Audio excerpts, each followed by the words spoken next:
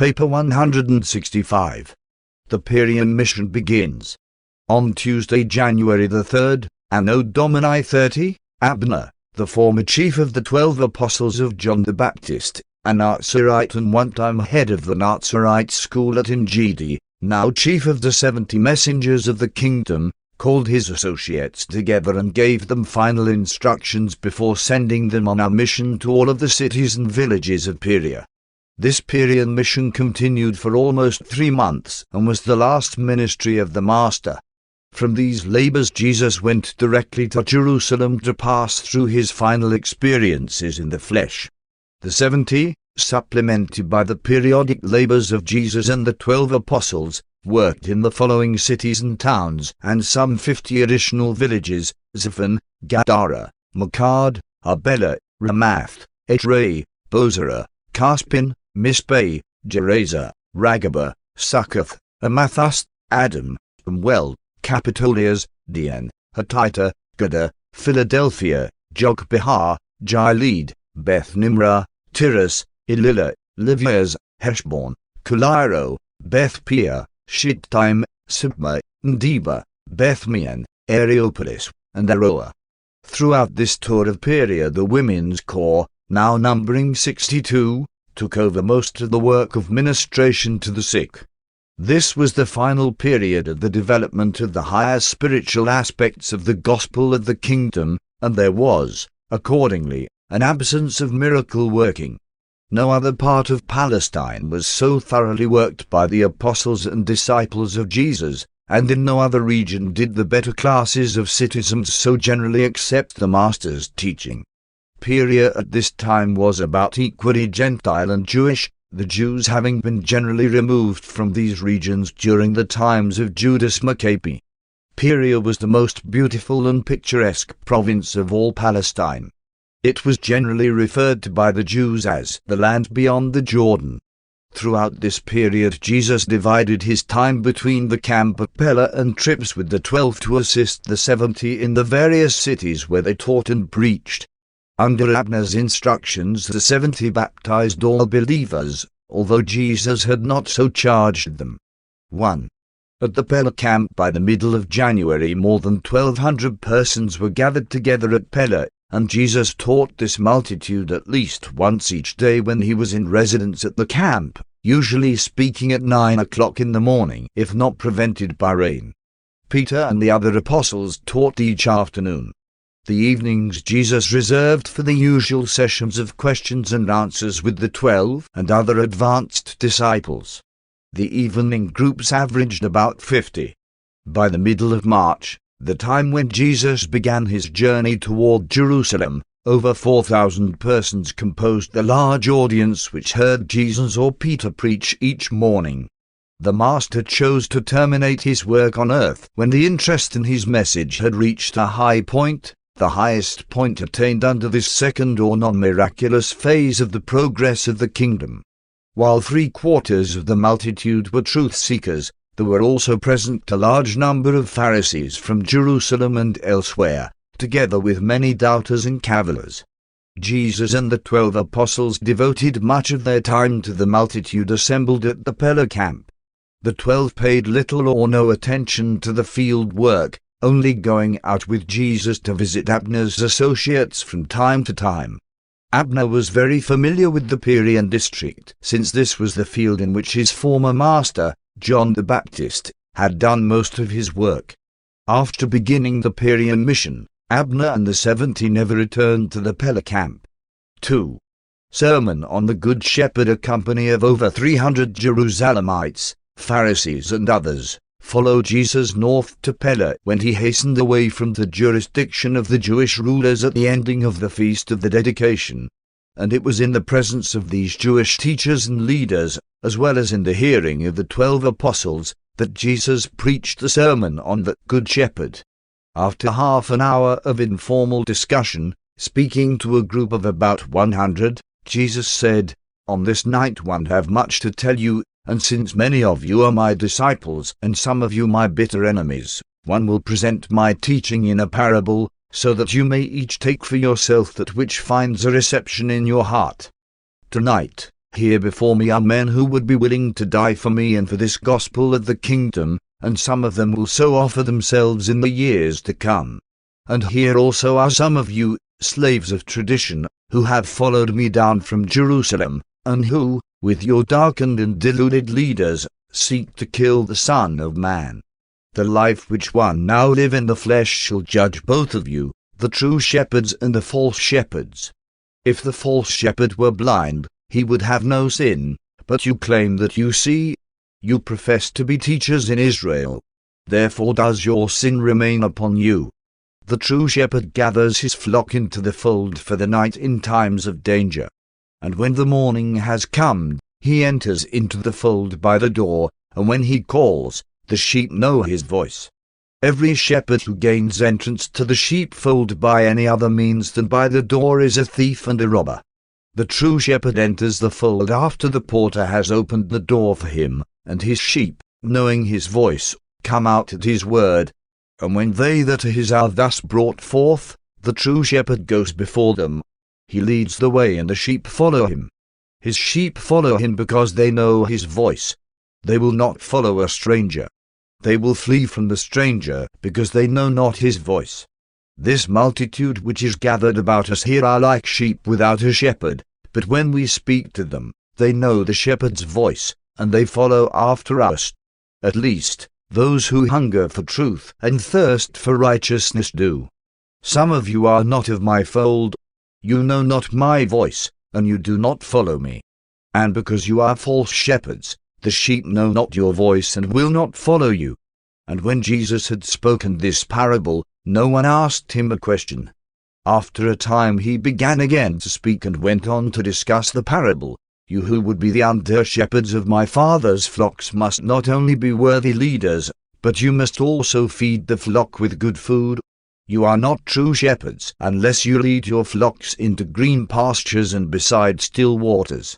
And now, lest some of you too easily comprehend this parable, one will declare that I am both the door to the Father's sheepfold and at the same time the true shepherd of my Father's flocks. Every shepherd who seeks to enter the fold without me shall fail, and the sheep will not hear his voice. 1. With those who minister with me, am the door. Every soul who enters upon the eternal way by the means one have created and ordained shall be saved and will be able to go on to the attainment of the eternal pastures of paradise. But one also am the true shepherd who is willing even to lay down his life for the sheep. The thief breaks into the fold only to steal, and to kill, and to destroy. But one have come that you all may have life, and of it more abundantly. He who is a hireling, when danger arises, will flee and allow the sheep to be scattered and destroyed. But the true shepherd will not flee when the wolf comes. He will protect his flock and, if necessary, lay down his life for his sheep. Verily, verily, one say to you, friends and enemies, one am the true shepherd. One know my own and my own know me. One will not flee in the face of danger. One will finish this service of the completion of my Father's will, and one will not forsake the flock which the Father has entrusted to my keeping. But one have many other sheep not of this fold, and these words are true not only of this world. These other sheep also hear and know my voice, and one have promised the Father that they shall all be brought into one fold, one brotherhood of the sons of God. And then shall you all know the voice of one shepherd, the true shepherd, and shall all acknowledge the fatherhood of God. And so shall you know why the Father loves me and has put all of his flocks in this domain in my hands for keeping. It is because the Father knows that one will not falter in the safeguarding of the sheepfold, that one will not desert my sheep, and that, if it shall be required, one will not hesitate to lay down my life in the service of his manifold flocks. But, mind you, if one lay down my life, one will take it up again. No man nor any other creature can take away my life. One have the right and the power to lay down my life, and one have the same power and right to take it up again. You cannot understand this, but one received such authority from my Father even before this world was. When they heard these words, his apostles were confused, his disciples were amazed. while the Pharisees from Jerusalem and around about went out into the night, saying, He is either mad or has a devil. But even some of the Jerusalem teachers said, He speaks like one having authority. Besides, whoever saw one having a devil open the eyes of a man born blind, and do all of the wonderful things which this man has done? On the morrow about half of these Jewish teachers professed belief in Jesus, and the other half in dismay returned to Jerusalem and their homes. 3. Sabbath sermon at Perea. By the end of January, the Sabbath afternoon multitudes numbered almost 3,000. On Saturday, January the 28th, Jesus preached the memorable sermon on trust and spiritual preparedness. After preliminary remarks by Simon Peter, the Master said, What one have many times said to my apostles and to my disciples, one now declare to this multitude, Beware of the leaven of the Pharisees, which is hypocrisy, born of prejudice and nurtured in traditional bondage, albeit many of these Pharisees are honest of heart, and some of them abide here as my disciples. Presently all of you shall understand my teaching, for there is nothing now covered that shall not be revealed. That which is now hid from you shall all be made known when the Son of Man has completed his mission on earth and in the flesh. Soon, very soon, will the things which our enemies now plan in secrecy and in darkness be brought out into the light and be proclaimed from the housetops. But one say to you, my friends, when they seek to destroy the Son of Man, be not afraid of them. Fear not those who, although they may be able to kill the body, after that have no more power over you. One admonish you to fear none, in heaven or on earth, but to rejoice in the knowledge of him who has power to deliver you from all unrighteousness and to present you blameless before the judgment seat of a universe. And not 5 sparrows sold for 2 pennies? And yet, when these birds flit about in quest of their sustenance, not one of them exists without the knowledge of the Father, the source of all life. To the seraphic guardians the very hairs of your head are numbered. And if all of this is true, why should you live in fear of the many trifles which come up in your daily lives? One say to you, Fear not. You are of much more value than many sparrows. All of you who have had the courage to confess faith in my gospel before men, one will presently acknowledge before the angels of heaven. But he who shall knowingly deny the truth of my teachings before men shall be denied by his guardian of destiny even before the angels of heaven. Say what you will about the Son of Man, and it shall be forgiven you. But he who presumes to blaspheme against God shall hardly find forgiveness. When men go so far as knowingly to ascribe the doings of God to the forces of evil, such deliberate rebels will hardly seek forgiveness for their sins. And when our enemies bring you before the rulers of the synagogues and before other high authorities, be not concerned about what you should say, and be not anxious as to how you should answer their questions, for the Spirit that dwells within you shall certainly teach you in that very hour what you should say in honor of the gospel of the kingdom. How long will you tarry in the valley of decision? Why do you halt between 2 opinions? Why should Jew or Gentile hesitate to accept the good news that he is a son of the eternal God? How long will it take us to persuade you to enter joyfully into your spiritual inheritance? One came into this world to reveal the Father to you and to lead you to the Father. The first one have done, but the last one may not do without your consent. The Father never compels any man to enter the kingdom.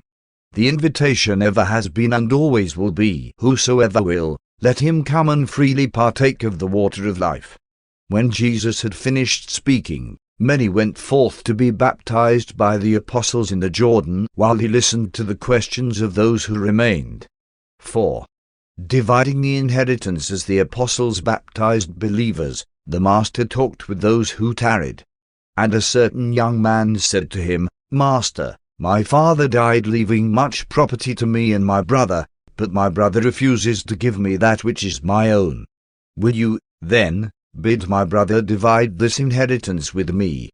Jesus was mildly indignant that this material-minded youth should bring up for discussion such a question of business, but he proceeded to use the occasion for the impartation of further instruction. Says Jesus, Man, who made me a divider over you? Where did you get the idea that one give attention to the material affairs of this world? And then, turning to all who were about him, he said, Take heed and keep yourselves free from covetousness. A man's life consists not in the abundance of the things which he may possess. Happiness comes not from the power of wealth, and joy springs not from riches. Wealth, in itself, is not a curse, but the love of riches many times leads to such devotion to the things of this world that the soul becomes blinded to the beautiful attractions of the spiritual realities of the kingdom of God on earth and to the joys of eternal life in heaven. Let me tell you a story of a certain rich man whose ground brought forth plentifully, and when he had become very rich, he began to reason with himself, saying, What shall one do with all my riches? One now have so much that one have no place to store my wealth. And when he had meditated on his problem, he said, This one will do. One will pull down my barns and build greater ones, and thus will one have abundant room in which to store my fruits and my goods. Then can one say to my soul, Soul, you have much wealth laid up for many years. Take now your ease. Eat, drink, and be merry, for you are rich and increased in goods. But this rich man was also foolish. In providing for the material requirements of his mind and body, he had failed to lay up treasures in heaven for the satisfaction of the spirit and for the salvation of the soul. And even then he was not to enjoy the pleasure of consuming his hoarded wealth, for that very night was his soul required of him. That night there came the brigands who broke into his house to kill him, and after they had plundered his barns, they burned that which remained. And for the property which escaped the robbers his heirs fell to fighting among themselves. This man laid up treasures for himself on earth, but he was not rich toward God. Jesus thus dealt with the young man and his inheritance, because he knew that his trouble was covetousness.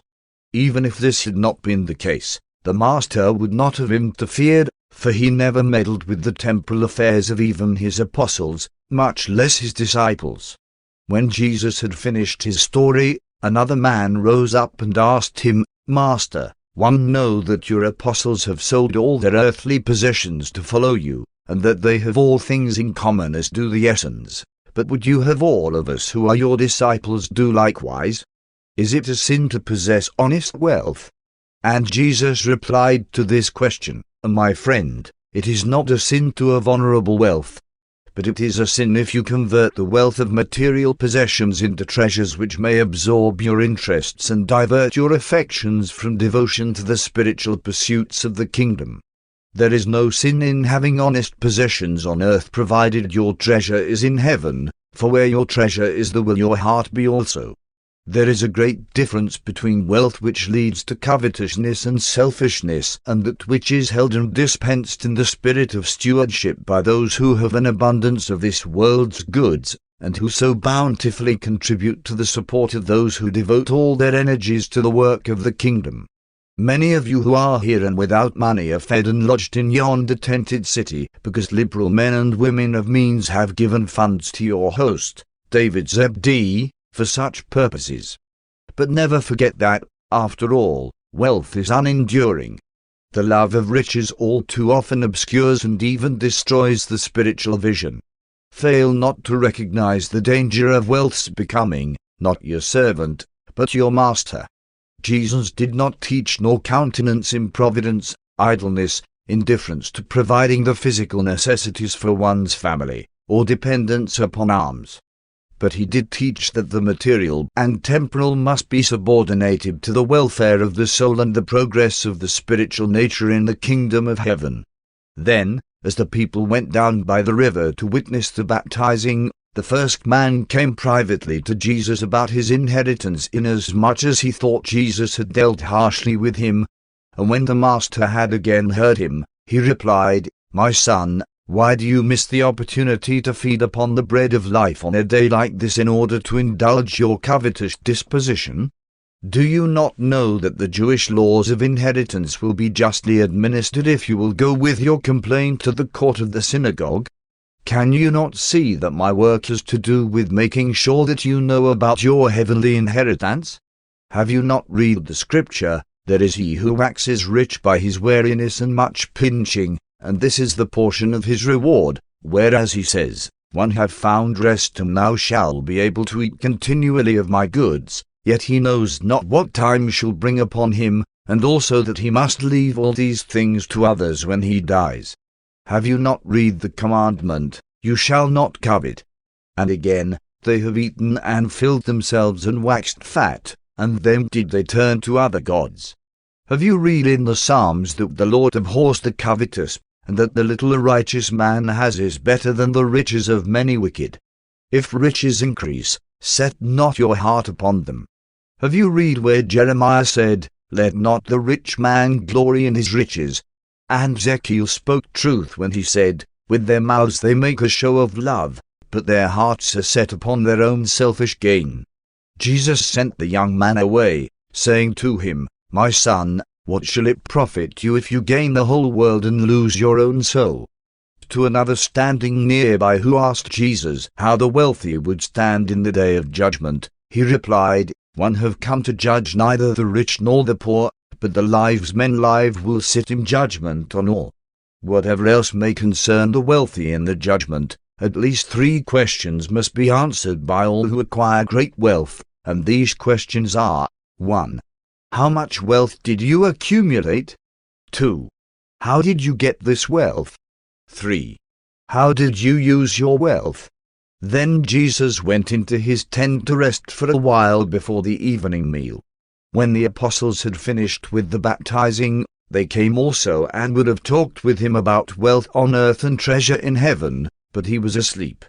5. Talks to the apostles on wealth that evening after supper. When Jesus and the 12 gathered together for their daily conference, Andrew asked, Master, while we were baptizing the believers, you spoke many words to the lingering multitude which we did not hear. Would you be willing to repeat these words for our benefit?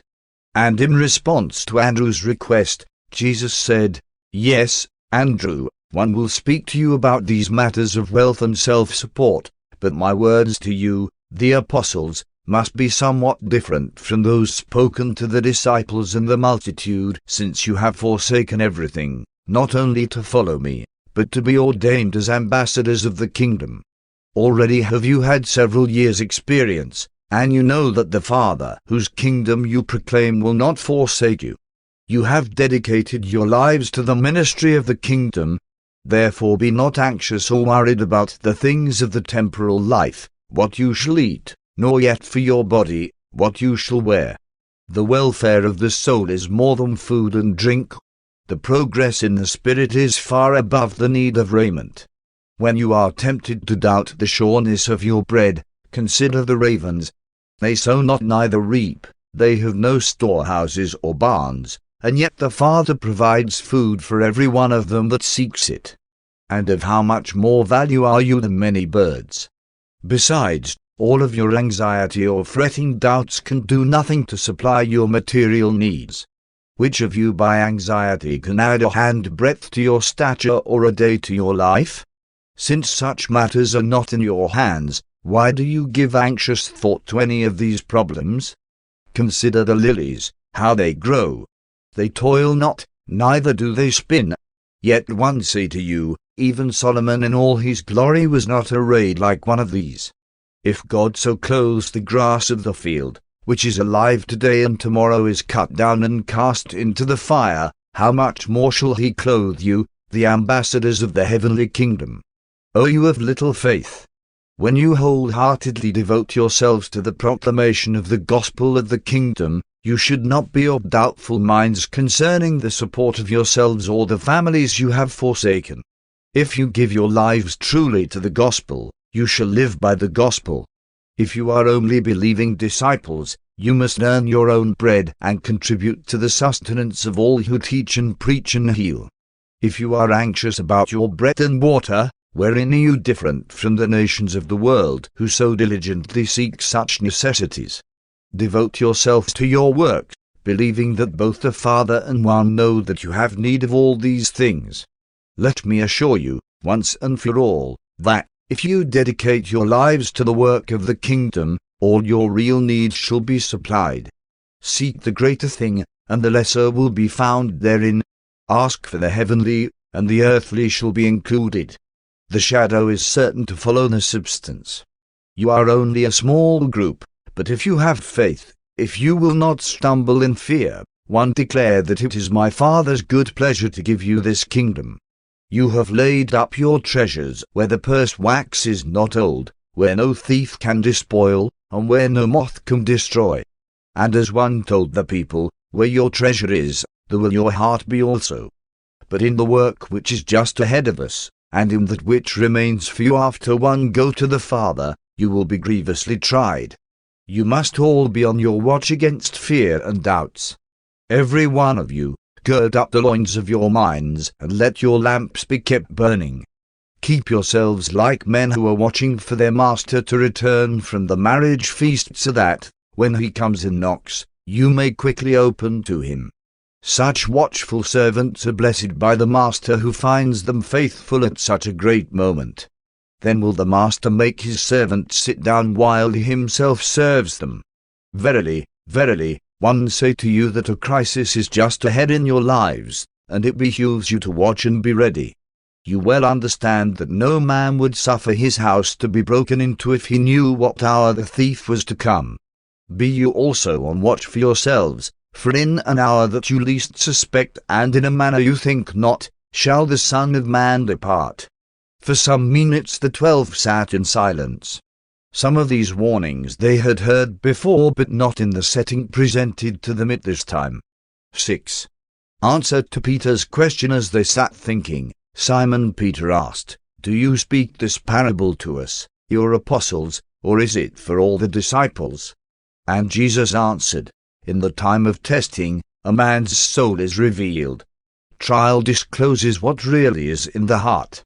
When the servant is tested and proved, then may the Lord of the house set such a servant over his household, and safely trust this faithful steward to see that his children are fed and nurtured. Likewise, will one soon know who can be trusted with the welfare of my children, when one shall have returned to the Father. As the Lord of the household shall set the true and tried servant over the affairs of his family, so will one exalt those who endure the trials of this hour in the affairs of my kingdom. But if the servant is slothful, and begins to say in his heart, And my master delays his coming, and begins to mistreat his fellow servants, and to eat and drink with the drunken, then the Lord of that servant will come at a time when he looks not for him, and, finding him unfaithful, will cast him out in disgrace. Therefore you do well to prepare yourselves for that day when you will be visited suddenly and in an unexpected manner. Remember, much has been given to you, therefore will much be required of you. Fiery trials are drawing near you. One have a baptism to be baptized with, and one am on watch until this is accomplished. You preach peace on earth, but my mission will not bring peace in the material affairs of men, not for a time, at least. Division can only be the result where 2 members of a family believe in me and 3 members reject this gospel. Friends, relatives, and loved ones are destined to be set against each other by the gospel you preach. True, each of these believers shall have great and lasting peace in his own heart, but peace on earth will not come until all are willing to believe and enter into their glorious inheritance of sonship with God. Nevertheless, go into all the world proclaiming this gospel to all nations, to every man, woman, and child. And this was the end of a full and busy Sabbath day. On the morrow Jesus and the 12 went into the cities of northern Perea to visit with the 70, who were working in these regions under Abner's supervision. Paper 166. Last visit to northern Perea. From February the 11th to 20, Jesus and the 12 made a tour of all the cities and villages of northern Perea, where the associates of Abner and the members of the women's corps were working. They found these messengers of the gospel meeting with success, and Jesus repeatedly called the attention of his apostles to the fact that the gospel of the kingdom could spread without the accompaniment of miracles and wonders. This entire mission of 3 months in Perea was successfully carried on with little help from the 12 apostles, and the gospel from this time on reflected, not so much Jesus' personality, as his teachings. But his followers did not long follow his instructions, for soon after Jesus' death and resurrection they departed from his teachings and began to build the early church around the miraculous concepts and the glorified memories of his divine human personality. 1. The Pharisees at Ragaba. On Sabbath, February the 18th, Jesus was at Ragaba, where there lived a wealthy Pharisee named Nathanael. And since quite a number of his fellow Pharisees were following Jesus and the 12 around the country, he made a breakfast on this Sabbath morning for all of them, about 20 in number, and invited Jesus as the guest of honor. By the time Jesus arrived at this breakfast, most of the Pharisees, with 2 or 3 lawyers, were already there and seated at the table. The master immediately took his seat at the left of Nathanael without going to the water basin to wash his hands. Many of the Pharisees, especially those favorable to Jesus' teachings, knew that he washed his hands only for purposes of cleanliness, that he abhorred these purely ceremonial performances. So they were not surprised at his coming directly to the table without having twice washed his hands. But Nathanael was shocked by this failure of the master to comply with the strict requirements of Pharisaic practice. Neither did Jesus wash his hands, as did the Pharisees, after each course of food, nor at the end of the meal. After considerable whispering between Nathanael and an unfriendly Pharisee on his right, and after much lifting of eyebrows and sneering curling of lips by those who sat opposite the master, Jesus finally said, "One had thought that you invited me to this house to break bread with you and perchance to inquire of me concerning the proclamation of the new gospel of the kingdom of God. But one perceived that you have brought me here to witness an exhibition of ceremonial devotion to your own self-righteousness. That service you have now done me. What next will you honor me with as your guest on this occasion?" When the master had thus spoken, they cast their eyes upon the table and remained silent. And since no one spoke, Jesus continued, "Many of you Pharisees are here with me as friends, some are even my disciples, but the majority of the Pharisees are persistent in their refusal to see the light and acknowledge the truth, even when the work of the gospel is brought before them in great power. How carefully you cleanse the outside of the cups and the platters, while the spiritual food vessels are filthy and polluted. You make sure to present a pious and holy appearance to the people, but your inner souls are filled with self-righteousness, covetousness, extortion, and all manner of spiritual wickedness.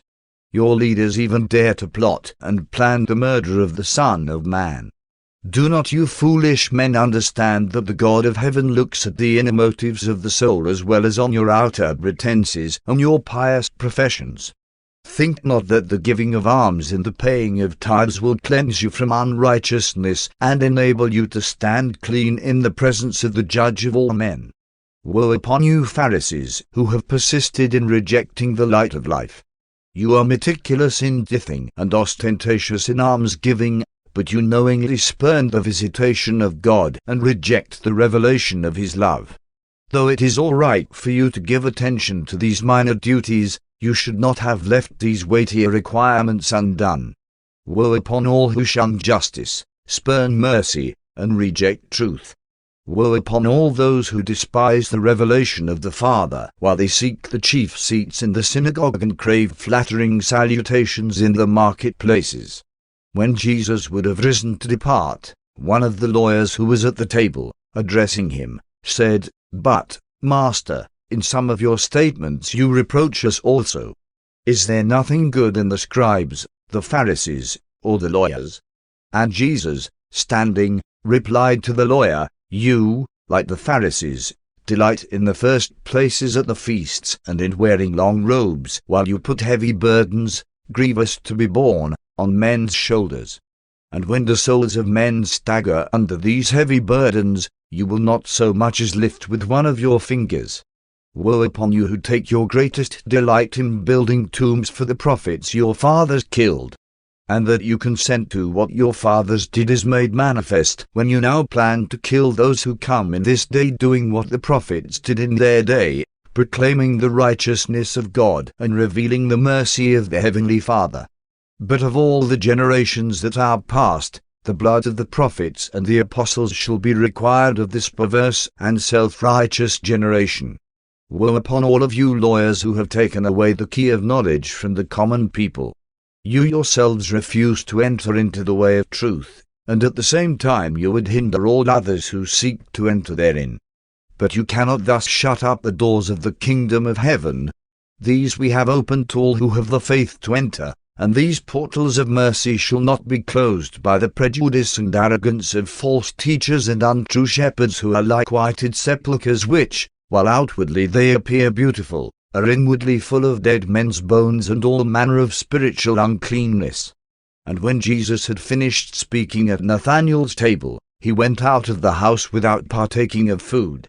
And of the Pharisees who heard these words, some became believers in his teaching and entered into the kingdom, but the larger number persisted in the way of darkness, becoming all the more determined to lie in wait for him that they might catch some of his words which could be used to bring him to a trial and judgment before the Sanhedrin at Jerusalem. There were just three things to which the Pharisees paid particular attention. 1. The practice of strict tithing. 2. Scrupulous observance of the laws of purification. 3. Avoidance of association with all non-Pharisees. At this time Jesus sought to expose the spiritual barrenness of the first two practices, while he reserved his remarks designed to rebuke the Pharisees' refusal to engage in social intercourse with non-Pharisees for another and subsequent occasion when he would again be dining with many of these same men. 2. The 10 lepers. The next day Jesus went with the 12 over to Amathus, near the border of Samaria, and as they approached the city, they encountered a group of 10 lepers who sojourned near this place. 9 of this group were Jews, 1 a Samaritan. Ordinarily these Jews would have refrained from all association or contact with this Samaritan, but their common affliction was more than enough to overcome all religious prejudice. They had heard much of Jesus and his earlier miracles of healing, and since the 70 made a practice of announcing the time of Jesus' expected arrival when the Master was out with the 12 on these tours, the 10 lepers had been made aware that he was expected to appear in this vicinity at about this time, and they were, accordingly, posted here on the outskirts of the city where they hoped to attract his attention and ask for healing. When the lepers saw Jesus drawing near them, not daring to approach him, they stood afar off and cried to him, "Master, have mercy on us. Cleanse us from our affliction. Heal us as you have healed others." Jesus had just been explaining to the 12 why the Gentiles of Perea, together with the less orthodox Jews, were more willing to believe the gospel preached by the 70 than were the more orthodox and tradition-bound Jews of Judah. He had called their attention to the fact that their message had likewise been more readily received by the Galileans and even by the Samaritans. But the 12 apostles were hardly yet willing to entertain kind feelings for the long-despised Samaritans. Accordingly, when Simon Zealots observed the Samaritan among the lepers, he sought to induce the Master to pass on into the city without even hesitating to exchange greetings with them. Says Jesus to Simon, "But what if the Samaritan loves God as well as the Jews? Should we sit in judgment on our fellow men? Who can tell? If we make these 10 men whole, perhaps the Samaritan will prove more grateful even than the Jews. Do you feel certain about your opinions, Simon?" And Simon quickly replied, "If you cleanse them, you will soon find out." And Jesus replied, "So shall it be, Simon, and you will soon know the truth regarding the gratitude of men and the loving mercy of God." Jesus, going near the lepers, said, "If you would be made whole, go forthwith and show yourselves to the priests as required by the law of Moses." And as they went, they were made whole. But when the Samaritan saw that he was being healed, he turned back and, going in quest of Jesus, began to glorify God with a loud voice. And when he had found the Master, he fell on his knees at his feet and gave thanks for his cleansing. The 9 others, the Jews, had also discovered their healing, and while they also were grateful for their cleansing, they continued on their way to show themselves to the priests. As the Samaritan remained kneeling at Jesus' feet, the Master, looking about at the 12, especially at Simon's zealots, said, "Were not 10 cleansed? Where, then, are the other 9, the Jews? Only one, this alien, has returned to give glory to God." And then he said to the Samaritan, "Arise and go your way. Your faith has made you whole."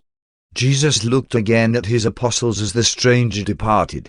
And the apostles all looked at Jesus, save Simon's zealots, whose eyes were downcast. The 12 said not a word. Neither did Jesus speak. It was not necessary that he should. Though all 10 of these men really believed they had leprosy, only 4 were thus afflicted. The other 6 were cured of a skin disease which had been mistaken for leprosy. But the Samaritan really had leprosy. Jesus enjoined the 12 to say nothing about the cleansing of the lepers, and as they went on into Emmaus, he remarked, "You see how it is that the children of the house, even when they are insubordinate to their father's will, take their blessings for granted. They think it a small matter if they neglect to give thanks when the Father bestows healing upon them, but the strangers, when they receive gifts from the head of the house, are filled with wonder and are constrained to give thanks in recognition of the good things bestowed upon them." And still the apostles said nothing in reply to the Master's words. 3. The sermon at Gerasa. As Jesus and the 12 visited with the messengers of the kingdom at Gerasa, one of the Pharisees who believed in him asked this question, "Lord, will there be few or many really saved?" And Jesus, answering, said, "You have been taught that only the children of Abraham will be saved, that only the Gentiles of adoption can hope for salvation. Some of you have reasoned that, since the Scriptures record that only Caleb and Joshua from among all the hosts that went out of Egypt lived to enter the promised land, only a comparatively few of those who seek the kingdom of heaven shall find entrance thereto. You also have another saying among you, and one that contains much truth, that the way which leads to eternal life is straight and narrow, that the door which leads thereto is likewise narrow, so that, of those who seek salvation, few can find entrance through this door. You also have a teaching that the way which leads to destruction is broad, that the entrance thereto is wide, and that there are many who choose to go this way. And this proverb is not without its meaning. But one declare that salvation is first a matter of your personal choosing. Even if the door to the way of life is narrow, it is wide enough to admit all who sincerely seek to enter, for one am that door. And the Son will never refuse entrance to any child of the universe who, by faith, seeks to find the Father through the Son. But herein is the danger to all who would postpone their entrance into the kingdom while they continue to pursue the pleasures of immaturity and indulge the satisfactions of selfishness. Having refused to enter the kingdom as a spiritual experience, they may subsequently seek entrance thereto when the glory of the better way becomes revealed in the age to come.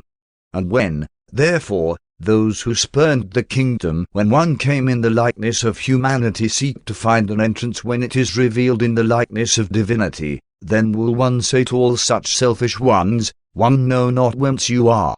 You had your chance to prepare for this heavenly citizenship, but you refused all such proffers of mercy. You rejected all invitations to come while the door was open. Now, to you who have refused this salvation, the door is shut. This door is not open to those who would enter the kingdom for selfish glory. Salvation is not for those who are unwilling to pay the price of wholehearted dedication to doing my Father's will. When in spirit and soul you have turned your backs upon the Father's kingdom, it is useless in mind and body to stand before this door and knock, saying, 'Lord, open to us. We would also be great in the kingdom.' Then will one declare that you are not of my fold. One will not receive you to be among those who have fought the good fight of faith and won the reward of unselfish service in the kingdom on earth. And when you say, 'Did we not eat and drink with you, and did you not teach in our streets?'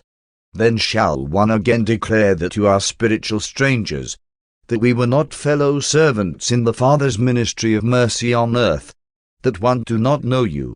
And then shall the judge of all the earth say to you, 'Depart from us, all you who have taken delight in the works of iniquity.' But fear not. Everyone who sincerely desires to find eternal life by entrance into the kingdom of God shall certainly find such everlasting salvation. But you who refuse this salvation will someday see the prophets of the seed of Abraham sit down with the believers of the Gentile nations in this glorified kingdom to partake of the bread of life and to refresh themselves with the water thereof. And they who shall thus take the kingdom in spiritual power and by the persistent assaults of living faith will come from the north and the south and from the east and the west. And, behold, many who are first will be last, and those who are last will many times be first. This was indeed a new and strange version of the old and familiar proverb of the straight and narrow way. Slowly the apostles and many of the disciples were learning the meaning of Jesus' early declaration, "Unless you are born again, born of the Spirit, you cannot enter the kingdom of God." Nevertheless, to all who are honest of heart and sincere in faith, it remains eternally true. Behold, one stand at the doors of men's hearts and knock, and if any man will open to me, one will come in and sup with him and will feed him with the bread of life. We shall be one in spirit and purpose, and so shall we ever be brethren in the long and fruitful service of the search for the Paradise Father. And so, whether few or many are to be saved altogether depends on whether few or many will heed the invitation. One am the door, one am the new and living way, and whosoever wills may enter to embark upon the endless truth search for eternal life. Even the apostles were unable fully to comprehend his teaching as to the necessity for using spiritual force for the purpose of breaking through all material resistance and for surmounting every earthly obstacle which might chance to stand in the way of grasping the all-important spiritual values of the new life in the Spirit as the liberated sons of God. 4. Teaching about accidents. While most Palestinians ate only 2 meals a day, it was the custom of Jesus and the apostles, when on a journey, to pause at midday for rest and refreshment. And it was at such a noontide stop on the way to Philadelphia that Thomas asked Jesus, "Master, from hearing your remarks as we journeyed this morning, one would like to inquire whether spiritual beings are concerned in the production of strange and extraordinary events in the material world and, further, to ask whether the angels and other spirit beings are able to prevent accidents." In answer to Thomas's inquiry, Jesus said, "Have one been so long with you, and yet you continue to ask me such questions? Have you failed to observe how the Son of Man lives as one with you and consistently refuses to employ the forces of heaven for his personal sustenance? Do we not all live by the same means whereby all men exist? Do you see the power of the spiritual world manifested in the material life of this world, save for the revelation of the Father and the sometime healing of his afflicted children? All too long have your fathers believed that prosperity was the token of divine approval, that adversity was the proof of God's displeasure. One declare that such beliefs are superstitions. Do you not observe that far greater numbers of the poor joyfully receive the gospel and immediately enter the kingdom? If riches evidence divine favor, why do the rich so many times refuse to believe this good news from heaven? The Father causes his rain to fall on the just and the unjust. The sun likewise shines on the righteous and the unrighteous. You know about those Galileans whose blood Pilate mingled with the sacrifices. But one tell you these Galileans were not in any manner sinners above all their fellows just because this happened to them. You also know about the 18 men upon whom the tower of Siloam fell, killing them. Think not that these men who were thus destroyed were offenders above all their brethren in Jerusalem. These folks were simply innocent victims of one of the accidents of time. There are 3 groups of events which may occur in your lives. 1. You may share in those normal happenings which are a part of the life you and your fellows live on the face of the earth. 2. You may chance to fall victim to one of the accidents of nature, one of the mischances of men, knowing full well that such occurrences are in no way prearranged or otherwise produced by the spiritual forces of the realm. 3. You may reap the harvest of your direct efforts to comply with the natural laws governing the world. There was a certain man who planted a fig tree in his yard, And when he had many times sought fruit thereon and found none, he called the vine-dressers before him and said, Here have one come these 3 seasons looking for fruit on this fig tree and have found none. Cut down this barren tree. Why should it encumber the ground? But the head gardener answered his master, Let it alone for 1 more year so that one may dig around it and put on fertilizer, and then, next year, if it bears no fruit, it shall be cut down. And when they had thus complied with the laws of fruitfulness, since the tree was living and good, they were rewarded with an abundant yield. In the matter of sickness and health, you should know that these bodily states are the result of material causes. Health is not the smile of heaven, neither is affliction the frown of God. The Father's human children have equal capacity for the reception of material blessings. Therefore does he bestow things physical upon the children of men without discrimination. When it comes to the bestowal of spiritual gifts, the Father is limited by man's capacity for receiving these divine endowments. Although the Father is no respecter of persons, in the bestowal of spiritual gifts he is limited by man's faith and by his willingness always to abide by the Father's will. As they journeyed on toward Philadelphia, Jesus continued to teach them and to answer their questions having to do with accidents, sickness, and miracles, but they were not able fully to comprehend this instruction. 1 hour of teaching will not wholly change the beliefs of a lifetime, and so Jesus found it necessary to reiterate his message, to tell again and again that which he wished them to understand. And even then they failed to grasp the meaning of his earth mission until after his death and resurrection. 5. The congregation at Philadelphia. Jesus and the 12 were on their way to visit Abner and his associates, who were preaching and teaching in Philadelphia. Of all the cities of Perea, in Philadelphia the largest group of Jews and Gentiles, rich and poor, learned and unlearned, embraced the teachings of the 70, thereby entering into the kingdom of heaven. The synagogue of Philadelphia had never been subject to the supervision of the Sanhedrin at Jerusalem, and therefore had never been closed to the teachings of Jesus and his associates. At this very time, Abner was teaching 3 times a day in the Philadelphia synagogue. This very synagogue later on became a Christian church and was the missionary headquarters for the promulgation of the gospel through the regions to the east. It was long a stronghold of the Master's teachings and stood alone in this region as a center of Christian learning for centuries. The Jews at Jerusalem had always had trouble with the Jews of Philadelphia. And after the death and resurrection of Jesus, the Jerusalem church, of which James the Lord's brother was head, began to have serious difficulties with the Philadelphia congregation of believers. Abner became the head of the Philadelphia church, continuing as such until his death. And this estrangement with Jerusalem explains why nothing is heard of Abner and his work in the gospel records of the New Testament. This feud between Jerusalem and Philadelphia lasted throughout the lifetimes of James and Abner and continued for some time after the destruction of Jerusalem. Philadelphia was really the headquarters of the early church in the south and east, his Antioch was in the north and west. It was the apparent misfortune of Abner to be at variance with all of the leaders of the early Christian church. He fell out with Peter and James, Jesus' brother, over questions of administration and the jurisdiction of the Jerusalem church. He parted company with Paul over differences of philosophy and theology.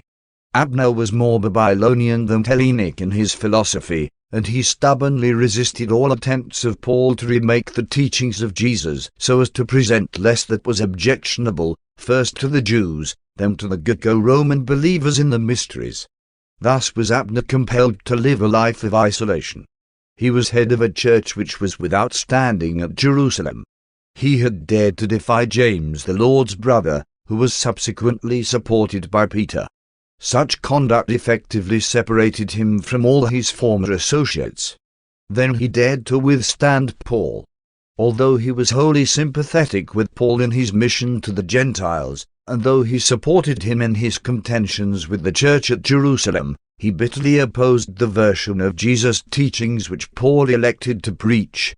In his last years, Abner denounced Paul as the clever corrupter of the life teachings of Jesus of Nazareth, the Son of the living God. During the later years of Abner, and for some time thereafter, the believers at Philadelphia held more strictly to the religion of Jesus, as he lived and taught, than any other group on earth. Abner lived to be 89 years old, dying at Philadelphia on the 21st day of November, Anno Domini 74. And to the very end he was a faithful believer in, and teacher of, the gospel of the heavenly kingdom. Paper 167. The visit to Philadelphia. Throughout this period of the Perean ministry, when mention is made of Jesus and the apostles visiting the various localities where the 70 were at work, it should be recalled that, as a rule, only 10 were with him, since it was the practice to leave at least 2 of the apostles at Perea to instruct the multitude. As Jesus prepared to go on to Philadelphia, Simon Peter and his brother, Andrew, returned to the Perea encampment to teach the crowds there assembled. When the master left the camp at Perea to visit about Perea, it was not uncommon for from 300 to 500 of the campers to follow him.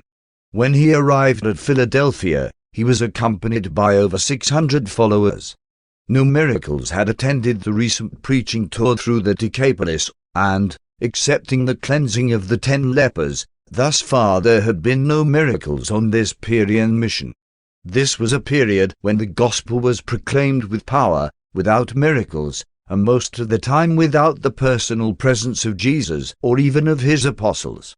Jesus and the 10 apostles arrived at Philadelphia on Wednesday, February the 22nd, and spent Thursday and Friday resting from their recent travels and labors. That Friday night James spoke in the synagogue, and a general council was called for the following evening. They were much rejoiced over the progress of the gospel at Philadelphia and among the nearby villages. The messengers of David also brought word of the further advancement of the kingdom throughout Palestine, as well as good news from Alexandria and Damascus. 1. Breakfast with the Pharisees. There lived in Philadelphia a very wealthy and influential Pharisee who had accepted the teachings of Abner, and who invited Jesus to his house Sabbath morning for breakfast. It was known that Jesus was expected in Philadelphia at this time, so a large number of visitors, among them many Pharisees, had come over from Jerusalem and from elsewhere. Accordingly, about 40 of these leading men and a few lawyers were bidden to this breakfast, which had been arranged in honor of the Master. As Jesus lingered by the door, speaking with Abner, and after the host had seated himself, there came into the room one of the leading Pharisees of Jerusalem, a member of the Sanhedrin, and as was his habit, he made straight for the seat of honor at the left of the host.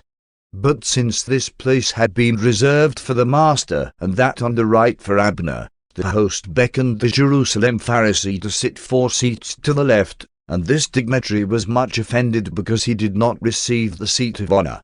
Soon they were all seated and enjoying the visiting among themselves, since the majority of those present were disciples of Jesus or else were friendly to the gospel. Only his enemies took notice of the fact that he did not observe the ceremonial washing of his hands before he sat down to eat. Abner washed his hands at the beginning of the meal, but not during the serving. Near the end of the meal there came in from the street a man long afflicted with a chronic disease and now in a dropsical condition. This man was a believer, having recently been baptized by Abner's associates. He made no request of Jesus for healing, but the Master knew full well that this afflicted man came to this breakfast hoping thereby to escape the crowds which thronged him and thus be more likely to engage his attention. This man knew that few miracles were then being performed. However, he had reasoned in his heart that his sorry plight might possibly appeal to the Master's compassion.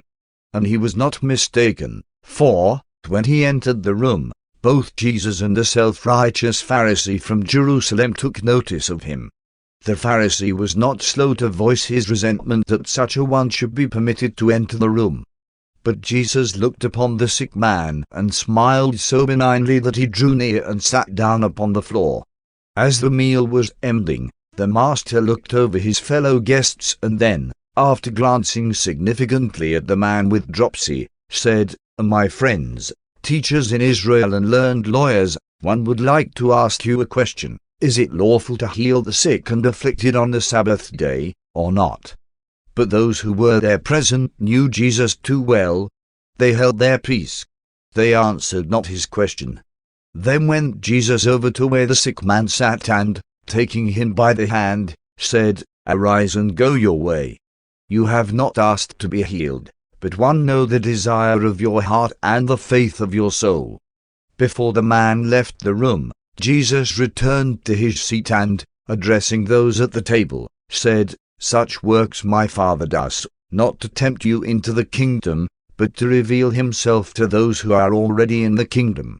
You can perceive that it would be like the Father to do just such things, because which one of you, having a favorite animal that fell in the well on the Sabbath day, would not go right out and draw him up?" And since no one would answer him, and inasmuch as his host evidently approved of what was going on, Jesus stood up and spoke to all present, "My brethren, when you are bidden to a marriage feast, sit not down in the chief seat, lest, perchance, a more honored man than you has been invited, and the host will have to come to you and request that you give your place to this other and honored guest. In this event, with shame you will be required to take a lower place at the table. When you are bidden to a feast, it would be the part of wisdom, on arriving at the festive table, to seek for the lowest place and take your seat therein, so that, when the host looks over the guests, he may say to you, 'My friend, why sit in the seat of the least? Come up higher.' And thus will such a one have glory in the presence of his fellow guests. Forget not, everyone who exalts himself shall be humbled, while he who truly humbles himself shall be exalted.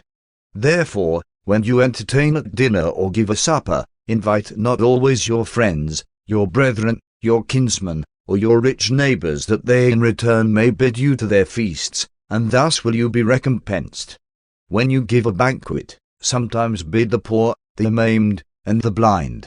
In this way you shall be blessed in your heart, for you well know that the lame and the halt cannot repay you for your loving ministry." 2. Parable of the Great Supper. As Jesus finished speaking at the breakfast table of the Pharisee, one of the lawyers present, desiring to relieve the silence, thoughtlessly said, "Blessed is he who shall eat bread in the kingdom of God," that being a common saying of those days. And then Jesus spoke a parable, which even his friendly host was compelled to take to heart. He said, "A certain ruler gave a great supper, and having bidden many guests, he dispatched his servants at supper time to say to those who were invited, 'Come, for everything is now ready.' And they all with one accord began to make excuses. The first said, 'One have just bought a farm, and one must needs go to prove it. One, pray you have me excused.' Another said, 'One have bought 5 yoke of oxen, and one must go to receive them. One, pray you have me excused.' And another said, 'One have just married a wife, and therefore one cannot come.' So the servants went back and reported this to their master. When the master of the house heard this, he was very angry, and turning to his servants, he said, 'One have made ready this marriage feast. The fatlings are killed, and all is in readiness for my guests, but they have spurned my invitation. They have gone every man after his lands and his merchandise, and they even show disrespect to my servants who bid them come to my feast. Go out quickly, therefore, into the streets and lanes of the city, out into the highways and the byways, and bring hither the poor and the outcast, the blind and the lame, that the marriage feast may have guests.' And the servants did as their Lord commanded, and even then there was room for more guests. Then said the Lord to his servants, 'Go now out into the roads and the countryside, and constrain those who are there to come in, that my house may be filled. 1. Declare that none of those who were first bidden shall taste of my supper.' And the servants did as their master commanded, and the house was filled. And when they heard these words, they departed. Every man went to his own place. At least one of the sneering Pharisees present that morning comprehended the meaning of this parable, for he was baptized that day and made public confession of his faith in the gospel of the kingdom. Abner preached on this parable that night at the general council of believers. The next day all of the apostles engaged in the philosophic exercise of endeavoring to interpret the meaning of this parable of the Great Supper. Though Jesus listened with interest to all of these differing interpretations, he steadfastly refused to offer them further help in understanding the parable. He would only say, "Let every man find out the meaning for himself and in his own soul." 3. The woman with the spirit of infirmity. Abner had arranged for the master to teach in the synagogue on this Sabbath day, the first time Jesus had appeared in a synagogue since they had all been closed to his teachings by order of the Sanhedrin. At the conclusion of the service, Jesus looked down before him upon an elderly woman who wore a downcast expression and who was much bent in form. This woman had long been fear-ridden, and all joy had passed out of her life.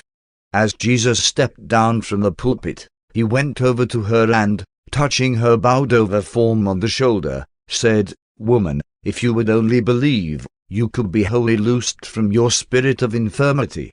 And this woman, who had been bowed down and bound up by the depressions of fear for more than 18 years, believed the words of the Master and by faith straightened up immediately. When this woman saw that she had been made straight, she lifted up her voice and glorified God. Notwithstanding that this woman's affliction was wholly mental, her bowed-over form being the result of her depressed mind, the people thought that Jesus had healed a real physical disorder. Although the congregation of the synagogue at Philadelphia was friendly toward the teachings of Jesus, the chief ruler of the synagogue was an unfriendly Pharisee. And as he shared the opinion of the congregation that Jesus had healed a physical disorder, and being indignant because Jesus had presumed to do such a thing on the Sabbath, he stood up before the congregation and said, "Are there not 6 days in which men should do all their work? In these working days come, therefore, and be healed, but not on the Sabbath day." When the unfriendly ruler had thus spoken, Jesus returned to the speaker's platform and said, "Why play the part of hypocrites? Does not every one of you, on the Sabbath, loose his ox from the stall and lead him forth for watering? If such a service is permissible on the Sabbath day, should not this woman, a daughter of Abraham, who has been bound down by evil these 18 years, be loosed from this bondage and led forth to partake of the waters of liberty and life, even on this Sabbath day?" And as the woman continued to glorify God, his critic was put to shame, and the congregation rejoiced with her that she had been healed. As a result of his public criticism of Jesus on this Sabbath, the chief ruler of the synagogue was deposed, and a follower of Jesus was put in his place. Jesus frequently delivered such victims of fear from their spirit of infirmity, from their depression of mind, and from their bondage of fear. But the people thought that all such afflictions were either physical disorders or possession of evil spirits. Jesus taught again in the synagogue on Sunday, and many were baptized by Abner at noon on that day in the river which flowed south of the city. On the morrow Jesus and the 10 apostles would have started back to the Perea encampment, but for the arrival of one of David's messengers, who brought an urgent message to Jesus from his friends at Bethany, near Jerusalem. 4. The message from Bethany. Very late on Sunday night, February the 26th, a runner from Bethany arrived at Philadelphia, bringing a message from Martha and Mary which said, "Lord, he whom you love is very sick." This message reached Jesus at the close of the evening conference, and just as he was taking leave of the apostles for the night. At first Jesus made no reply. There occurred one of those strange interludes, a time when he appeared to be in communication with something outside of, and beyond, himself. And then, looking up, he addressed the messenger in the hearing of the apostles, saying, "This sickness is really not to the death. Doubt not that it may be used to glorify God and exalt the Son." Jesus was very fond of Martha, Mary, and their brother, Lazarus. He loved them with a fervent affection. His first and human thought was to go to their assistance at once, but another idea came into his combined mind. He had almost given up hope that the Jewish leaders at Jerusalem would ever accept the kingdom, but he still loved his people, and there now occurred to him a plan whereby the scribes and Pharisees of Jerusalem might have one more chance to accept his teachings, and he decided, his Father willing, to make this last appeal to Jerusalem the most profound and stupendous outward working of his entire earth career. The Jews clung to the idea of a wonder-working deliverer, and though he refused to stoop to the performance of material wonders or to the enactment of temporal exhibitions of political power, he did now ask the Father's consent for the manifestation of his hitherto unexhibited power over life and death. The Jews were in the habit of burying their dead on the day of their demise. This was a necessary practice in such a warm climate. It often happened that they put in the tomb one who was merely comatose, so that on the second or even the third day, such a one would come forth from the tomb. But it was the belief of the Jews that, while the spirit or soul might linger near the body for 2 or 3 days, it never tarried after the third day, that decay was well advanced by the 4th day, and that no one ever returned from the tomb after the lapse of such a period. And it was for these reasons that Jesus tarried yet 2 full days in Philadelphia before he made ready to start for Bethany. Accordingly, early on Wednesday morning he said to his apostles, "Let us prepare at once to go into Judah again." And when the apostles heard their master say this, they drew off by themselves for a time to take counsel of one another. James assumed the direction of the conference, and they all agreed that it was only folly to allow Jesus to go again into Judah, and they came back as one man and so informed him. Said James, "Master, you were in Jerusalem a few weeks back, and the leaders sought your death, while the people were minded to stone you. At that time you gave these men their chance to receive the truth, and we will not permit you to go again into Judah." Then said Jesus, "But do you not understand that there are 12 hours of the day in which work may safely be done? If a man walks in the day, he does not stumble inasmuch as he has light. If a man walks in the night, he is liable to stumble since he is without light. As long as my day lasts, one fear not to enter Judah. One would do one more mighty work for these Jews. One would give them one more chance to believe, even on their own terms, conditions of outward glory and the visible manifestation of the power of the Father and the love of the Son. Besides, do you not realize that our friend Lazarus has fallen asleep, and one would go to awake him out of this sleep?" Then said one of the apostles, "Master, if Lazarus has fallen asleep, then will he the more surely recover." It was the custom of the Jews at that time to speak of death as a form of sleep, but as the apostles did not understand that Jesus meant that Lazarus had departed from this world, he now said plainly, "Lazarus is dead. And one I'm glad for your sakes, even if the others are not thereby saved, that one was not there, to the end that you shall now have new cause to believe in me, and by that which you will witness, you should all be strengthened in preparation for that day when one shall take leave of you and go to the Father." When they could not persuade him to refrain from going into Judah, and when some of the apostles were loath even to accompany him, Thomas addressed his fellows, saying, "We have told the Master our fears, but he is determined to go to Bethany. One am satisfied it means the end. They will surely kill him, but if that is the Master's choice, then let us acquit ourselves like men of courage. Let us go also that we may die with him." And it was ever so. In matters requiring deliberate and sustained courage, Thomas was always the mainstay of the 12 apostles. 5. On the way to Bethany, on the way to Judah, Jesus was followed by a company of almost 50 of his friends and enemies. At their noon lunch time, on Wednesday, he talked to his apostles and this group of followers on the terms of salvation, and at the end of this lesson told the parable of the Pharisee and the publican, a tax collector. Says Jesus, "You see, then, that the Father gives salvation to the children of men, and this salvation is a free gift to all who have the faith to receive sonship in the divine family. There is nothing man can do to earn this salvation. Works of self-righteousness cannot buy the favor of God, and much praying in public will not atone for lack of living faith in the heart.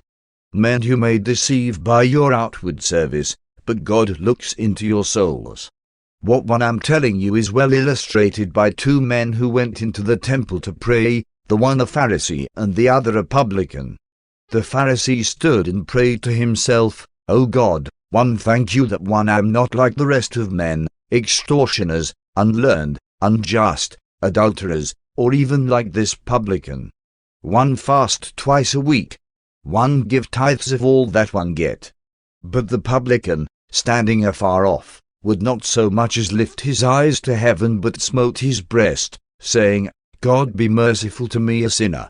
One tell you that the publican went home with God's approval rather than the Pharisee, for everyone who exalts himself shall be humbled, but he who humbles himself shall be exalted.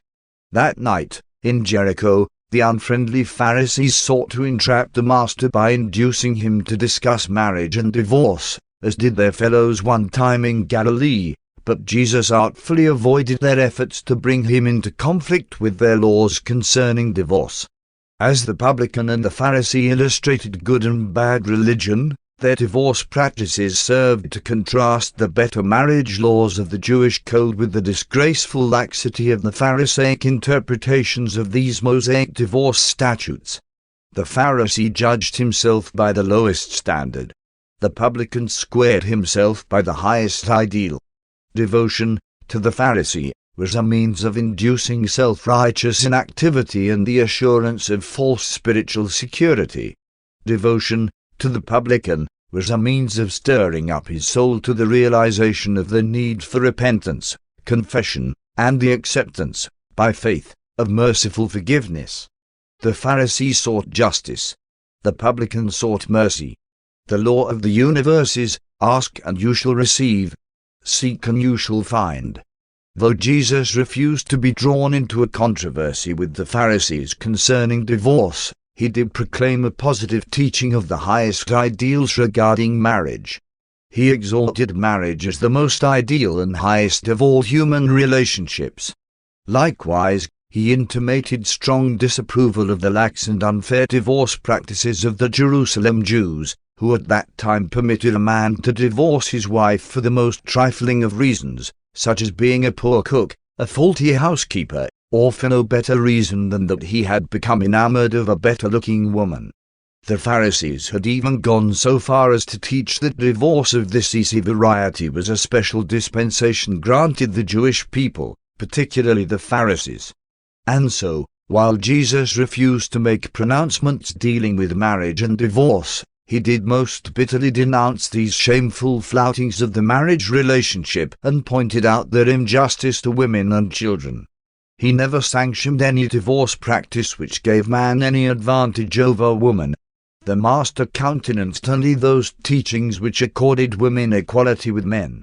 Although Jesus did not offer new mandates governing marriage and divorce, he did urge the Jews to live up to their own laws and higher teachings. He constantly appealed to the written scriptures in his effort to improve their practices along these social lines. While thus upholding the high and ideal concepts of marriage, Jesus skillfully avoided clashing with his questioners about the social practices represented by either their written laws or their much-cherished divorce privileges. It was very difficult for the apostles to understand the Master's reluctance to make positive pronouncements relative to scientific, social, economic, and political problems. They did not fully realize that his earth mission was exclusively concerned with revelations of spiritual and religious truths. After Jesus had talked about marriage and divorce, later on that evening his apostles privately asked many additional questions, and his answers to these inquiries relieved their minds of many misconceptions. At the conclusion of this conference Jesus said, "Marriage is honorable and is to be desired by all men." The fact that the Son of Man pursues his earth mission alone is in no way a reflection on the desirability of marriage. That one should so work is the Father's will, but this same Father has directed the creation of male and female, and it is the divine will that men and women should find their highest service and consequent joy in the establishment of homes for the reception and training of children. in the creation of whom these parents become co-partners with the makers of heaven and earth. And for this cause shall a man leave his father and mother, and shall cleave to his wife, and they two shall become as one. And in this way Jesus relieved the minds of the apostles of many worries about marriage, and cleared up many misunderstandings regarding divorce. At the same time he did much to exalt their ideals of social union, and to augment the respect for women and children and for the home. 6.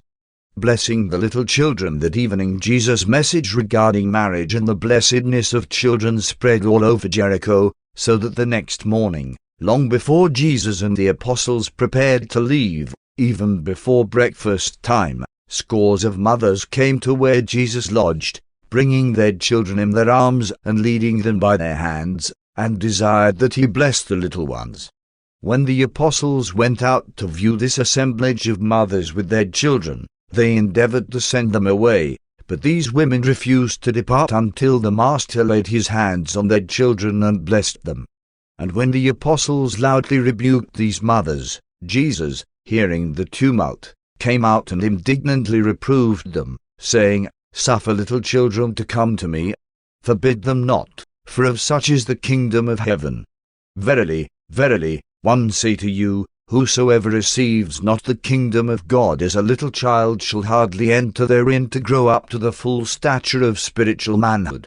And when the Master had spoken to his apostles, he received all of the children, laying his hands on them, while he spoke words of courage and hope to their mothers. Jesus often talked to his apostles about the celestial mansions, and taught that the advancing children of God must there grow up spiritually as children grow up physically on this world. And so does the sacred often teams appear to be the common, as on this day these children and their mothers little realized that the onlooking intelligences of Nebadim beheld the children of Jericho playing with the Creator of a universe. Woman's status in Palestine was much improved by Jesus' teaching, and so it would have been throughout the world if his followers had not departed so far from that which he painstakingly taught them.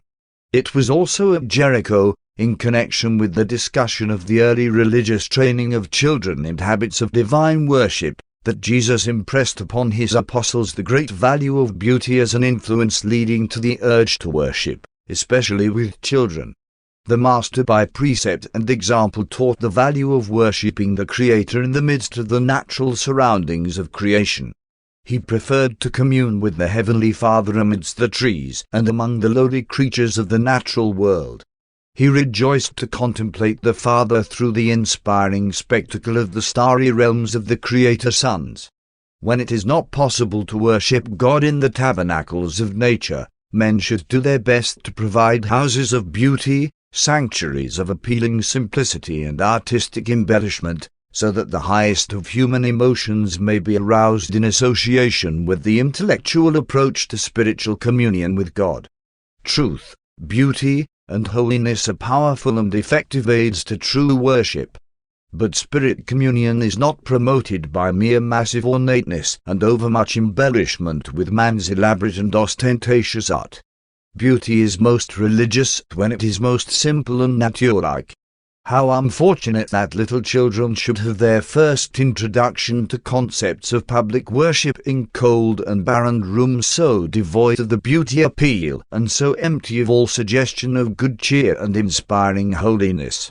The child should be introduced to worship in nature's outdoors, and later accompany his parents to public houses of religious assembly which are at least as materially attractive and artistically beautiful as the home in which he is daily domiciled. 7. The talk about angels. As they journeyed up the hills from Jericho to Bethany, Nathanael walked most of the way by the side of Jesus, and their discussion of children in relation to the kingdom of heaven led indirectly to the consideration of the ministry of angels. Nathanael finally asked the Master this question, seeing that the high priest is a Sadducee, and since the Sadducees do not believe in angels, what shall we teach the people regarding the heavenly ministers? Then, among other things, Jesus said, "The angelic hosts are a separate order of created beings. They are entirely different from the material order of mortal creatures, and they function as a distinct group of universe intelligences. Angels are not of that group of creatures called the sons of God in the Scriptures. Neither are they the glorified spirits of mortal men who have gone on to progress through the mansions on high. Angels are a direct creation, and they do not reproduce themselves. The angelic hosts have only a spiritual kinship with the human race. As man progresses in the journey to the Father in paradise, he does traverse a state of being at one time analogous to the state of the angels, but mortal man never becomes an angel. The angels never die, as man does. The angels are immortal unless, perchance, they become involved in sin, as did some of them with the deceptions of Lucifer. The angels are the spirit servants in heaven, and they are neither all-wise nor all-powerful. But all of the loyal angels are truly pure and holy. And do you not remember that one said to you once before that, if you had your spiritual eyes anointed, you would then see the heavens opened and behold the angels of God ascending and descending? It is by the ministry of the angels that one world may be kept in touch with other worlds, for have one not repeatedly told you that one have other sheep not of this fold? And these angels are not the spies of the spirit world who watch upon you and then go forth to tell the Father the thoughts of your heart and to report on the deeds of the flesh. The Father has no need of such service inasmuch as his own spirit lives within you. But these angelic spirits do function to keep one part of the heavenly creation informed concerning the doings of other and remote parts of the universe. And many of the angels, while functioning in the government of the Father and the universes of the sons, are assigned to the service of the human races. When one taught you that many of these seraphim are ministering spirits, one spoke not in figurative language nor in poetic strains. And all this is true, regardless of your difficulty in comprehending such matters. Many of these angels are engaged in the work of saving men, for have one not told you of the seraphic joy when one soul elects to forsake sin and begin the search for God? One did even tell you of the joy in the presence of the angels of heaven over one sin who repents, thereby indicating the existence of other and higher orders of celestial beings who are likewise concerned in the spiritual welfare and with the divine progress of mortal man. Also are these angels very much concerned with the means whereby man's spirit is released from the tabernacles of the flesh and his soul escorted to the mansions in heaven. Angels are the sure and heavenly guides of the soul of man during that uncharted and indefinite period of time which intervenes between the death of the flesh and the new life in the spirit abodes. And he would have spoken further with Nathanael regarding the ministry of angels, but he was interrupted by the approach of Martha, who had been informed that the Master was drawing near to Bethany by friends who had observed him ascending the hills to the east. And she now hastened to greet him. Paper 168. The Resurrection of Lazarus. It was shortly after noon when Martha started out to meet Jesus as he came over the brow of the hill near Bethany. Her brother, Lazarus, had been dead 4 days and had been laid away in their private tomb at the far end of the garden late on Sunday afternoon. The stone at the entrance of the tomb had been rolled in place on the morning of this day, Thursday. When Martha and Mary sent word to Jesus concerning Lazarus' illness, they were confident the Master would do something about it. They knew that their brother was desperately sick, and though they hardly dared hope that Jesus would leave his work of teaching and preaching to come to their assistance, they had such confidence in his power to heal disease that they thought he would just speak the curative words, and Lazarus would immediately be made whole. And when Lazarus died a few hours after the messenger left Bethany for Philadelphia, they reasoned that was because the Master did not learn of their brother's illness until it was too late, until he had already been dead for several hours. But they, with all of their believing friends, were greatly puzzled by the message which the runner brought back Tuesday forenoon when he reached Bethany. The messenger insisted that he heard Jesus say, "This sickness is really not to the death." Neither could they understand why he sent no word to them nor otherwise proffered assistance.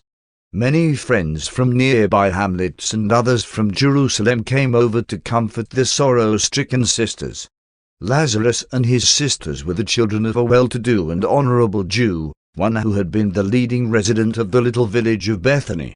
And notwithstanding that all three had long been ardent followers of Jesus, they were highly respected by all who knew them. They had inherited extensive vineyards and olive orchards in this vicinity, and that they were wealthy was further attested by the fact that they could afford a private burial tomb on their own premises. Both of their parents had already been laid away in this tomb. Mary had given up the thought of Jesus coming and was abandoned to her grief, but Martha clung to the hope that Jesus would come, even up to the time on that very morning when they rolled the stone in front of the tomb and sealed the entrance. Even then she instructed a neighbor lad to keep watch down the Jericho road from the brow of the hill to the east of Bethany, and it was this lad who brought tidings to Martha that Jesus and his friends were approaching. When Martha met Jesus, she fell at his feet, exclaiming, "Master, if you had been here, my brother would not have died." Many fears were passing through Martha's mind, but she gave expression to no doubt, nor did she venture to criticize or question the Master's conduct as related to Lazarus's death. When she had spoken, Jesus reached down and, lifting her upon her feet, said, "Only have faith, Martha, and your brother shall rise again." Then answered Martha, "One know that he will rise again in the resurrection of the last day. And even now one believe that whatever you shall ask of God, our Father will give you." Then said Jesus, looking straight into the eyes of Martha, "One am the resurrection and the life. He who believes in me, though he dies, yet shall he live. In truth, whosoever lives and believes in me shall never really die. Martha, do you believe this?" And Martha answered the Master, "Yes, one have long believed that you are the deliverer, the Son of the living God, even he who should come to this world." Jesus having inquired for Mary, Martha went at once into the house and, whispering to her sister, said, "The Master is here and has asked for you."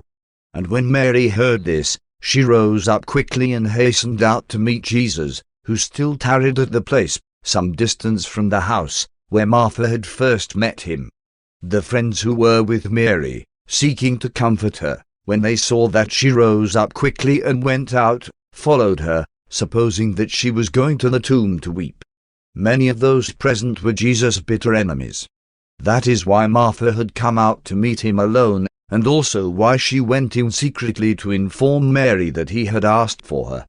Martha, while craving to see Jesus, desired to avoid any possible unpleasantness which might be caused by his coming suddenly into the midst of a large group of his Jerusalem enemies. It had been Martha's intention to remain in the house with their friends while Mary went to greet Jesus, but in this she failed, for they all followed Mary and so found themselves unexpectedly in the presence of the Master. Martha led Mary to Jesus, and when she saw him, she fell at his feet, exclaiming, "If you had only been here, my brother would not have died." And when Jesus saw how they all grieved over the death of Lazarus, his soul was moved with compassion. When the mourners saw that Mary had gone to greet Jesus, they withdrew for a short distance, while both Martha and Mary talked with the Master and received further words of comfort and exhortation to maintain strong faith in the Father and complete resignation to the divine will. The human mind of Jesus was mightily moved by the contention between his love for Lazarus and the bereaved sisters and his disdain and contempt for the outward show of affection manifested by some of these unbelieving and murderously intentioned Jews. Jesus indignantly resented the show of forced and outward mourning for Lazarus by some of these professed friends, inasmuch as such false sorrow was associated in their hearts with so much bitter enmity toward himself. Some of these Jews, however, were sincere in their mourning, for they were real friends of the family. 1. At the tomb of Lazarus, after Jesus had spent a few moments in comforting Martha and Mary, apart from the mourners, he asked them, "Where have you laid him?" Then Martha said, "Come and see." And as the Master followed on in silence with the two sorrowing sisters, he wept. When the friendly Jews who followed after them saw his tears, one of them said, "Behold how he loved him. Could not he who opened the eyes of the blind have kept this man from dying?" By this time they were standing before the family tomb, a small natural cave, or declivity, in the ledge of rock which rose up some 30 feet at the far end of the garden plot. It is difficult to explain to human minds just why Jesus wept. While we have access to the registration of the combined human emotions and divine thoughts, as a record in the mind of the personalized adjuster, we are not altogether certain about the real cause of these emotional manifestations. We are inclined to believe that Jesus wept because of a number of thoughts and feelings which were going through his mind at this time, such as 1. He felt a genuine and sorrowful sympathy for Martha and Mary. He had a real and deep human affection for these sisters who had lost their brother. 2. He was perturbed in his mind by the presence of the crowd of mourners, some sincere and some merely pretenders. He always resented these outward exhibitions of mourning. He knew the sisters loved their brother and had faith in the survival of believers. These conflicting emotions may possibly explain why he groaned as they came near the tomb. 3. He truly hesitated about bringing Lazarus back to the mortal life. His sisters really needed him, but Jesus regretted having to summon his friend back to experience the bitter persecution which he well knew Lazarus would have to endure as a result of being the subject of the greatest of all demonstrations of the divine power of the Son of Man. And now we may relate an interesting and instructive fact. Although this narrative unfolds as an apparently natural and normal event in human affairs, it has some very interesting sidelights. While the messenger went to Jesus on Sunday, telling him of Lazarus' illness, and while Jesus sent word that it was not to the death, at the same time he went in person up to Bethany and even asked the sisters, "Where have you laid him?" Even though all of this seems to indicate that the Master was proceeding after the manner of this life and in accordance with the limited knowledge of the human mind, nevertheless, the records of the universe reveal that Jesus' personalized adjuster issued orders for the indefinite detention of Lazarus as thought adjuster on the planet subsequent to Lazarus' death, and that this order was made of record just 15 minutes before Lazarus breathed his last. Did the divine mind of Jesus know, even before Lazarus died, that he would raise him from the dead? We do not know. We know only what we are herewith placing on record. Many of Jesus' enemies were inclined to sneer at his manifestations of affection, and they said among themselves, "If he thought so much of this man, why did he tarry so long before coming to Bethany? If he is what they claim, why did he not save his dear friend? What is the good of healing strangers in Galilee if he cannot save those whom he loves?" And in many other ways they mocked and made light of the teachings and works of Jesus. And so, on this Thursday afternoon at about 2:30, was the stage all set in this little hamlet of Bethany for the enactment of the greatest of all works connected with the earth ministry of Michael of Nebadan, the greatest manifestation of divine power during his incarnation in the flesh, since his own resurrection occurred after he had been liberated from the bonds of mortal habitation. The small group assembled before Lazarus' tomb little realized the presence near at hand of a vast concourse of all orders of celestial beings assembled under the leadership of Gabriel and now in waiting, by direction of the personalized adjuster of Jesus, vibrating with expectancy and ready to execute the bidding of their beloved sovereign. When Jesus spoke those words of command, "Take away the stone," the assembled celestial hosts made ready to enact the drama of the resurrection of Lazarus in the likeness of his mortal flesh. Such a form of resurrection involves difficulties of execution which far transcend the usual technique of the resurrection of mortal creatures in Urantia form and requires far more celestial personalities and a far greater organization of universe facilities. When Martha and Mary heard this command of Jesus directing that the stone in front of the tomb be rolled away, they were filled with conflicting emotions. Mary hoped that Lazarus was to be raised from the dead, but Martha, while to some extent sharing her sister's faith, was more exercised by the fear that Lazarus would not be presentable, in his appearance, to Jesus, the apostles, and their friends. Said Martha, Must we roll away the stone? My brother has now been dead 4 days, so that by this time decay of the body has begun." Martha also said this because she was not certain as to why the Master had requested that the stone be removed. She thought maybe Jesus wanted only to take one last look at Lazarus. She was not settled and constant in her attitude. As they hesitated to roll away the stone, Jesus said, "Did one not tell you at the first that this sickness was not to the death? Have one not come to fulfill my promise? And after one came to you, did one not say that, if you would only believe, you should see the glory of God? Wherefore do you doubt? How long before you will believe and obey?" When Jesus had finished speaking, his apostles, with the assistance of willing neighbors, laid hold upon the stone and rolled it away from the entrance to the tomb. It was the common belief of the Jews that the drop of gall on the point of the sword of the angel of death began to work by the end of the 3rd day, so that it was taking full effect on the 4th day. They allowed that the soul of man might linger about the tomb until the end of the 3rd day, seeking to reanimate the dead body, but they firmly believed that such a soul had gone on to the abode of departed spirits ere the 4th day had dawned.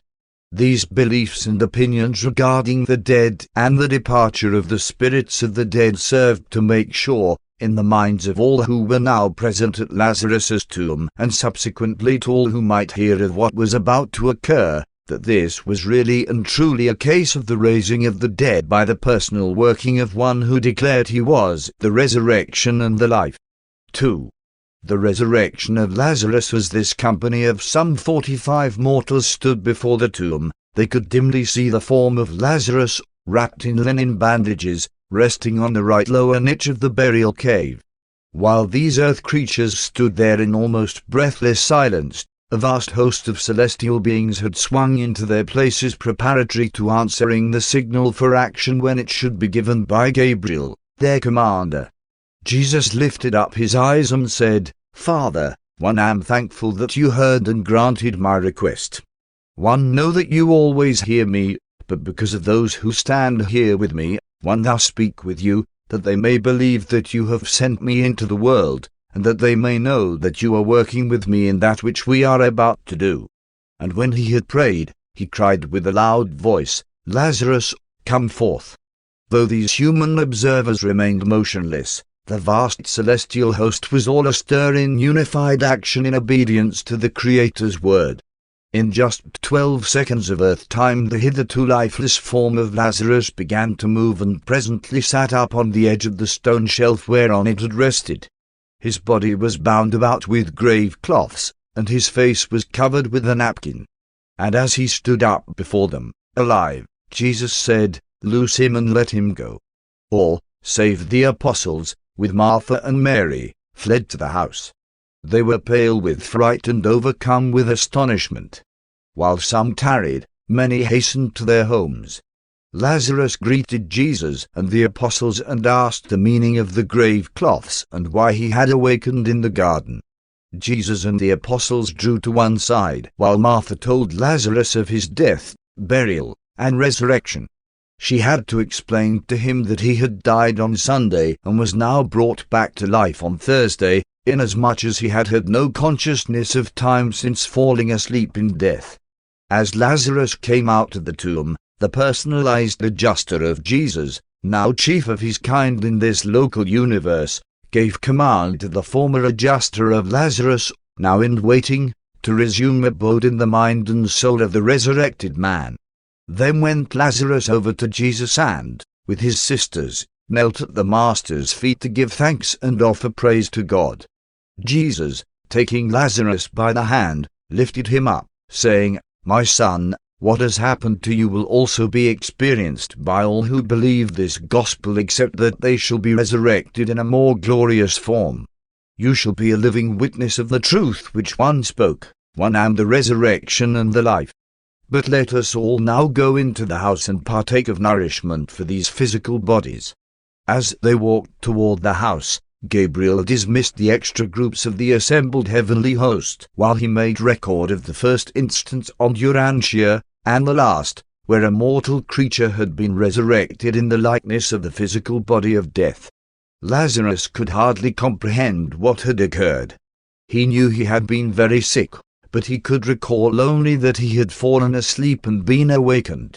He was never able to tell anything about these 4 days in the tomb, because he was wholly unconscious. Time is non-existent to those who sleep the sleep of death. Though many believed in Jesus as a result of this mighty work, others only hardened their hearts the more to reject him. By noon the next day this story had spread over all Jerusalem. Scores of men and women went to Bethany to look upon Lazarus and talk with him, and the alarmed and disconcerted Pharisees hastily called a meeting of the Sanhedrin that they might determine what should be done about these new developments. 3. Meeting of the Sanhedrin. Even though the testimony of this man raised from the dead did much to consolidate the faith of the mass of believers in the gospel of the kingdom, it had little or no influence on the attitude of the religious leaders and rulers at Jerusalem except to hasten their decision to destroy Jesus and stop his work. At 1 o'clock the next day, Friday, the Sanhedrin met to deliberate further on the question, "What shall we do with Jesus of Nazareth?" After more than 2 hours of discussion and acrimonious debate, a certain Pharisee presented a resolution calling for Jesus' immediate death, proclaiming that he was a menace to all Israel and formally committing the Sanhedrin to the decision of death, without trial and in defiance of all precedent. Time and again had this august body of Jewish leaders decreed that Jesus be apprehended and brought to trial on charges of blasphemy and numerous other accusations of flouting the Jewish sacred law.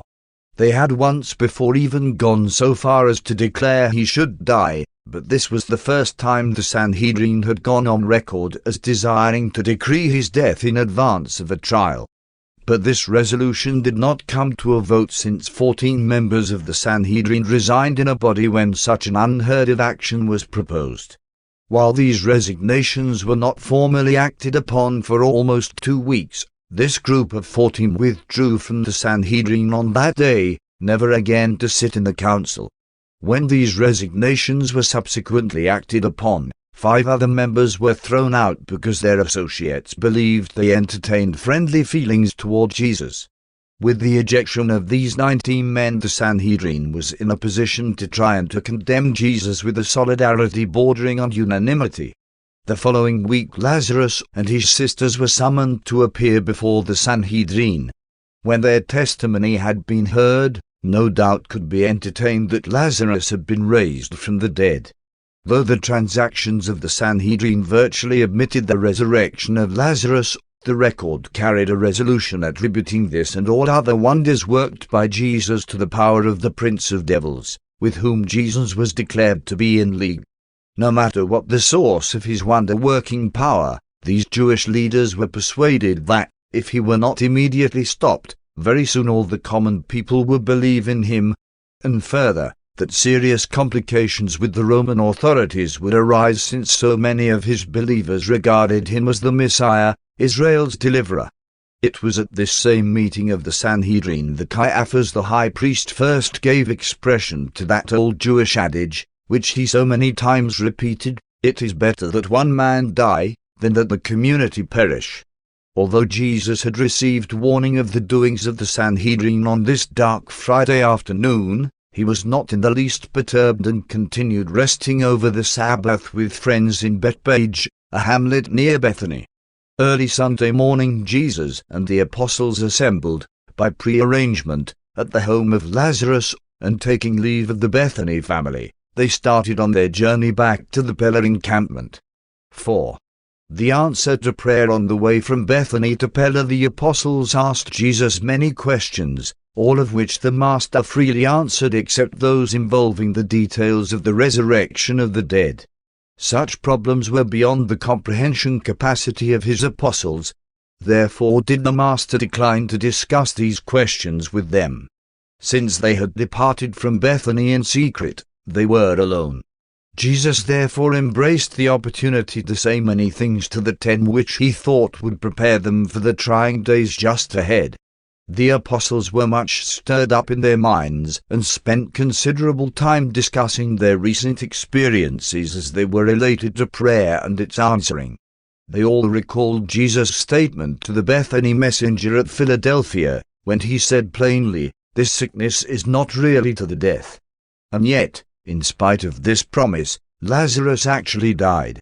All that day, again and again, they reverted to the discussion of this question of the answer to prayer. Jesus' answers to their many questions may be summarized as follows. 1. Prayer is an expression of the finite mind in an effort to approach the infinite. The making of a prayer must, therefore, be limited by the knowledge, wisdom, and attributes of the finite. Likewise must the answer be conditioned by the vision, aims, ideals, and prerogatives of the infinite. There never can be observed an unbroken continuity of material phenomena between the making of a prayer and the reception of the full spiritual answer thereto. 2. When a prayer is apparently unanswered, the delay often betokens a better answer, although one which is for some good reason greatly delayed. When Jesus said that Lazarus' sickness was really not to the death, he had already been dead 11 hours. No sincere prayer is denied an answer except when the superior viewpoint of the spiritual world has devised a better answer, an answer which meets the petition of the spirit of man as contrasted with the prayer of the mere mind of man. 3. The prayers of time, when indited by the Spirit and expressed in faith, are often so vast and all-encompassing that they can be answered only in eternity. The finite petition is sometimes so fraught with the grasp of the infinite that the answer must long be postponed to await the creation of adequate capacity for receptivity. The prayer of faith may be so all-embracing that the answer can be received only on paradise. 4. The answers to the prayer of the mortal mind are often of such a nature that they can be received and recognized only after that same praying mind has attained the immortal state. The prayer of the material being can many times be answered only when such an individual has progressed to the spirit level. 5. The prayer of a God-knowing person may be so distorted by ignorance and so deformed by superstition that the answer thereto would be highly undesirable. Then must the intervening spirit being so translate such a prayer that, when the answer arrives, the petitioner wholly fails to recognize it as the answer to his prayer. 6. All true prayers are addressed to spiritual beings, and all such petitions must be answered in spiritual terms, and all such answers must consist in spiritual realities. Spirit beings cannot bestow material answers to the spirit petitions of even material beings. Material beings can pray effectively only when they pray in the Spirit. 7. No prayer can hope for an answer unless it is born of the Spirit and nurtured by faith. Your sincere faith implies that you have in advance virtually granted your prayer hearers the full right to answer your petitions in accordance with that supreme wisdom and that divine love which your faith depicts as always actuating those beings to whom you pray. 8. The child is always within his rights when he presumes to petition the parent, and the parent is always within his parental obligations to the immature child when his superior wisdom dictates that the answer to the child's prayer be delayed, modified, segregated, transcended, or postponed to another stage of spiritual ascension. 9.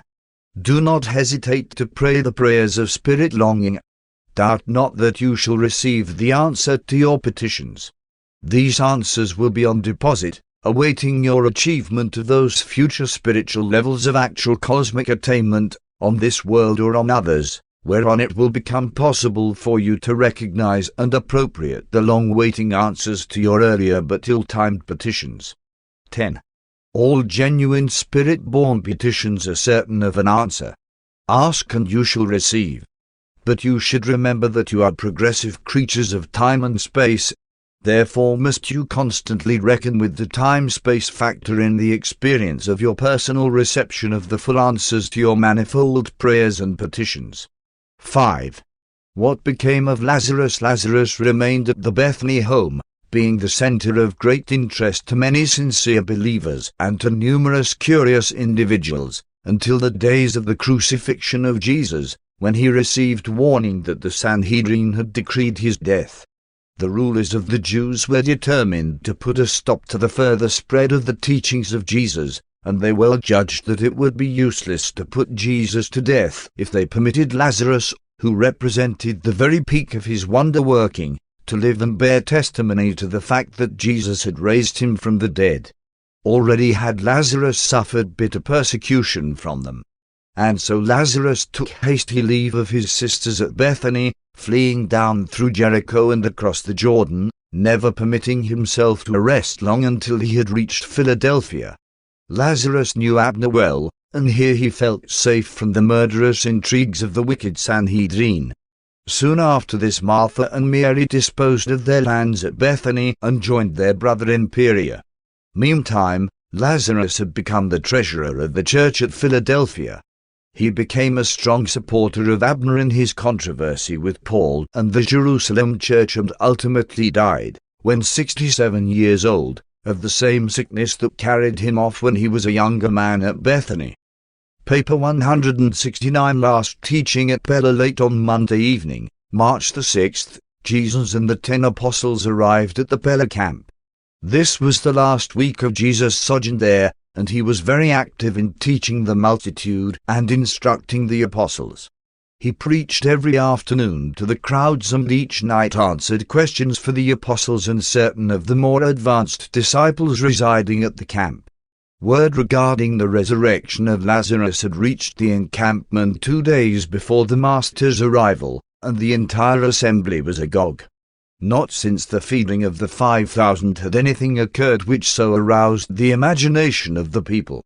And thus it was at the very height of the second phase of the public ministry of the kingdom that Jesus planned to teach this one short week at Perea, and then to begin the tour of southern Perea, which led right up to the final and tragic experiences of the last week in Jerusalem. The Pharisees and the chief priests had begun to formulate their charges and to crystallize their accusations.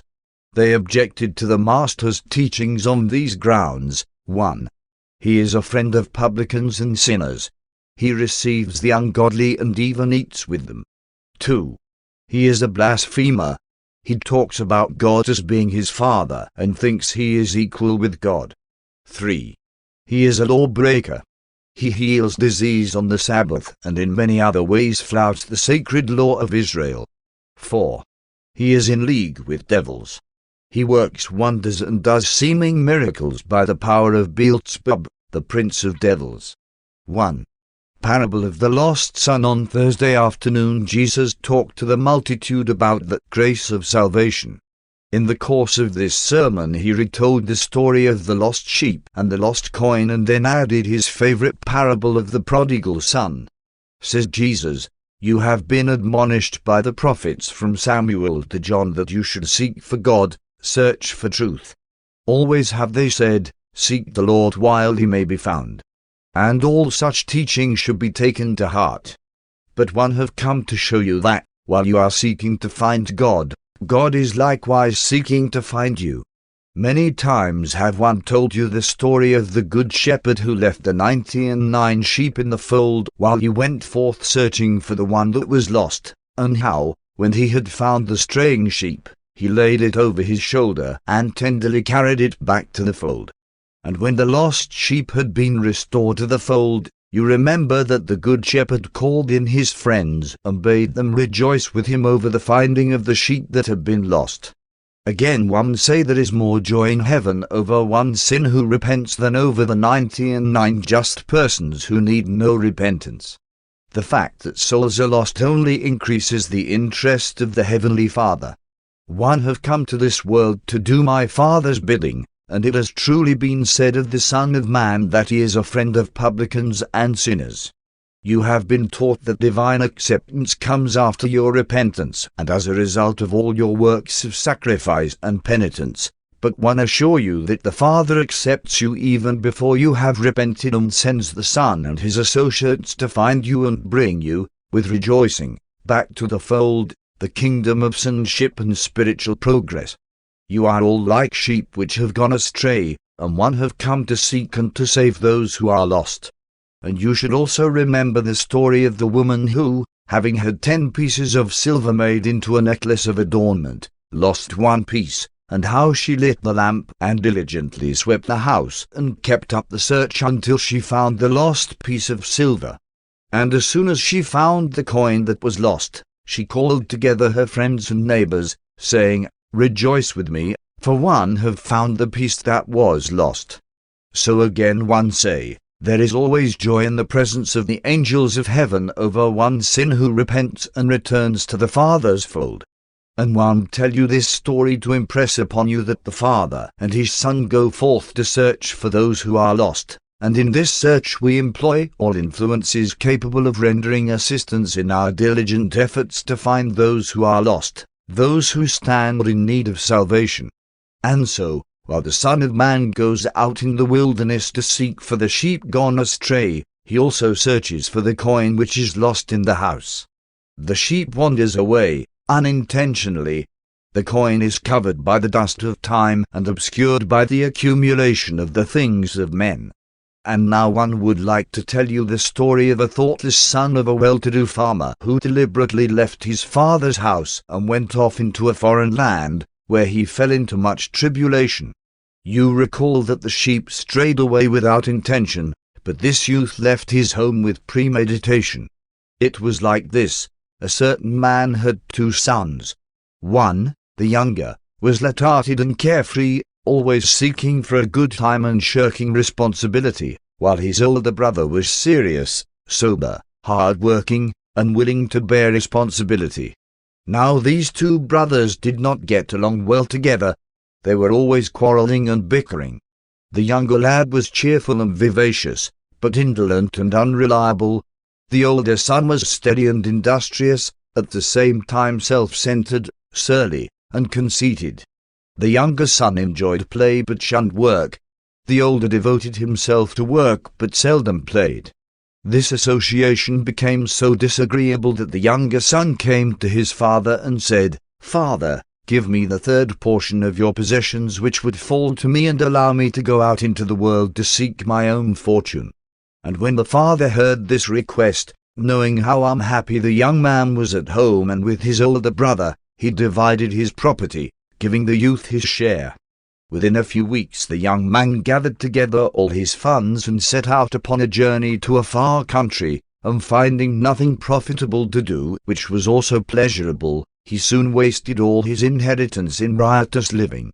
And when he had spent all, there arose a prolonged famine in that country, and he found himself in want. And so, when he suffered hunger and his distress was great, he found employment with one of the citizens of that country, who sent him into the fields to feed swine. And the young man would fain have filled himself with the husks which the swine ate, but no one would give him anything.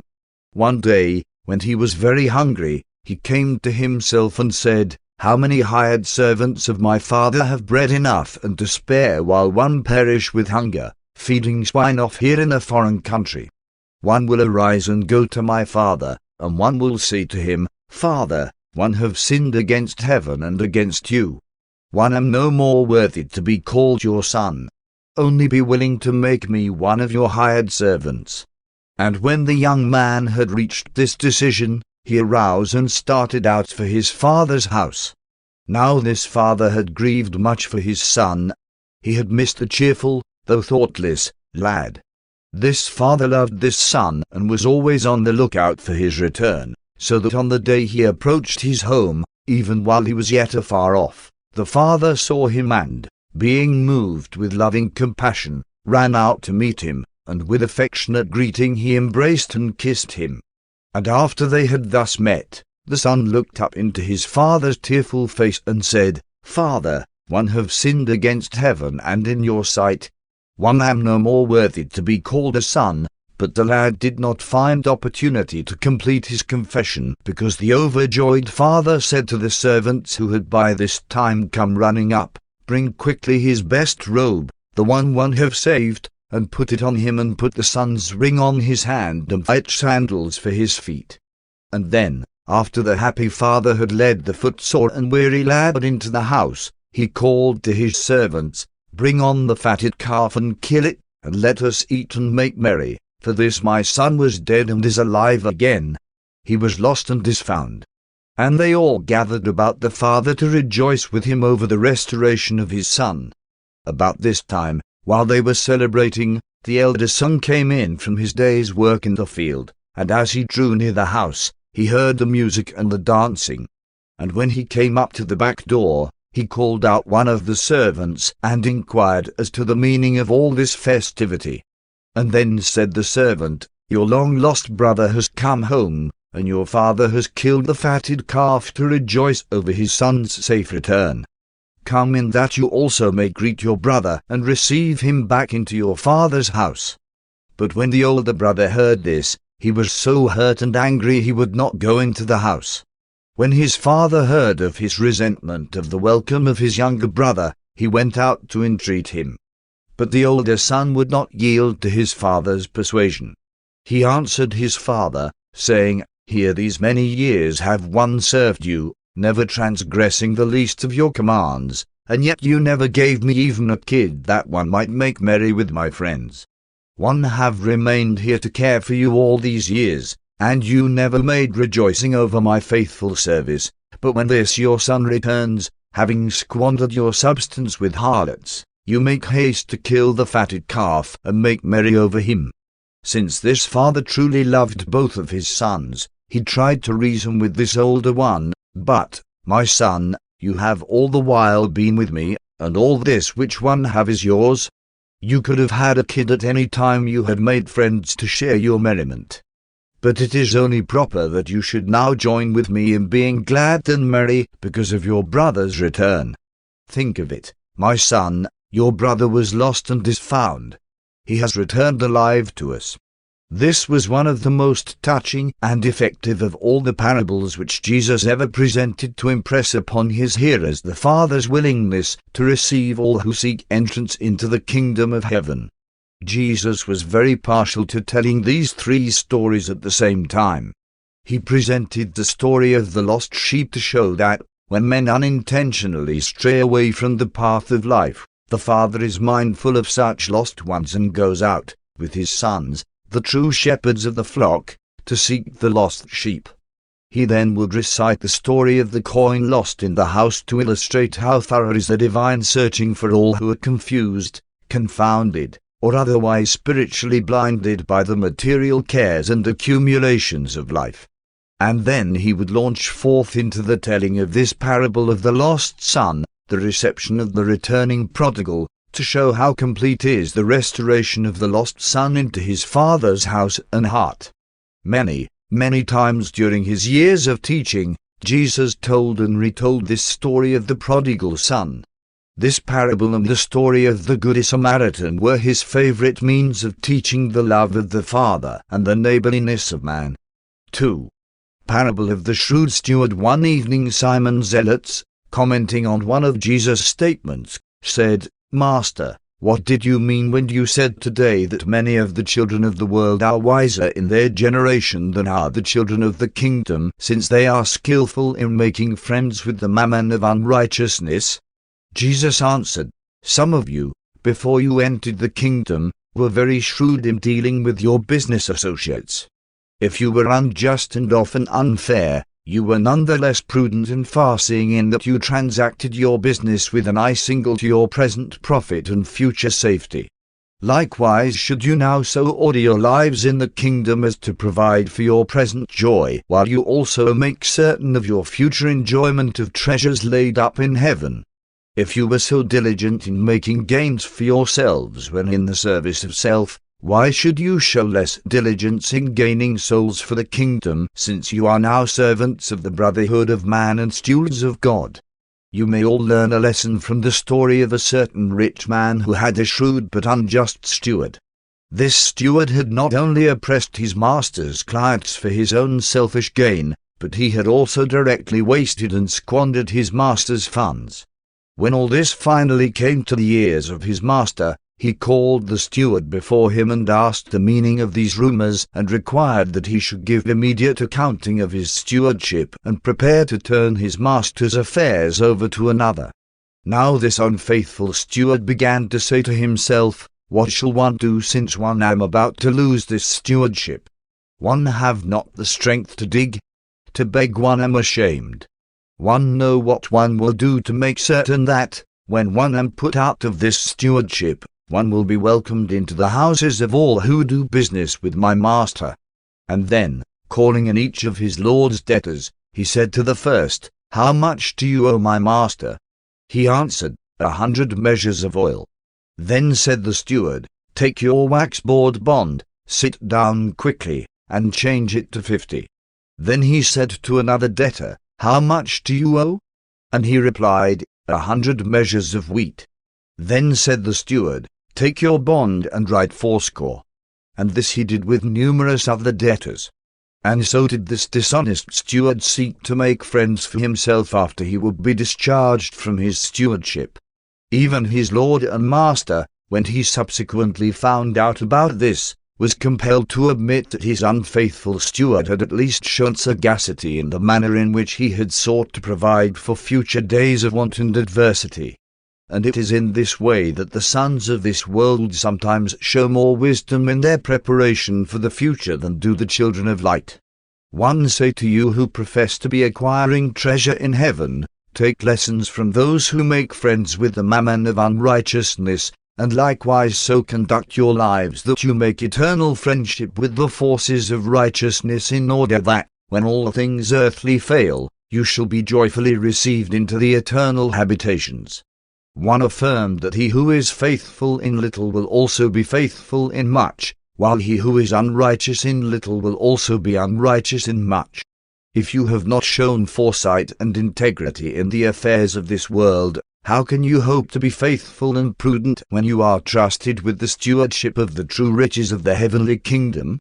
If you are not good stewards and faithful bankers, if you have not been faithful in that which is another's, who will be foolish enough to give you great treasure in your own name? And again one assert that no man can serve two masters. Either he will hate the one and love the other, or else he will hold to one while he despises the other. You cannot serve God and mammon. When the Pharisees who were present heard this, they began to sneer and scoff, since they were much given to the acquirement of riches.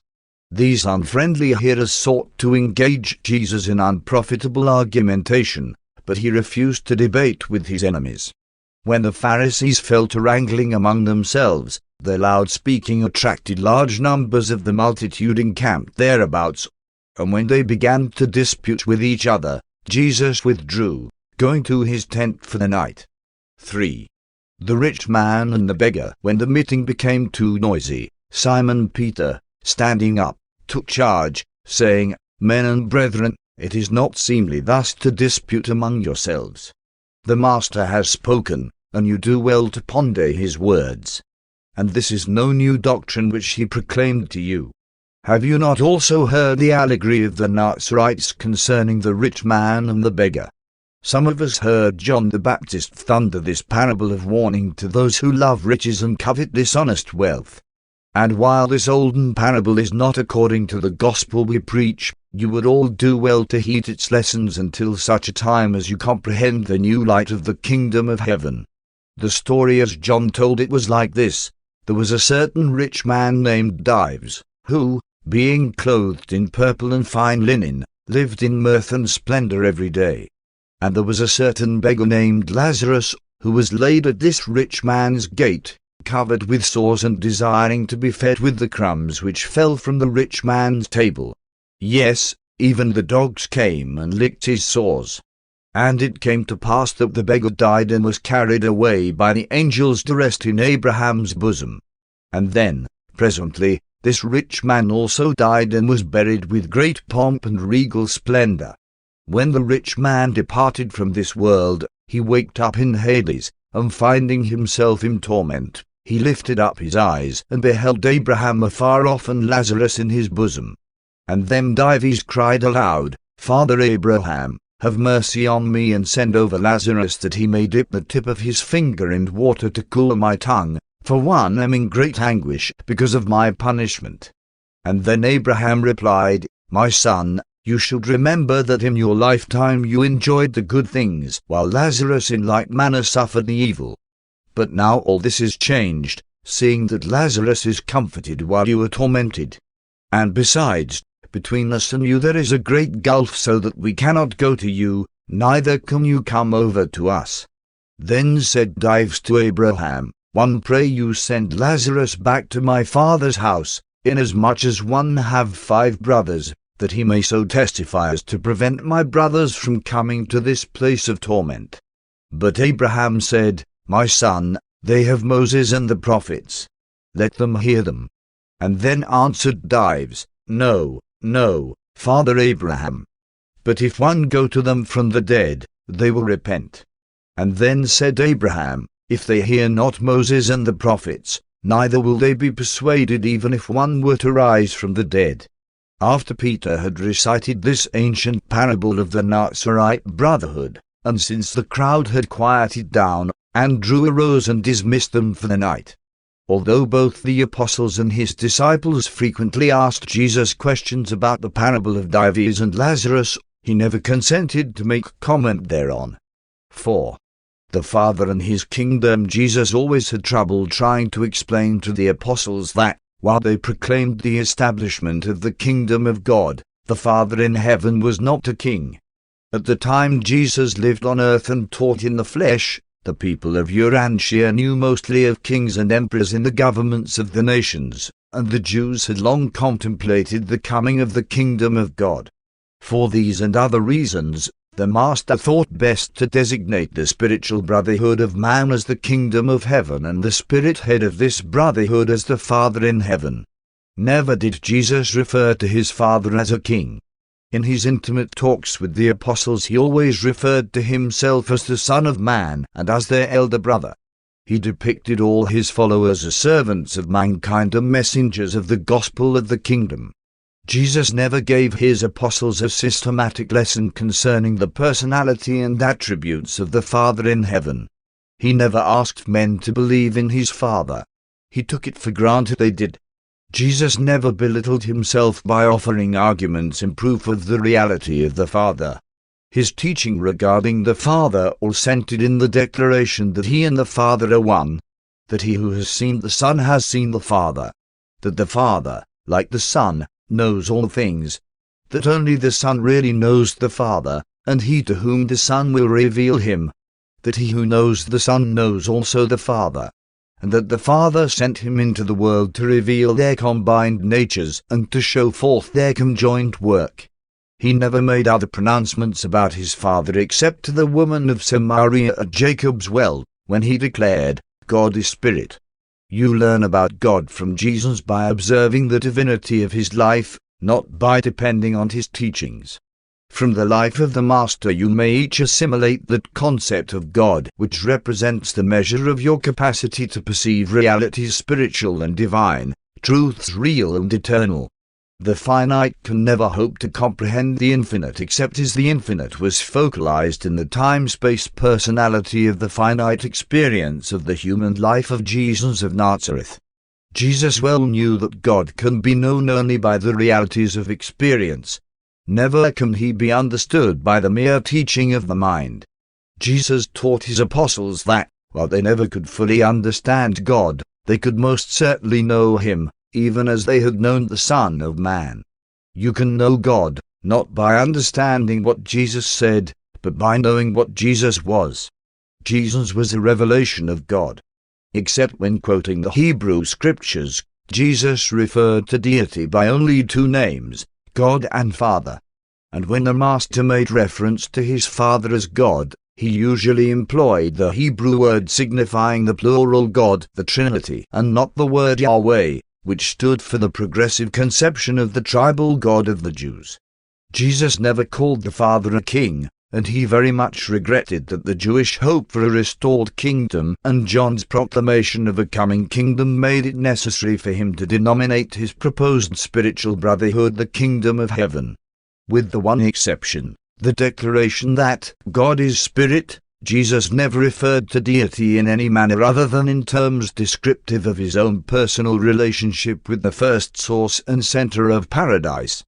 Jesus employed the word God to designate the idea of deity and the word Father to designate the experience of knowing God. When the word Father is employed to denote God, it should be understood in its largest possible meaning. The word God cannot be defined and therefore stands for the infinite concept of the Father, while the term Father, being capable of partial definition, may be employed to represent the human concept of the Divine Father as he is associated with man during the course of mortal existence. To the Jews, Elohim was the God of gods, while Yahweh was the God of Israel. Jesus accepted the concept of Elohim and called this supreme group of beings God. In the place of the concept of Yahweh, the racial deity, he introduced the idea of the fatherhood of God and the worldwide brotherhood of man. He exalted the Yahweh concept of a deified racial father to the idea of a father of all the children of men, a divine father of the individual believer. And he further taught that this God of universes and this Father of all men were one and the same paradise deity. Jesus never claimed to be the manifestation of Elohim, God in the flesh. He never declared that he was a revelation of Elohim, God, to the worlds. He never taught that he who had seen him had seen Elohim, God. But he did proclaim himself as the revelation of the Father in the flesh, and he did say that whoso had seen him had seen the Father. As the divine Son he claimed to represent only the Father. He was, indeed, the Son of even the Elohim God, but in the likeness of mortal flesh and to the mortal sons of God, he chose to limit his life revelation to the portrayal of his Father's character insofar as such a revelation might be comprehensible to mortal man. As regards the character of the other persons of the Paradise Trinity, we shall have to be content with the teaching that they are altogether like the Father, who has been revealed in personal portraiture in the life of his incarnated Son, Jesus of Nazareth. Although Jesus revealed the true nature of the Heavenly Father in his earth life, he taught little about him. In fact, he taught only two things: that God in himself is spirit, and that, in all matters of relationship with his creatures, he is a Father.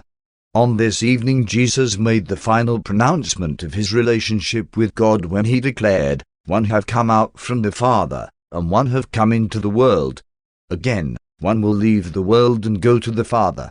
But mark you, never did Jesus say, "Whoso has heard me has heard God." But he did say, "He who has seen me has seen the Father." To hear Jesus' teaching is not equivalent to knowing God, but to see Jesus is an experience which in itself is a revelation of the Father to the soul. The God of universes rules the far-flung creation, but it is the Father in heaven who sends forth his Spirit to dwell within your minds. Jesus is the spiritual lens in human likeness which makes visible to the material creature him who is invisible. He is your elder brother who, in the flesh, makes known to you a being of infinite attributes whom not even the celestial hosts can presume fully to understand.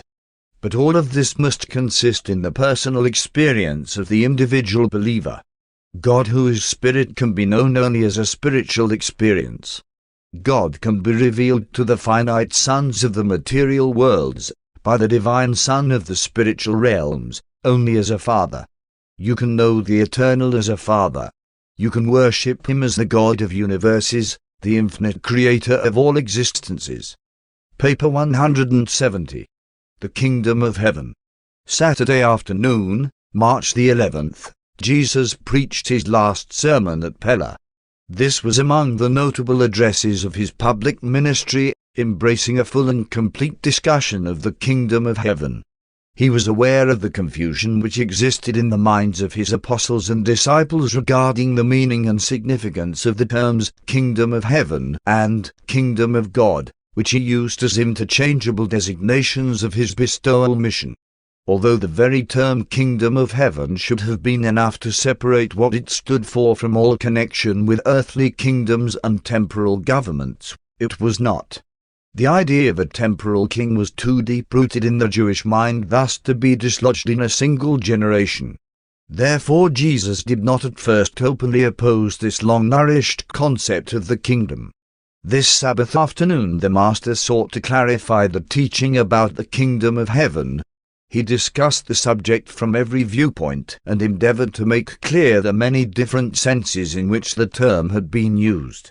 In this narrative we will amplify the address by adding numerous statements made by Jesus on previous occasions and by including some remarks made only to the apostles during the evening discussions of this same day. We will also make certain comments dealing with the subsequent outworking of the kingdom idea as it is related to the later Christian church. 1. Concepts of the kingdom of heaven. In connection with the recital of Jesus' sermon, it should be noted that throughout the Hebrew scriptures there was a dual concept of the kingdom of heaven. The prophets presented the kingdom of God as 1. A present reality, and as 2. A future hope, when the kingdom would be realized in fullness upon the appearance of the Messiah. This is the kingdom concept which John the Baptist taught. From the very first, Jesus and the apostles taught both of these concepts. There were two other ideas of the kingdom which should be borne in mind. 3. The later Jewish concept of a worldwide and transcendental kingdom of supernatural origin and miraculous inauguration. 4. The Persian teachings portraying the establishment of a divine kingdom as the achievement of the triumph of good over evil at the end of the world. Just before the advent of Jesus on earth, the Jews combined and confused all of these ideas of the kingdom into their apocalyptic concept of the Messiah's coming to establish the age of the Jewish triumph, the eternal age of God's supreme rule on earth, the new world, the era in which all mankind would worship Yahweh. In choosing to utilize this concept of the kingdom of heaven, Jesus elected to appropriate the most vital and culminating heritage of both the Jewish and Persian religions. The kingdom of heaven, as it has been understood and misunderstood down through the centuries of the Christian era, embraced four distinct groups of ideas. 1. The concept of the Jews. 2. The concept of the Persians. 3. The personal experience concept of Jesus, the kingdom of heaven within you. 4. The composite and confused concepts which the founders and promulgators of Christianity have sought to impress upon the world. At different times and in varying circumstances it appears that Jesus may have presented numerous concepts of the kingdom in his public teachings, but to his apostles he always taught the kingdom as embracing man's personal experience in relation to his fellows on earth and to the Father in heaven. Concerning the kingdom, his last word always was, "The kingdom is within you." Centuries of confusion regarding the meaning of the term kingdom of heaven have been due to three factors. 1. The confusion occasioned by observing the idea of the kingdom as it passed through the various progressive phases of its recasting by Jesus and his apostles. 2. The confusion which was inevitably associated with the transplantation of early Christianity from a Jewish to a Gentile soil. 3. The confusion which was inherent in the fact that Christianity became a religion which was organized about the central idea of Jesus' person. The gospel of the kingdom became more and more a religion about him. 2. Jesus' concept of the kingdom. The Master made it clear that the kingdom of heaven must begin with, and be centered in, the dual concept of the truth of the fatherhood of God and the correlated fact of the brotherhood of man. The acceptance of such a teaching, Jesus declared, would liberate man from the age-long bondage of animal fear and at the same time enrich human living with the following endowments of the new life of spiritual liberty. 1. The possession of new courage and augmented spiritual power. The gospel of the kingdom was to set man free and inspire him to dare to hope for eternal life. 2. The gospel carried a message of new confidence and true consolation for all men, even for the poor. 3. It was in itself a new standard of moral values, a new ethical yardstick wherewith to measure human conduct. It portrayed the ideal of a resultant new order of human society. 4. It taught the preeminence of the spiritual compared with the material. It glorified spiritual realities and exalted superhuman ideals. 5. This new gospel held up spiritual attainment as the true goal of living. Human life received a new endowment of moral value and divine dignity. 6. Jesus taught that eternal realities were the reward of righteous earthly striving. Man's mortal sojourn on earth acquired new meanings consequent upon the recognition of a noble destiny. 7. The new gospel affirmed that human salvation is the revelation of a far-reaching divine purpose to be fulfilled and realized in the future destiny of the endless service of the salvaged sons of God.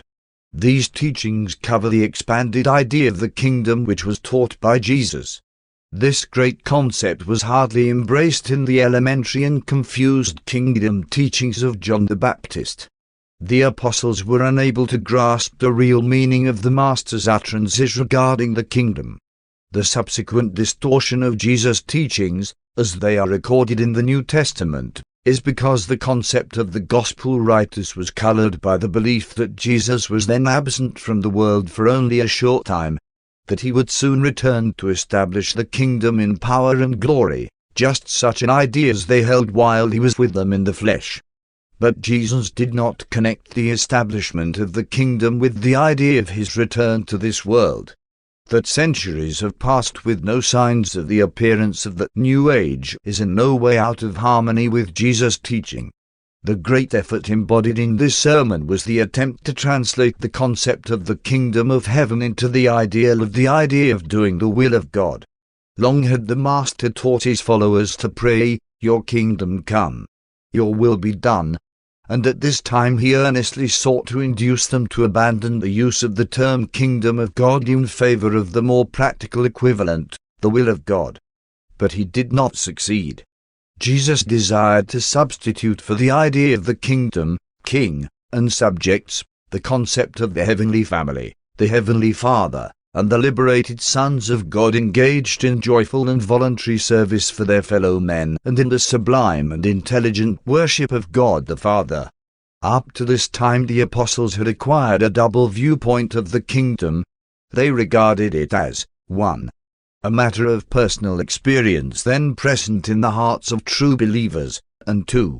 A question of racial or world phenomena, that the kingdom was in the future, something to look forward to. They looked upon the coming of the kingdom in the hearts of men as a gradual development, like the leaven in the dough or like the growing of the mustard seed. They believed that the coming of the kingdom in the racial or world sense would be both sudden and spectacular. Jesus never tired of telling them that the kingdom of heaven was their personal experience of realizing the higher qualities of spiritual living, that these realities of the spirit experience are progressively translated to new and higher levels of divine certainty and eternal grandeur.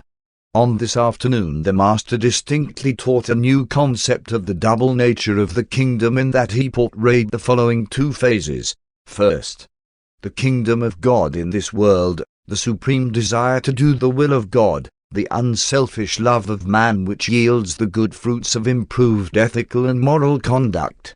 Second, the kingdom of God in heaven, the goal of mortal believers, the estate wherein the love for God is perfected, and wherein the will of God is done more divinely. Jesus taught that, by faith, the believer enters the kingdom now. In the various discourses he taught that two things are essential to faith entrance into the kingdom. 1. Faith, sincerity. To come as a little child, to receive the bestowal of sonship as a gift, to submit to the doing of the Father's will without questioning and in the full confidence and genuine trustfulness of the Father's wisdom, to come into the kingdom free from prejudice and preconception, to be open-minded and teachable like an unspoiled child. 2. Truth hunger.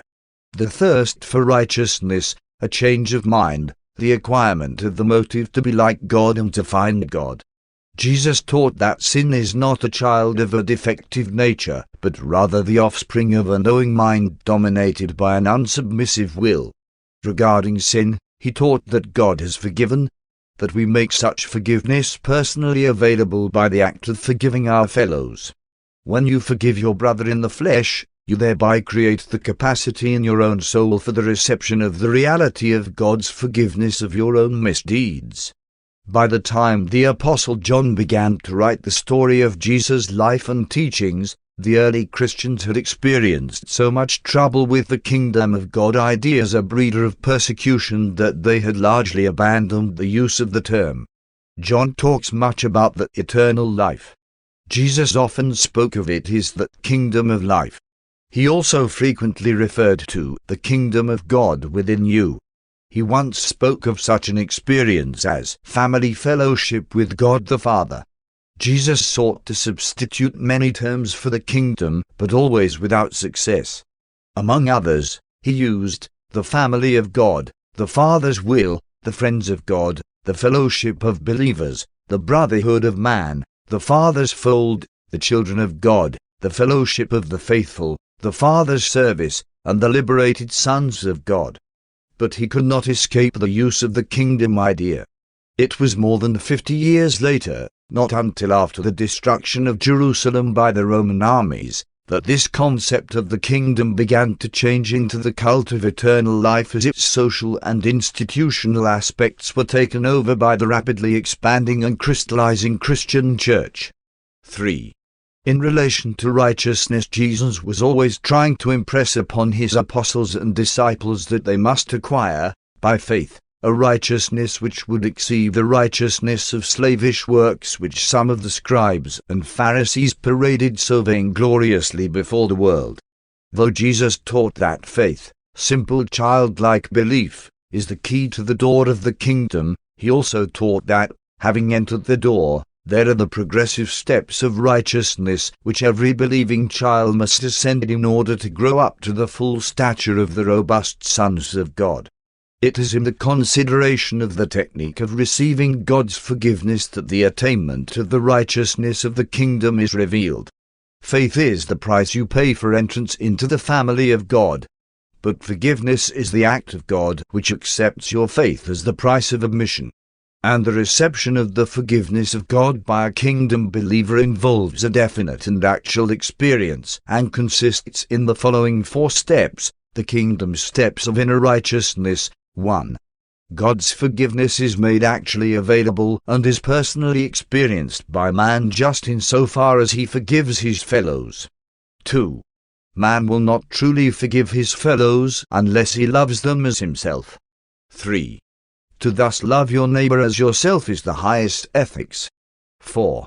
Moral conduct, true righteousness, becomes, then, the natural result of such love.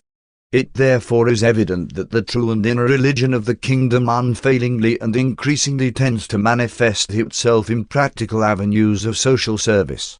Jesus taught a living religion that impelled its believers to engage in the doing of loving service. But Jesus did not put ethics in the place of religion. He taught religion as a cause and ethics as a result. The righteousness of any act must be measured by the motive. The highest forms of good are therefore unconscious. Jesus was never concerned with morals or ethics as such. He was wholly concerned with that inward and spiritual fellowship with God the Father, which so certainly and directly manifests itself as outward and loving service for man. He taught that the religion of the kingdom is a genuine personal experience, which no man can contain within himself, that the consciousness of being a member of the family of believers leads inevitably to the practice of the precepts of the family conduct, the service of one's brothers and sisters in the effort to enhance and enlarge the brotherhood.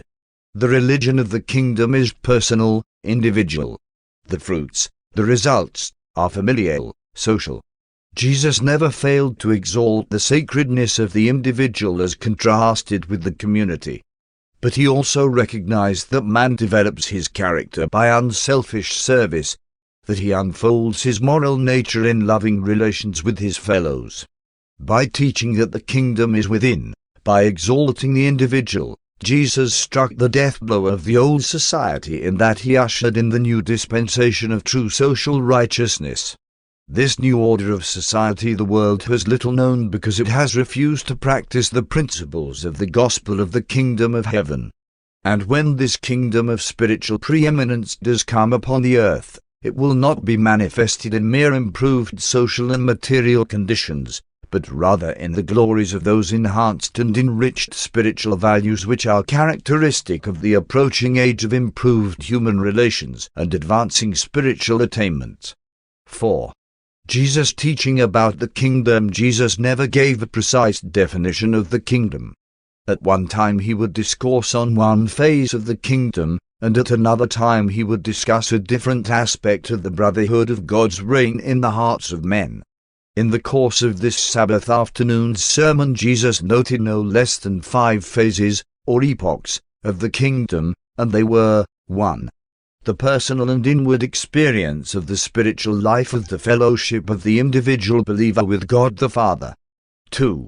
The enlarging brotherhood of gospel believers, the social aspects of the enhanced morals and quickened ethics resulting from the reign of God's Spirit in the hearts of individual believers. 3.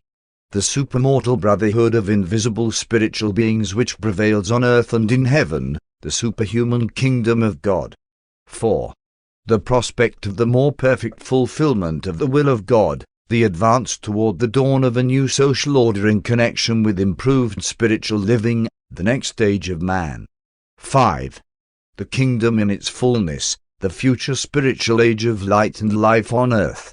Wherefore must we always examine the Master's teaching to ascertain which of these 5 phases he may have reference to when he makes use of the term kingdom of heaven. By this process of gradually changing man's will and thus affecting human decisions, Michael and his associates are likewise gradually but certainly changing the entire course of human evolution, social and otherwise. The Master on this occasion placed emphasis on the following 5 points as representing the cardinal features of the gospel of the kingdom. 1. The preeminence of the individual. 2. The will as the determining factor in man's experience. 3. Spiritual fellowship with God the Father. 4. The supreme satisfactions of the loving service of man. 5. The transcendency of the spiritual over the material in human personality. This world has never seriously or sincerely or honestly tried out these dynamic ideas and divine ideals of Jesus' doctrine of the kingdom of heaven. But you should not become discouraged by the apparently slow progress of the kingdom idea on Urantia. Remember that the order of progressive evolution is subjected to sudden and unexpected periodical changes in both the material and the spiritual worlds. The bestowal of Jesus as an incarnated Son was just such a strange and unexpected event in the spiritual life of the world. Neither make the fatal mistake, in looking for the age manifestation of the kingdom, of failing to effect its establishment within your own souls. Although Jesus referred one phase of the kingdom to the future and did, on numerous occasions, intimate that such an event might appear as a part of a world crisis, and though he did likewise most certainly, on several occasions, definitely promise some time to return to Urantia, it should be recorded that he never positively linked these 2 ideas together. He promised the new revelation of the kingdom on earth and at some future time. He also promised some time to come back to this world in person. But he did not say that these 2 events were synonymous. From all we know, these promises may, or may not, refer to the same event. His apostles and disciples most certainly linked these 2 teachings together.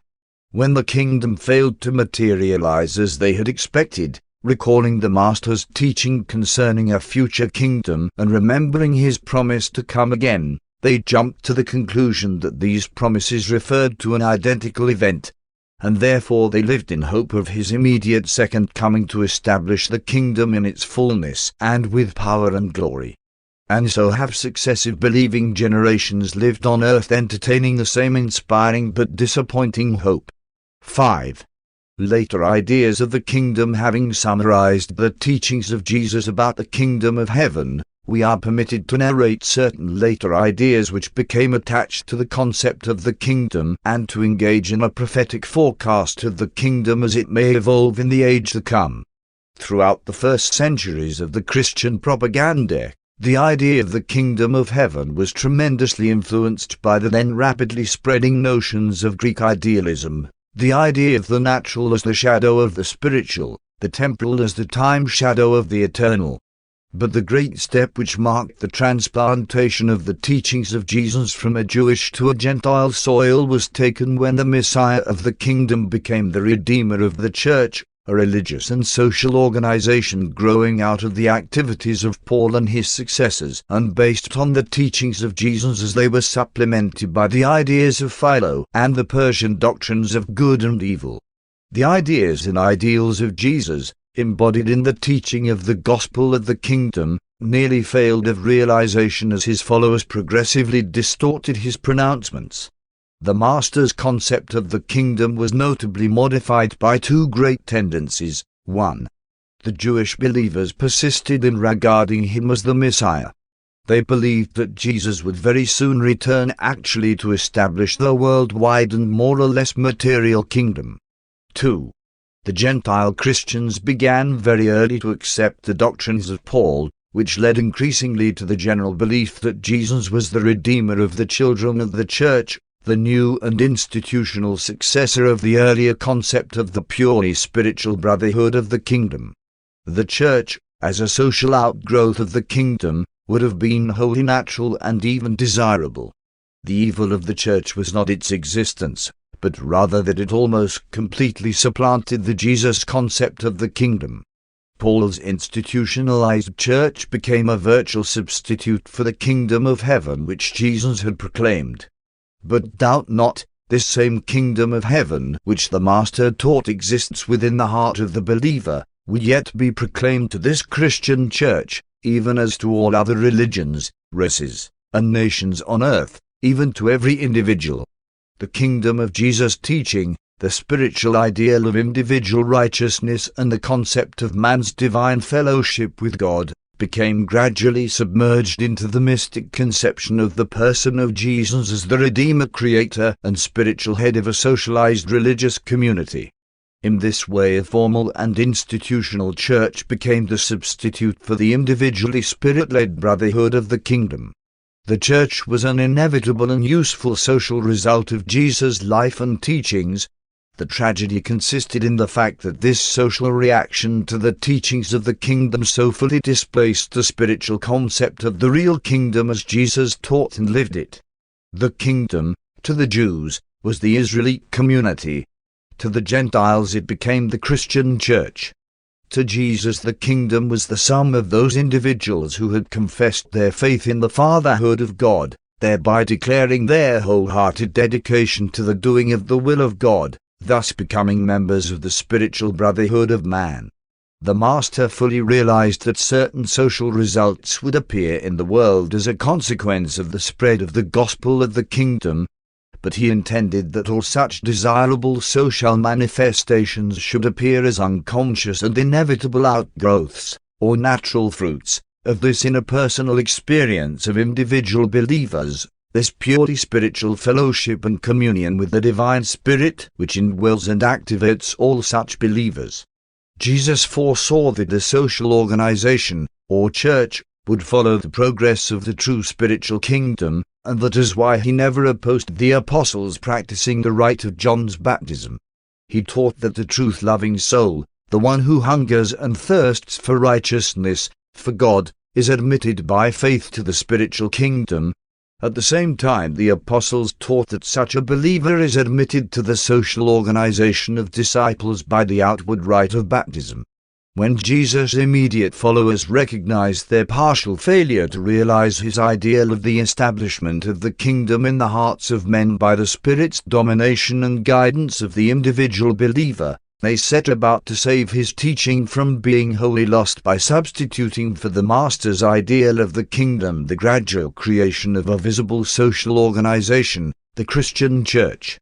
And when they had accomplished this program of substitution, in order to maintain consistency and to provide for the recognition of the Master's teaching regarding the fact of the kingdom, they proceeded to set the kingdom off into the future. The church, just as soon as it was well established, began to teach that the kingdom was in reality to appear at the culmination of the Christian age, at the second coming of Christ. In this manner the kingdom became the concept of an age, the idea of a future visitation, and the ideal of the final redemption of the saints of the Most High. The early Christians, and all too many of the later ones, generally lost sight of the Father and Son idea embodied in Jesus' teaching of the kingdom, while they substituted therefore the well-organized social fellowship of the Church. The Church thus became in the main a social brotherhood, which effectively displaced Jesus' concept and ideal of a spiritual brotherhood. Jesus' ideal concept largely failed, but upon the foundation of the Master's personal life and teachings, supplemented by the Greek and Persian concepts of eternal life and augmented by Philo's doctrine of the temporal contrasted with the spiritual, Paul went forth to build up one of the most progressive human societies which has ever existed on Urantia. The concept of Jesus is still alive in the advanced religions of the world. Paul's Christian church is the socialized and humanized shadow of what Jesus intended the kingdom of heaven to be, and what it most certainly will yet become. Paul and his successors partly transferred the issues of eternal life from the individual to the church. Christ thus became the head of the church rather than the elder brother of each individual believer in the Father's family of the kingdom. Paul and his contemporaries applied all of Jesus' spiritual implications regarding himself and the individual believer to the church as a group of believers, and in doing this, they struck a death blow to Jesus' concept of the divine kingdom in the heart of the individual believer. And so, for centuries, the Christian church has labored under great embarrassment because it dared to lay claim to those mysterious powers and privileges of the kingdom, powers and privileges which can be exercised and experienced only between Jesus and his spiritual believer brothers. And thus it becomes apparent that membership in the church does not necessarily mean fellowship in the kingdom. One is spiritual, the other mainly social. Sooner or later another and greater John the Baptist is due to arise proclaiming, "The kingdom of God is at hand," meaning a return to the high spiritual concept of Jesus, who proclaimed that the kingdom is the will of his heavenly Father, dominant and transcendent in the heart of the believer, and doing all this without in any way referring either to the visible church on earth or to the anticipated second coming of Christ. There must come a revival of the actual teachings of Jesus, such a restatement as will undo the work of his early followers who went about to create a socio-philosophical system of belief regarding the fact of Michael's sojourn on earth. In a short time the teaching of this story about Jesus nearly supplanted the preaching of Jesus' gospel of the kingdom. In this way a historical religion displaced a teaching in which Jesus had blended man's highest moral ideas and spiritual ideals with man's most sublime hope for the future, eternal life. And that was the gospel of the kingdom. It is just because the gospel of Jesus was so many-sided that within a few centuries students of the records of his teachings became divided up into so many cults and sects. This pitiful subdivision of Christian believers results from failure to discern in the Master's manifold teachings the divine oneness of his matchless life. But someday the true believers in Jesus will not be thus spiritually divided in their attitude before unbelievers. Always we may have diversity of intellectual comprehension and interpretation, even varying degrees of socialization, but lack of spiritual brotherhood is both inexcusable and reprehensible. Mistake not. There is in the teachings of Jesus an eternal nature which will not permit them forever to remain unfruitful in the hearts of thinking men. The kingdom as Jesus conceived it has to a large extent failed on earth. For the time being, an outward church has taken its place. But you should comprehend that this church is only the larval stage of the thwarted spiritual kingdom, which will carry it through this material age and over into a more spiritual dispensation, where the Master's teachings may enjoy a fuller opportunity for development. Thus does the so-called Christian church become the cocoon in which the kingdom of Jesus concept now slumbers.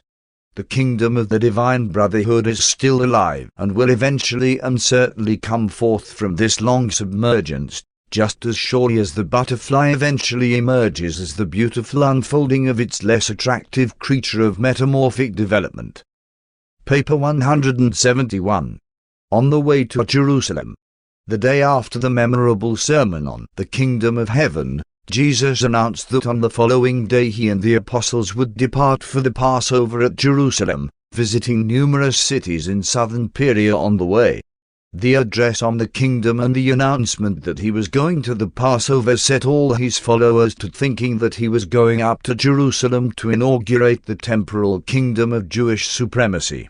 No matter what Jesus said about the non-material character of the kingdom, he could not wholly remove from the minds of his Jewish hearers the idea that the Messiah was to establish some kind of nationalistic government with headquarters at Jerusalem.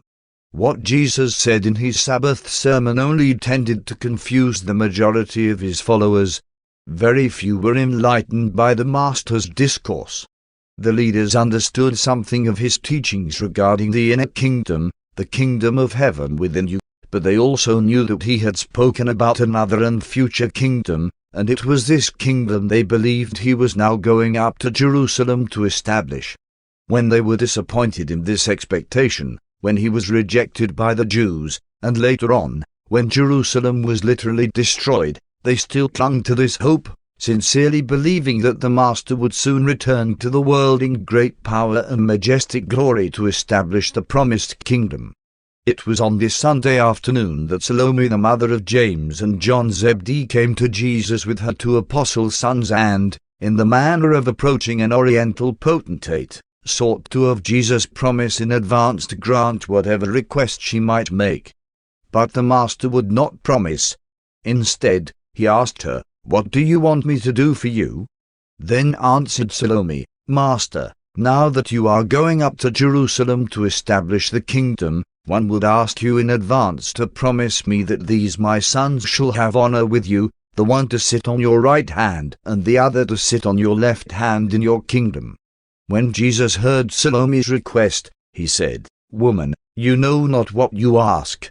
And then, looking straight into the eyes of the two honor-seeking apostles, he said, "Because one have long known and loved you, because one have even lived in your mother's house, because Andrew has assigned you to be with me at all times, therefore do you permit your mother to come to me secretly, making this unseemly request.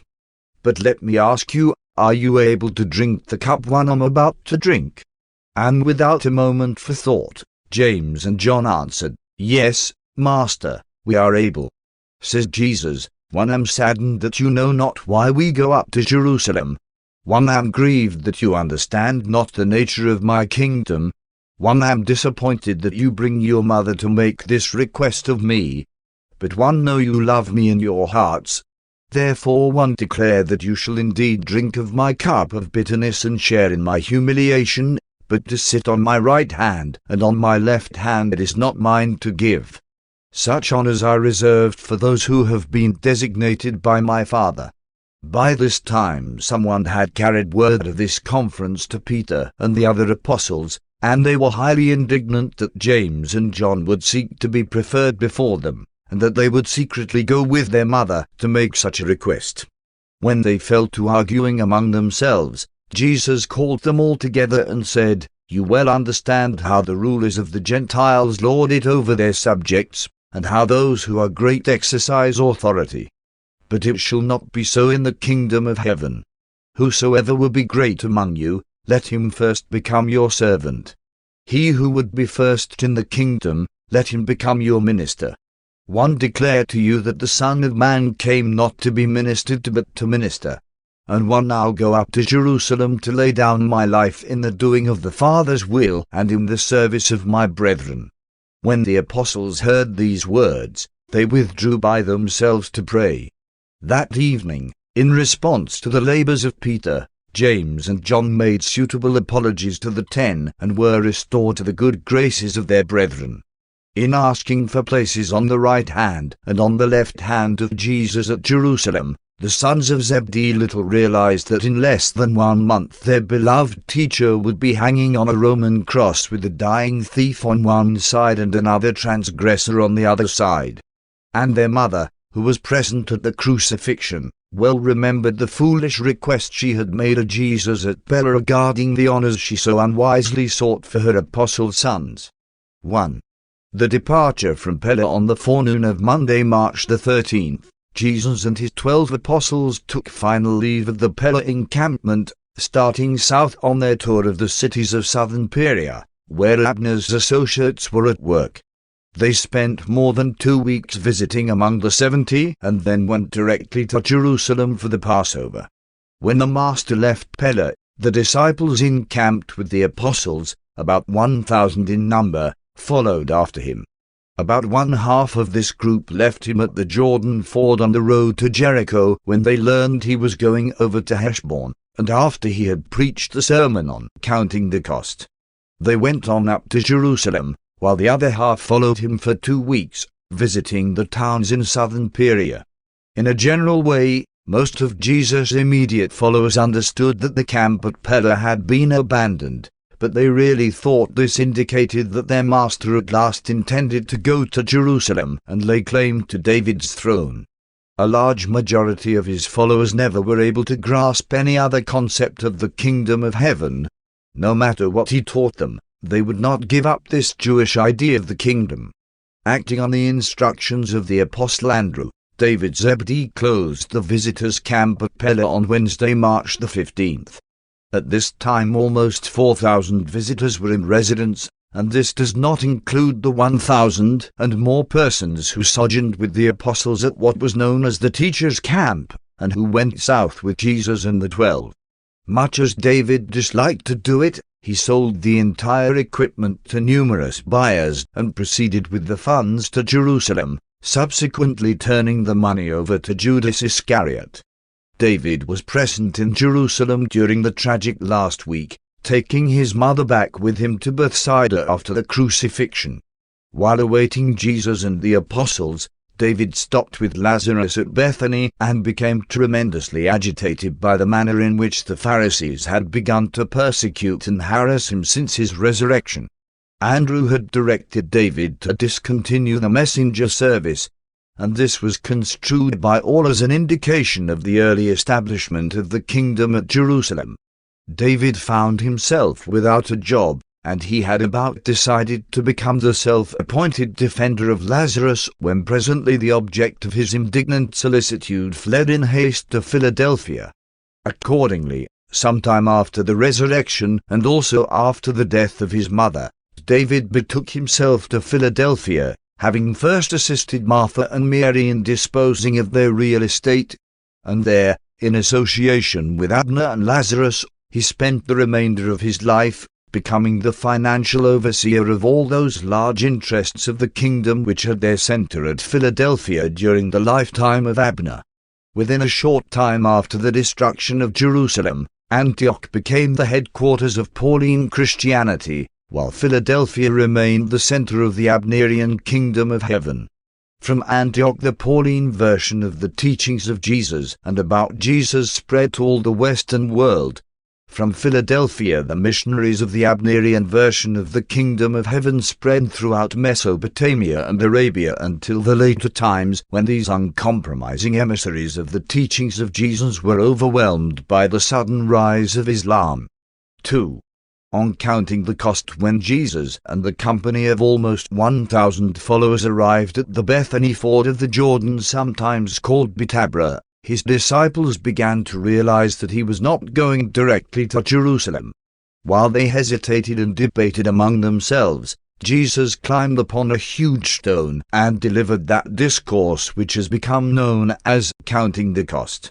The Master said, "You who would follow after me from this time on, must be willing to pay the price of wholehearted dedication to the doing of my Father's will. If you will be my disciples, you must be willing to forsake father, mother, wife, children, brothers, and sisters. If any one of you would now be my disciple, you must be willing to give up even your life, just as the Son of Man is about to offer up his life for the completion of the mission of doing the Father's will on earth and in the flesh. If you are not willing to pay the full price, you can hardly be my disciple. Before you go further, you should each sit down and count the cost of being my disciple. Which one of you would undertake to build a watchtower on your lands without first sitting down to count up the cost, to see whether you had money enough to complete it? If you fail thus to reckon the cost, after you have laid the foundation, you may discover that you are unable to finish that which you have begun, and therefore will all your neighbors mock you, saying, Behold, this man began to build but was unable to finish his work. Again, what king, when he prepares to make war upon another king, does not first sit down and take counsel as to whether he will be able, with 10,000 men, to meet him who comes against him with 20,000? If the king cannot afford to meet his enemy because he is unprepared, he sends an embassy to this other king, even when he is yet a great way off, asking for terms of peace. Now, then, must each of you sit down and count the cost of being my disciple. From now on you will not be able to follow after us, listening to the teaching and beholding the works. You will be required to face bitter persecutions and to bear witness for this gospel in the face of crushing disappointment. If you are unwilling to renounce all that you are and to dedicate all that you have, then are you unworthy to be my disciple. If you have already conquered yourself within your own heart, you need have no fear of that outward victory which you must presently gain when the Son of Man is rejected by the chief priests and the Sadducees and is given into the hands of mocking unbelievers. Now should you examine yourself to find out your motive for being my disciple. If you seek honor and glory, if you are worldly minded, you are like the salt when it has lost its savor. And when that which is valued for its saltiness has lost its savor, wherewith shall it be seasoned? Such a condiment is useless. It is fit only to be cast out among the refuse. Now have one warned you to turn back to your homes in peace, if you are not willing to drink with me the cup which is being prepared. Again and again have one told you that my kingdom is not of this world, but you will not believe me. He who has ears to hear, let him hear what one say. Immediately after speaking these words, Jesus, leading the 12, started off on the way to Heshbon, followed by about 500. After a brief delay the other half of the multitude went on up to Jerusalem. His apostles, together with the leading disciples, thought much about these words, but still they clung to the belief that, after this brief period of adversity and trial, the kingdom would certainly be set up somewhat in accordance with their long-cherished hopes. 3. The Perean tour for more than 2 weeks. Jesus and the 12, followed by a crowd of several hundred disciples, journeyed about in southern Perea, visiting all of the towns wherein the 70 labored. Many Gentiles lived in this region, and since few were going up to the Passover feast at Jerusalem, the messengers of the kingdom went right on with their work of teaching and preaching. Jesus met Abner at Heshbon, and Andrew directed that the labors of the 70 should not be interrupted by the Passover feast. Jesus advised that the messengers should go forward with their work in complete disregard of what was about to happen at Jerusalem. He also counseled Abner to permit the women's corps, at least such as desired, to go to Jerusalem for the Passover. And this was the last time Abner ever saw Jesus in the flesh. His farewell to Abner was, "My son, one, know you will be true to the kingdom, and one, pray the Father to grant you wisdom that you may love and understand your brethren." As they traveled from city to city, large numbers of their followers deserted to go on to Jerusalem, so that, by the time Jesus started for the Passover, the number of those who followed along with him day by day had dwindled to less than 200. The apostles understood that Jesus was going to Jerusalem for the Passover. They knew that the Sanhedrin had broadcast a message to all Israel that he had been condemned to die, and directing that anyone knowing his whereabouts should inform the Sanhedrin. And yet, despite all this, they were not so alarmed as they had been when he had announced to them in Philadelphia that he was going to Bethany to see Lazarus. This change of attitude from that of intense fear to a state of hushed expectancy was mostly because of Lazarus's resurrection. They had reached the conclusion that Jesus might, in an emergency, assert his divine power and put to shame his enemies.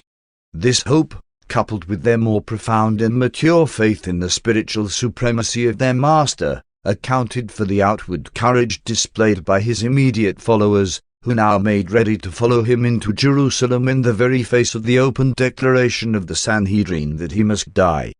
The majority of the apostles and many of his inner disciples did not believe it possible for Jesus to die.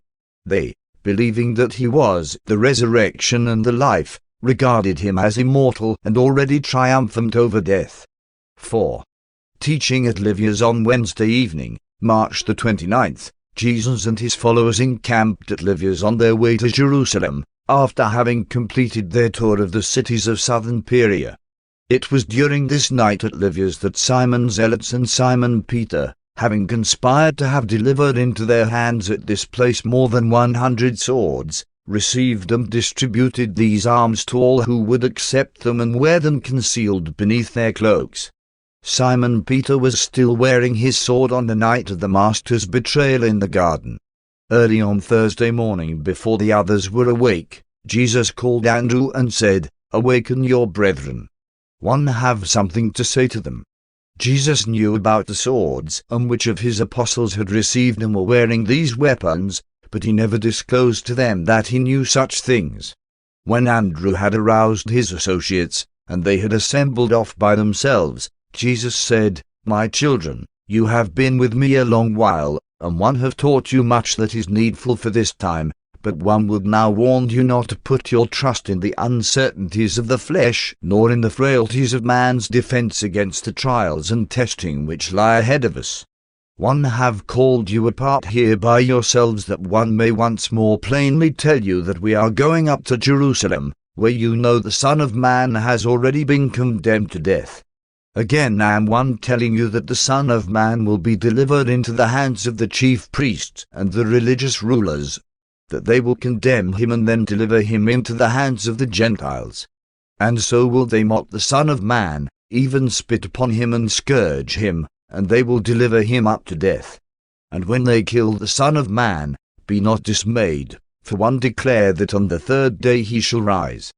Take heed to yourselves and remember that one have forewarned you." Again were the apostles amazed, stunned. But they could not bring themselves to regard his words as literal. They could not comprehend that the Master meant just what he said. They were so blinded by their persistent belief in the temporal kingdom on earth, with headquarters at Jerusalem, that they simply would not, permit themselves to accept Jesus' words as literal. They pondered all that day as to what the Master could mean by such strange pronouncements. But none of them dared to ask him a question concerning these statements. Not until after his death did these bewildered apostles wake up to the realization that the Master had spoken to them plainly and directly in anticipation of his crucifixion. It was here at Livia's, just after breakfast, that certain friendly Pharisees came to Jesus and said, "Flee in haste from these parts, for Herod, just as he sought John, now seeks to kill you. He fears an uprising of the people and has decided to kill you. We bring you this warning that you may escape." And this was partly true. The resurrection of Lazarus frightened and alarmed Herod, and knowing that the Sanhedrin had dared to condemn Jesus, even in advance of a trial, Herod made up his mind either to kill Jesus or to drive him out of his domains. He really desired to do the latter, since he so feared him that he hoped he would not be compelled to execute him. When Jesus heard what the Pharisees had to say, he replied, "One well know about Herod and his fear of this gospel of the kingdom. But, mistake not, he would much prefer that the Son of Man go up to Jerusalem to suffer and die at the hands of the chief priests. He is not anxious, having stained his hands with the blood of John, to become responsible for the death of the Son of Man. Go you and tell that fox that the Son of Man preaches in Perea today, tomorrow goes into Judah, and after a few days will be perfected in his mission on earth and prepared to ascend to the Father." Then turning to his apostles, Jesus said, "From olden times the prophets have perished in Jerusalem, and it is only befitting that the Son of Man should go up to the city of the Father's house to be offered up as the price of human bigotry and as the result of religious prejudice and spiritual blindness. O Jerusalem, Jerusalem, which kills the prophets and stones the teachers of truth!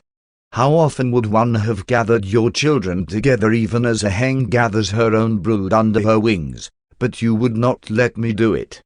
Behold, your house is about to be left to you desolate. You will many times desire to see me, but you shall not. You will then seek but not find me."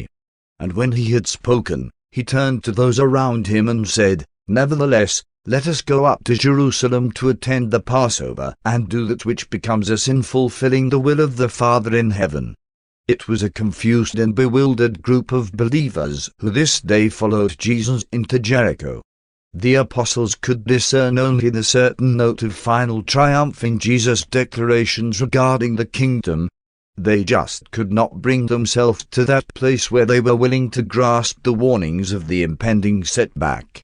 When Jesus spoke of rising on the third day, they seized upon this statement as signifying a sure triumph of the kingdom immediately following an unpleasant preliminary skirmish with the Jewish religious leaders. The third day was a common Jewish expression signifying presently or soon thereafter. When Jesus spoke of rising, they thought he referred to the rising of the kingdom. Jesus had been accepted by these believers as the Messiah, and the Jews knew little or nothing about a suffering Messiah. They did not understand that Jesus was to accomplish many things by his death which could never have been achieved by his life. While it was the resurrection of Lazarus that nerved the apostles to enter Jerusalem, it was the memory of the transfiguration that sustained the Master at this trying period of his bestowal. 5. The blind man at Jericho. Late on the afternoon of Thursday, March the 30th, Jesus and his apostles, at the head of a band of about 200 followers, approached the walls of Jericho. As they came near the gate of the city, they encountered a throng of beggars, among them one Bartimaeus, an elderly man who had been blind from his youth. This blind beggar had heard much about Jesus and knew all about his healing of the blind Josiah at Jerusalem. He had not known of Jesus' last visit to Jericho until he had gone on to Bethany. Bartimaeus had resolved that he would never again allow Jesus to visit Jericho without appealing to him for the restoration of his sight. News of Jesus' approach had been heralded throughout Jericho, and hundreds of the inhabitants flocked forth to meet him. When this great crowd came back escorting the Master into the city, Bartimaeus, hearing the heavy tramping of the multitude, knew that something unusual was happening, and so he asked those standing near him what was going on. And one of the beggars replied, "Jesus of Nazareth is passing by." When Bartimaeus heard that Jesus was near, he lifted up his voice and began to cry aloud, "Jesus, Jesus, have mercy upon me." And as he continued to cry louder and louder, some of those near to Jesus went over and rebuked him, requesting him to hold his peace.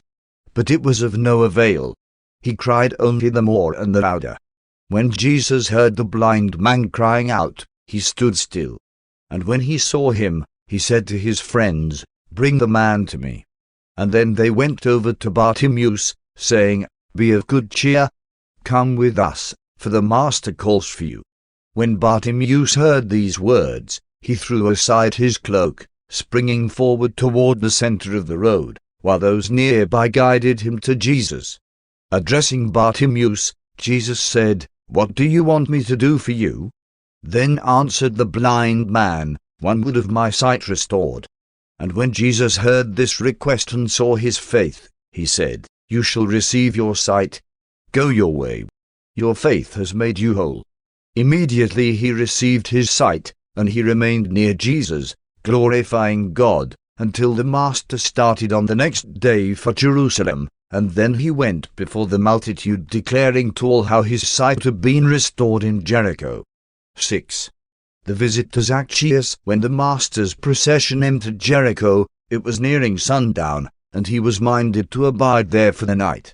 As Jesus passed by the customs house, Zacchaeus the chief publican, or tax collector, happened to be present, and he much desired to see Jesus.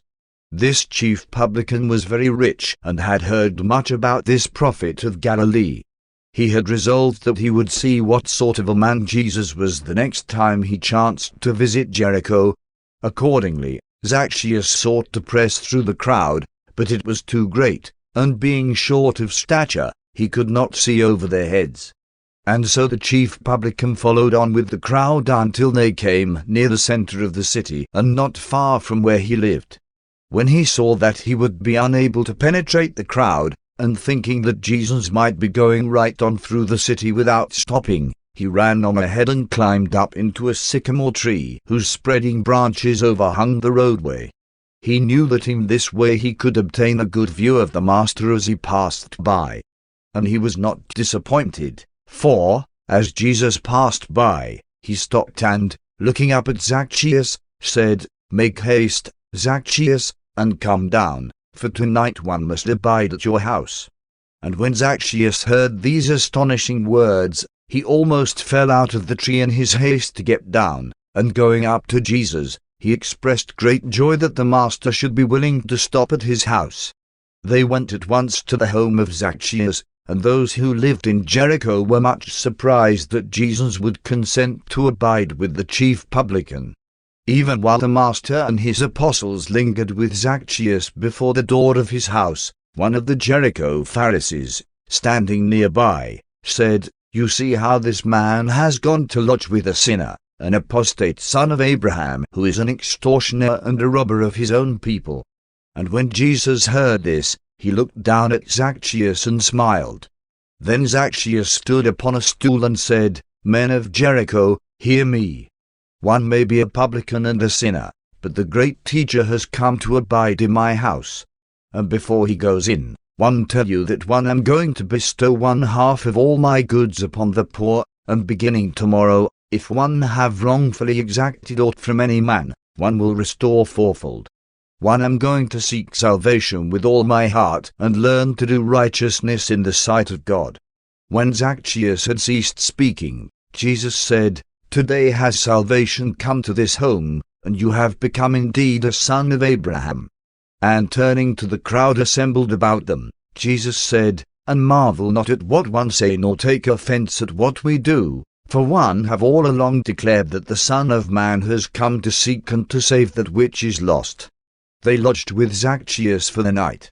On the morrow they arose and made their way up the road of robbers to Bethany on their way to the Passover at Jerusalem.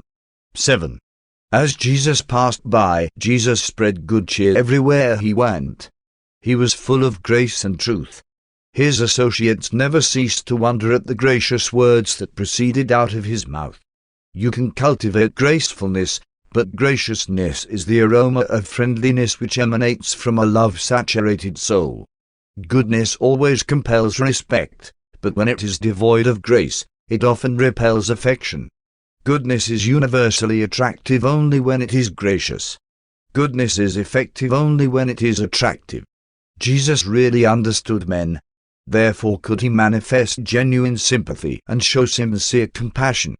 But he seldom indulged in pity. While his compassion was boundless, his sympathy was practical, personal, and constructive. Never did his familiarity with suffering breed indifference, and he was able to minister to distressed souls without increasing their self-pity. Jesus could help men so much because he loved them so sincerely. He truly loved each man, each woman, and each child. He could be such a true friend because of his remarkable insight. He knew so fully what was in the heart and in the mind of man. He was an interested and keen observer.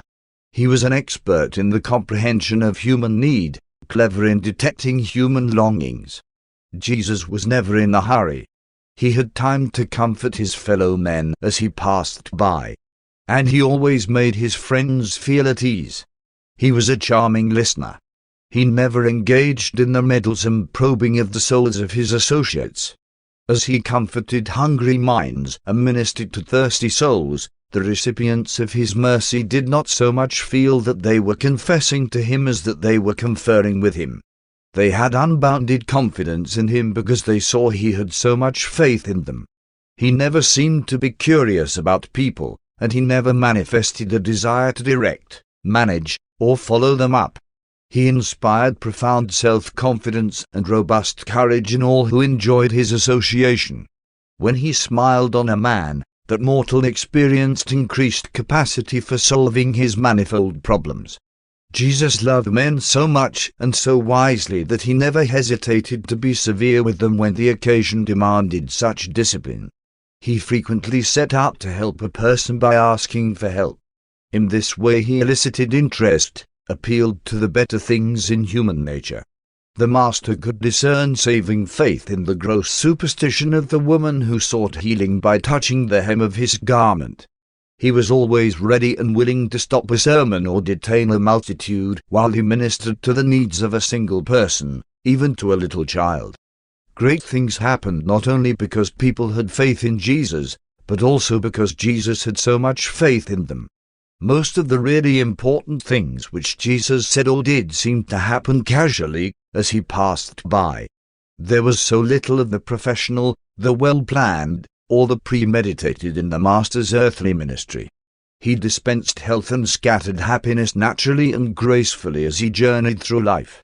It was literally true, he went about doing good. And it behooves the Master's followers in all ages to learn to minister as they pass by, to do unselfish good as they go about their daily duties. 8. Parable of the Pounds. They did not start from Jericho until near noon, since they sat up late the night before while Jesus taught Zacchaeus and his family the gospel of the kingdom. About halfway up the ascending a road to Bethany the party paused for lunch, while the multitude passed on to Jerusalem, not knowing that Jesus and the apostles were going to abide that night on the Mount of Olives. The parable of the pounds, unlike the parable of the talents, which was intended for all the disciples, was spoken more exclusively to the apostles and was largely based on the experience of Archelaus and his futile attempt to gain the rule of the kingdom of Judah. This is one of the few parables of the Master to be founded on an actual historic character. It was not strange that they should have had Archelaus in mind, inasmuch as the house of Zacchaeus in Jericho was very near the ornate palace of Archelaus, and his aqueduct ran along the road by which they had departed from Jericho. Says Jesus, "You think that the Son of Man goes up to Jerusalem to receive a kingdom, but one declare that you are doomed to disappointment. Do you not remember about a certain prince who went into a far country to receive for himself a kingdom, but even before he could return, the citizens of his province, who in their hearts had already rejected him, sent an embassy after him, saying, 'We will not have this man to reign over us.' As this king was rejected in the temporal rule, so is the Son of Man to be rejected in the spiritual rule. Again one declared that my kingdom is not of this world. But if the Son of Man had been accorded the spiritual rule of his people, he would have accepted such a kingdom of men's souls and would have reigned over such a dominion of human hearts. Notwithstanding that they reject my spiritual rule over them, one will return again to receive from others such a kingdom of spirit as is now denied me. You will see the Son of Man rejected now, but in another age that which the children of Abraham now reject will be received and exalted. And now, as the rejected nobleman of this parable, one would call before me my 12 servants, special stewards, and giving into each of your hands the sum of £1, one would admonish each to heed well my instructions, that you trade diligently with your trust fund while one am away, that you may have wherewith to justify your stewardship when one return, when a reckoning shall be required of you. And even if this rejected son should not return, another son will be sent to receive this kingdom, and this son will then send for all of you to receive your report of stewardship and to be made glad by your gains. And when these stewards were subsequently called together for an accounting, the first came forward, saying, 'Lord, with your £1 have made £10 more.' And his master said to him, 'Well done, you are a good servant. Because you have proved faithful in this matter, one will give you authority over 10 cities. And the second came, saying, 'Your £1 left with me, Lord, has made £5. And the master said, 'One will accordingly make you ruler over 5 cities. And so on down through the others, until the last of the servants, on being called to account, reported, "Lord, behold, here is your £1, which one have kept safely done up in this napkin. And this one did because one feared you. One believed that you were unreasonable, seeing that you take up where you have not laid down, and that you seek to reap where you have not sown? Then said his Lord, You negligent and unfaithful servant, one will judge you out of your own mouth. You knew that one reap where one have apparently not sown. Therefore you knew this reckoning would be required of you. Knowing this, you should have at least given my money to the banker, that at my coming one might have had it with proper interest. And then said this ruler to those who stood by, Take the money from this slothful servant, and give it to him who has 10 pounds. And when they reminded the master that such a one already had 10 pounds, he said, To everyone who has shall be given more, but from him who has not, even that which he has shall be taken away from him. And then the apostles sought to know the difference between the meaning of this parable and that of the former parable of the talents, but Jesus would only say, in answer to their many questions, Ponder well these words in your hearts, while each of you finds out their true meaning. It was Nathanael who so well taught the meaning of these two parables in the after years, summing up his teachings in these conclusions. 1. Ability is the practical measure of life's opportunities. You will never be held responsible for the accomplishment of that which is beyond your abilities. 2. Faithfulness is the unerring measure of human trustworthiness. He who is faithful in little things is also likely to exhibit faithfulness in everything consistent with his endowments. 3. The master grants the lesser reward for lesser faithfulness when there is like opportunity. 4. He grants a like reward for like faithfulness when there is lesser opportunity. When they had finished their lunch, and after the multitude of followers had gone on toward Jerusalem, Jesus, standing there before the apostles in the shade of an overhanging rock by the roadside, with cheerful dignity and a gracious majesty pointed his finger westward, saying, Come, my brethren, let us go on into Jerusalem, there to receive that which awaits us. Thus shall we fulfill the will of the Heavenly Father in all things. And so Jesus and his apostles resumed this, the Master's last journey to Jerusalem in the likeness of the flesh of mortal man.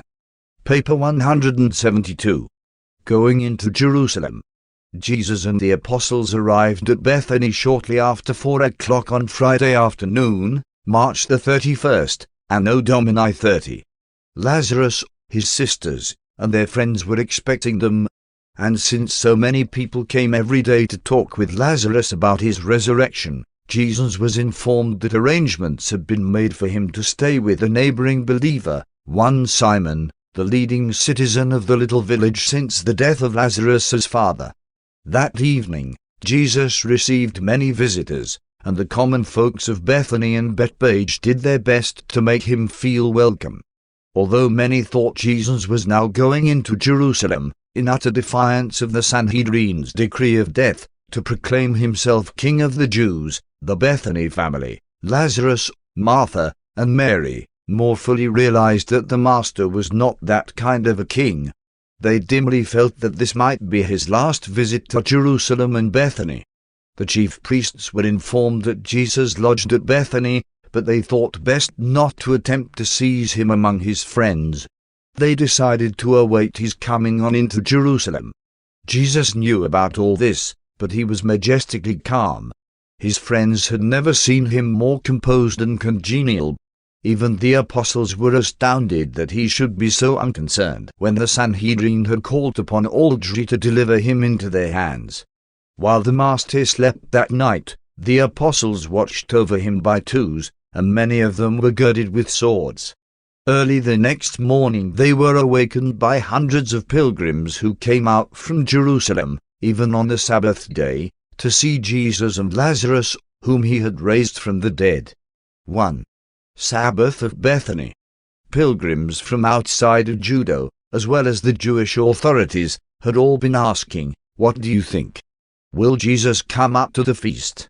Therefore, when the people heard that Jesus was at Bethany, they were glad, but the chief priests and Pharisees were somewhat perplexed. They were pleased to have him under their jurisdiction, but they were a trifle disconcerted by his boldness. They remembered that on his previous visit to Bethany, Lazarus had been raised from the dead, and Lazarus was becoming a big problem to the enemies of Jesus.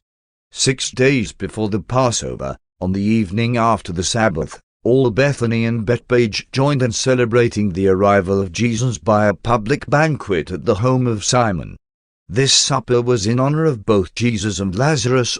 It was tendered in defiance of the Sanhedrin. Martha directed the serving of the food. Her sister Mary was among the women onlookers, as it was against the custom of the Jews for a woman to sit at the public banquet. The agents of the Sanhedrin were present, but they feared to apprehend Jesus in the midst of his friends. Jesus talked with Simon about Joshua of old, whose namesake he was, and recited how Joshua and the Israelites had come up to Jerusalem through Jericho. In commenting on the legend of the walls of Jericho falling down, Jesus said, I am not concerned with such walls of brick and stone, but one would cause the walls of prejudice, self-righteousness, and hate to crumble before this preaching of the Father's love for all men. The banquet went along in a very cheerful and normal manner, except that all the apostles were unusually sober. Jesus was exceptionally cheerful and had been playing with the children up to the time of coming to the table. Nothing out of the ordinary happened until near the close of the feasting, when Mary, the sister of Lazarus, stepped forward from among the group of women onlookers and, going up to where Jesus reclined as the guest of honor, proceeded to open a large alabaster cruse of very rare and costly ointment. And after anointing the Master's head, she began to pour it upon his feet as she took down her hair and wiped them with it. The whole house became filled with the odor of the ointment, and everybody present was amazed at what Mary had done. Lazarus said nothing, but when some of the people murmured, showing indignation that so costly an ointment should be thus used, Judas Iscariot stepped over to where Andrew reclined and said, "Why was this ointment not sold and the money bestowed to feed the poor? You should speak to the Master that he rebukes such waste."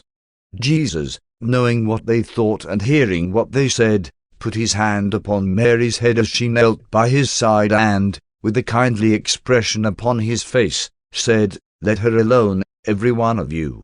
Why do you trouble her about this, seeing that she has done a good thing in her heart? To you who murmur and say that this ointment should have been sold and the money given to the poor, let me say that you have the poor always with you, so that you may minister to them at any time it seems good to you. But one shall not always be with you. One goes soon to my Father.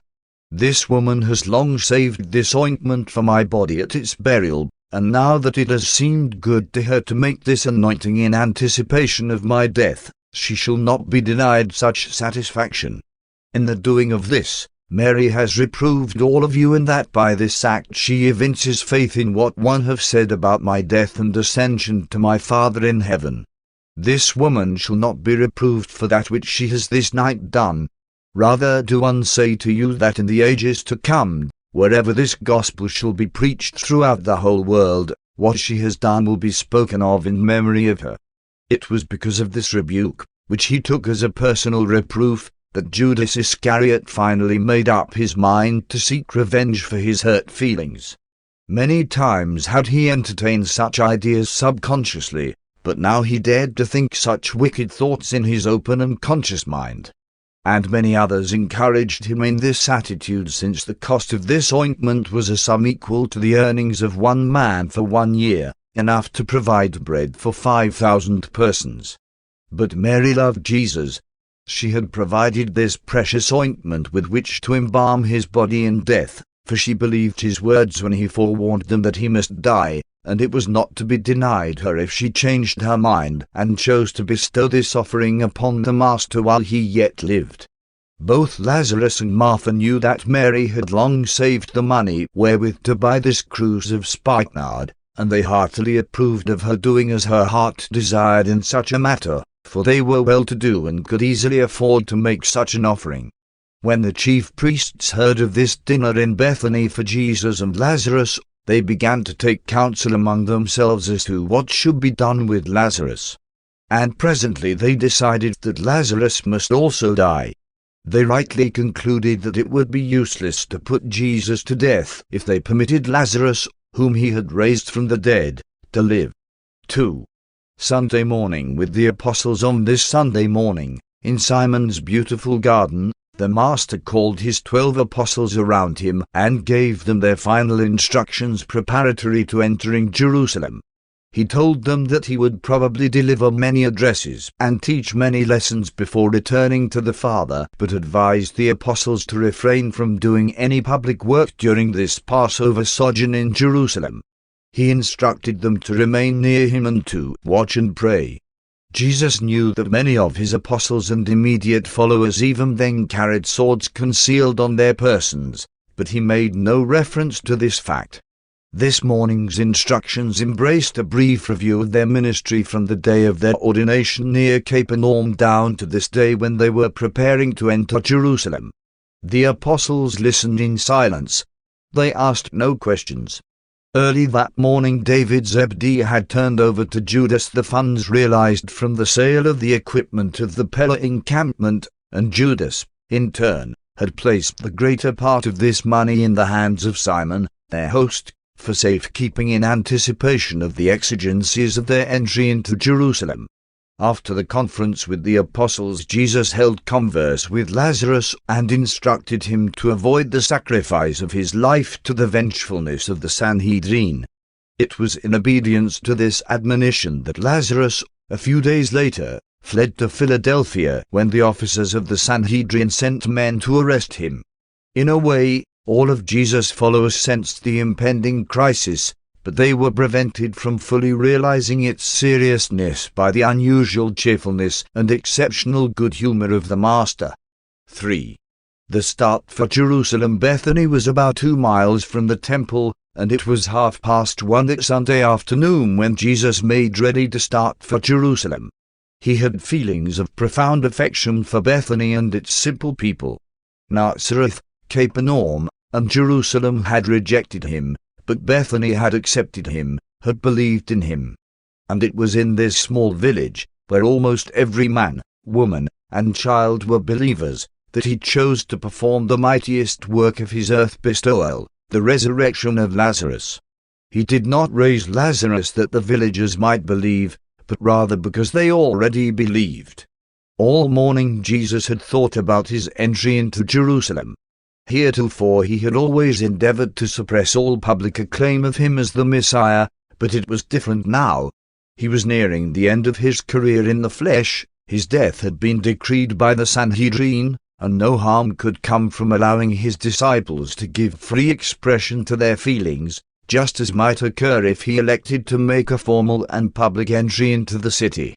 Jesus did not decide to make this public entrance into Jerusalem as a last bid for popular favor, nor as a final grasp for power.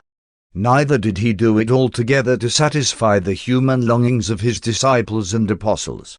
Jesus entertained none of the illusions of a fantastic dreamer. He well knew what was to be the outcome of this visit. Having decided upon making a public entrance into Jerusalem, the Master was confronted with the necessity of choosing a proper method of executing such a resolve. Jesus thought over all of the many more or less contradictory so-called messianic prophecies, but there seemed to be only one which was at all appropriate for him to follow. Most of these prophetic utterances depicted a king, the son and successor of David, a bold and aggressive temporal deliverer of all Israel from the yoke of foreign domination. But there was one scripture that had sometimes been associated with the Messiah by those who held more to the spiritual concept of his mission, which Jesus thought might consistently be taken as a guide for his projected entry into Jerusalem.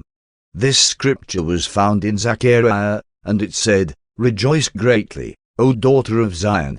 Shout, O daughter of Jerusalem. Behold, your king comes to you. He is just and he brings salvation. He comes as the lowly one, riding upon an ass, upon a colt, the foal of an ass." A warrior king always entered a city riding upon a horse. A king on a mission of peace and friendship always entered riding upon an ass. Jesus would not enter Jerusalem as a man on horseback, but he was willing to enter peacefully and with good will as the Son of Man on a donkey. Jesus had long tried by direct teaching to impress upon his apostles and his disciples that his kingdom was not of this world, that it was a purely spiritual matter. But he had not succeeded in this effort. Now, what he had failed to do by plain and personal teaching, he would attempt to accomplish by a symbolic appeal. Accordingly, right after the noon lunch, Jesus called Peter and John, and after directing them to go over to Bethphage, a neighboring village a little off the main road and a short distance northwest of Bethany, he further said, "Go to Bethphage, and when you come to the junction of the roads, you will find the colt of an ass tied there. Loose the colt and bring it back with you. If anyone asks you why you do this, merely say, 'The Master has need of him.'" And when the two apostles had gone into Bethphage as the Master had directed, they found the colt tied near his mother in the open street and close to a house on the corner.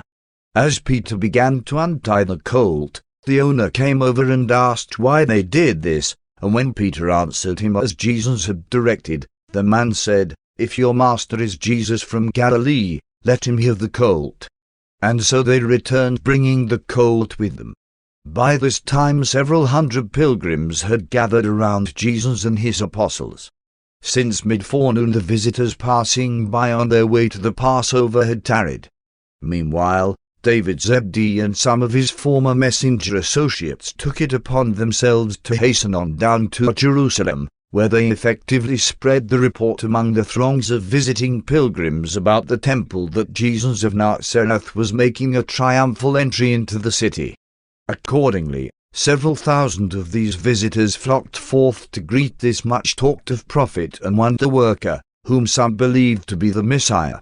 This multitude, coming out from Jerusalem, met Jesus and the crowd going into the city just after they had passed over the brow of Olivet and had begun the descent into the city. As the procession started out from Bethany, there was great enthusiasm among the festive crowd of disciples, believers, and visiting pilgrims, many hailing from Galilee and Perea. Just before they started, the 12 women of the original Women's Corps, accompanied by some of their associates, arrived on the scene and joined this unique procession as it moved on joyously toward the city. Before they started, the Alphaeus twins put their cloaks on the donkey and held him while the master got on. As the procession moved toward the summit of Olivet, the festive crowd threw their garments on the ground and brought branches from the nearby trees in order to make a carpet of honor for the donkey bearing the royal son, the promised Messiah. As the merry crowd moved on toward Jerusalem, they began to sing, or rather to shout in unison, the psalm, "Hosanna to the Son of David. Blessed is he who comes in the name of the Lord. Hosanna in the highest. Blessed be the kingdom that comes down from heaven." Jesus was light-hearted and cheerful as they moved along until he came to the brow of Olivet, where the city and the temple towers came into full view. There the Master stopped the procession, and a great silence came upon all as they beheld him weeping. Looking down upon the vast multitude coming forth from the city to greet him, the Master, with much emotion and with tearful voice, said, "O Jerusalem, if you had only known, even you, at least in this your day, the things which belong to your peace, and which you could so freely have had. But now are these glories about to be hid from your eyes. You are about to reject the Son of Peace and turn your backs upon the gospel of salvation. The days will soon come upon you wherein your enemies will cast a trench around about you and lay siege to you on every side. They shall utterly destroy you, insomuch that not one stone shall be left upon another. And all this shall befall you because you knew not the time of your divine visitation. You are about to reject the gift of God, and all men will reject you." When he had finished speaking, they began the descent of Olivet, and presently were joined by the multitude of visitors who had come from Jerusalem waving palm branches, shouting hosannas, and otherwise expressing gleefulness and good fellowship. The Master had not planned that these crowds should come out from Jerusalem to meet them. That was the work of others. He never premeditated anything which was dramatic. Along with the multitude which poured out to welcome the Master, there came also many of the Pharisees and his other enemies. They were so much perturbed by this sudden and unexpected outburst of popular acclaim that they feared to arrest him lest such action precipitate an open revolt of the populace. They greatly feared the attitude of the large numbers of visitors, who had heard much of Jesus, and who, many of them, believed in him. As they neared Jerusalem, the crowd became more demonstrative, so much so that some of the Pharisees made their way up alongside Jesus and said, "Teacher, you should rebuke your disciples and exhort them to behave more seemly." Jesus answered, "It is only fitting that these children should welcome the Son of Peace, whom the chief priests have rejected. It would be useless to stop them lest in their stead these stones by the roadside cry out." The Pharisees hastened on ahead of the procession to rejoin the Sanhedrin, which was then in session at the temple, and they reported to their associates, "Behold, all that we do is of no avail. We are confounded by this Galilean. The people have gone mad over him. If we do not stop these ignorant ones, all the world will go after him." There really was no deep significance to be attached to this superficial and spontaneous outburst of popular enthusiasm. This welcome, although it was joyous and sincere, did not betoken any real or deep-seated conviction in the hearts of this festive multitude. These same crowds were equally as willing quickly to reject Jesus later on this week, when the Sanhedrin once took a firm and decided stand against him, and when they became disillusioned, when they realized that Jesus was not going to establish the kingdom in accordance with their long-cherished expectations. But the whole city was mightily stirred up, insomuch that everyone asked, "Who is this man?" And the multitude answered, "This is the prophet of Galilee, Jesus of Nazareth." 4. Visiting about the temple while the Alphaeus twins returned the donkey to its owner, Jesus and the 10 apostles detached themselves from their immediate associates and strolled about the temple, viewing the preparations for the Passover. No attempt was made to molest Jesus, as the Sanhedrin greatly feared the people, and it was, after all, one of the reasons Jesus had for allowing the multitude thus to acclaim him. The apostles little understood that this was the only human procedure which could have been effective in preventing Jesus' immediate arrest upon entering the city. The Master desired to give the inhabitants of Jerusalem, high and low, as well as the tens of thousands of Passover visitors, this one more and last chance to hear the gospel and receive, if they would, the Son of Peace. And now, as the evening drew on and the crowds went in quest of nourishment, Jesus and his immediate followers were left alone. What a strange day it had been! The apostles were thoughtful, but speechless. Never, in their years of association with Jesus, had they seen such a day. For a moment they sat down by the treasury, watching the people drop in their contributions, the rich putting much in the receiving box, and all giving something in accordance with the extent of their possessions. At last there came along a poor widow, scantily attired, and they observed as she cast 2 mites, small coppers, into the trumpet. And then said Jesus, calling the attention of the apostles to the widow, "Heed well what you have just seen." This poor widow cast in more than all the others, for all these others, from their superfluity, cast in some trifle as a gift, but this poor woman, even though she is in want, gave all that she had, even her living. As the evening drew on, they walked about the temple courts in silence, and after Jesus had surveyed these familiar scenes once more, recalling his emotions in connection with previous visits, not excepting the earlier ones, he said, "Let us go up to Bethany for our rest." Jesus, with Peter and John, went to the home of Simon, while the other apostles lodged among their friends in Bethany and Bethpage. 5. The apostles' attitude this Sunday evening as they returned to Bethany. Jesus walked in front of the apostles. Not a word was spoken until they separated after arriving at Simon's house. No 12 human beings ever experienced such diverse and inexplicable emotions as now surged through the minds and souls of these ambassadors of the kingdom. These sturdy Galileans were confused and disconcerted. They did not know what to expect next. They were too surprised to be much afraid. They knew nothing of the Master's plans for the next day, and they asked no questions. They went to their lodgings, though they did not sleep much, save the twins. But they did not keep armed watch over Jesus at Simon's house. Andrew was thoroughly bewildered, well nigh confused. He was the one apostle who did not seriously undertake to evaluate the popular outburst of acclaim.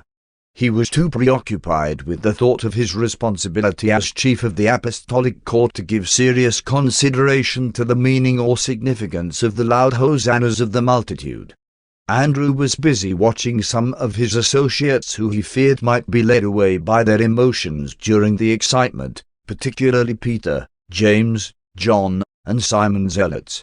Throughout this day and those which immediately followed, Andrew was troubled with serious doubts, but he never expressed any of these misgivings to his apostolic associates. He was concerned about the attitude of some of the 12 who he knew were armed with swords, but he did not know that his own brother, Peter, was carrying such a weapon. And so the procession into Jerusalem made a comparatively superficial impression upon Andrew. He was too busy with the responsibilities of his office to be otherwise affected. Simon Peter was at first almost swept off his feet by this popular manifestation of enthusiasm, but he was considerably sobered by the time they returned to Bethany that night. Peter simply could not figure out what the Master was about. He was terribly disappointed that Jesus did not follow up this wave of popular favor with some kind of a pronouncement. Peter could not understand why Jesus did not speak to the multitude when they arrived at the temple, or at least permit one of the apostles to address the crowd. Peter was a great preacher, and he disliked to see such a large, receptive, and enthusiastic audience go to waste. He would so much have liked to preach the gospel of the kingdom to that throng right there in the temple, but the Master had specifically charged them that they were to do no teaching or preaching while in Jerusalem this Passover week. The reaction from the spectacular procession into the city was disastrous to Simon Peter. By night he was sobered and inexpressibly saddened. To James Zebedee, this Sunday was a day of perplexity and profound confusion. He could not grasp the purport of what was going on. He could not comprehend the Master's purpose in permitting this wild acclaim, and then in refusing to say a word to the people when they arrived at the temple. As the procession moved down Olivet toward Jerusalem, more especially when they were met by the thousands of pilgrims who poured forth to welcome the Master, James was cruelly torn by his conflicting emotions of elation and gratification at what he saw and by his profound feeling of fear as to what would happen when they reached the temple. And then was he downcast and overcome by disappointment when Jesus climbed off the donkey and proceeded to walk leisurely about the temple courts. James could not understand the reason for throwing away such a magnificent opportunity to proclaim the kingdom. By night, his mind was held firmly in the grip of a distressing and dreadful uncertainty. John Zebedee came somewhere near understanding why Jesus did this. At least he grasped in part the spiritual significance of this so-called triumphal entry into Jerusalem. As the multitude moved on toward the temple, and as John beheld his Master sitting there astride the colt, he recalled hearing Jesus one time quote the passage of Scripture, the utterance of Zechariah, which described the coming of the Messiah as a man of peace and riding into Jerusalem on an ass. As John turned this scripture over in his mind, he began to comprehend the symbolic significance of this Sunday afternoon pageant. At least, he grasped enough of the meaning of this scripture to enable him somewhat to enjoy the episode and to prevent his becoming overmuch depressed by the apparent purposeless ending of the triumphal procession. John had a type of mind which naturally tended to think and feel in symbols. Philip was entirely unsettled by the suddenness and spontaneity of the outburst. He could not collect his thoughts sufficiently while on the way down Olivet to arrive at any settled notion as to what all the demonstration was about. In a way, he enjoyed the performance because his Master was being honored. By the time they reached the temple, he was perturbed by the thought that Jesus might possibly ask him to feed the multitude, so that the conduct of Jesus in turning leisurely away from the crowds which so sorely disappointed the majority of the apostles, was a great relief to Philip. Multitudes had sometimes been a great trial to the steward of the 12. After he was relieved of these personal fears regarding the material needs of the crowds, Philip joined with Peter in the expression of disappointment that nothing was done to teach the multitude. That night Philip got to thinking over these experiences and was tempted to doubt the whole idea of the kingdom. He honestly wondered what all these things could mean, but he expressed his doubts to no one. He loved Jesus too much. He had great personal faith in the Master. Nathanael, aside from the symbolic and prophetic aspects, came the nearest to understanding the Master's reason for enlisting the popular support of the Passover pilgrims. He reasoned it out, before they reached the temple, that without such a demonstrative entry into Jerusalem Jesus would have been arrested by the Sanhedrin officials and cast into prison the moment he presumed to enter the city.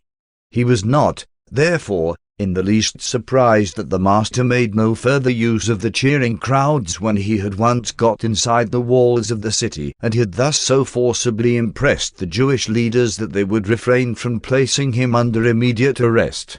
Understanding the real reason for the Master's entering the city in this manner, Nathanael naturally followed along with more poise and was less perturbed and disappointed by Jesus' subsequent conduct than were the other apostles. Nathanael had great confidence in Jesus' understanding of men as well as in his sagacity and cleverness in handling difficult situations. Matthew was at first nonplussed by this pageant performance.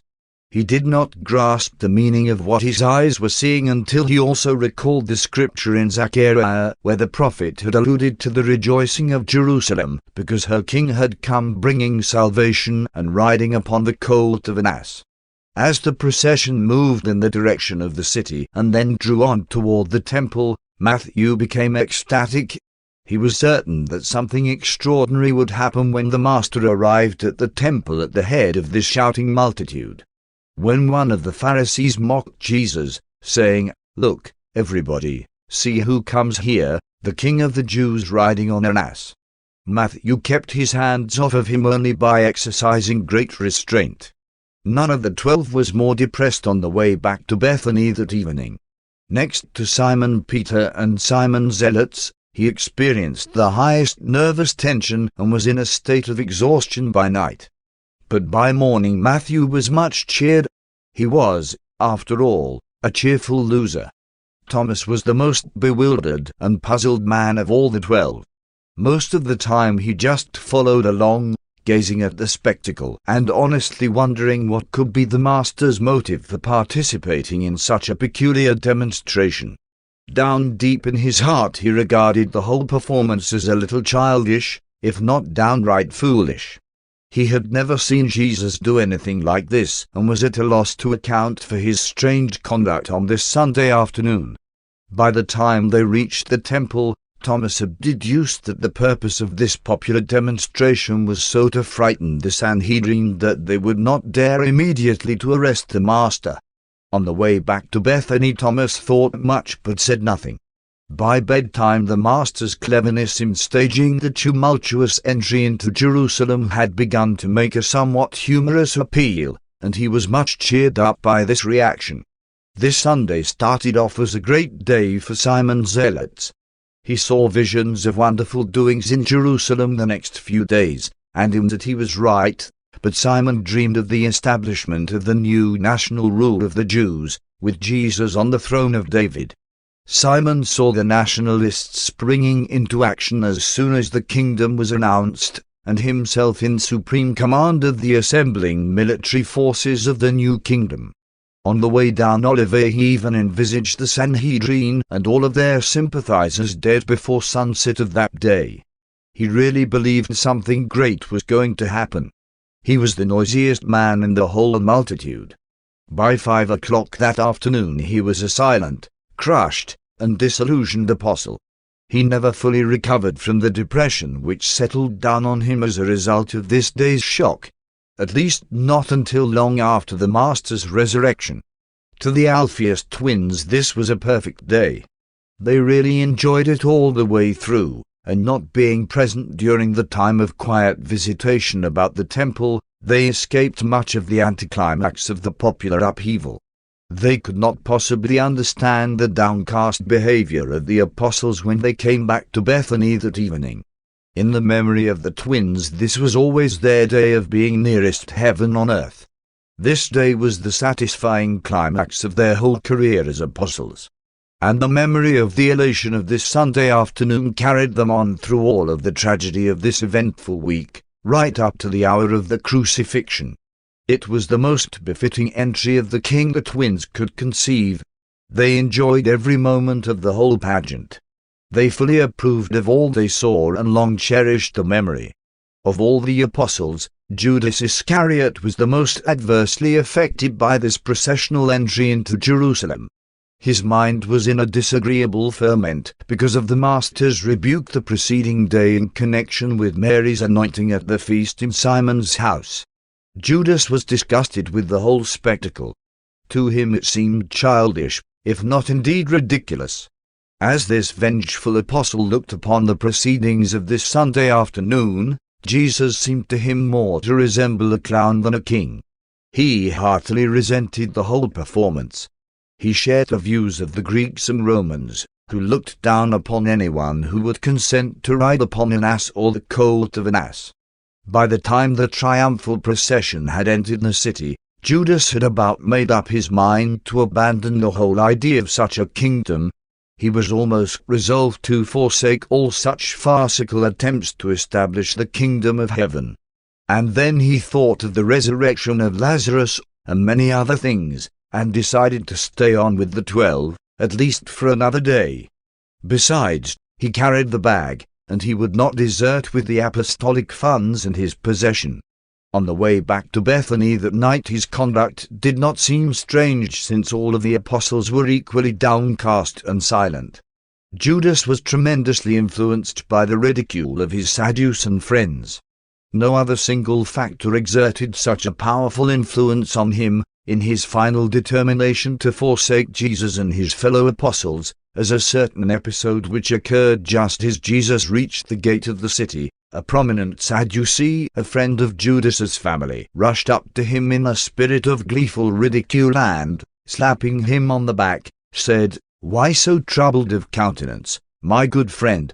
Cheer up and join us all while we acclaim this Jesus of Nazareth, the King of the Jews, as he rides through the gates of Jerusalem seated on an ass." Judas had never shrunk from persecution, but he could not stand this sort of ridicule. With the long-nourished emotion of revenge there was now blended this fatal fear of ridicule, that terrible and fearful feeling of being ashamed of his master and his fellow apostles. At heart, this ordained ambassador of the kingdom was already a deserter. It only remained for him to find some plausible excuse for an open break with the master. Paper 173. Monday in Jerusalem. Early on this Monday morning, by pre-arrangement, Jesus and the apostles assembled at the home of Simon in Bethany, and after a brief conference they set out for Jerusalem. The 12 were strangely silent as they journeyed on toward the temple. They had not recovered from the experience of the preceding day. They were expectant, fearful, and profoundly affected by a certain feeling of detachment growing out of the Master's sudden change of tactics, coupled with his instruction that they were to engage in no public teaching throughout this Passover week. As this group journeyed down Mount Olivet, Jesus led the way, the apostles following closely behind in meditative silence. There was just one thought uppermost in the minds of all save Judas Iscariot, and it was, "What will the Master do today?" The one absorbing thought of Judas was, "What shall one do? Shall one go on with Jesus and my associates, or shall one withdraw? And if one am going to quit, how shall one break off?" It was about 9 o'clock on this beautiful morning when these men arrived at the temple. They went at once to the large court where Jesus so often taught, and after greeting the believers who were awaiting him, Jesus mounted one of the teaching platforms and began to address the gathering crowd. The apostles withdrew for a short distance and awaited developments. 1. Cleansing the temple.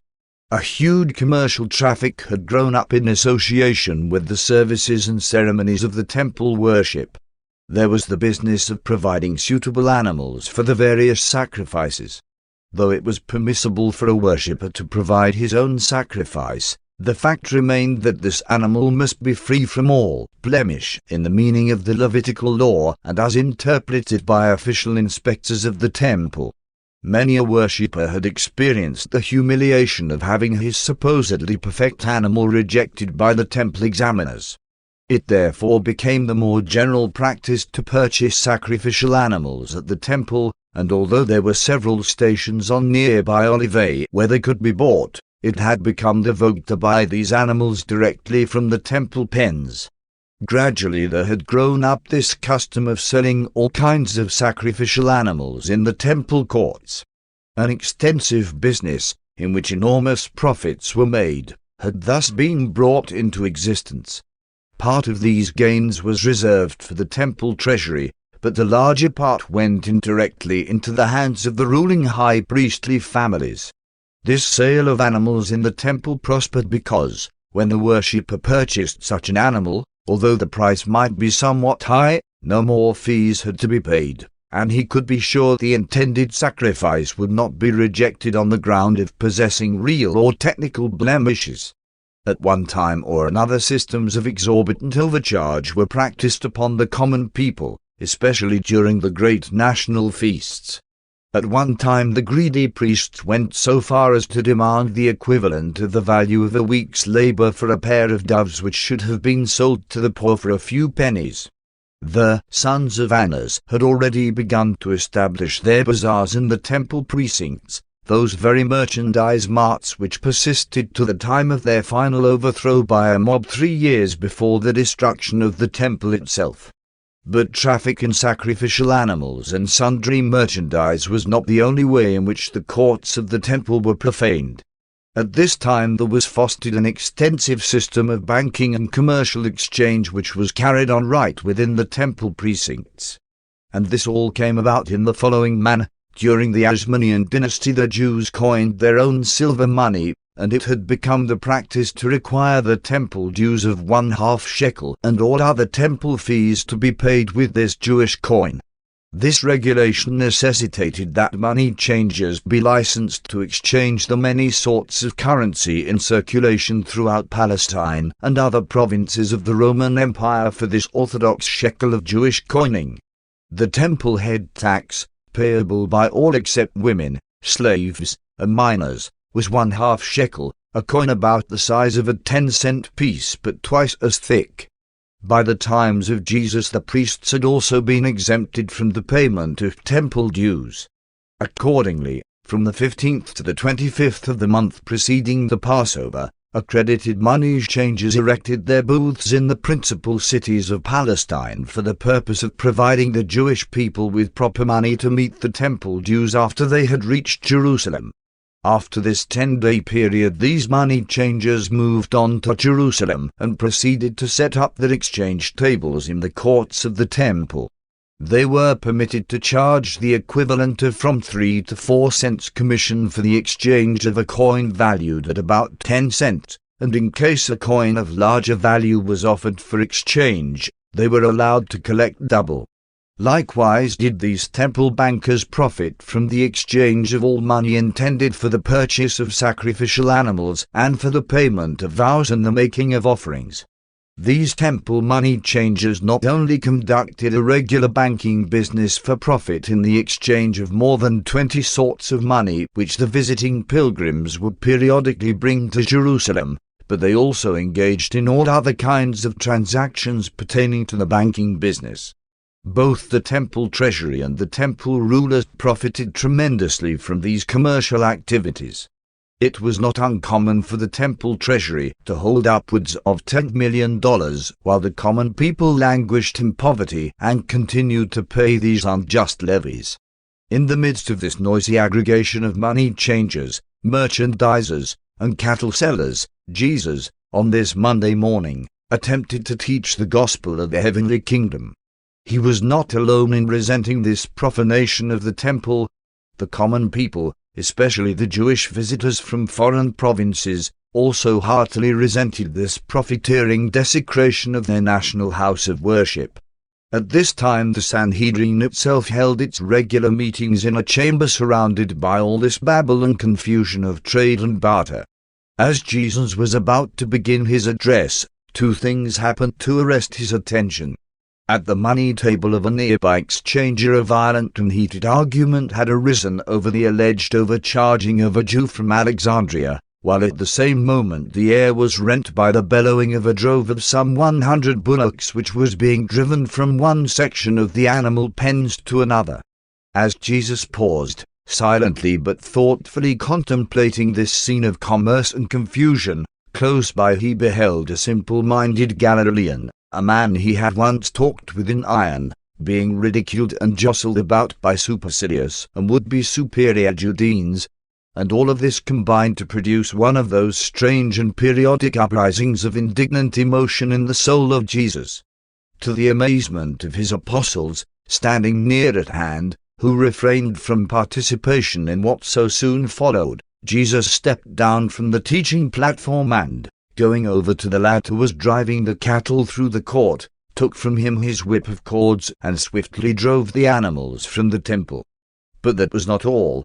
He strode majestically before the wondering gaze of the thousands assembled in the temple court to the farthest cattle pen and proceeded to open the gates of every stall and to drive out the imprisoned animals. By this time the assembled pilgrims were electrified, and with uproarious shouting they moved toward the bazaars and began to overturn the tables of the money changers. In less than 5 minutes all commerce had been swept from the temple. By the time the nearby Roman guards had appeared on the scene, all was quiet, and the crowds had become orderly. Jesus, returning to the speaker's stand, spoke to the multitude, "You have this day witnessed that which is written in the Scriptures, 'My house shall be called a house of prayer for all nations,' but you have made it a den of robbers." But before he could utter other words, the great assembly broke out in hosannas of praise, and presently a throng of youths stepped out from the crowd to sing grateful hymns of appreciation that the profane and profiteering merchandisers had been ejected from the sacred temple. By this time certain of the priests had arrived on the scene, and one of them said to Jesus, "Do you not hear what the children of the Levites say?" And the Master replied, "Have you never read, 'Out of the mouths of babes and sucklings has praise been perfected'?"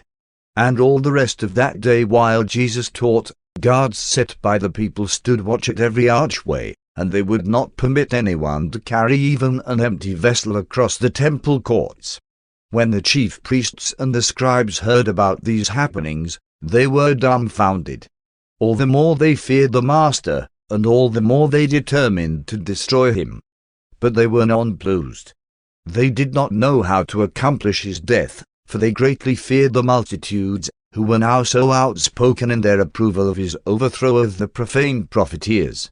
And all this day, a day of quiet and peace in the temple courts, the people heard Jesus teaching and literally hung on his words. This surprising act of Jesus was beyond the comprehension of his apostles. They were so taken aback by this sudden and unexpected move of their Master that they remained throughout the whole episode huddled together near the speaker's stand. They never lifted a hand to further this cleansing of the temple. If this spectacular event had occurred the day before, at the time of Jesus' triumphal arrival at the temple at the termination of his tumultuous procession through the gates of the city, all the while loudly acclaimed by the multitude, they would have been ready for it. But coming as it did, they were wholly unprepared to participate. This cleansing of the temple discloses the Master's attitude toward commercializing the practices of religion as well as his detestation of all forms of unfairness and profiteering at the expense of the poor and the unlearned. This episode also demonstrates that Jesus did not look with approval upon the refusal to employ force to protect the majority of any given human group against the unfair and enslaving practices of unjust minorities who may be able to entrench themselves behind political, financial, or ecclesiastical power. Shrewd, wicked, and designing men are not to be permitted to organize themselves for the exploitation and oppression of those who, because of their idealism, are not disposed to resort to force for self-protection or for the furtherance of their laudable life projects. 2. Challenging the Master's authority. On Sunday, the triumphal entry into Jerusalem so overawed the Jewish leaders that they refrained from placing Jesus under arrest. Today, this spectacular cleansing of the temple likewise effectively postponed the Master's apprehension. Day by day the rulers of the Jews were becoming more and more determined to destroy him, but they were distraught by two fears, which conspired to delay the hour of striking. The chief priests and the scribes were unwilling to arrest Jesus in public for fear the multitude might turn upon them in a fury of resentment. They also dreaded the possibility of the Roman guards being called upon to quell a popular uprising. At the noon session of the Sanhedrin it was unanimously agreed that Jesus must be speedily destroyed, inasmuch as no friend of the Master attended this meeting. But they could not agree as to when and how he should be taken into custody. Finally they agreed upon appointing 5 groups to go out among the people and seek to entangle him in his teaching, or otherwise to discredit him in the sight of those who listened to his instruction. Accordingly, about 2 o'clock, when Jesus had just begun his discourse on the liberty of sonship, a group of these elders of Israel made their way up near Jesus and, interrupting him in the customary manner, asked this question: "By what authority do you do these things? Who gave you this authority?" It was altogether proper that the temple rulers and the officers of the Jewish Sanhedrin should ask this question of anyone who presumed to teach and perform in the extraordinary manner which had been characteristic of Jesus, especially as concerned his recent conduct in clearing the temple of all commerce. These traders and money changers all operated by direct license from the highest rulers, and a percentage of their gains was supposed to go directly into the temple treasury. Do not forget that authority was the watchword of all Jewry. The prophets were always stirring up trouble because they so boldly presumed to teach without authority, without having been duly instructed in the rabbinic academies and subsequently regularly ordained by the Sanhedrin. Lack of this authority in pretentious public teaching was looked upon as indicating either ignorant presumption or open rebellion. At this time only the Sanhedrin could ordain an elder or teacher, and such a ceremony had to take place in the presence of at least 3 persons who had previously been so ordained. Such an ordination conferred the title of Rabbi upon the teacher and also qualified him to act as a judge, binding and loosing such matters as might be brought to him for adjudication. The rulers of the temple came before Jesus at this afternoon hour, challenging not only his teaching but his acts. Jesus well knew that these very men had long publicly taught that his authority for teaching was satanic, and that all his mighty works had been wrought by the power of the prince of devils. Therefore did the Master begin his answer to their question by asking them a counter-question. Says Jesus, "One would also like to ask you one question which, if you will answer me, one likewise will tell you by what authority one did these works. The baptism of John, whence was it? Did John get his authority from heaven or from men?" And when his questioners heard this, they withdrew to one side to take counsel among themselves as to what answer they might give. They had thought to embarrass Jesus before the multitude, but now they found themselves much confused before all who were assembled at that time in the temple court. And their discomfiture was all the more apparent when they returned to Jesus, saying, "Concerning the baptism of John, we cannot answer. We do not know." And they so answered the Master, because they had reasoned among themselves, "If we shall say from heaven, then will he say, Why did you not believe him? And perchance will add that he received his authority from John. And if we shall say from men, then might the multitude turn upon us, for most of them hold that John was a prophet." And so they were compelled to come before Jesus, and the people confessing that they, the religious teachers and leaders of Israel, could not or would not express an opinion about John's mission. And when they had spoken, Jesus, looking down upon them, said, "Neither will one tell you by what authority one did these things." Jesus never intended to appeal to John for his authority. John had never been ordained by the Sanhedrin. Jesus' authority was in himself and in his Father's eternal supremacy. In employing this method of dealing with his adversaries, Jesus did not mean to dodge the question. At first it may seem that he was guilty of a masterly evasion, but it was not so. Jesus was never disposed to take unfair advantage of even his enemies. In this apparent evasion he really supplied all his hearers with the answer to the Pharisees' question as to the authority behind his mission. They had asserted that he performed by authority of the prince of devils. Jesus had repeatedly asserted that all his teaching and works were by the power and authority of his Father in heaven. This the Jewish leaders refused to accept and were seeking to corner him into admitting that he was an irregular teacher, since he had never been sanctioned by the Sanhedrin. In answering them as he did, while not claiming authority from John, he so satisfied the people with the inference that the effort of his enemies to ensnare him was effectively turned upon themselves and was much to their discredit in the eyes of all present. And it was this genius of the Master for dealing with his adversaries that made them so afraid of him. They attempted no more questions that day. They retired to take further counsel among themselves. But the people were not slow to discern the dishonesty and insincerity in these questions asked by the Jewish rulers. Even the common folk could not fail to distinguish between the moral majesty of the Master and the designing hypocrisy of his enemies.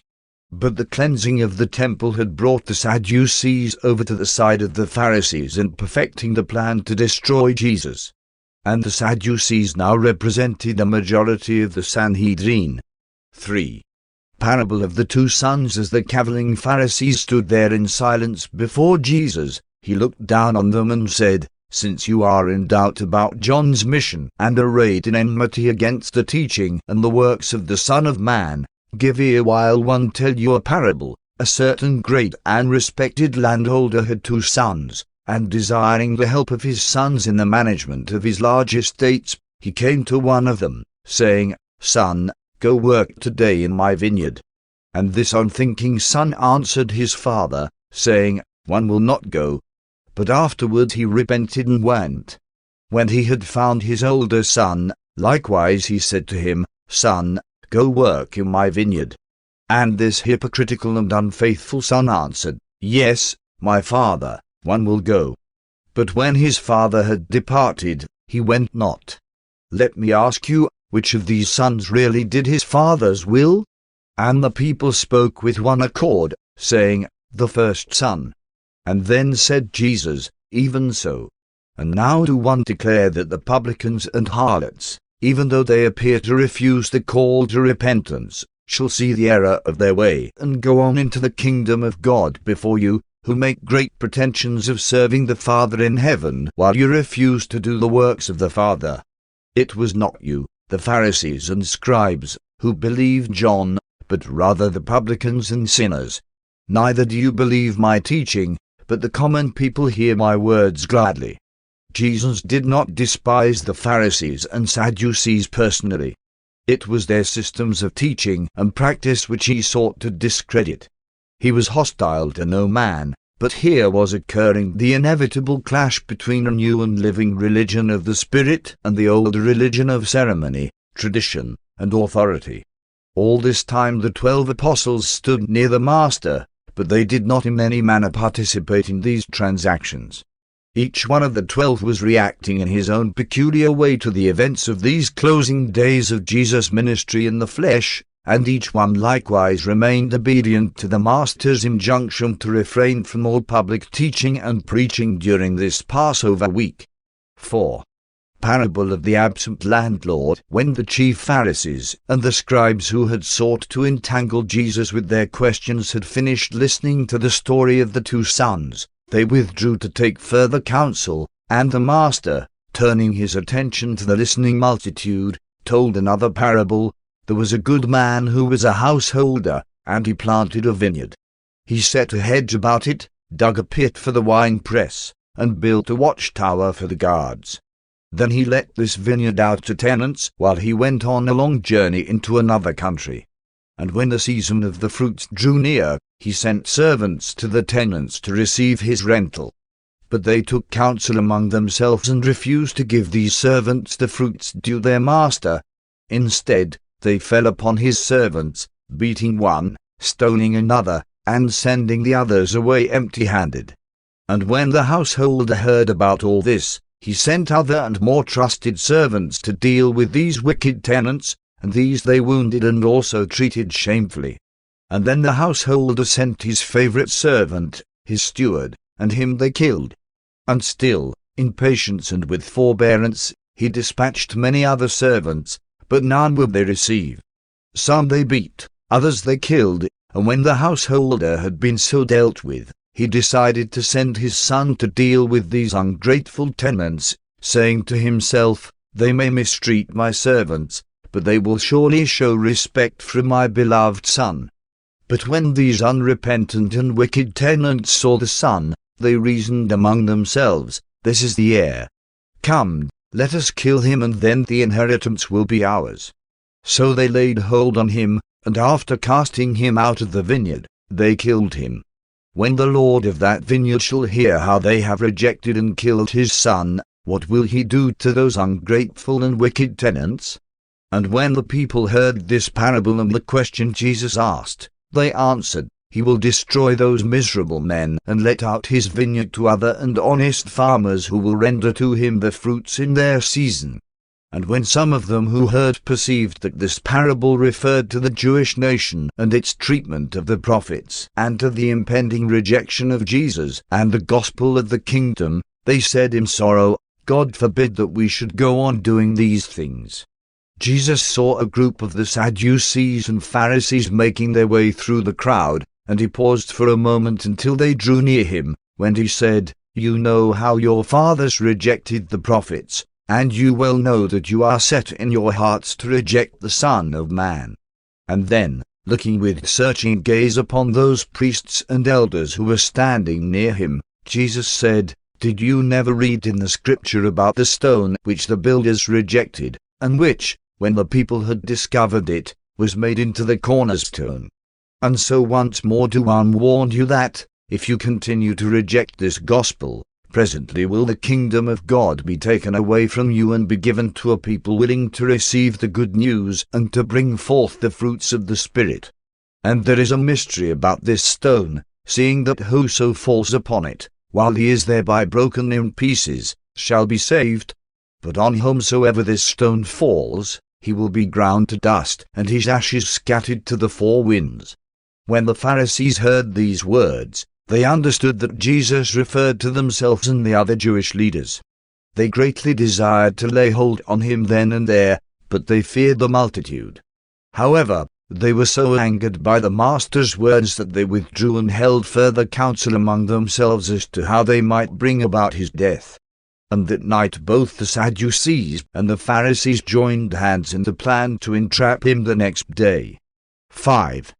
Parable of the marriage feast. After the scribes and rulers had withdrawn, Jesus addressed himself again to the assembled crowd and spoke the parable of the wedding feast.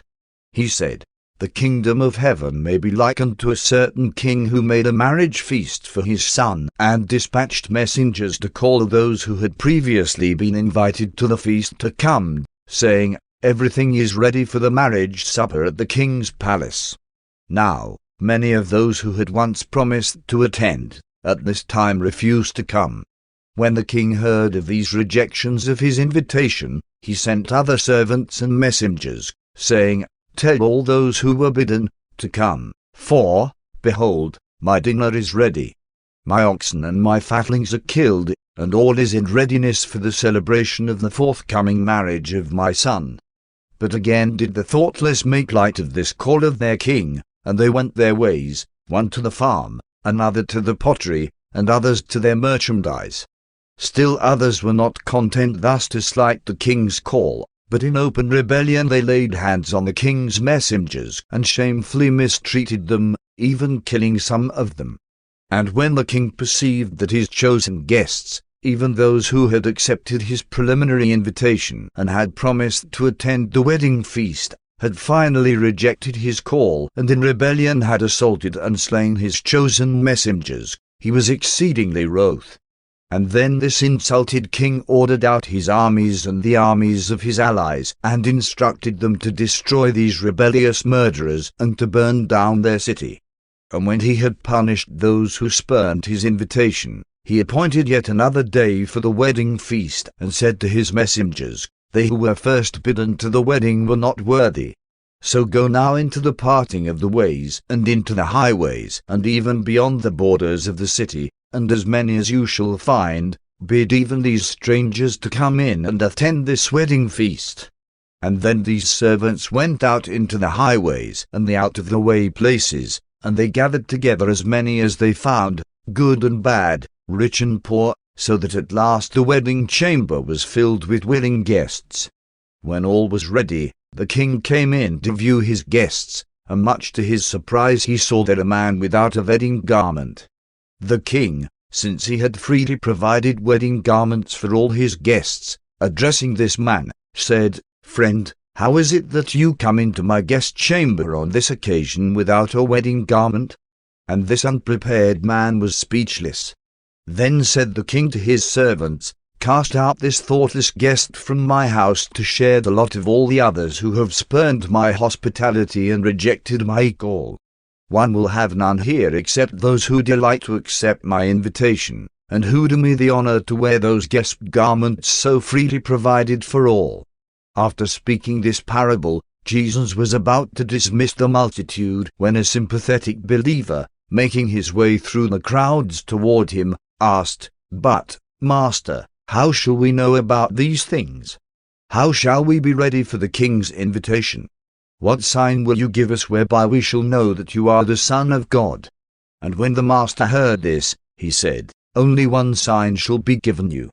And then, pointing to his own body, he continued, "Destroy this temple, and in 3 days one will raise it up." But they did not understand him, and as they dispersed, they talked among themselves, saying, "Almost 50 years has this temple been in building, and yet he says he will destroy it and raise it up in 3 days. Even his own apostles did not comprehend the significance of this utterance, but subsequently, after his resurrection, they recalled what he had said. About 4 o'clock this afternoon Jesus beckoned to his apostles and indicated that he desired to leave the temple and to go to Bethany for their evening meal and a night of rest. On the way up Olivet Jesus instructed Andrew, Philip, and Thomas that, on the morrow, they should establish a camp nearer the city which they could occupy during the remainder of the Passover week.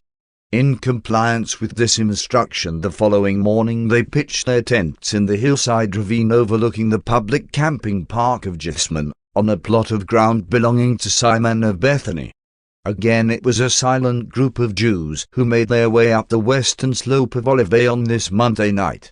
These 12 men, as never before, were beginning to sense that something tragic was about to happen.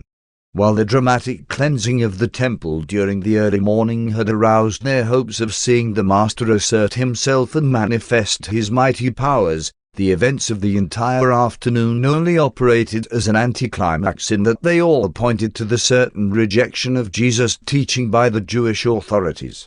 The apostles were gripped by suspense and were held in the firm grasp of a terrible uncertainty. They realized that only a few short days could intervene between the events of the day just past and the crash of an impending doom. They all felt that something tremendous was about to happen, but they knew not what to expect. They went to their various places for rest, but they slept very little. Even the Alphaeus twins were at last aroused to the realization that the events of the Master's life were moving swiftly toward their final culmination. Paper 174. Tuesday morning in the temple. About 7 o'clock on this Tuesday morning Jesus met the apostles, the women's corps, and some 24 other prominent disciples at the home of Simon.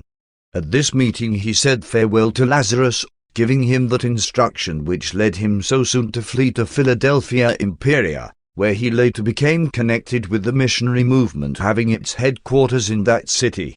Jesus also said goodbye to the aged Simon, and gave his parting advice to the women's corps, as he never again formally addressed them. This morning he greeted each of the 12 with a personal salutation. To Andrew he said, "Be not dismayed by the events just ahead. Keep a firm hold on your brethren and see that they do not find you downcast."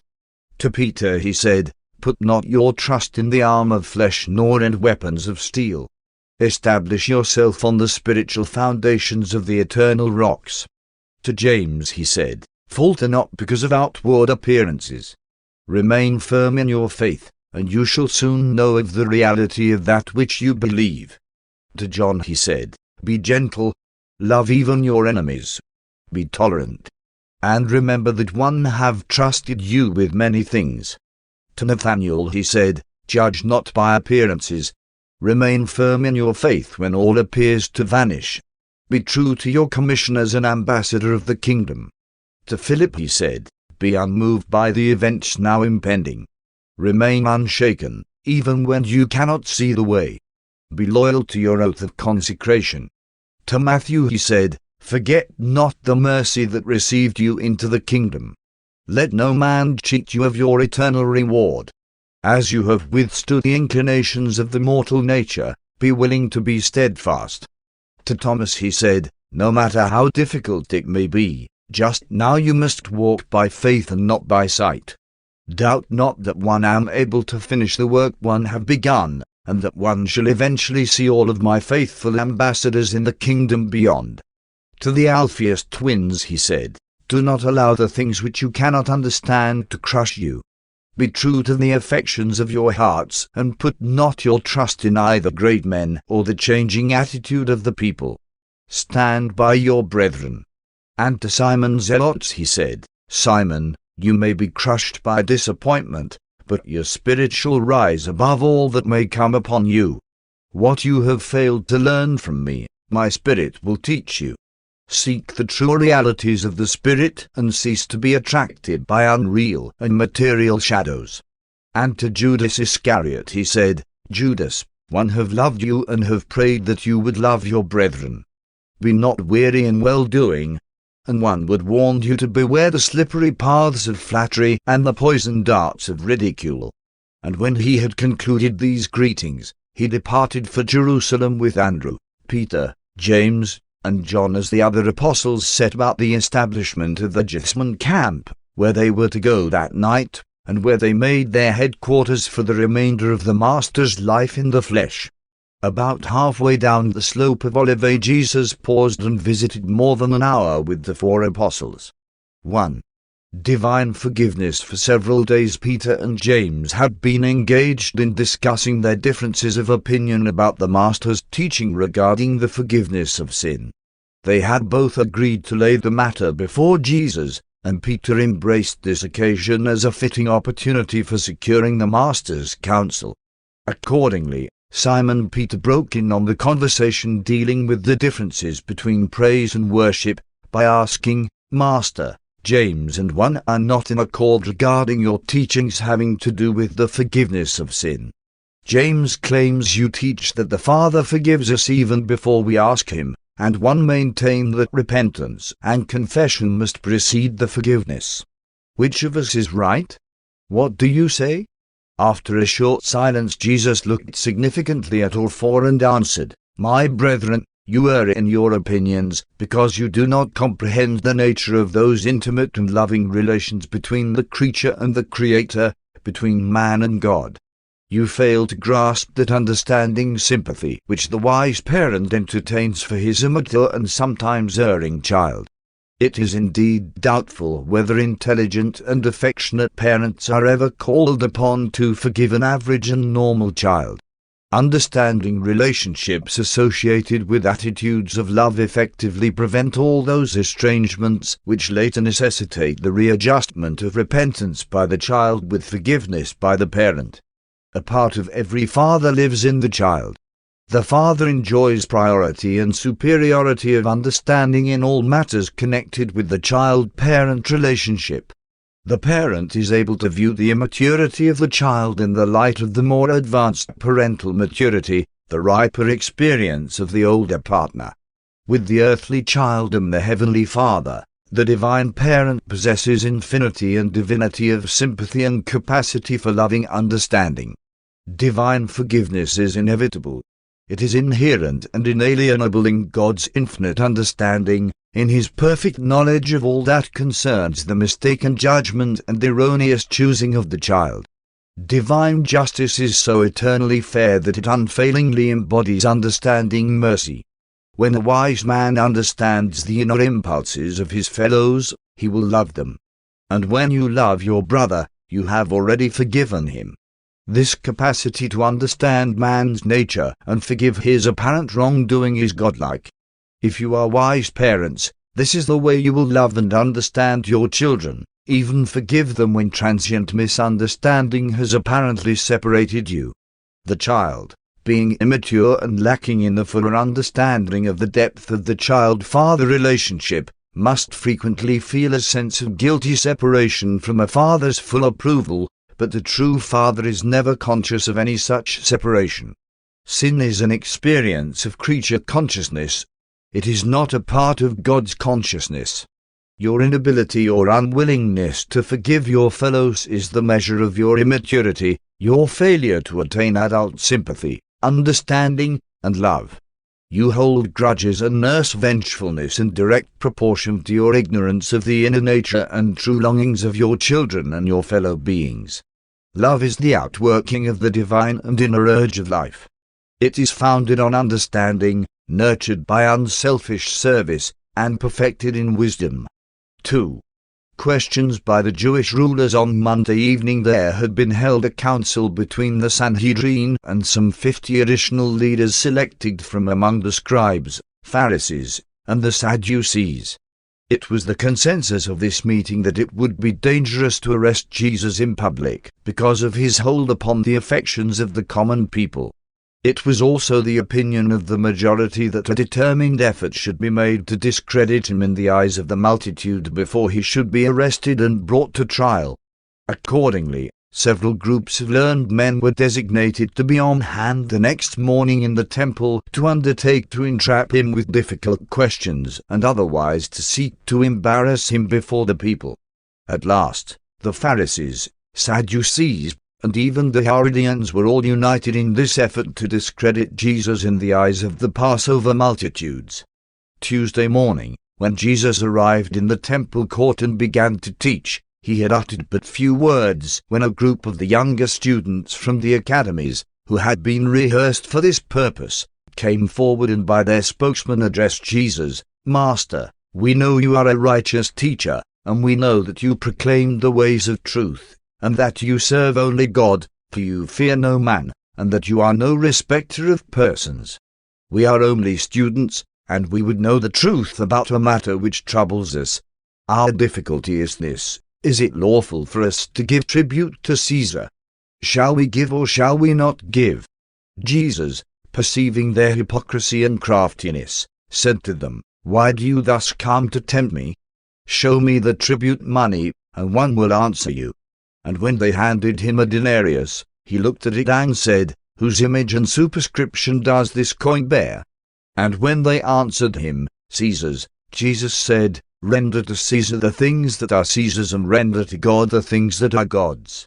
When he had thus answered these young scribes and their Herodian accomplices, they withdrew from his presence, and the people, even the Sadducees, enjoyed their discomfiture. Even the youths who had endeavored to entrap him marveled greatly at the unexpected sagacity of the Master's answer. The previous day the rulers had sought to trip him before the multitude on matters of ecclesiastical authority, and having failed, they now sought to involve him in a damaging discussion of civil authority. Both Pilate and Herod were in Jerusalem at this time, and Jesus' enemies conjectured that, if he would dare to advise against the payment of tribute to Caesar, they could go at once before the Roman authorities and charge him with sedition. On the other hand, if he should advise the payment of tribute in so many words, they rightly calculated that such a pronouncement would greatly wound the national pride of his Jewish hearers, thereby alienating the goodwill and affection of the multitude. In all this the enemies of Jesus were defeated, since it was a well-known ruling of the Sanhedrin, made for the guidance of the Jews dispersed among the Gentile nations, that right of coinage carried with it the right to levy taxes. In this manner Jesus avoided their trap. To have answered no to their question would have been equivalent to inciting rebellion. To have answered yes would have shocked the deep-rooted nationalist sentiments of that day. The Master did not evade the question. He merely employed the wisdom of making a double reply. Jesus was never evasive, but he was always wise in his dealings with those who sought to harass and destroy him. 3. The Sadducees in the resurrection. Before Jesus could get started with his teaching, another group came forward to question him, this time a company of the learned and crafty Sadducees. Their spokesman, drawing near to him, said, "Master, Moses said that if a married man should die, leaving no children, his brother should take the wife and raise up seed for the deceased brother. Now there occurred a case where a certain man who had 6 brothers died childless. His next brother took his wife but also soon died, leaving no children. Likewise did the second brother take the wife, but he also died, leaving no offspring. And so on until all 6 of the brothers had heard her, and all 6 of them passed on without leaving children. And then, after them all, the woman herself died. Now, what we would like to ask you is this: in the resurrection, whose wife will she be, since all 7 of these brothers had her?" Jesus knew, and so did the people, that these Sadducees were not sincere in asking this question, because it was not likely that such a case would really occur. And besides, this practice of the brothers of a dead man seeking to beget children for him was practically a dead letter at this time among the Jews. Nevertheless, Jesus condescended to reply to their mischievous question. He said, "You all do err in asking such questions, because you know neither the Scriptures nor the living power of God. You know that the sons of this world can marry and are given in marriage, but you do not seem to understand that they who are accounted worthy to attain the worlds to come, through the resurrection of the righteous, neither marry nor are given in marriage. Those who experience the resurrection from the dead are more like the angels of heaven, and they never die. These resurrected ones are eternally the sons of God. They are the children of light resurrected into the progress of eternal life. And even your father Moses understood this, for, in connection with his experiences at the burning bush, he heard the Father say, 'One I am the God of Abraham, the God of Isaac, and the God of Jacob.' And so, along with Moses, do one declare that my Father is not the God of the dead but of the living. In him you all do live, reproduce, and possess your mortal existence." When Jesus had finished answering these questions, the Sadducees withdrew, and some of the Pharisees so far forgot themselves as to exclaim, "True, true, Master, you have well answered these unbelieving Sadducees." The Sadducees dared not ask him any more questions, and the common people marveled at the wisdom of his teaching. Jesus appealed only to Moses in his encounter with the Sadducees, because this religio-political sect acknowledged the validity of only the 5 so-called books of Moses. They did not allow that the teachings of the prophets were admissible as a basis of doctrinal dogmas. The Master in his answer, though positively affirming the fact of the survival of mortal creatures by the technique of the resurrection, did not in any sense speak approvingly of the Pharisaic beliefs in the resurrection of the literal human body. The point Jesus wished to emphasize was that the Father had said, "One I am the God of Abraham, Isaac, and Jacob," not one was their God. The Sadducees had thought to subject Jesus to the withering influence of ridicule, knowing full well that persecution in public would most certainly create further sympathy for him in the minds of the multitude. 4. The Great Commandment. Another group of Sadducees had been instructed to ask Jesus entangling questions about angels, but when they beheld the fate of their comrades who had sought to entrap him with questions concerning the resurrection, they very wisely decided to hold their peace. They retired without asking a question. It was the prearranged plan of the confederated Pharisees, scribes, Sadducees, and Herodians to fill up the entire day with these entangling questions, hoping thereby to discredit Jesus before the people and at the same time effectively to prevent his having any time for the proclamation of his disturbing teachings. Then came forward one of the groups of the Pharisees to ask harassing questions, and the spokesman, signaling to Jesus, said, "Master, one I am a lawyer, and one would like to ask you which, in your opinion, is the greatest commandment." Jesus answered, "There is but one commandment, and that one is the greatest of all, and that commandment is, Hear, O Israel, the Lord our God, the Lord is one. And you shall love the Lord your God with all your heart and with all your soul, with all your mind and with all your strength. This is the first and great commandment. And the second commandment is like this first. Indeed, it springs directly therefrom, and it is, You shall love your neighbor as yourself. There is no other commandment greater than these. On these two commandments hang all the law and the prophets."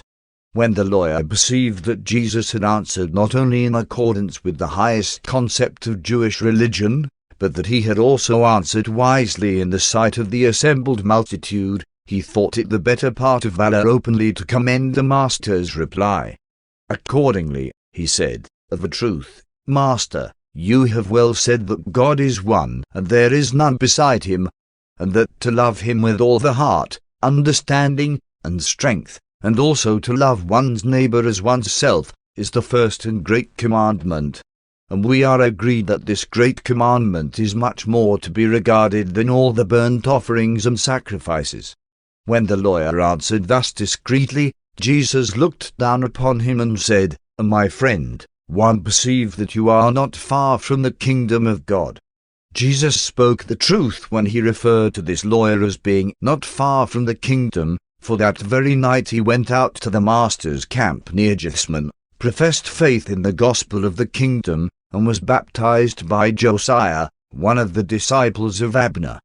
2 or 3 other groups of the scribes and Pharisees were present and had intended to ask questions, but they were either disarmed by Jesus' answer to the lawyer, or they were deterred by the discomfiture of all who had undertaken to ensnare him. After this no man dared to ask him another question in public. When no more questions were forthcoming, and as the noon hour was near, Jesus did not resume his teaching, but was content merely to ask the Pharisees and their associates a question.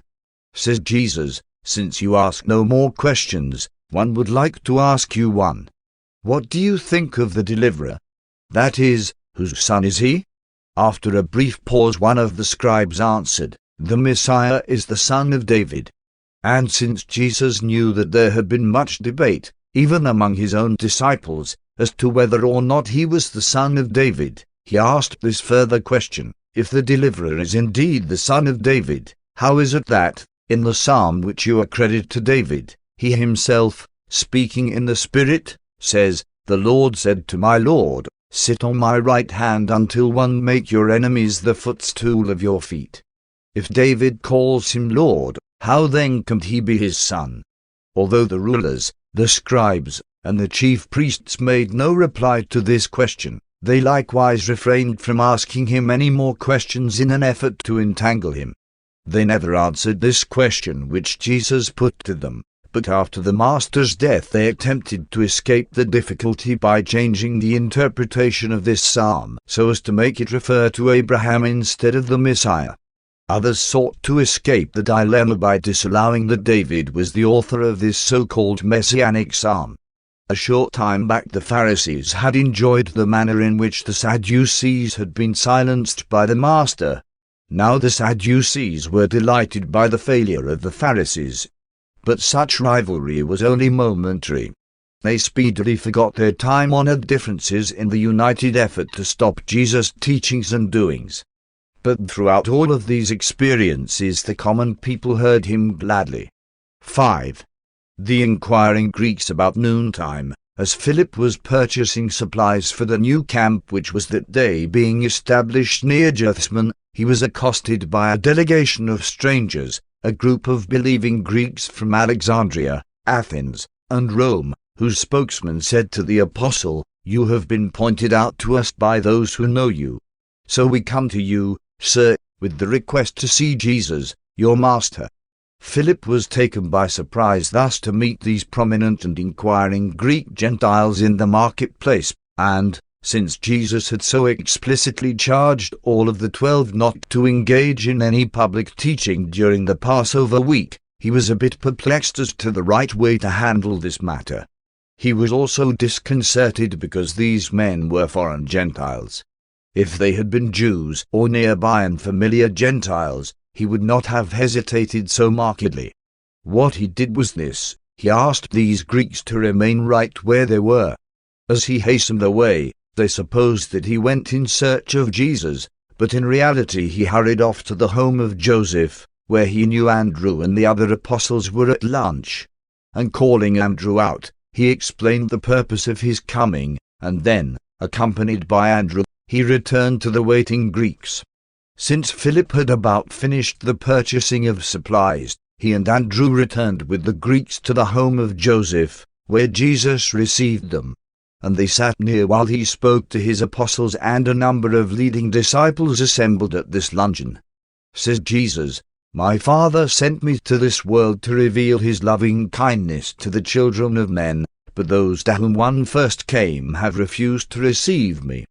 True, indeed, many of you have believed my gospel for yourselves, but the children of Abraham and their leaders are about to reject me, and in so doing they will reject him who sent me. One have freely proclaimed the gospel of salvation to this people. One have told them of sonship with joy, liberty, and life more abundant in the Spirit. My Father has done many wonderful works among these fear-ridden sons of men. But truly did the prophet Isaiah refer to this people when he wrote, 'Lord, who has believed our teachings? And to whom has the Lord been revealed?' Truly have the leaders of my people deliberately blinded their eyes that they see not, and hardened their hearts lest they believe and be saved. All these years have one sought to heal them of their unbelief that they might be recipients of the Father's eternal salvation. One know that not all have failed me. Some of you have indeed believed my message. In this room now are a full score of men who were once members of the Sanhedrin, or who were high in the councils of the nation, albeit even some of you still shrink from open confession of the truth, lest they cast you out of the synagogue. Some of you are tempted to love the glory of men more than the glory of God. But one am constrained to show forbearance, since one fear for the safety and loyalty of even some of those who have been so long near me, and who have lived so close by my side. In this banquet chamber one perceives there are assembled Jews and Gentiles in about equal numbers, and one would address you as the first and last of such a group, that one may instruct in the affairs of the kingdom before one go to my Father." These Greeks had been in faithful attendance upon Jesus' teaching in the temple. On Monday evening they had held a conference at the home of Nicodemus, which lasted until the dawn of day, and 30 of them had elected to enter the kingdom. As Jesus stood before them at this time, he perceived the end of one dispensation and the beginning of another. Turning his attention to the Greeks, the Master said, "He who believes this gospel, believes not merely in me but in him who sent me.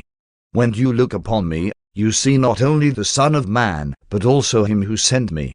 One am the light of the world, and whosoever will believe my teaching shall no longer abide in darkness. If you Gentiles will hear me, you shall receive the words of life, and shall enter forthwith into the joyous liberty of the truth of sonship with God. If my fellow countrymen, the Jews, choose to reject me and to refuse my teachings, one will not sit in judgment on them, for one came not to judge the world, but to offer it salvation. Nevertheless, they who reject me and refuse to receive my teaching shall be brought to judgment in due season by my Father, and those whom he has appointed to sit in judgment on such as reject the gift of mercy and the truths of salvation. Remember, all of you, that one speak not of myself, but that one have faithfully declared to you that which the Father commanded one should reveal to the children of men.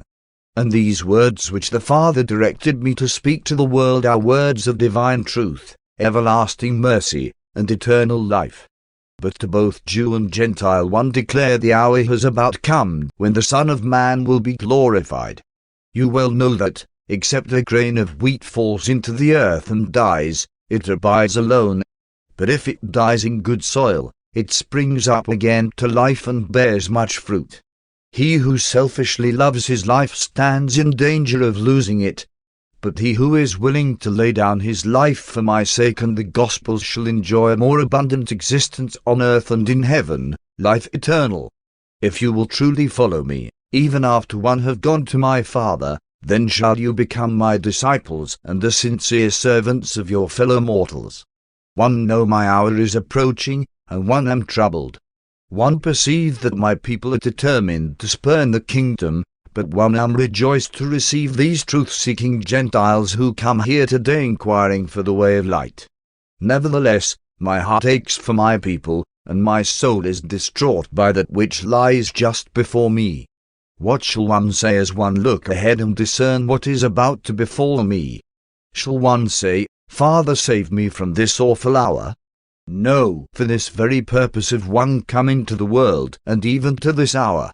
Rather will one say, and pray that you will join me, Father, glorify your name. Your will be done. When Jesus had thus spoken, the personalized adjuster of his indwelling during baptismal times appeared before him, and as he paused noticeably, this now mighty Spirit of the Father's representation spoke to Jesus of Nazareth, saying, One have glorified my name in your bestowals many times, and one will glorify it once more. While the Jews and Gentiles here assembled heard no voice, they could not fail to discern that the Master had paused in his speaking while a message came to him from some superhuman source. They all said, every man to the one who was by him, an angel has spoken to him. Then Jesus continued to speak, All this has not happened for my sake but for yours. One know of a certainty that the Father will receive me and accept my mission in your behalf, but it is needful that you be encouraged and be made ready for the fiery trial which is just ahead. Let me assure you that victory shall eventually crown our united efforts to enlighten the world and liberate mankind. The old order is bringing itself to judgment.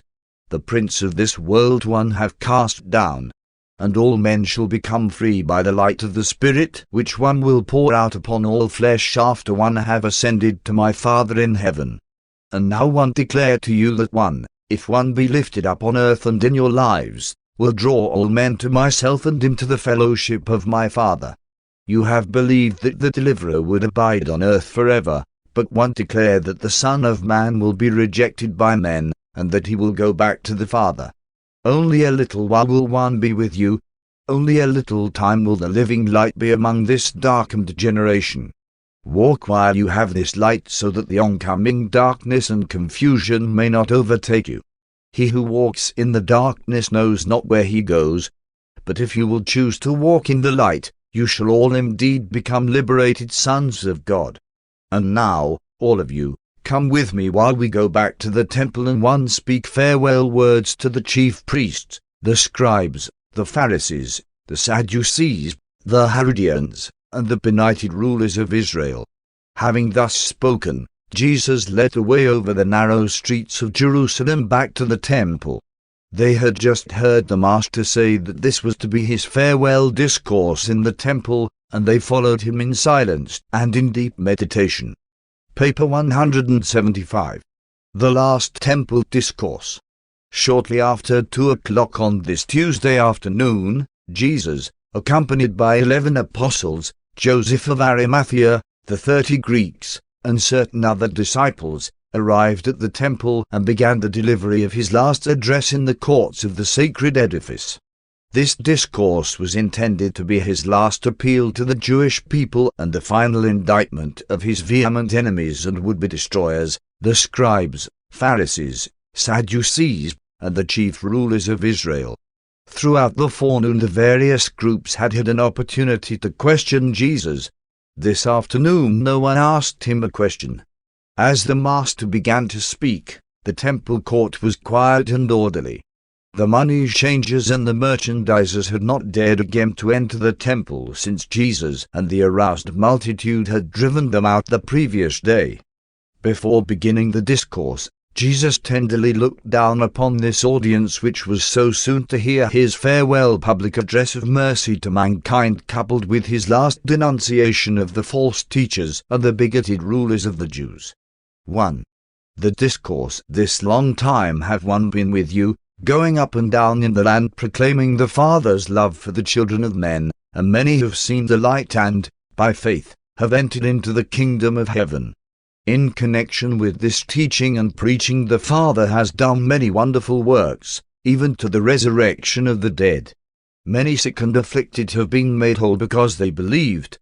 But all of this proclamation of truth and healing of disease has not opened the eyes of those who refuse to see light, those who are determined to reject this gospel of the kingdom. In every manner consistent with doing my Father's will, one and my apostles have done our utmost to live in peace with our brethren, to conform with the reasonable requirements of the laws of Moses and the traditions of Israel. We have persistently sought peace, but the leaders of Israel will not have it. By rejecting the truth of God and the light of heaven, they are aligning themselves on the side of error and darkness.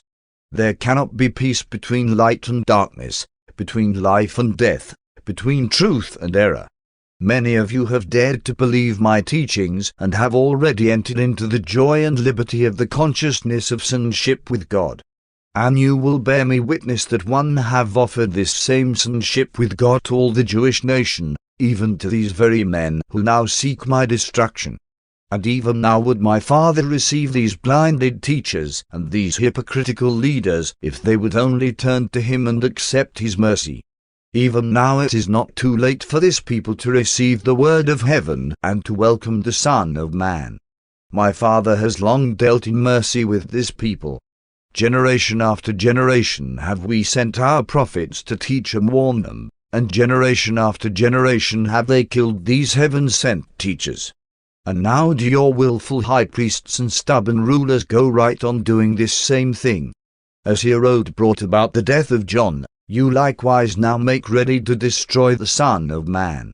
As long as there is a chance that the Jews will turn to my Father and seek salvation, the God of Abraham, Isaac, and Jacob will keep his hands of mercy outstretched toward you. But when you have once filled up your cup of impenitence, and when once you have finally rejected my Father's mercy, this nation will be left to its own counsels, and it shall speedily come to an inglorious end. This people was called to become the light of the world, to show forth the spiritual glory of a God-knowing race, but you have so far departed from the fulfillment of your divine privileges that your leaders are about to commit the supreme folly of all the ages, and that they are on the verge of finally rejecting the gift of God to all men and for all ages, the revelation of the love of the Father in heaven for all his creatures on earth. And when you do once reject this revelation of God to man, the kingdom of heaven shall be given to other peoples, to those who will receive it with joy and gladness. In the name of the Father who sent me, one solemnly warned you that you are about to lose your position in the world as the standard-bearers of eternal truth and the custodians of the divine law. One am just now offering you your last chance to come forward and repent, to signify your intention to seek God with all your hearts and to enter, like little children and by sincere faith, into the security and salvation of the kingdom of heaven. My Father has long worked for your salvation, and one came down to live among you and personally show you the way. Many of both the Jews and the Samaritans, and even the Gentiles, have believed the gospel of the kingdom, but those who should be first to come forward and accept the light of heaven have steadfastly refused to believe the revelation of the truth of God, God revealed in man and man uplifted to God. This afternoon my apostles stand here before you in silence, but you shall soon hear their voices ringing out with the call to salvation and with the urge to unite with the heavenly kingdom as the sons of the living God. And now one called to witness these, my disciples and believers in the gospel of the kingdom, as well as the unseen messengers by their sides, that one have once more offered Israel and her rulers deliverance and salvation. But you all behold how the Father's mercy is slighted and how the messengers of truth are rejected.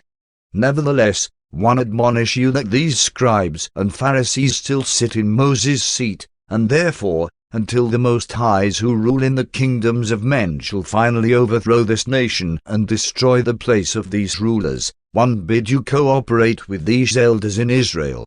You are not required to unite with them in their plans to destroy the Son of Man, but in everything related to the peace of Israel you are to be subject to them.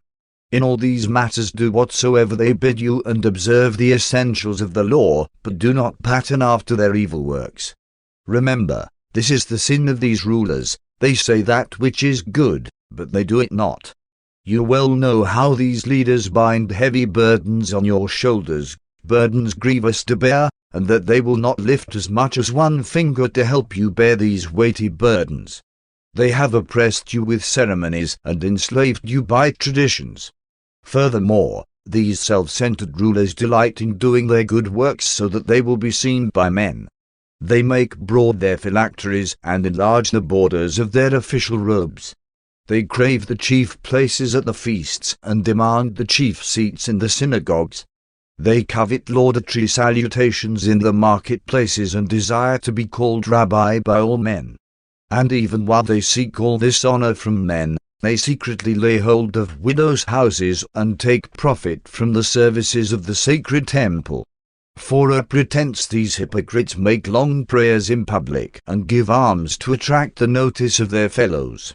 While you should honor your rulers and reverence your teachers, you should call no man father in the spiritual sense, for there is one who is your Father, even God.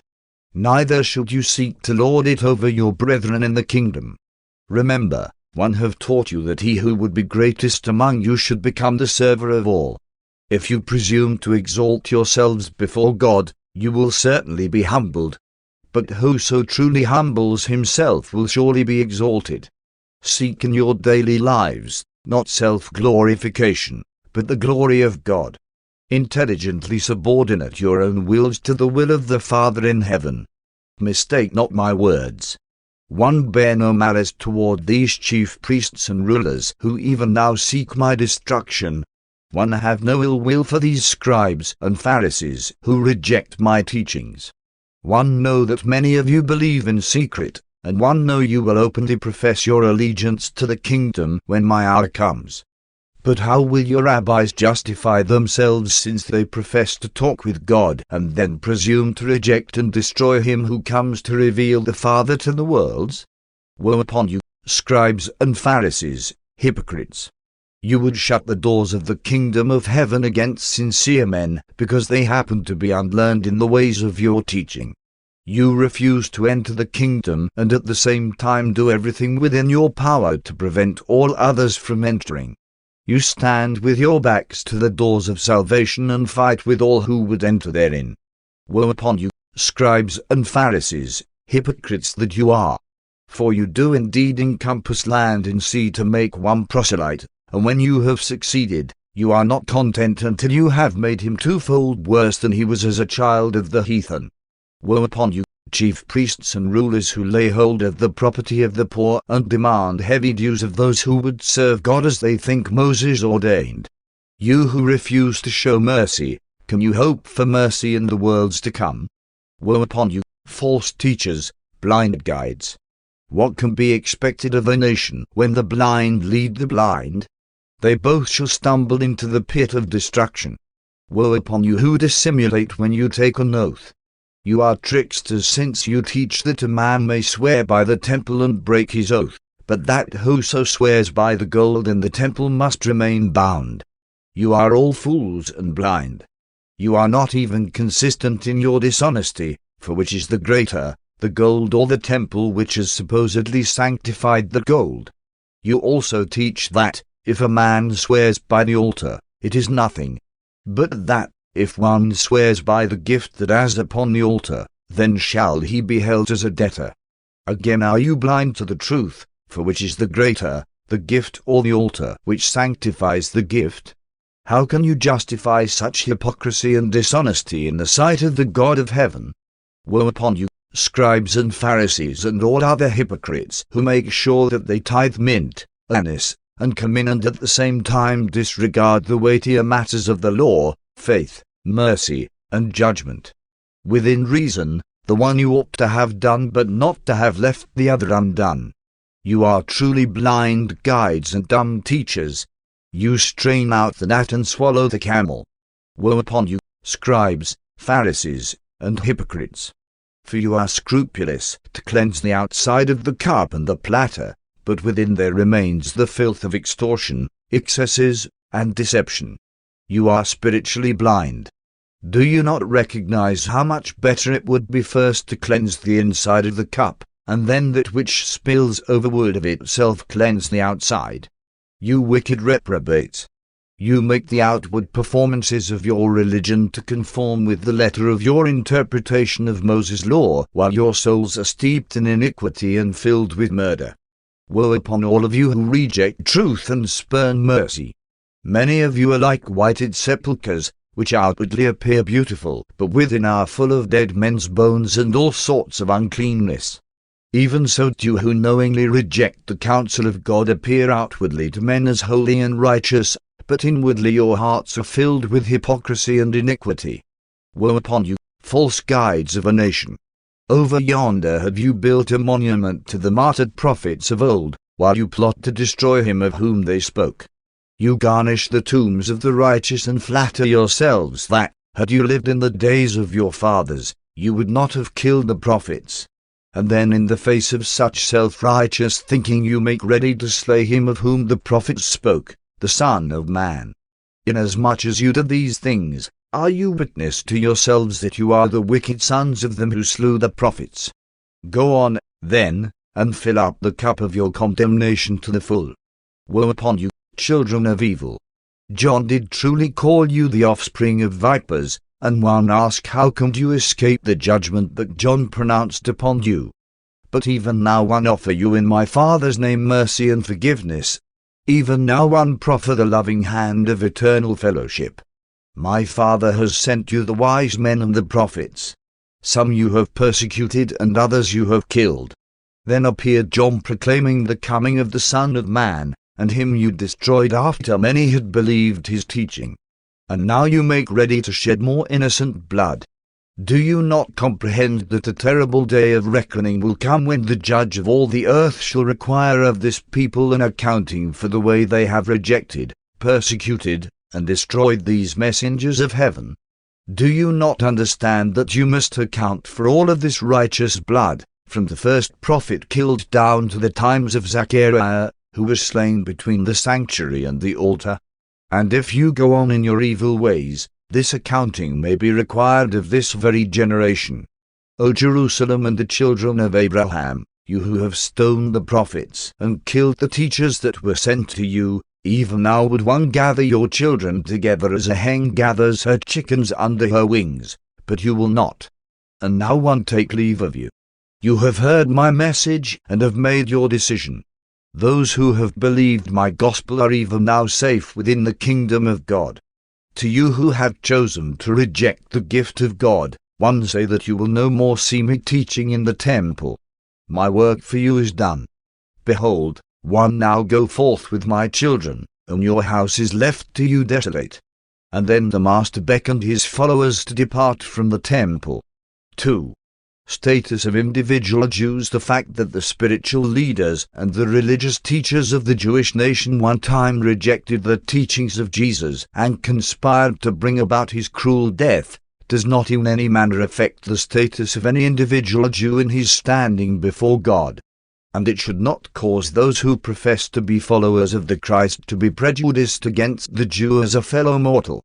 The Jews, as a nation, as a socio-political group, paid in full the terrible price of rejecting the Prince of Peace.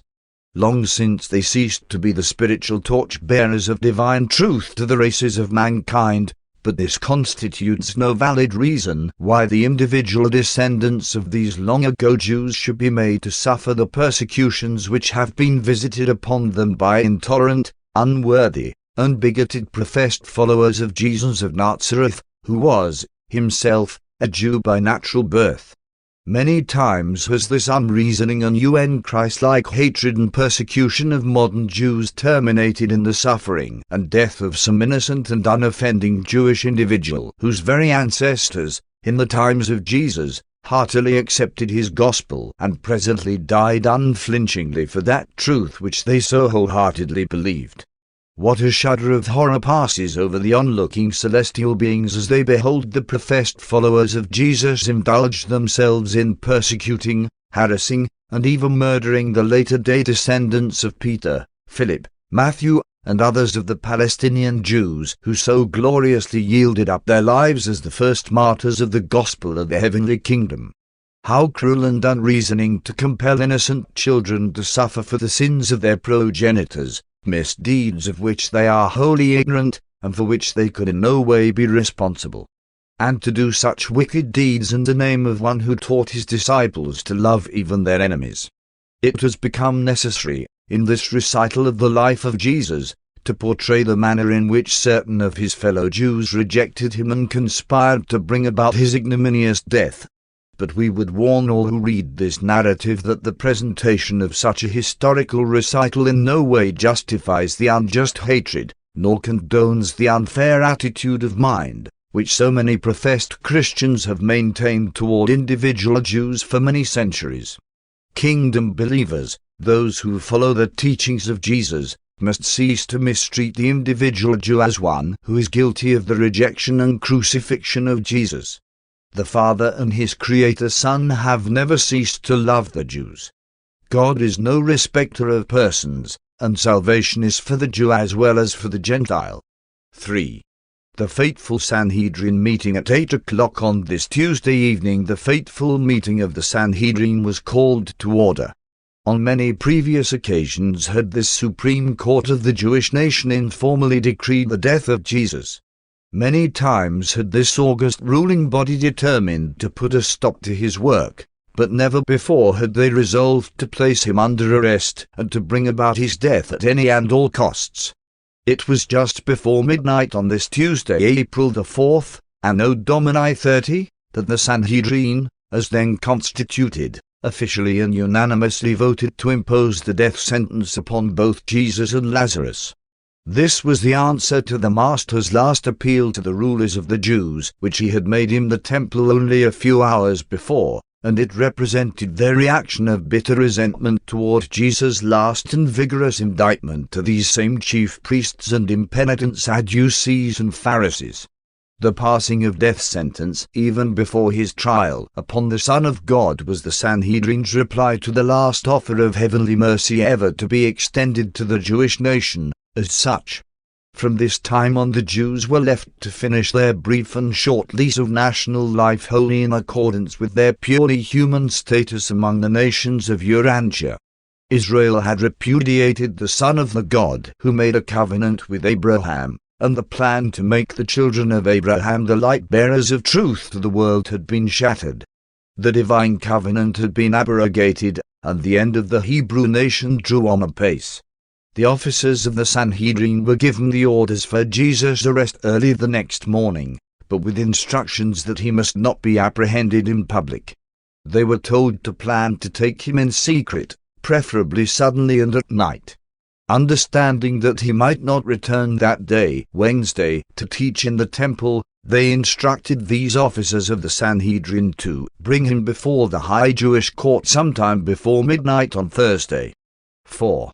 The situation in Jerusalem at the conclusion of Jesus' last discourse in the temple, the apostles once more were left in confusion and consternation. Before the Master began his terrible denunciation of the Jewish rulers, Judas had returned to the temple, so that all 12 heard this latter half of Jesus' last discourse in the temple. It is unfortunate that Judas Iscariot could not have heard the first and mercy-proffering half of this farewell address.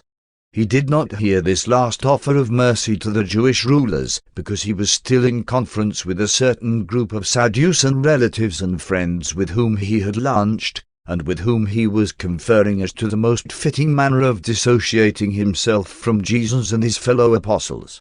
It was while listening to the Master's final indictment of the Jewish leaders and rulers that Judas finally and fully made up his mind to forsake the gospel movement and wash his hands of the whole enterprise. Nevertheless, he left the temple in company with the 12, went with them to Mount Olivet, where, with his fellow apostles, he listened to that fateful discourse on the destruction of Jerusalem and the end of the Jewish nation, and remained with them that Tuesday night at the new camp near Gethsemane.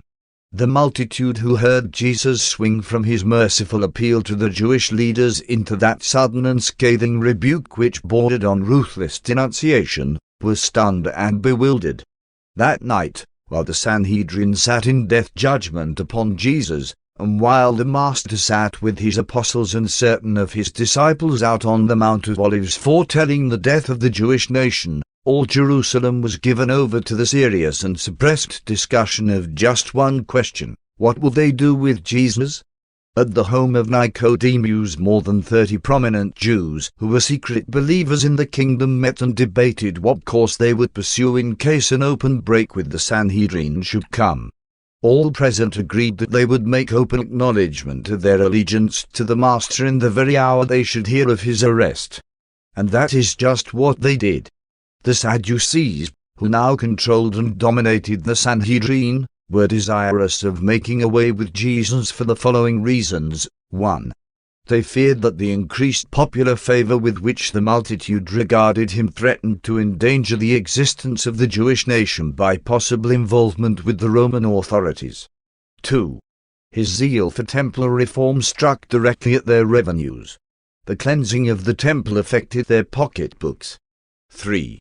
They felt themselves responsible for the preservation of social order, and they feared the consequences of the further spread of Jesus' strange and new doctrine of the brotherhood of man. The Pharisees had different motives for wanting to see Jesus put to death. They feared him because, 1. He was a rage in telling opposition to their traditional hold upon the people. The Pharisees were ultra-conservative, and they bitterly resented these supposedly radical attacks upon their vested prestige as religious teachers. 2. They held that Jesus was a lawbreaker, that he had shown utter disregard for the Sabbath and numerous other legal and ceremonial requirements. 3. They charged him with blasphemy because he alluded to God as his Father. 4. And now were they thoroughly angry with him because of his last discourse of bitter denunciation which he had this day delivered in the temple as the concluding portion of his farewell address.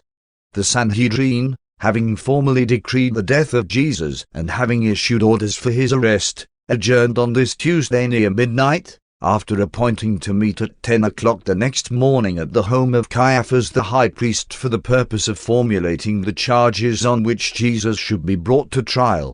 A small group of the Sadducees had actually proposed to dispose of Jesus by assassination, but the Pharisees utterly refused to countenance such a procedure. And this was the situation in Jerusalem and among men on this eventful day, while a vast concourse of celestial beings hovered over this momentous scene on earth, anxious to do something to assist their beloved sovereign, but powerless to act because they were effectively restrained by their commanding superiors. Paper 176. Tuesday evening on Mount Olivet. This Tuesday afternoon, as Jesus and the apostles passed out of the temple on their way to the Gethsemane camp, Matthew, calling attention to the temple construction, said, "Master, observe what manner of buildings these are. See the massive stones and the beautiful adornment. Can it be that these buildings are to be destroyed?" As they went on toward Olivet, Jesus said, "You see these stones and this massive temple? Verily, verily, I say to you, in the days soon to come there shall not be left one stone upon another. They shall all be thrown down." These remarks depicting the destruction of the sacred temple aroused the curiosity of the apostles as they walked along behind the Master. They could conceive of no event short of the end of the world which would occasion the destruction of the temple. In order to avoid the crowds passing along the Kidron Valley toward Gethsemane, Jesus and his associates were minded to climb up the western slope of Olivet for a short distance and then follow a trail over to their private camp near Gethsemane, located a short distance above the public camping ground. As they turned to leave the road leading on to Bethany, they observed the temple, glorified by the rays of the setting sun. And while they tarried on the mount, they saw the lights of the city appear and beheld the beauty of the illuminated temple. And there, under the mellow light of the full moon, Jesus and the 12 sat down. The Master talked with them, and presently Nathanael asked this question, "Tell us, Master, how shall we know when these events are about to come to pass?" 1. The destruction of Jerusalem. In answering Nathanael's question, Jesus said, "Yes, one will tell you about the times when this people shall have filled up the cup of their iniquity, when justice shall swiftly descend upon this city of our fathers. 1. Am about to leave you. 1. Go to the Father. After 1 leave you, take heed that no man deceive you, for many will come as deliverers and will lead many astray. When you hear of wars and rumors of wars, be not troubled, for though all these things will happen, the end of Jerusalem is not yet at hand. You should not be perturbed by famines or earthquakes. Neither should you be concerned when you are delivered up to the civil authorities and are persecuted for the sake of the gospel. You will be thrown out of the synagogue and put in prison for my sake, and some of you will be killed. When you are brought up before governors and rulers, it shall be for a testimony of your faith and to show your steadfastness in the gospel of the kingdom. And when you stand before judges, be not anxious beforehand as to what you should say, for the Spirit will teach you in that very hour what you should answer your adversaries. In these days of travail, even your own kinsfolk, under the leadership of those who have rejected the Son of Man, will deliver you up to prison and death. For a time you may be hated by all men for my sake, but even in these persecutions 1 will not forsake you. My Spirit will not desert you. Be patient.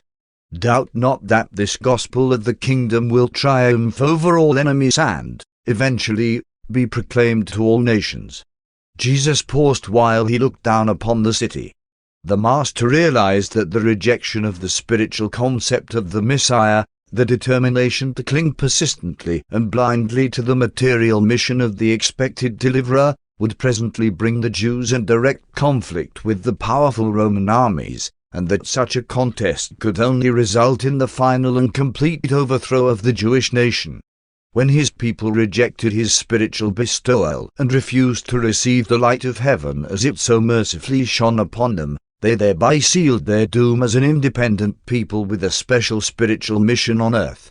Even the Jewish leaders subsequently recognized that it was this secular idea of the Messiah which directly led to the turbulence which eventually brought about their destruction.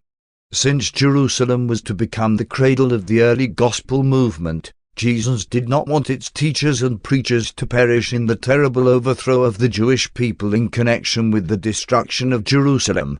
Wherefore did he give these instructions to his followers?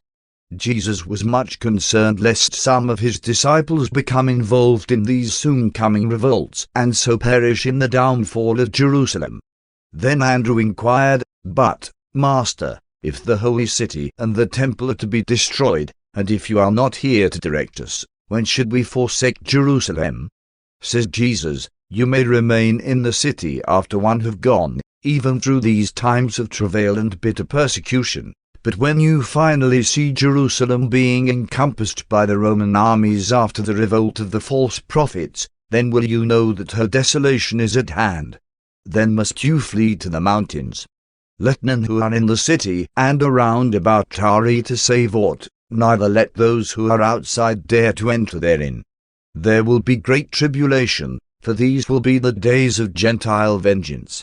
And after you have deserted the city, this disobedient people will fall by the edge of the sword and will be led captive into all nations, and so shall Jerusalem be trodden down by the Gentiles. In the meantime, 1 warn you, be not deceived.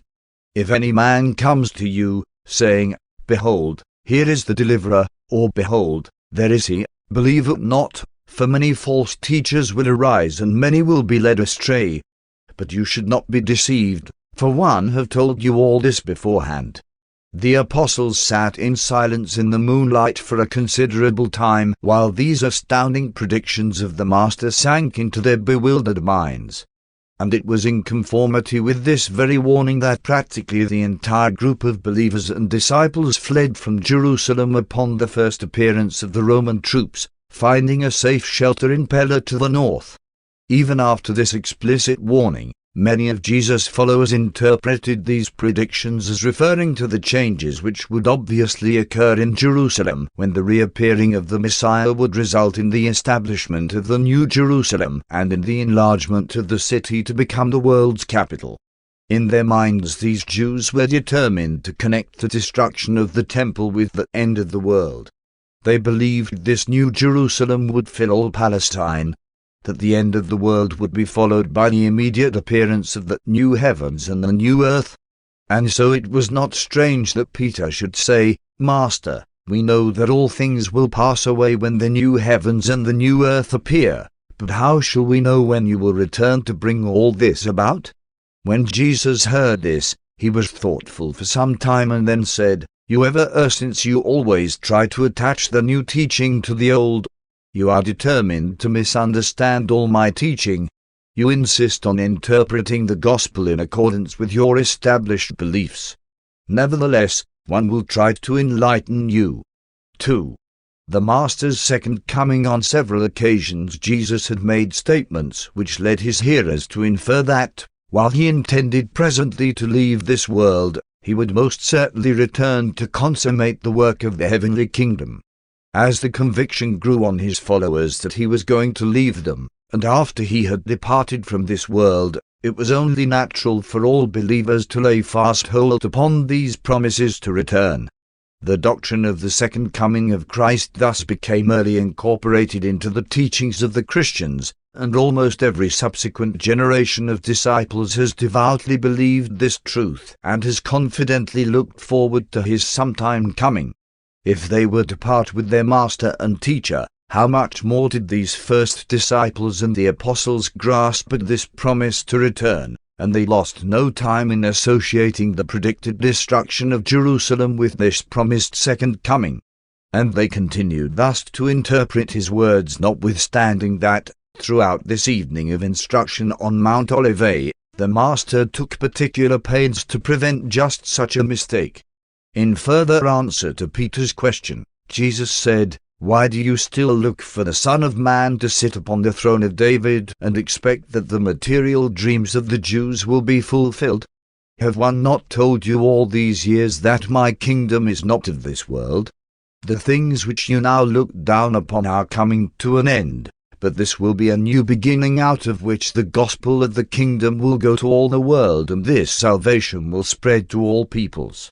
And when the kingdom shall have come to its full fruition, be assured that the Father in heaven will not fail to visit you with an enlarged revelation of truth and an enhanced demonstration of righteousness, even as he has already bestowed upon this world him who became the prince of darkness, and then Adam, who was followed by Melchizedek, and in these days, the Son of Man. And so will my Father continue to manifest his mercy and show forth his love, even to this dark and evil world. So also will one, after my Father has invested me with all power and authority, continue to follow your fortunes and to guide in the affairs of the kingdom by the presence of my Spirit, who shall shortly be poured out upon all flesh. Even though one shall thus be present with you in spirit, one also promised that one will sometime return to this world, where one have lived this life in the flesh and achieved the experience of simultaneously revealing God to man and leading man to God. Very soon must one leave you and take up the work the Father has entrusted to my hands, but be of good courage, for one will sometime return. In the meantime, my Spirit and the truth of a universe shall comfort and guide you. You behold me now in weakness and in the flesh, but when one return, it shall be with power and in the Spirit. The eye of flesh beholds the Son of Man in the flesh, but only the eye of the Spirit will behold the Son of Man glorified by the Father and appearing on earth in his own name. But the times of the reappearing of the Son of Man are known only in the councils of paradise. Not even the angels of heaven know when this will occur. However, you should understand that, when this gospel of the kingdom shall have been proclaimed to all the world for the salvation of all peoples, and when the fullness of the age has come to pass, the Father will send you another dispensational bestowal, or else the Son of Man will return to adjudge the age. And now concerning the travail of Jerusalem, about which one have spoken to you, even this generation will not pass away until my words are fulfilled. But concerning the times of the coming again of the Son of Man, no one in heaven or on earth may presume to speak. But you should be wise regarding the ripening of an age. You should be alert to discern the signs of the times. You know when the fig tree shows its tender branches and puts forth its leaves that summer is near. Likewise, when the world has passed through the long winter of material-mindedness and you discern the coming of the spiritual springtime of a new dispensation, should you know that the summertime of a new visitation draws near. But what is the significance of this teaching having to do with the coming of the sons of God? Do you not perceive that, when each of you is called to lay down his life struggle and pass through the portal of death, you stand in the immediate presence of judgment, and that you are face to face with the facts of a new dispensation of service in the eternal plan of the infinite Father? What the whole world must face as a literal fact at the end of an age, you, as individuals, must each most certainly face as a personal experience when you reach the end of your natural life and thereby pass on to be confronted with the conditions and demands inherent in the next revelation of the eternal progression of the Father's kingdom. Of all the discourses which the Master gave his apostles, none ever became so confused in their minds as this one, given this Tuesday evening on the Mount of Olives, regarding the twofold subject of the destruction of Jerusalem and his own second coming. There was, therefore, little agreement between the subsequent written accounts based on the memories of what the Master said on this extraordinary occasion. Consequently, when the records were left blank concerning much that was said that Tuesday evening, there grew up many traditions, and very early in the 2nd century a Jewish apocalyptic about the Messiah written by one Celta, who was attached to the court of the Emperor Caligula, was bodily copied into the Matthew Gospel and subsequently added, in part, to the Mark and Luke records. It was in these writings of Celta that the parable of the 10 virgins appeared. No part of the Gospel record ever suffered such confusing misconstruction as this evening's teaching. But the Apostle John never became thus confused. As these 30 men resumed their journey toward the camp, they were speechless and under great emotional tension. Judas had finally confirmed his decision to abandon his associates. It was a late hour when David Zebedee, John Mark, and a number of the leading disciples welcomed Jesus and the 12 to the new camp, but the apostles did not want to sleep. They wanted to know more about the destruction of Jerusalem, the Master's departure, and the end of the world. 3. Later discussion at the camp. As they gathered about the campfire, some 20 of them, Thomas asked, "Since you are to return to finish the work of the kingdom, what should be our attitude while you are away on the Father's business?"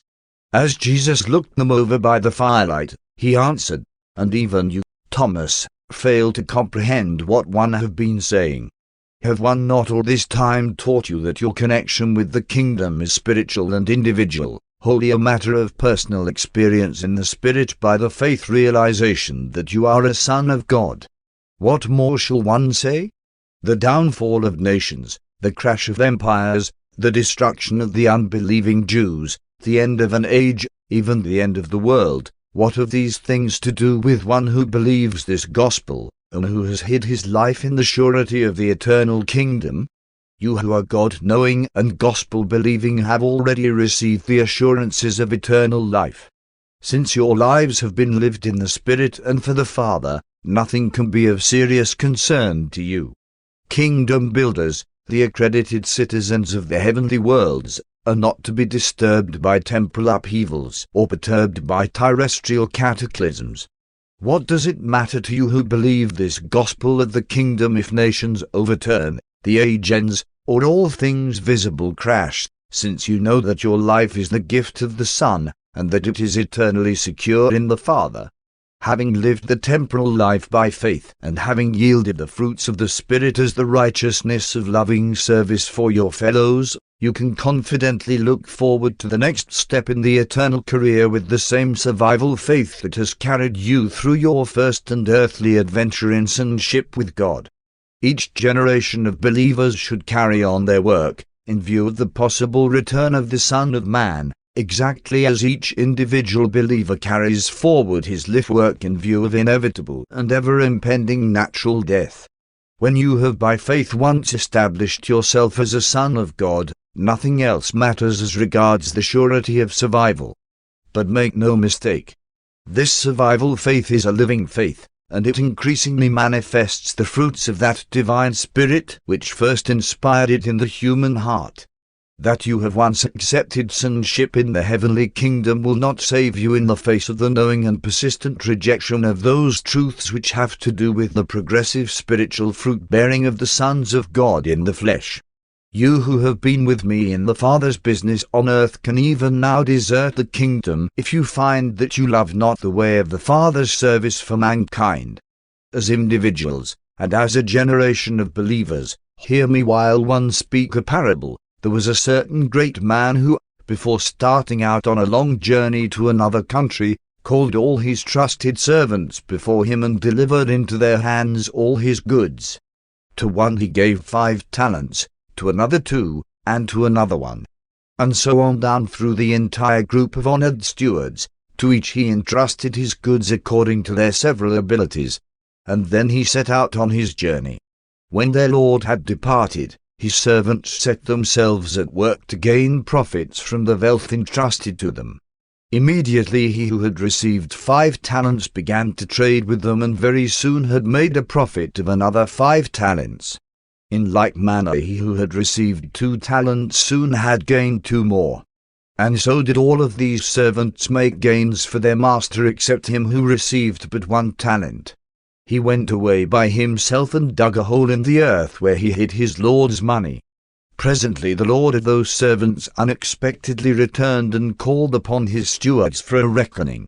And when they had all been called before their master, he who had received the 5 talents came forward with the money which had been entrusted to him and brought 5 additional talents, saying, Lord, you gave me 5 talents to invest, and I am glad to present 5 other talents as my gain. And then his lord said to him, Well done, good and faithful servant, you have been faithful over a few things. One will now set you as steward over many. Enter forthwith into the joy of your Lord. And then he who had received the 2 talents came forward, saying, Lord, you delivered into my hands 2 talents. Behold, one have gained these other 2 talents. And his lord then said to him, Well done, good and faithful steward. You also have been faithful over a few things, and one will now set you over many. Enter you into the joy of your Lord. And then there came to the accounting he who had received the 1 talent. This servant came forward, saying, Lord, one knew you and realized that you were a shrewd man in that you expected gains where you had not personally labored. Therefore was one afraid to risk aught of that which was entrusted to me. One safely hid your talent in the earth. Here it is. You now have what belongs to you. But his lord answered, You are an indolent and slothful steward. By your own words you confess that you knew one would require of you an accounting with reasonable profit, such as your diligent fellow servants of this day rendered. Knowing this, you ought, therefore, to have at least put my money into the hands of the bankers that on my return one might have received my own with interest. And then to the chief steward this lord said, Take away this 1 talent from this unprofitable servant, and give it to him who has the 10 talents. To everyone who has, more shall be given, and he shall have abundance. But from him who has not, even that which he has shall be taken away. You cannot stand still in the affairs of the eternal kingdom. My Father requires all his children to grow in grace and in a knowledge of the truth. You who know these truths must yield the increase of the fruits of the Spirit and manifest a growing devotion to the unselfish service of your fellow servants. And remember that, inasmuch as you minister to one of the least of my brethren, you have done this service to me. And so should you go about the work of the Father's business, now and henceforth, even forevermore. Carry on until one come. In faithfulness do that which is entrusted to you, and thereby shall you be ready for the reckoning call of death. And having thus lived for the glory of the Father and the satisfaction of the Son, you shall enter with joy and exceedingly great pleasure into the eternal service of the everlasting kingdom. Truth is living. The Spirit of truth is ever leading the children of light into new realms of spiritual reality and divine service. You are not given truth to crystallize into settled, safe, and honored forms. Your revelation of truth must be so enhanced by passing through your personal experience that new beauty and actual spiritual gains will be disclosed to all who behold your spiritual fruits, and in consequence thereof are led to glorify the Father who is in heaven. Only those faithful servants who thus grow in the knowledge of the truth, and who thereby develop the capacity for divine appreciation of spiritual realities, can ever hope to enter fully into the joy of their Lord. What a sorry sight for successive generations of the professed followers of Jesus to say, regarding their stewardship of divine truth, "Here, Master, is the truth you committed to us 100 or 1,000 years ago. We have lost nothing. We have faithfully preserved all you gave us. We have allowed no changes to be made in that which you taught us. Here is the truth you gave us." But such a plea concerning spiritual indolence will not justify the barren steward of truth in the presence of the Master. In accordance with the truth committed to your hands will the Master of truth require a reckoning. In the next world you will be asked to give an account of the endowments and stewardships of this world. Whether inherent talents are few or many, a just and merciful reckoning must be faced. If endowments are used only in selfish pursuits, and no thought is bestowed upon the higher duty of obtaining increased yield of the fruits of the Spirit, as they are manifested in the ever-expanding service of men and the worship of God, such selfish stewards must accept the consequences of their deliberate choosing. And how much like all selfish mortals was this unfaithful servant with the one talent in that he blamed his slothfulness directly upon his Lord. How prone is man, when he is confronted with the failures of his own making, to put the blame upon others, often teams upon those who least deserve it. Says Jesus that night as they went to their rest, "Freely have you received, therefore freely should you give of the truth of heaven, and in the giving will this truth multiply and show forth the increasing light of saving grace, even as you minister it." 4. The return of Michael. Of all the Master's teachings, no one phase has been so misunderstood as his promise sometime to come back in person to this world. It is not strange that Michael should be interested in sometime returning to the planet whereon he experienced his seventh and last bestowal, as a mortal of the realm. It is only natural to believe that Jesus of Nazareth, now sovereign ruler of a vast universe, would be interested in coming back, not only once but even many times, to the world whereon he lived such a unique life, and finally won for himself the Father's unlimited bestowal of universe power and authority. Urantia will eternally be one of the 7 nativity spheres of Michael in the winning of universe sovereignty. Jesus did, on numerous occasions and to many individuals, declare his intention of returning to this world. As his followers awakened to the fact that their Master was not going to function as a temporal deliverer, and as they listened to his predictions of the overthrow of Jerusalem and the downfall of the Jewish nation, they most naturally began to associate his promised return with these catastrophic events.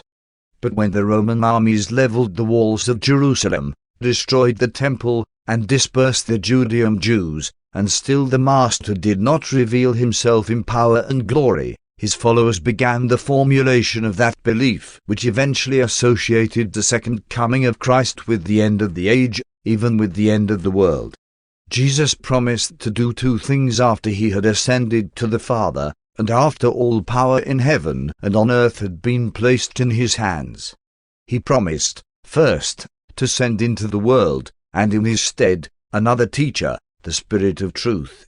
And this he did on the day of Pentecost. Second, he most certainly promised his followers that he would sometime personally return to this world. But he did not say how, where, or when he would revisit this planet of his bestowed experience in the flesh. On one occasion he intimated that, whereas the eye of flesh had beheld him when he lived here in the flesh, on his return, at least on one of his possible visits, he would be discerned only by the eye of spiritual faith. Many of us are inclined to believe that Jesus will return to Urantia many times during the ages to come. We do not have his specific promise to make these plural visits, but it seems most probable that he who carries among his universe titles that of planetary prince of Urantia will many times visit the world whose conquest conferred such a unique title upon him. We most positively believe that Michael will again come in person to Urantia, but we have not the slightest idea as to when or in what manner he may choose to come. Will his second advent on earth be timed to occur in connection with the terminal judgment of this present age, either with or without the associated appearance of a magisterial sun? Will he come in connection with the termination of some subsequent Urantian age? Will he come unannounced and as an isolated event? We do not know. Only one thing we are certain of, that is, when he does return, all the world will likely know about it, for he must come as the supreme ruler of a universe, and not as the obscure babe of Bethlehem.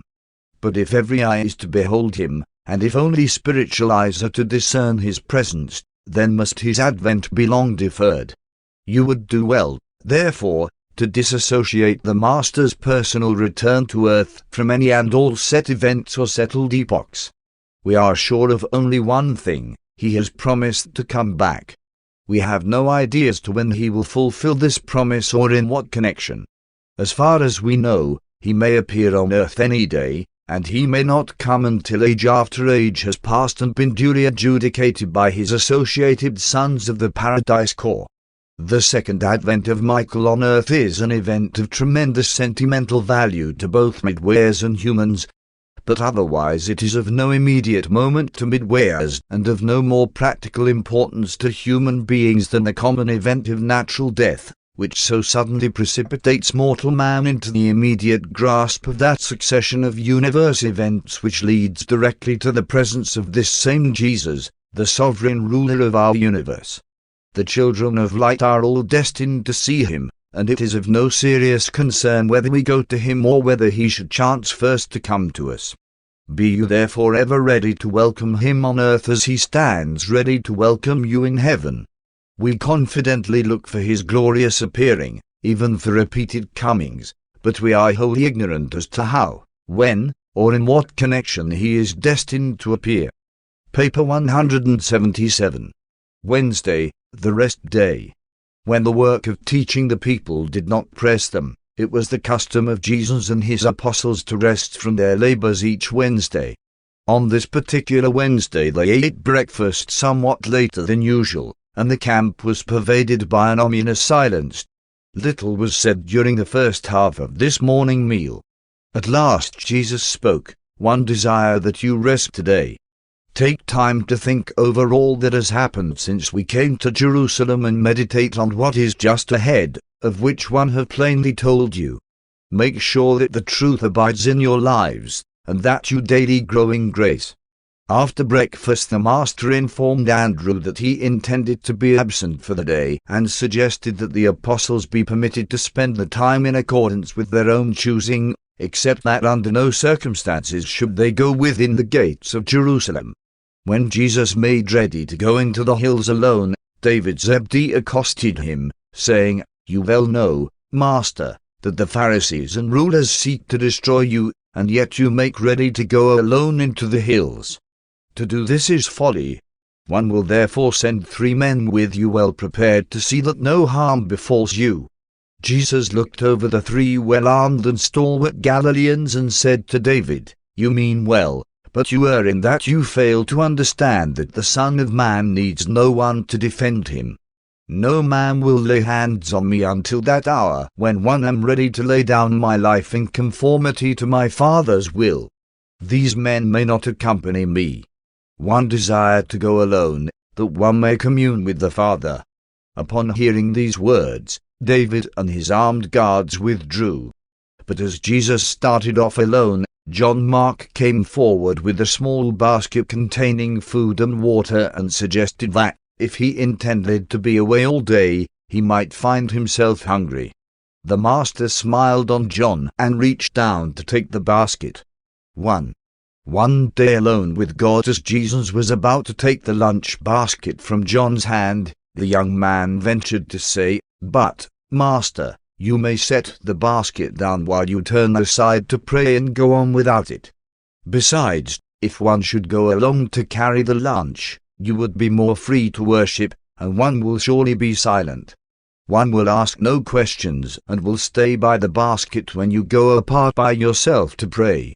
While making this speech, the temerity of which astonished some of the nearby listeners, John had made bold to hold on to the basket. There they stood, both John and Jesus holding the basket. Presently the master let go and, looking down on the lad, said, "Since with all your heart you crave to go with me, it shall not be denied you. We will go off by ourselves and have a good visit. You may ask me any question that arises in your heart, and we will comfort and console each other. You may start out carrying the lunch, and when you grow weary, one will help you. Follow on with me." Jesus did not return to the camp that evening until after sunset. The master spent this last day of quiet on earth visiting with this truth-hungry youth and talking with his paradise father. This event has become known on high as the day which a young man spent with God in the hills. Forever this occasion exemplifies the willingness of the Creator to fellowship the creature. Even a youth, if the desire of the heart is really supreme, can command the attention and enjoy the loving companionship of the God of a universe, actually experience the unforgettable ecstasy of being alone with God in the hills, and for a whole day. And such was the unique experience of John Mark on this Wednesday in the hills of Judah. Jesus visited much with John, talking freely about the affairs of this world and the next.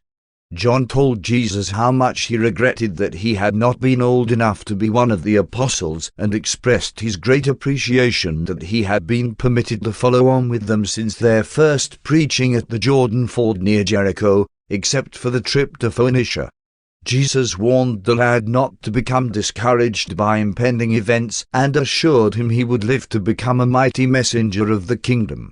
John Mark was thrilled by the memory of this day with Jesus in the hills, but he never forgot the Master's final admonition, spoken just as they were about to return to the Gethsemane camp, when he said, "Well, John, we have had a good visit, a real day of rest. But see to it that you tell no man the things which one told you."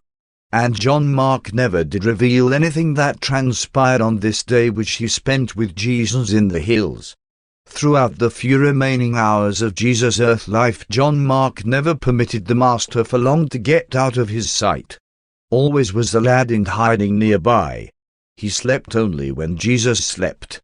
2. Early home life. In the course of this day's visiting with John Mark, Jesus spent considerable time comparing their early childhood and later boyhood experiences. Although John's parents possessed more of this world's goods than had Jesus' parents, there was much experience in their boyhood which was very similar. Jesus said many things which helped John better to understand his parents and other members of his family.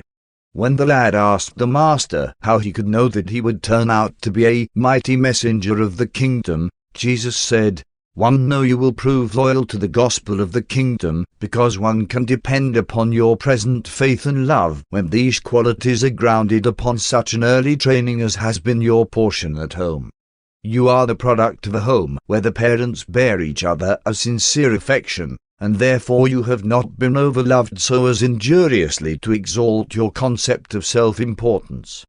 Neither has your personality suffered distortion in consequence of your parents' loveless maneuvering for your confidence and loyalty, the one against the other. You have enjoyed that parental love which ensures laudable self-confidence and which fosters normal feelings of security. But you have also been fortunate in that your parents possessed wisdom as well as love, and it was wisdom which led them to withhold most forms of indulgence and many luxuries which wealth can buy, while they sent you to the synagogue school along with your neighborhood playfellows, and they also encouraged you to learn how to live in this world by permitting you to have original experience. You came over to the Jordan, where we preached and John's disciples baptized, with your young friend Amos. Both of you desired to go with us. When you returned to Jerusalem, your parents consented. Amos's parents refused. They loved their son so much that they denied him the blessed experience which you have had, even such as you this day enjoy. By running away from home, Amos could have joined us, but in so doing he would have wounded love and sacrificed loyalty. Even if such a course had been wise, it would have been a terrible price to pay for experience, independence, and liberty. Wise parents, such as yours, see to it that their children do not have to wound love or stifle loyalty in order to develop independence and enjoy invigorating liberty when they have grown up to your age. Love, John, is the supreme reality of the universe when bestowed by all wise beings, but it is a dangerous and oftentimes semi-selfish trait as it is manifested in the experience of mortal parents. When you get married and have children of your own to rear, make sure that your love is admonished by wisdom and guided by intelligence. Your young friend Amos believes this gospel of the kingdom just as much as you, but one cannot fully depend upon him. One am not certain about what he will do in the years to come. His early home life was not such as would produce a wholly dependable person. Amos is too much like one of the apostles who failed to enjoy a normal, loving, and wise home training. Your whole afterlife will be more happy and dependable because you spent your first 8 years in a normal and well-regulated home. You possess a strong and well-knit character because you grew up in a home where love prevailed and wisdom reigned. Such a childhood training produces a type of loyalty which assures me that you will go through with the course you have begun. For more than an hour Jesus and John continued this discussion of home life. The Master went on to explain to John how a child is wholly dependent on his parents and the associated home life for all his early concepts of everything intellectual, social, moral, and even spiritual, since the family represents to the young child all that he can first know of either human or divine relationships. The child must derive his first impressions of the universe from the mother's care. He is wholly dependent on the earthly father for his first ideas of the heavenly Father. The child's subsequent life is made happy or unhappy, easy or difficult, in accordance with his early mental and emotional life, conditioned by these social and spiritual relationships of the home. A human being's entire afterlife is enormously influenced by what happens during the first few years of existence. It is our sincere belief that the gospel of Jesus' teaching, founded as it is on the father-child relationship, can hardly enjoy a worldwide acceptance until such a time as the home life of the modern civilized peoples embraces more of love and more of wisdom. Notwithstanding that parents of the 20th century possess great knowledge and increased truth for improving the home and ennobling the home life, it remains a fact that very few modern homes are such good places in which to nurture boys and girls as Jesus' home in Galilee and John Mark's home in Judah, albeit the acceptance of Jesus' gospel will result in the immediate improvement of home life. The love life of a wise home and the loyal devotion of true religion exert a profound reciprocal influence upon each other. Such a home life enhances religion, and genuine religion always glorifies the home. It is true that many of the objectionable stunting influences and other cramping features of these olden Jewish homes have been virtually eliminated from many of the better regulated modern homes. There is, indeed, more spontaneous freedom and far more personal liberty, but this liberty is not restrained by love, motivated by loyalty, nor directed by the intelligent discipline of wisdom. As long as we teach the child to pray, "Our Father who is in heaven," A tremendous responsibility rests upon all earthly fathers so to live and order their homes that the word father becomes worthily enshrined in the minds and hearts of all growing children. 3. The day at camp, the apostles spent most of this day walking about on Mount Olivet and visiting with the disciples who were encamped with them. But early in the afternoon they became very desirous of seeing Jesus return. As the day wore on, they grew increasingly anxious about his safety. They felt inexpressibly lonely without him. There was much debating throughout the day as to whether the Master should have been allowed to go off by himself in the hills, accompanied only by an errand boy. Though no man openly so expressed his thoughts, there was not one of them, save Judas Iscariot, who did not wish himself in John Mark's place. It was about mid-afternoon when Nathanael made his speech on supreme desire to about half a dozen of the apostles and as many disciples, the ending of which was, "What is wrong with most of us is that we are only half-hearted. We fail to love the Master as he loves us. If we had all wanted to go with him as much as John Mark did, he would surely have taken us all. We stood by while the lad approached the Master and offered him the basket. But when the Master took hold of it, the lad would not let go. And so the Master left us here while he went off to the hills with basket, boy, and all." About 4 o'clock, runners came to David Zebedee bringing him word from his mother at Bethsaida and from Jesus' mother. Several days previously David had made up his mind that the chief priests and rulers were going to kill Jesus. David knew they were determined to destroy the Master, and he was about convinced that Jesus would neither exert his divine power to save himself nor permit his followers to employ force in his defense. Having reached these conclusions, he lost no time in dispatching a messenger to his mother, urging her to come at once to Jerusalem and to bring Mary the mother of Jesus and every member of his family. David's mother did as her son requested, and now the runners came back to David bringing the word that his mother and Jesus' entire family were on the way to Jerusalem and should arrive sometime late on the following day or very early the next morning. Since David did this on his own initiative, he thought it wise to keep the matter to himself. He told no one, therefore, that Jesus' family was on the way to Jerusalem. Shortly after noon, more than 20 of the Greeks who had met with Jesus and the 12 at the home of Joseph of Arimathea arrived at the camp, and Peter and John spent several hours in conference with them. These Greeks, at least some of them, were well advanced in the knowledge of the kingdom, having been instructed by Ardane at Alexandria. That evening, after returning to the camp, Jesus visited with the Greeks, and had it not been that such a course would have greatly disturbed his apostles and many of his leading disciples, he would have ordained these 20 Greeks, even as he had the 70. While all of this was going on at the camp, in Jerusalem the chief priests and elders were amazed that Jesus did not return to address the multitudes. True, the day before, when he left the temple, he had said, "One leave your house to you desolate." But they could not understand why he would be willing to forego the great advantage which he had built up in the friendly attitude of the crowds.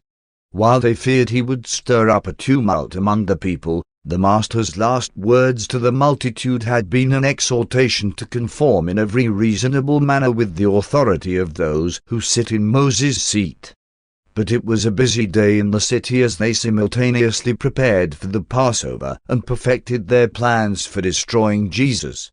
Not many people came to the camp, for its establishment had been kept a well-guarded secret by all who knew that Jesus was expecting to stay there in place of going out to Bethany every night.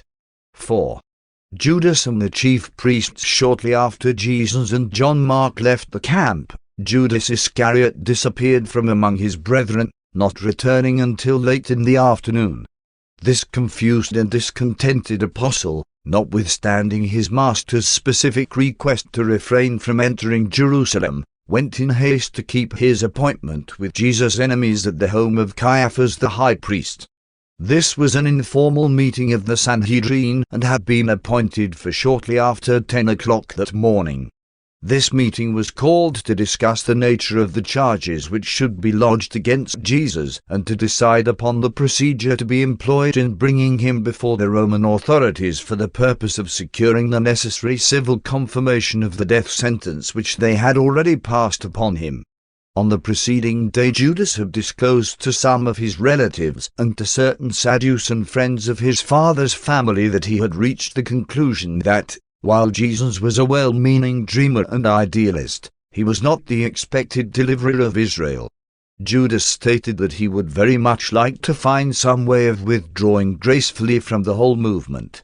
His friends flatteringly assured him that his withdrawal would be hailed by the Jewish rulers as a great event, and that nothing would be too good for him. They led him to believe that he would forthwith receive high honors from the Sanhedrin, and that he would at last be in a position to erase the stigma of his well-meant but unfortunate association with untaught Galileans. Judas could not quite believe that the mighty works of the Master had been wrought by the power of the Prince of Devils, but he was now fully convinced that Jesus would not exert his power in self-aggrandizement. He was at last convinced that Jesus would allow himself to be destroyed by the Jewish rulers, and he could not endure the humiliating thought of being identified with a movement of defeat. He refused to entertain the idea of apparent failure. He thoroughly understood the sturdy character of his master and the keenness of that majestic and merciful mind, yet he derived pleasure from even the partial entertainment of the suggestion of one of his relatives that Jesus, while he was a well-meaning fanatic, was probably not really sound of mind, that he had always appeared to be a strange and misunderstood person. And now, as never before, Judas found himself becoming strangely resentful that Jesus had never assigned him a position of greater honor. All along he had appreciated the honor of being the apostolic treasurer, but now he began to feel that he was not appreciated, that his abilities were unrecognized. He was suddenly overcome with indignation that Peter, James, and John should have been honored with close association with Jesus, and at this time, when he was on the way to the high priest's home, he was bent on getting even with Peter, James, and John more than he was concerned with any thought of betraying Jesus. But over and above all, just then, a new and dominating thought began to occupy the forefront of his conscious mind. He had set out to get honor for himself, and if this could be secured simultaneously with getting even with those who had contributed to the greatest disappointment of his life, all the better. He was seized with a terrible conspiracy of confusion, pride, desperation, and determination. And so it must be plain that it was not for money that Judas was then on his way to the home of Caiaphas to arrange for the betrayal of Jesus. As Judas approached the home of Caiaphas, he arrived at the final decision to abandon Jesus and his fellow apostles, and having thus made up his mind to desert the cause of the kingdom of heaven, he was determined to secure for himself as much as possible of that honor and glory which he had thought would sometime be his when he first identified himself with Jesus and the new gospel of the kingdom. All of the apostles once shared this ambition with Judas, but as time passed they learned to admire truth and to love Jesus, at least more than did Judas. The traitor was presented to Caiaphas and the Jewish rulers by his cousin, who explained that Judas, having discovered his mistake in allowing himself to be misled by the subtle teaching of Jesus, had arrived at the place where he wished to make public and formal renunciation of his association with the Galilean, and at the same time to ask for reinstatement in the confidence and fellowship of his Judean brethren. This spokesman for Judas went on to explain that Judas recognized it would be best for the peace of Israel if Jesus should be taken into custody, and that, as evidence of his sorrow in having participated in such a movement of error, and as proof of his sincerity in now returning to the teachings of Moses, he had come to offer himself to the Sanhedrin as one who could so arrange with the captain holding the orders for Jesus' arrest that he could be taken into custody quietly, thus avoiding any danger of stirring up the multitudes or the necessity of postponing his arrest until after the Passover. When his cousin had finished speaking, he presented Judas, who, stepping forward near the high priest, said, All that my cousin has promised, one will do, but what are you willing to give me for this service?" Judas did not seem to discern the look of disdain and even disgust that came over the face of the hard-hearted and vainglorious Caiaphas. His heart was too much set on self-glory and the craving for the satisfaction of self-exaltation. And then Caiaphas looked down upon the betrayer while he said, "Judas, you go to the captain of the guard and arrange with that officer to bring your master to us either tonight or tomorrow night, and when he has been delivered by you into our hands, you shall receive your reward for this service." When Judas heard this, he went forth from the presence of the chief priests and rulers, and took counsel with the captain of the temple guards as to the manner in which Jesus was to be apprehended. Judas knew that Jesus was then absent from the camp, and had no idea when he would return that evening, and so they agreed among themselves to arrest Jesus the next evening, Thursday, after the people of Jerusalem and all of the visiting pilgrims had retired for the night.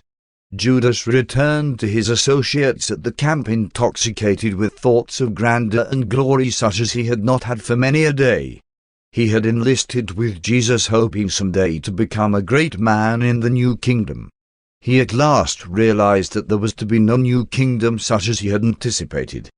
But he rejoiced in being so sagacious as to trade off his disappointment in failing to achieve glory in an anticipated new kingdom for the immediate realization of honor and reward in the old order, which he now believed would survive, and which he was certain would destroy Jesus and all that he stood for. In its last motive of conscious intention, Judas's betrayal of Jesus was the cowardly act of a selfish deserter whose only thought was his own safety and glorification, no matter what might be the results of his conduct upon his master and upon his former associates. But it was ever just that way. Judas had long been engaged in this deliberate, persistent, selfish, and vengeful consciousness of progressively building up in his mind, and entertaining in his heart, these hateful and evil desires of revenge and disloyalty. Jesus loved and trusted Judas even as he loved and trusted the other apostles, but Judas failed to develop loyal trust and to experience wholehearted love in return. And how dangerous ambition can become when it is once wholly wedded to self-seeking and supremely motivated by sullen and long-suppressed vengeance. What a crushing thing is disappointment in the lives of those foolish persons who, in fastening their gaze on the shadowy and evanescent allurements of time, become blinded to the higher and more real achievements of the everlasting attainments of the eternal worlds of divine values and true spiritual realities. Judas craved worldly honor in his mind and grew to love this desire with his whole heart. The other apostles likewise craved this same worldly honor in their minds, but with their hearts they loved Jesus and were doing their best to learn to love the truths which he taught them. Judas did not realize it at this time, but he had been a subconscious critic of Jesus ever since John the Baptist was beheaded by Herod. Deep down in his heart, Judas always resented the fact that Jesus did not save John. You should not forget that Judas had been a disciple of John before he became a follower of Jesus. And all these accumulations of human resentment and bitter disappointment which Judas had laid by in his soul in habiliments of hate were now well organized in his subconscious mind and ready to spring up to engulf him when he once dared to separate himself from the supporting influence of his brethren, while at the same time exposing himself to the clever insinuations and subtle ridicule of the enemies of Jesus. Every time Judas allowed his hopes to soar high and Jesus would do or say something to dash them to pieces, there was always left in Judas's heart a scar of bitter resentment. And as these scars multiplied, presently that heart, so often wounded, lost all real affection for the one who had inflicted this distasteful experience upon a well-intentioned, but cowardly and self-centered personality. Judas did not realize it, but he was a coward. Accordingly was he always inclined to assign to Jesus cowardice as the motive which led him so often to refuse to grasp for power or glory when they were apparently within his easy reach.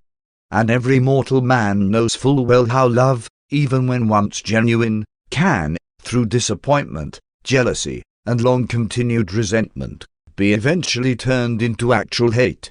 At last the chief priests and elders could breathe easily for a few hours. They would not have to arrest Jesus in public, and the securing of Judas as a traitorous ally ensured that Jesus would not escape from their jurisdiction as he had so many times in the past. 5. The last social hour since it was Wednesday, this evening at the camp was a social hour. The Master endeavored to cheer his downcast apostles, but that was well nigh impossible. They were all beginning to realize that disconcerting and crushing events were impending. They could not be cheerful, even when the Master recounted their years of eventful and loving association. Jesus made careful inquiry about the families of all of the apostles and, looking over toward David Zebedee, asked if anyone had heard recently from his mother, his youngest sister, or other members of his family. David looked down at his feet. He was afraid to answer. This was the occasion of Jesus warning his followers to beware of the support of the multitude. He recounted their experiences in Galilee, when time and again great throngs of people enthusiastically followed them around and then just as ardently turned against them and returned to their former ways of believing and living. And then he said, "And so you must not allow yourselves to be deceived by the great crowds who heard us in the temple, and who seemed to believe our teachings. These multitudes listen to the truth and believe it superficially with their minds, but few of them permit the word of truth to strike down into the heart with living roots. Those who know the gospel only in the mind, and who have not experienced it in the heart, cannot be depended upon for support when real trouble comes. When the rulers of the Jews reach an agreement to destroy the Son of Man, and when they strike with one accord, you will see the multitude either flee in dismay or else stand by in silent amazement while these maddened and blinded rulers lead the teachers of the gospel truth to their death. And then, when adversity and persecution descend upon you, still others who you think love the truth will be scattered, and some will renounce the gospel and desert you. Some who have been very close to us have already made up their minds to desert. You have rested today in preparation for those times which are now upon us. Watch, therefore, and pray that on the morrow you may be strengthened for the days that are just ahead." The atmosphere of the camp was charged with an inexplicable tension. Silent messengers came and went, communicating with only David Zebedee. Before the evening had passed, certain ones knew that Lazarus had taken hasty flight from Bethany. John Mark was ominously silent after returning to camp, notwithstanding he had spent the whole day in the Master's company. Every effort to persuade him to talk only indicated clearly that Jesus had told him not to talk. Even the Master's good cheer and his unusual sociability frightened them. They all felt the certain drawing upon them of the terrible isolation which they realized was about to descend with crashing suddenness and inescapable terror. They vaguely sensed what was coming, and none felt prepared to face the test. The Master had been away all day. They had missed him tremendously.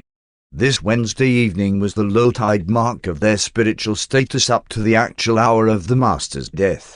Although the next day was one more day nearer the tragic Friday, still, he was with them, and they passed through its anxious hours more gracefully.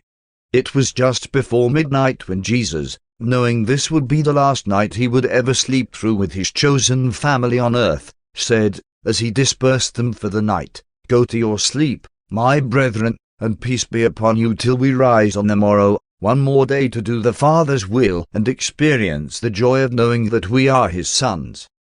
Paper 178. Last day at the camp. Jesus planned to spend this Thursday, his last free day on earth as a divine Son incarnated in the flesh, with his apostles and a few loyal and devoted disciples. Soon after the breakfast hour on this beautiful morning, the Master led them to a secluded spot a short distance above their camp, and there taught them many new truths. Although Jesus delivered other discourses to the apostles during the early evening hours of the day, this talk of Thursday forenoon was his farewell address to the combined camp group of apostles and chosen disciples, both Jews and Gentiles. The 12 were all present save Judas.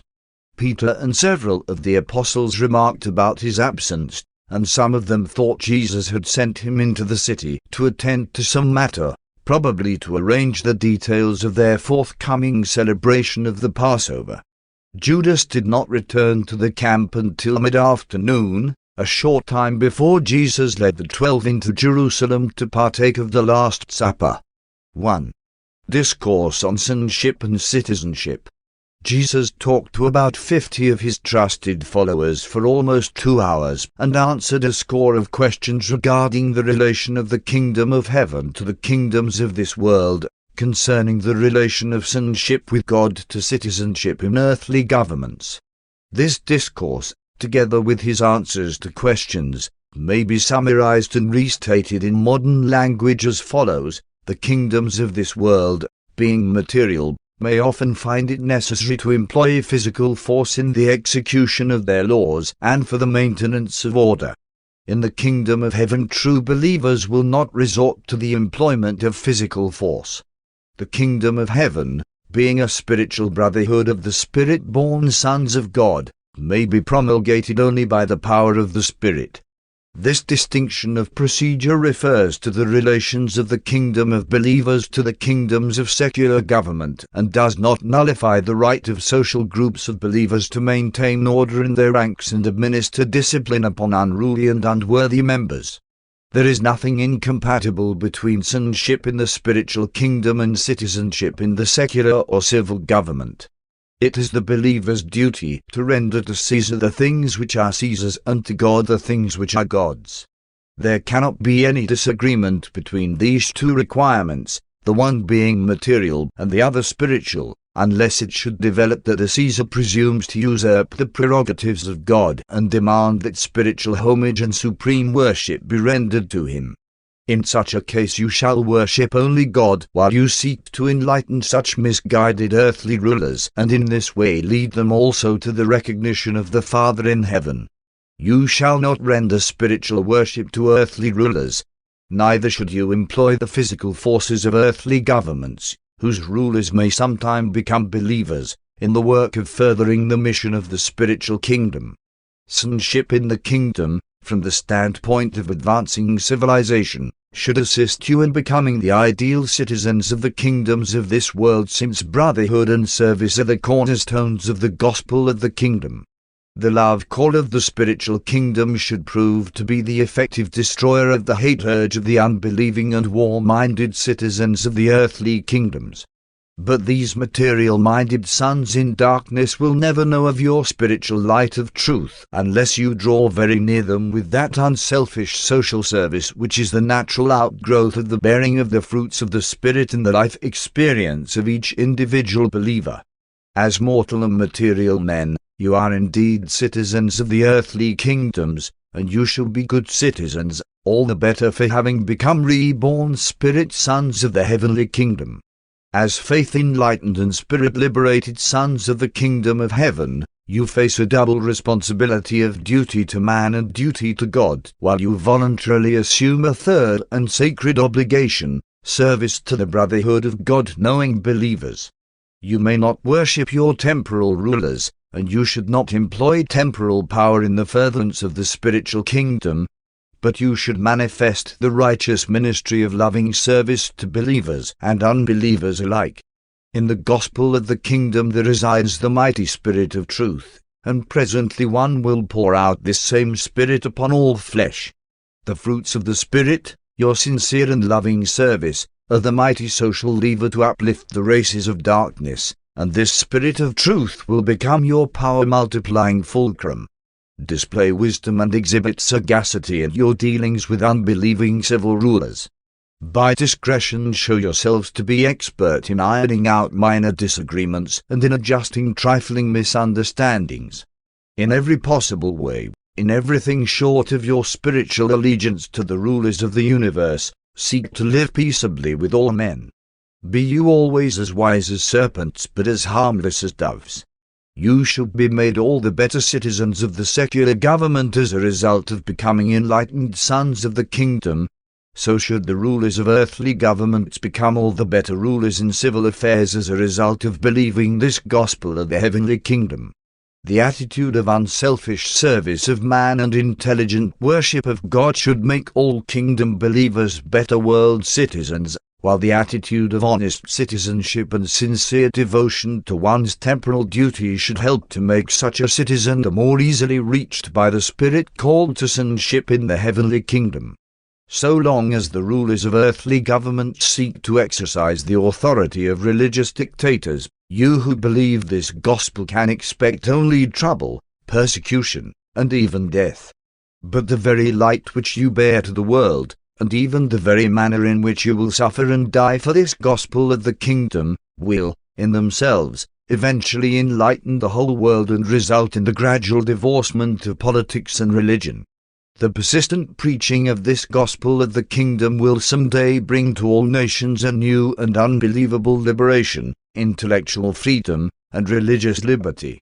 Under the soon coming persecutions by those who hate this gospel of joy and liberty, you will thrive and the kingdom will prosper.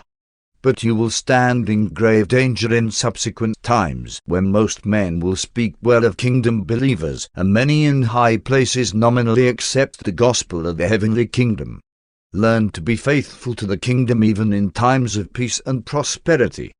Tempt not the angels of your supervision to lead you in troublous ways as a loving discipline designed to save your ease-drifting souls. Remember that you are commissioned to preach this gospel of the kingdom. The supreme desire to do the Father's will coupled with the supreme joy of the faith realization of sonship with God, and you must not allow anything to divert your devotion to this one duty.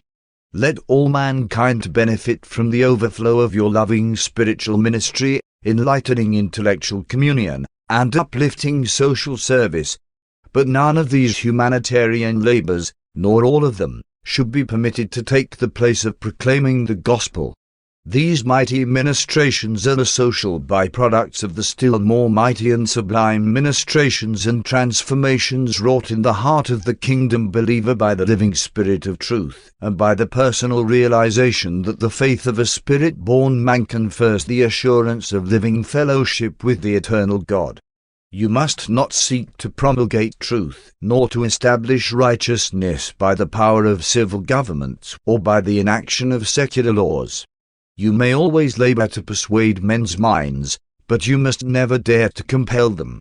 You must not forget the great law of human fairness, which one have taught you in positive form: whatsoever you would that men should do to you, do even so to them. When a kingdom believer is called upon to serve the civil government, let him render such service as a temporal citizen of such a government, albeit such a believer should display in his civil service all of the ordinary traits of citizenship, as these have been enhanced by the spiritual enlightenment of the ennobling association of the mind of mortal man with the indwelling Spirit of the eternal God. If the unbeliever can qualify as a superior civil servant, you should seriously question whether the roots of truth in your heart have not died from the lack of the living waters of combined spiritual communion and social service. The consciousness of sonship with God should quicken the entire life service of every man, woman, and child who has become the possessor of such a mighty stimulus to all the inherent powers of a human personality. You are not to be passive mystics or colorless ascetics. You should not become dreamers and drifters, supinely trusting in a fictitious providence to provide even the necessities of life. You are indeed to be gentle in your dealings with erring mortals, patient in your intercourse with ignorant men, and forbearing under provocation. But you are also to be valiant in defense of righteousness, mighty in the promulgation of truth, and aggressive in the preaching of this gospel of the kingdom, even to the ends of the earth. This gospel of the kingdom is a living truth. One have told you it is like the leaven in the dough, like the grain of mustard seed. And now one declare that it is like the seed of the living being, which, from generation to generation, while it remains the same living seed, unfailingly unfolds itself in new manifestations and grows acceptably in channels of new adaptation to the peculiar needs and conditions of each successive generation.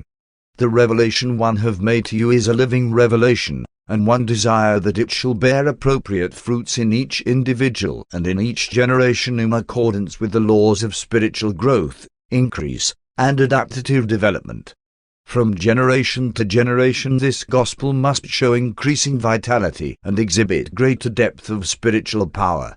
It must not be permitted to become merely a sacred memory, a mere tradition about me and the times in which we now live.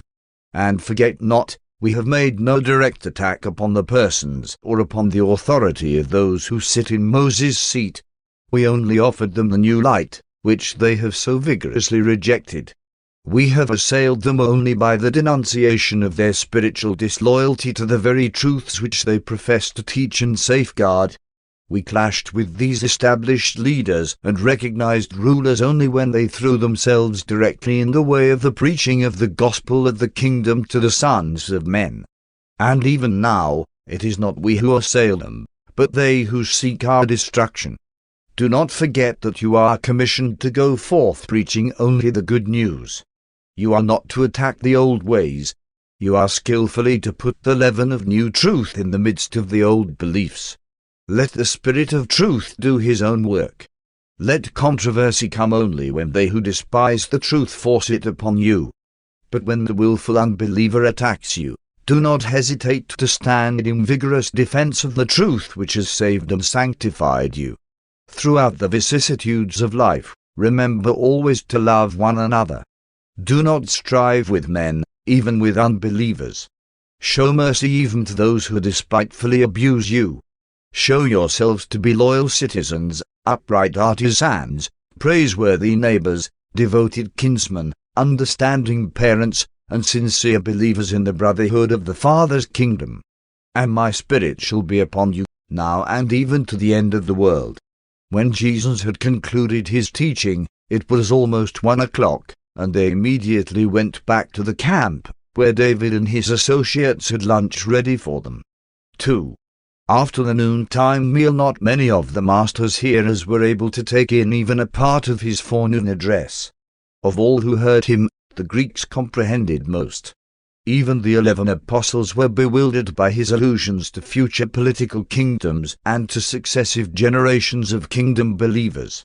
Jesus' most devoted followers could not reconcile the impending end of his earthly ministry with these references to an extended future of gospel activities.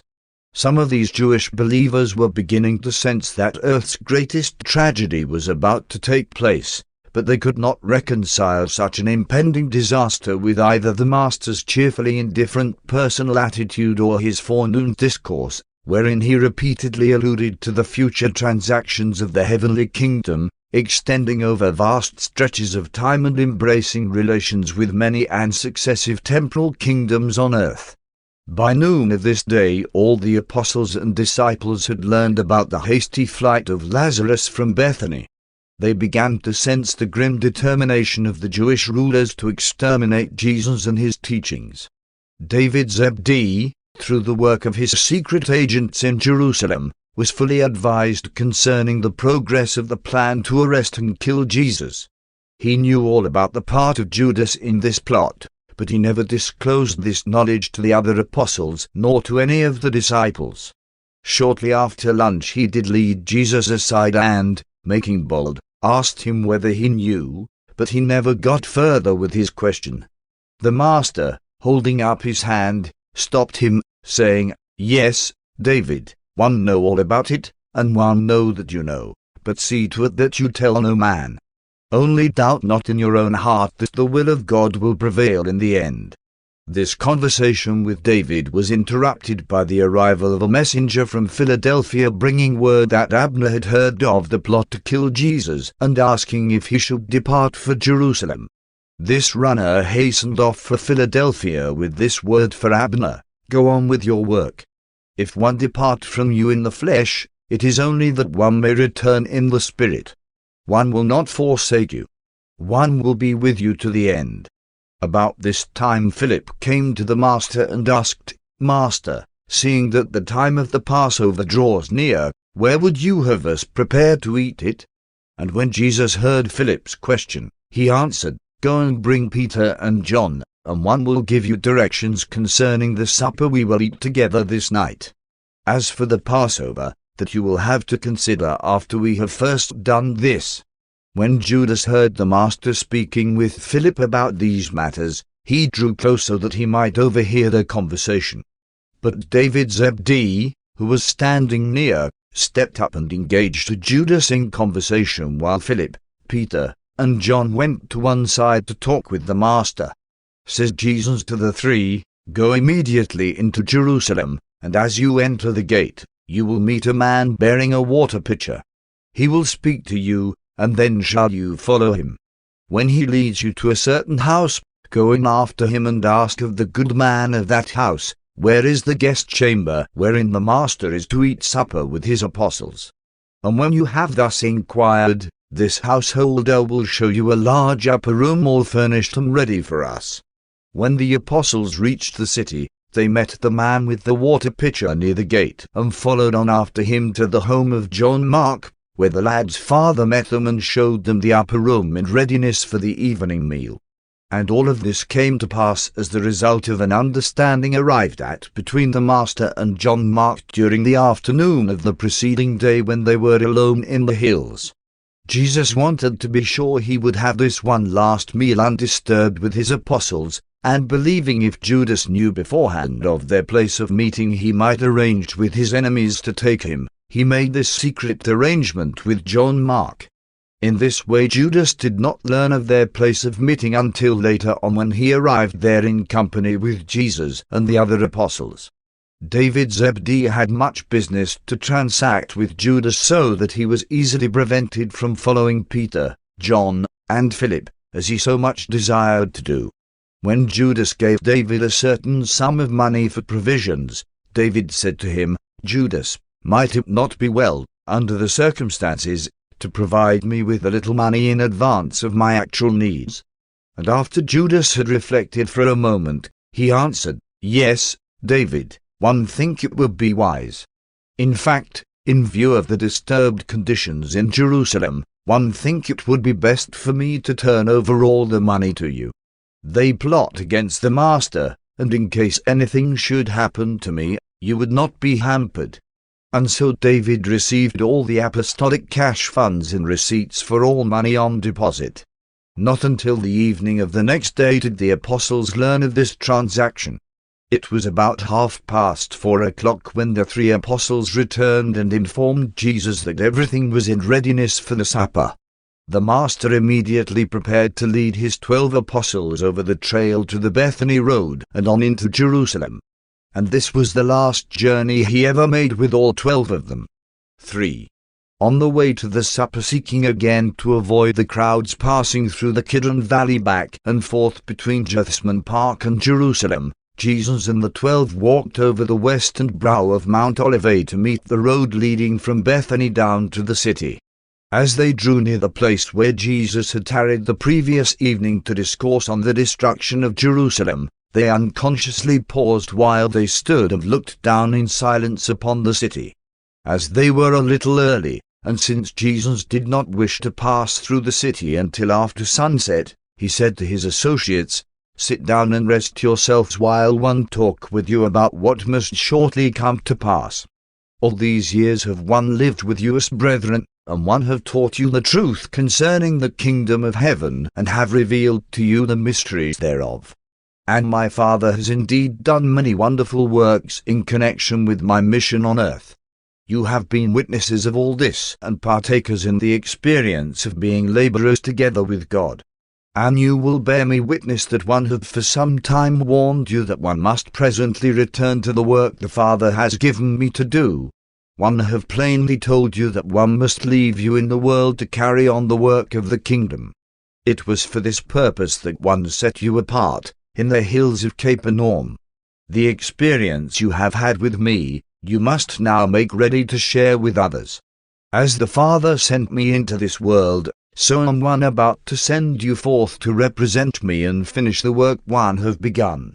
You look down on yonder city in sorrow, for you have heard my words telling of the end of Jerusalem. One have forewarned you lest you should perish in her destruction, and so delay the proclamation of the gospel of the kingdom. Likewise do one warn you to take heed lest you needlessly expose yourselves to peril when they come to take the Son of Man.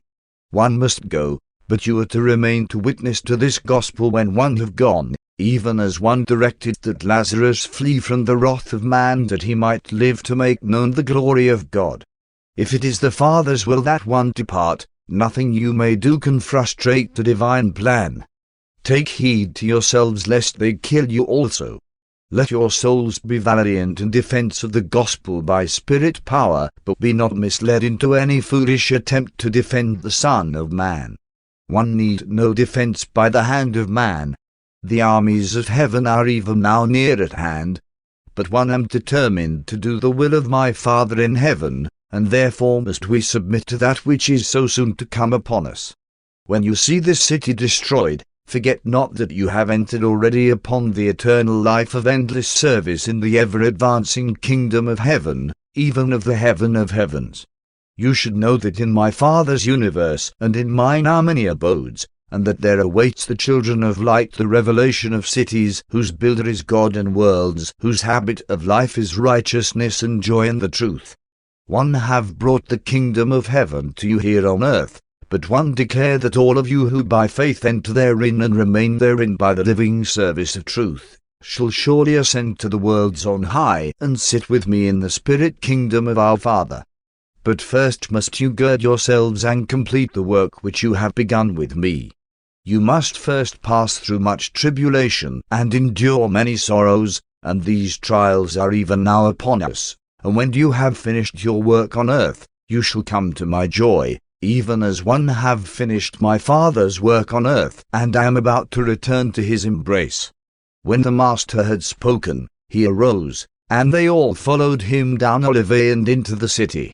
None of the apostles, save 3, knew where they were going as they made their way along the narrow streets in the approaching darkness.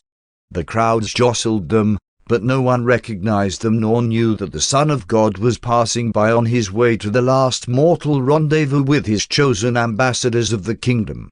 And neither did the apostles know that one of their own number had already entered into a conspiracy to betray the Master into the hands of his enemies. John Mark had followed them all the way into the city, and after they had entered the gate, he hurried on by another street so that he was waiting to welcome them to his Father's home when they arrived.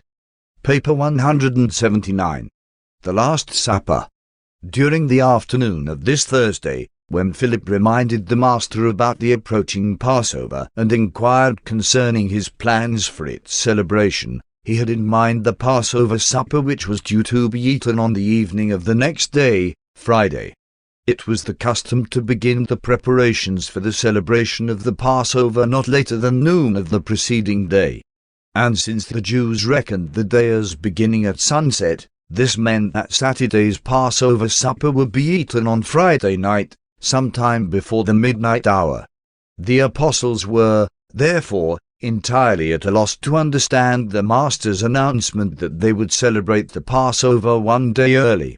They thought, at least some of them did, that he knew he would be placed under arrest before the time of the Passover supper on Friday night, and was therefore calling them together for a special supper on this Thursday evening. Others thought that this was merely a special occasion which was to precede the regular Passover celebration.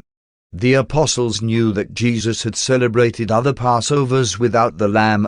They knew that he did not personally participate in any sacrificial service of the Jewish system. He had many times partaken of the paschal lamb as a guest, but always, when he was the host, no lamb was served. It would not have been a great surprise to the apostles to have seen the lamb omitted even on Passover night, and since this supper was given one day earlier, they thought nothing of its absence. After receiving the greetings of welcome extended by the father and mother of John Mark, the apostles went immediately to the upper chamber, while Jesus lingered behind to talk with the Mark family. It had been understood beforehand that the Master was to celebrate this occasion alone with his 12 apostles. Therefore no servants were provided to wait upon them. 1. The desire for preference. When the apostles had been shown upstairs by John Mark, they beheld a large and commodious chamber, which was completely furnished for the supper, and observed that the bread, wine, water, and herbs were all in readiness on one end of the table. Except for the end on which rested the bread and wine, This long table was surrounded by 13 reclining couches, just such as would be provided for the celebration of the Passover in a well-to-do Jewish household. As the 12 entered this upper chamber, they noticed, just inside the door, the pitchers of water, the basins, and towels for laving their dusty feet. And since no servant had been provided to render this service, the apostles began to look at one another as soon as John Mark had left them, and each began to think within himself, "Who shall wash our feet?" And each likewise thought that it would not be he who would thus seem to act as the servant of the others. As they stood there, debating in their hearts, they surveyed the seating arrangement of the table, taking note of the higher divan of the host with one couch on the right and 11 arranged around the table on up to opposite this second seat of honor on the host's right. They expected the master to arrive any moment, but they were in a quandary as to whether they should seat themselves or await his coming and depend on him to assign them their places. While they hesitated, Judas stepped over to the seat of honor, at the left of the host, and signified that he intended there to recline as the preferred guest. This act of Judas immediately stirred up a heated dispute among the other apostles. Judas had no sooner seized the seat of honor than John Zebedee laid claim to the next preferred seat, the one on the right of the host. Simon Peter was so enraged at this assumption of choice positions by Judas and John that, as the other angry apostles looked on, he marched clear around the table and took his place on the lowest couch, the end of the seating order and just opposite to that chosen by John Zebedee. Since others had seized the high seats, Peter thought to choose the lowest, and he did this, not merely in protest against the unseemly pride of his brethren, but with the hope that Jesus, when he should come and see him in the place of least honor, would call him up to a higher one, thus displacing one who had presumed to honor himself. With the highest and the lowest positions thus occupied, the rest of the apostles chose places, some near Judas and some near Peter, until all were located. They were seated about the U-shaped table on these reclining divans in the following order: on the right of the Master, John; on the left, Judas, Simon Zealots, Matthew, James Zebedee, Andrew, the Alphaeus twins, Philip, Nathanael, Thomas, and Simon Peter. They are gathered together to celebrate, at least in spirit, an institution which antedated even Moses and referred to the times when their fathers were slaves in Egypt. This supper is their last rendezvous with Jesus, and even in such a solemn setting, under the leadership of Judas, the apostles are led once more to give way to their old predilection for honor, preference, and personal exaltation. They were still engaged in voicing angry recriminations when the Master appeared in the doorway, where he hesitated a moment as a look of disappointment slowly crept over his face. Without comment he went to his place, and he did not disturb their seating arrangement. They were now ready to begin the supper, except that their feet were still unwashed, and they were in anything but a pleasant frame of mind. When the Master arrived, they were still engaged in making uncomplimentary remarks about one another, to say nothing of the thoughts of some who had sufficient emotional control to refrain from publicly expressing their feelings. 2. Beginning the supper for a few moments after the Master had gone to his place, not a word was spoken.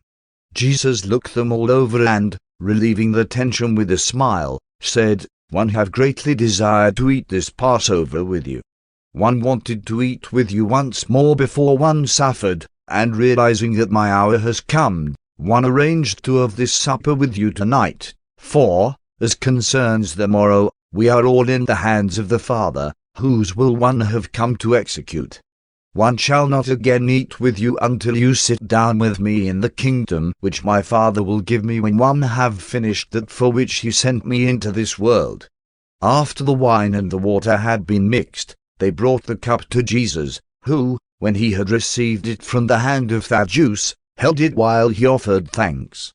And when he had finished offering thanks, he said, "Take this cup and divide it among yourselves, and, when you partake of it, realize that one shall not again drink with you the fruit of the vine, since this is our last supper.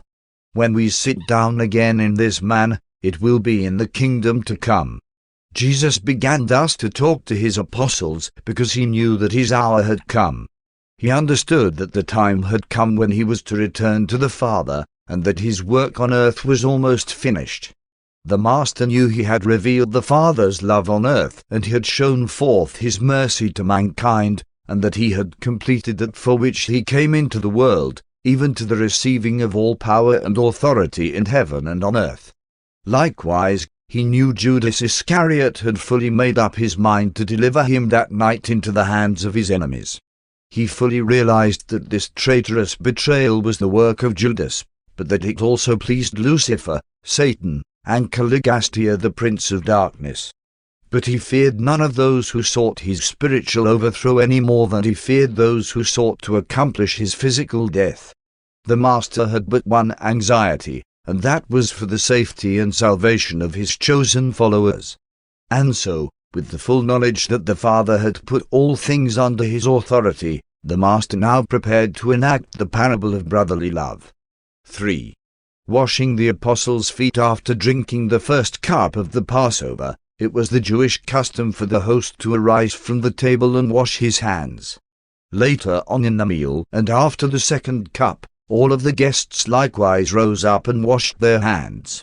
Since the apostles knew that their Master never observed these rites of ceremonial hand-washing, they were very curious to know what he intended to do when, after they had partaken of this first cup, he arose from the table and silently made his way over to near the door, where the water pitchers, basins, and towels had been placed.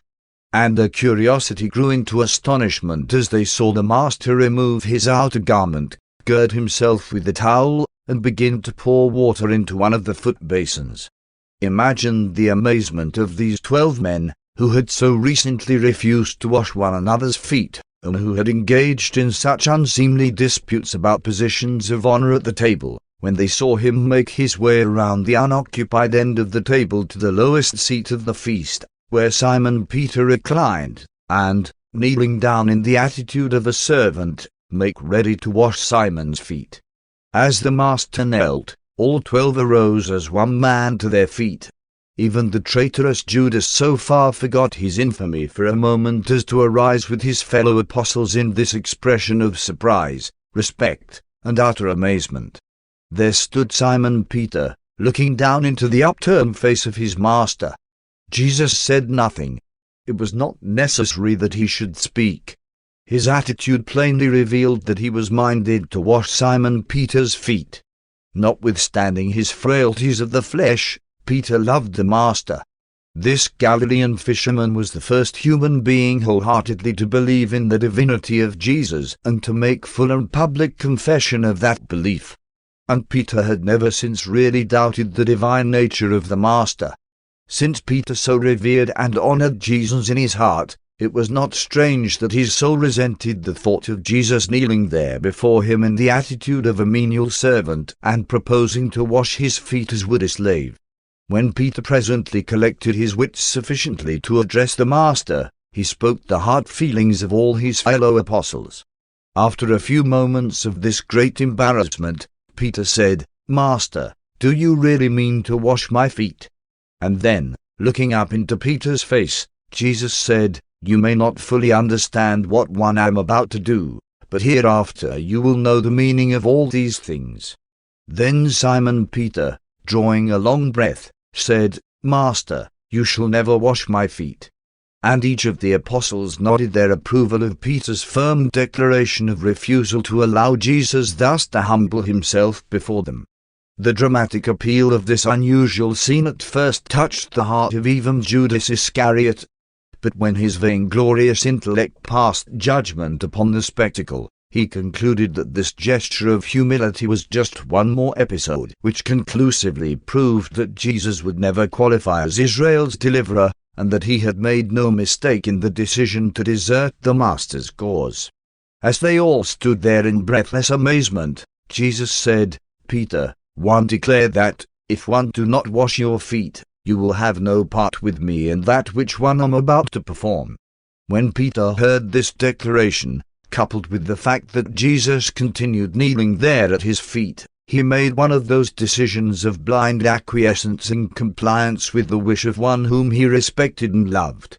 As it began to dawn on Simon Peter that there was attached to this proposed enactment of service some signification that determined one's future connection with the Master's work, he not only became reconciled to the thought of allowing Jesus to wash his feet but, in his characteristic and impetuous manner, said, "Then, Master, wash not my feet only but also my hands and my head." As the Master made ready to begin washing Peter's feet, he said, "He who is already clean needs only to have his feet washed. You who sit with me tonight are clean, but not all. But the dust of your feet should have been washed away before you sat down at meat with me. And besides, one will perform this service for you as a parable to illustrate the meaning of a new commandment which one will presently give you." In like manner the Master went around the table, in silence, washing the feet of his 12 apostles, not even passing by Judas. When Jesus had finished washing the feet of the 12, he donned his cloak, returned to his place as host, and after looking over his bewildered apostles, said, "Do you really understand what one have done to you? You call me Master, and you say well, for so one am. If, then, the Master has washed your feet, why was it that you were unwilling to wash one another's feet? What lesson should you learn from this parable in which the Master so willingly does that service which his brethren were unwilling to do for one another? Verily, verily, one say to you, a servant is not greater than his master, neither is one who is sent greater than he who sends him. You have seen the way of service in my life among you, and blessed are you who will have the gracious courage so to serve. But why are you so slow to learn that the secret of greatness in the spiritual kingdom is not like the methods of power in the material world? When one came into this chamber tonight, you were not content proudly to refuse to wash one another's feet, but you must also fall to disputing among yourselves as to who should have the places of honor at my table. Such honors the Pharisees and the children of this world seek, but it should not be so among the ambassadors of the heavenly kingdom. Do you not know that there can be no place of preferment at my table? Do you not understand that one love each of you as one do the others?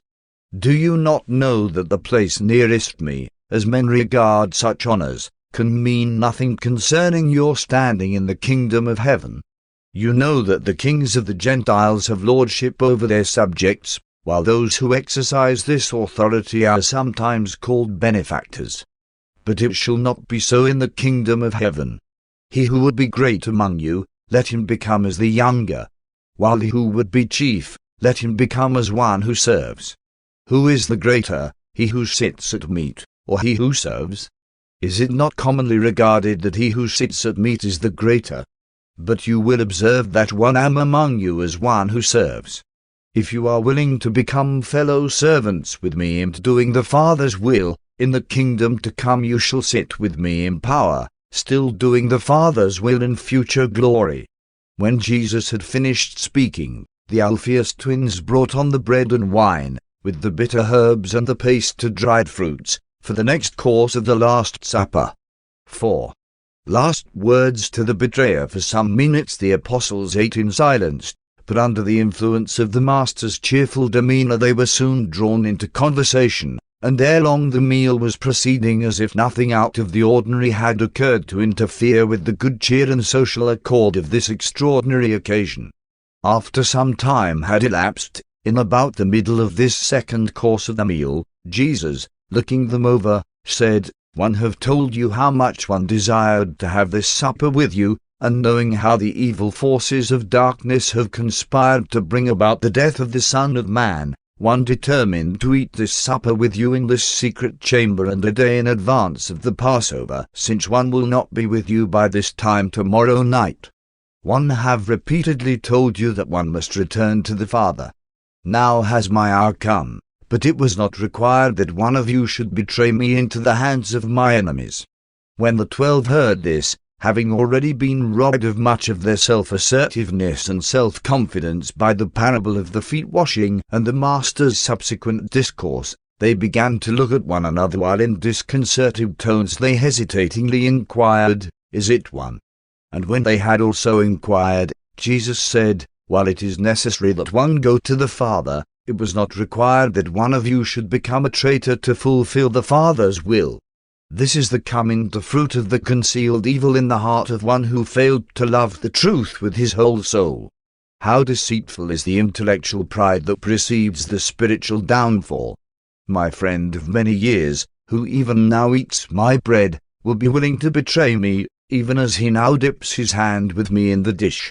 And when Jesus had thus spoken, they all began again to ask, "Is it one?"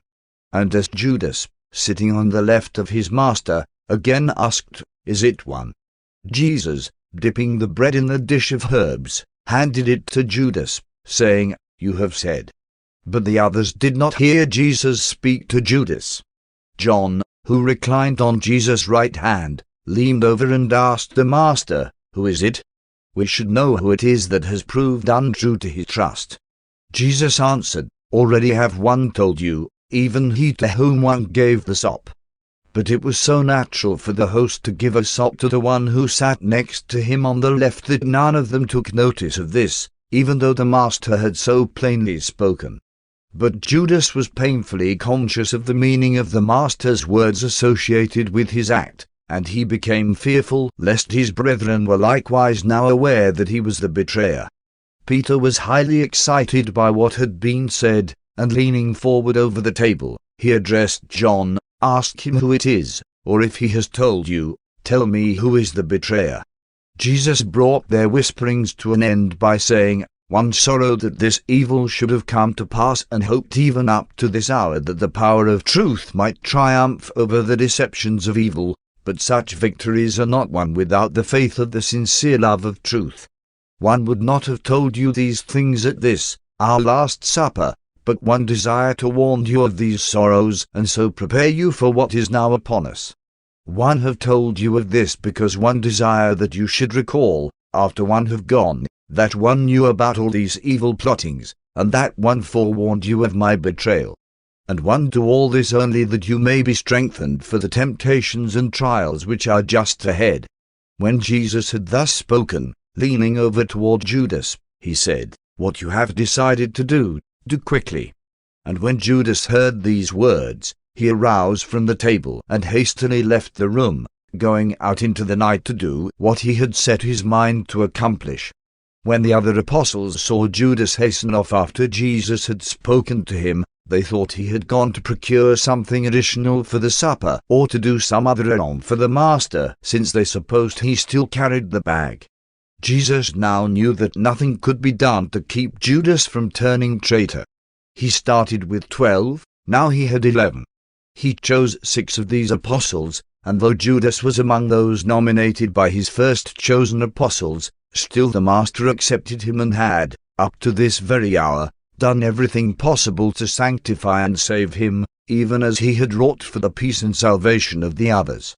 This supper, with its tender episodes and softening touches, was Jesus' last appeal to the deserting Judas, but it was of no avail. Warning, even when administered in the most tactful manner and conveyed in the most kindly spirit, as a rule, only intensifies hatred and fires the evil determination to carry out to the full one's own selfish projects, when love is once really dead. 5. Establishing the remembrance supper as they brought Jesus the third cup of wine, the cup of blessing, he arose from the couch and, taking the cup in his hands, blessed it, saying, "Take this cup, all of you, and drink of it. This shall be the cup of my remembrance. This is the cup of the blessing of a new dispensation of grace and truth. This shall be to you the emblem of the bestowal and ministry of the divine Spirit of truth. And one will not again drink this cup with you until one drink in new form with you in the Father's eternal kingdom." The apostles all sensed that something out of the ordinary was transpiring as they drank of this cup of blessing in profound reverence and perfect silence.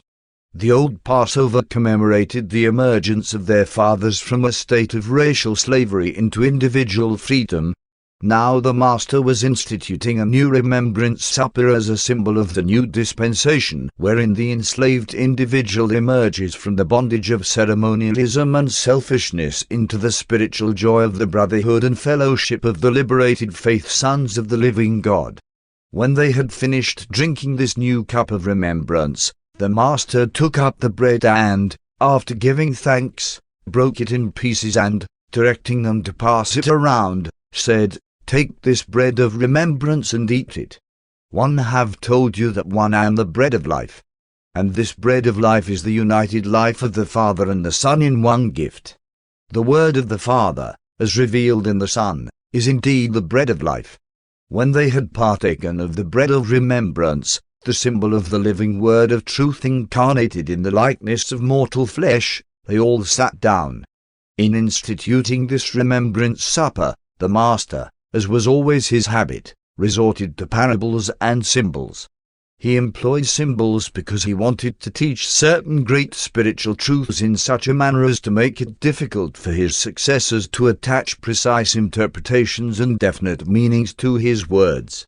In this way he sought to prevent successive generations from crystallizing his teaching and binding down his spiritual meanings by the dead chains of tradition and dogma.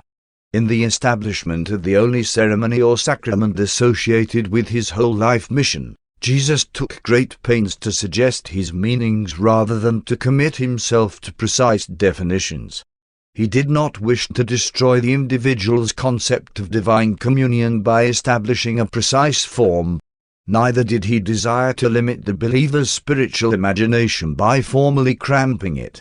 He rather sought to set man's reborn soul free upon the joyous wings of a new and living spiritual liberty. Notwithstanding the Master's effort thus to establish this new sacrament of the remembrance, those who followed after him in the intervening centuries saw to it that his expressed desire was effectively thwarted and that his simple spiritual symbolism of that last night in the flesh has been reduced to precise interpretations and subjected to the almost mathematical precision of a set formula. Of all Jesus' teachings none have become more tradition standardized. This supper of remembrance, when it is partaken of by those who are Son-believing and God-knowing, does not need to have associated with its symbolism any of man's puerile misinterpretations regarding the meaning of the divine presence, for upon all such occasions the Master is really present. The remembrance supper is the believer's symbolic rendezvous with Michael. When you become thus spirit-conscious, the Son is actually present, and his spirit fraternizes with the indwelling fragment of his Father. After they had engaged in meditation for a few moments, Jesus continued speaking, "When you do these things, recall the life one have lived on earth among you and rejoice that one am to continue to live on earth with you and to serve through you. As individuals, contend not among yourselves as to who shall be greatest. Be you all as brethren. And when the kingdom grows to embrace large groups of believers, likewise should you refrain from contending for greatness or seeking preferment between such groups." And this mighty occasion took place in the upper chamber of a friend. There was nothing of sacred form or of ceremonial consecration about either the supper or the building. The remembrance supper was established without ecclesiastical sanction. When Jesus had thus established the supper of the remembrance, he said to the 11, "And as often as you do this, do it in remembrance of me. And when you do remember me, first look back upon my life in the flesh, recall that one was once with you, and then, by faith, discern that you shall all sometime sup with me in the Father's eternal kingdom. This is the new Passover which one leave with you, even the memory of my bestowal life, the word of eternal truth, and of my love for you, the outpouring of my Spirit of truth upon all flesh." And they ended this celebration of the old but bloodless Passover in connection with the inauguration of the new supper of the remembrance, by singing, all together, the 118th Psalm. Paper 180. The Farewell Discourse. After singing the psalm at the conclusion of the Last Supper, the apostles thought that Jesus intended to return immediately to the camp, but he indicated that they should sit down. Said the Master, You well remember when one sent you forth without purse or wallet, and even advised that you take with you no extra clothes. And you will all recall that you lacked nothing. But now have you come upon troublous times. No longer can you depend upon the goodwill of the multitudes. Henceforth, he who has a purse, let him take it with him. When you go out into the world to proclaim this gospel, make such provision for your support as seems best. One have come to bring peace, but it will not appear for a time. The time has now come for the Son of Man to be glorified, and the Father shall be glorified in me. My friends, one am to be with you only a little longer. Soon you will seek for me, but you will not find me, for one am going to a place to which you cannot, at this time, come. But when you have finished your work on earth as one have now finished mine, you shall then come to me even as one now prepare to go to my Father. In just a short time one am going to leave you. You will see me no more on earth, but you shall all see me in the age to come when you ascend to the kingdom which my Father has given to me. 1. The New Commandment. After a few moments of informal conversation, Jesus stood up and said, when one enacted for you a parable indicating how you should be willing to serve one another, one said that one desired to give you a new commandment, and one would do this now as one am about to leave you. You well know the commandment which directs that you love one another, that you love your neighbor even as yourself. But one am not wholly satisfied with even that sincere devotion on the part of my children. One would have you perform still greater acts of love in the kingdom of the believing brotherhood. And so one give you this new commandment, that you love one another even as one have loved you. And by this will all men know that you are my disciples, if you thus love one another. When one give you this new commandment, one do not place any new burden upon your souls. Rather do one bring you new joy and make it possible for you to experience new pleasure in knowing the delights of the bestowal of your heart's affection upon your fellow men. One am about to experience the supreme joy, even though enduring outward sorrow, in the bestowal of my affection upon you and your fellow mortals. When one invite you to love one another, even as one have loved you, one hold up before you the supreme measure of true affection, for greater love can no man have than this, that he will lay down his life for his friends. And you are my friends.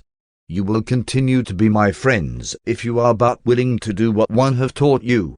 You have called me master, but one do not call you servants. If you will only love one another as one am loving you, you shall be my friends, and one will ever speak to you of that which the Father reveals to me. You have not merely chosen me, but one have also chosen you, and one have ordained you to go forth into the world to yield the fruit of loving service to your fellows even as one have lived among you and revealed the Father to you. The Father and one will both work with you, and you shall experience the divine fullness of joy if you will only obey my command to love one another, even as one have loved you. If you would share the Master's joy, you must share his love. And to share his love means that you have shared his service. Such an experience of love does not deliver you from the difficulties of this world. It does not create a new world, but it most certainly does make the old world new. Keep in mind, it is loyalty, not sacrifice, that Jesus demands. The consciousness of sacrifice implies the absence of that wholehearted affection which would have made such a loving service a supreme joy. The idea of duty signifies that you are servant-minded and hence are missing the mighty thrill of doing your service as a friend and for a friend. The impulse of friendship transcends all convictions of duty, and the service of a friend for a friend can never be called a sacrifice. The Master has taught the apostles that they are the sons of God. He has called them brethren, and now, before he leaves, he calls them his friends. 2. The vine and the branches. Then Jesus stood up again and continued teaching his apostles, One am the true vine, and my Father is the husbandman. One am the vine, and you are the branches.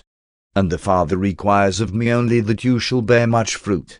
The vine is pruned only to increase the fruitfulness of its branches. Every branch coming out of me which bears no fruit, the Father will take away. Every branch which bears fruit, the Father will cleanse that it may bear more fruit. Already are you clean through the word one have spoken, but you must continue to be clean. You must abide in me, and one in you. The branch will die if it is separated from the vine. As the branch cannot bear fruit except it abides in the vine, so neither can you yield the fruits of loving service except you abide in me. Remember, one I am the real vine, and you are the living branches. He who lives in me, and one in him, will bear much fruit of the Spirit and experience the supreme joy of yielding this spiritual harvest. If you will maintain this living spiritual connection with me, you will bear abundant fruit. If you abide in me and my words live in you, you will be able to commune freely with me, and then can my living Spirit so infuse you that you may ask whatsoever my Spirit wills, and do all this with the assurance that the Father will grant us our petition. Herein is the Father glorified, that the vine has many living branches, and that every branch bears much fruit. And when the world sees these fruit-bearing branches, my friends who love one another, even as one have loved them, all men will know that you are truly my disciples. As the Father has loved me, so have one loved you. Live in my love even as one live in the Father's love. If you do as one have taught you, you shall abide in my love even as one have kept the Father's word and evermore abide in his love. The Jews had long taught that the Messiah would be a stem rising out of the vine of David's ancestors, and in commemoration of this olden teaching a large emblem of the grape and its attached vine decorated the entrance to Herod's temple. The apostles all recalled these things while the Master talked to them this night in the upper chamber. But great sorrow later attended the misinterpretation of the Master's inferences regarding prayer. There would have been little difficulty about these teachings if his exact words had been remembered and subsequently truthfully recorded. But as the record was made, believers eventually regarded prayer in Jesus' name as a sort of supreme magic, thinking that they would receive from the Father anything they asked for. For centuries honest souls have continued to wreck their faith against this stumbling block. How long will it take the world of believers to understand that prayer is not a process of getting your way, but rather a program of taking God's way, an experience of learning how to recognize and execute the Father's will? It is entirely true that, when your will has been truly aligned with His, you can ask anything conceived by that will union, and it will be granted. And such a will union is effected by and through Jesus even as the life of the vine flows into and through the living branches. When there exists this living connection between divinity and humanity, if humanity should thoughtlessly and ignorantly pray for selfish ease and vainglorious accomplishments, there could be only one divine answer, more and increased bearing of the fruits of the Spirit on the stems of the living branches. When the branch of the vine is alive, there can be only one answer to all its petitions, increased grape-bearing. In fact, the branch exists only for, and can do nothing except, fruit-bearing, yielding grapes. So does the true believer exist only for the purpose of bearing the fruits of the Spirit, to love man as he himself has been loved by God, that we should love one another, even as Jesus has loved us. And when the Father's hand of discipline is laid upon the vine, it is done in love, in order that the branches may bear much fruit. And a wise husbandman cuts away only the dead and fruitless branches. Jesus had great difficulty in leading even his apostles to recognize that prayer is a function of Spirit-born believers in the Spirit-dominated kingdom. 3. Enmity of the world. The 11 had scarcely ceased their discussions of the discourse on the vine and the branches when the Master, indicating that he was desirous of speaking to them further and knowing that his time was short, said, "When one have left you, be not discouraged by the enmity of the world. Be not downcast even when faint-hearted believers turn against you and join hands with the enemies of the kingdom. If the world shall hate you, you should recall that it hated me even before it hated you. If you were of this world, then would the world love its own, but because you are not, the world refuses to love you. You are in this world, but your lives are not to be world-like. One have chosen you out of the world to represent the spirit of another world, even to this world from which you have been chosen. But always remember the words one have spoken to you, the servant is not greater than his master. If they dare to persecute me, they will also persecute you. If my words offend the unbelievers, so also will your words offend the ungodly. And all of this will they do to you because they believe not in me nor in him who sent me. So will you suffer many things for the sake of my gospel. But when you endure these tribulations, you should recall that one also suffered before you for the sake of this gospel of the heavenly kingdom. Many of those who will assail you are ignorant of the light of heaven, but this is not true of some who now persecute us. If we had not taught them the truth, they might do many strange things without falling under condemnation, but now, since they have known the light and presumed to reject it, they have no excuse for their attitude. He who hates me hates my Father. It cannot be otherwise. The light which would save you if accepted can only condemn you if it is knowingly rejected. And what have one done to these men that they should hate me with such a terrible hatred? Nothing, save to offer them fellowship on earth and salvation in heaven. But have you not read in the Scripture the saying, and they hated me without a cause? But one will not leave you alone in the world. Very soon, after one have gone, one will send you a spirit helper. You shall have with you one who will take my place among you, one who will continue to teach you the way of truth, who will even comfort you. Let not your hearts be troubled. You believe in God. Continue to believe also in me. Even though one must leave you, one will not be far from you.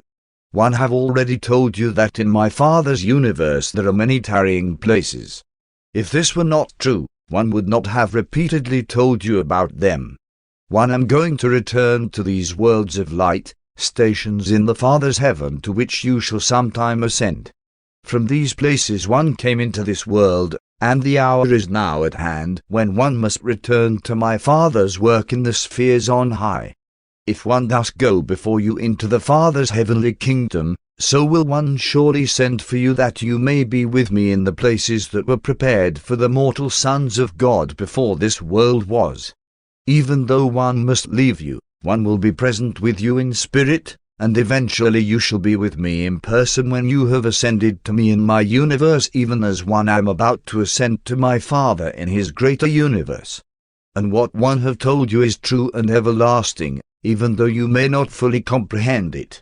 One go to the Father, and though you cannot now follow me, you shall certainly follow me in the ages to come. When Jesus sat down, Thomas arose and said, Master, we do not know where you are going, so of course we do not know the way. But we will follow you this very night if you will show us the way. When Jesus heard Thomas, he answered, Thomas, one am the way, the truth, and the life. No man goes to the Father except through me. All who find the Father first find me. If you know me, you know the way to the Father. And you do know me, for you have lived with me and you now see me. But this teaching was too deep for many of the apostles, especially for Philip, who, after speaking a few words with Nathanael, arose and said, Master, show us the Father, and everything you have said will be made plain. And when Philip had spoken, Jesus said, Philip, have one been so long with you and yet you do not even now know me? Again do one declare, he who has seen me has seen the Father. How can you then say, show us the Father? Do you not believe that one am in the Father and the Father in me? Have one not taught you that the words which one speak are not my words but the words of the Father? One speak for the Father and not of myself. One am in this world to do the Father's will, and that one have done. My Father abides in me and works through me. Believe me when one say that the Father is in me, and that one am in the Father, or else believe me for the sake of the very life one have lived, for the work's sake.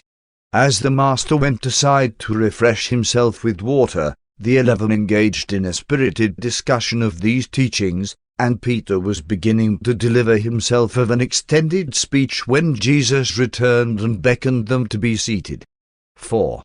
The promised helper Jesus continued to teach, saying, when one have gone to the Father, and after he has fully accepted the work one have done for you on earth, and after one have received the final sovereignty of my own domain, one shall say to my Father, having left my children alone on earth, it is in accordance with my promise to send them another teacher. And when the Father shall approve, one will pour out the Spirit of truth upon all flesh.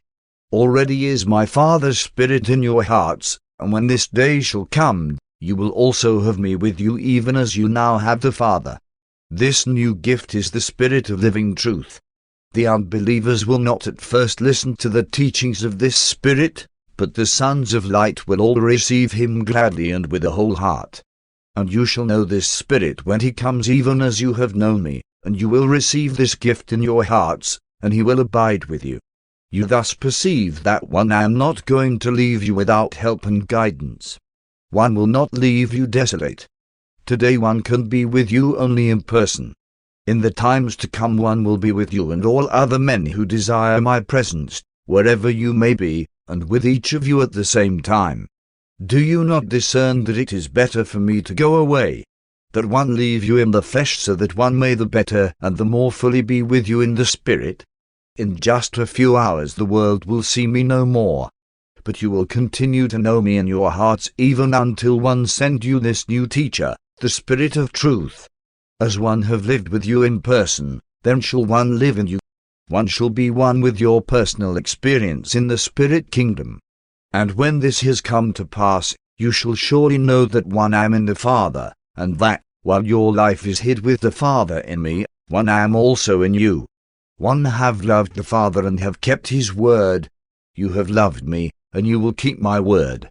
As my Father has given me of his Spirit, so will one give you of my Spirit. And this Spirit of truth, which one will bestow upon you, shall guide and comfort you, and shall eventually lead you into all truth. I am telling you these things while I am still with you, that you may be the better prepared to endure those trials which are even now right upon us. And when this new day comes, you will be indwelt by the Son as well as by the Father. And these gifts of heaven will ever work the one with the other, even as the Father and one have wrought on earth and before your very eyes as one person, the Son of Man. And this Spirit friend will bring to your remembrance everything one have taught you. As the Master paused for a moment, Judas Alphaeus made bold to ask one of the few questions which either he or his brother ever addressed to Jesus in public. Says Judas, "Master, you have always lived among us as a friend. How shall we know you when you no longer manifest yourself to us save by the Spirit? If the world sees you not, how shall we be certain about you? How will you show yourself to us?" Jesus looked down upon them all, smiled, and said, "My little children, I am going away, going back to my Father.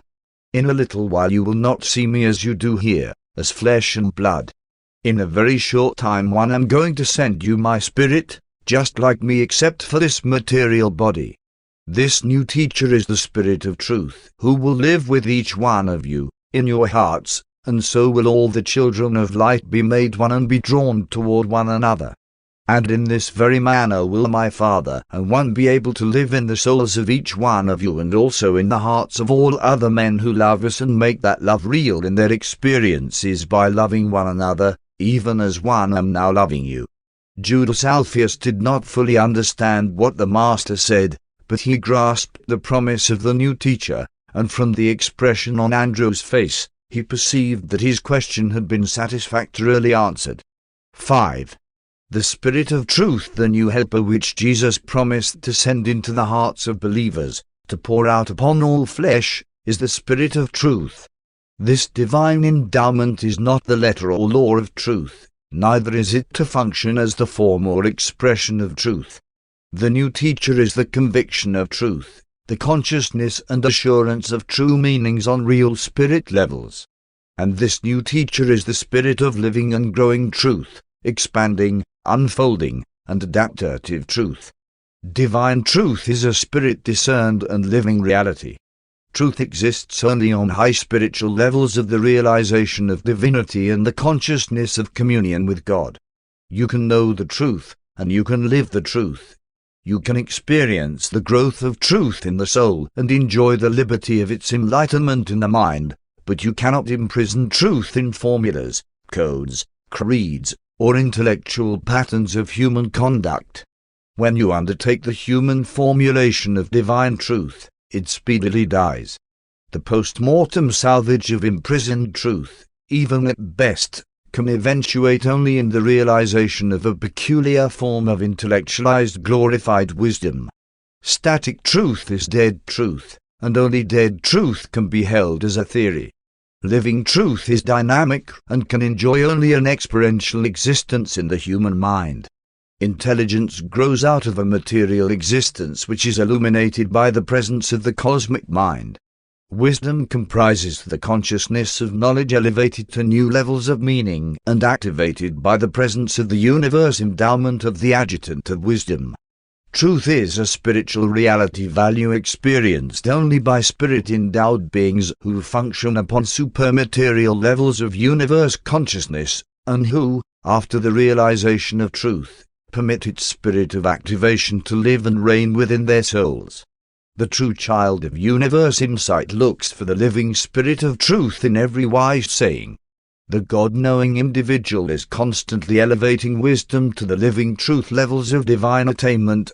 The spiritually unprogressive soul is all the while dragging the living truth down to the dead levels of wisdom and to the domain of mere exalted knowledge. The golden rule, when divested of the superhuman insight of the spirit of truth, becomes nothing more than a rule of high ethical conduct. The golden rule, when literally interpreted, may become the instrument of great offense to one's fellows. Without a spiritual discernment of the golden rule of wisdom, you might reason that, since you are desirous that all men speak the full and frank truth of their minds to you, you should therefore fully and frankly speak the full thought of your mind to your fellow beings. Such an unspiritual interpretation of the golden rule might result in untold unhappiness and no end of sorrow. Some persons discern and interpret the golden rule as a purely intellectual affirmation of human fraternity. Others experience this expression of human relationship as an emotional gratification of the tender feelings of the human personality. Another mortal recognizes this same golden rule as the yardstick for measuring all social relations, the standard of social conduct. Still others look upon it as being the positive injunction of a great moral teacher who embodied in this statement the highest concept of moral obligation as regards all fraternal relationships. In the lives of such moral beings, the golden rule becomes the wise center and circumference of all their philosophy. In the kingdom of the believing brotherhood of God-knowing truth lovers, this golden rule takes on living qualities of spiritual realization on those higher levels of interpretation which cause the mortal sons of God to view this injunction of the Master as requiring them so to relate themselves to their fellows that they will receive the highest possible good as a result of the believer's contact with them. This is the essence of true religion, that you love your neighbor as yourself. But the highest realization and the truest interpretation of the golden rule consists in the consciousness of the spirit and the truth of the enduring and living reality of such a divine declaration. The true cosmic meaning of this rule of universal relationship is revealed only in its spiritual realization, in the interpretation of the law of conduct by the Spirit of the Son to the Spirit of the Father that indwells the soul of mortal man. And when such spirit-led mortals realize the true meaning of this golden rule, they are filled to overflowing with the assurance of citizenship in a friendly universe, and their ideals of spirit reality are satisfied only when they love their fellows as Jesus loved us all, and that is the reality of the realization of the love of God. This same philosophy of the living flexibility and cosmic adaptability of divine truth to the individual requirements and capacity of every son of God must be perceived before you can hope adequately to understand the Master's teaching and practice of non-resistance to evil. The Master's teaching is basically a spiritual pronouncement. Even the material implications of his philosophy cannot be helpfully considered apart from their spiritual correlations. The spirit of the Master's injunction consists in the non-resistance of all selfish reaction to the universe, coupled with the aggressive and progressive attainment of righteous levels of true spirit values, divine beauty, infinite goodness, and eternal truth, to know God and to become increasingly like Him. Love, unselfishness, must undergo a constant and living redactative interpretation of relationships in accordance with the leading of the Spirit of Truth. Love must thereby grasp the ever-changing and enlarging concepts of the highest cosmic good of the individual who is loved. And then love goes on to strike this same attitude concerning all other individuals who could possibly be influenced by the growing and living relationship of one spirit-led mortal's love for other citizens of the universe. And this entire living adaptation of love must be effected in the light of both the environment of present evil and the eternal goal of the perfection of divine destiny. And so must we clearly recognize that neither the Golden Rule nor the teaching of non-resistance can ever be properly understood as dogmas or precepts. They can only be comprehended by living them, by realizing their meanings in the living interpretation of the Spirit of Truth, who directs the loving contact of one human being with another. And all this clearly indicates the difference between the old religion and the new. The old religion taught self-sacrifice. The new religion teaches only self-forgetfulness, enhanced self-realization in conjoined social service and universe comprehension. The old religion was motivated by fear consciousness. The new gospel of the kingdom is dominated by truth conviction, the spirit of eternal and universal truth. And no amount of piety or creedal loyalty can compensate for the absence in the life experience of kingdom believers of that spontaneous, generous, and sincere friendliness which characterizes the spirit-born sons of the living God.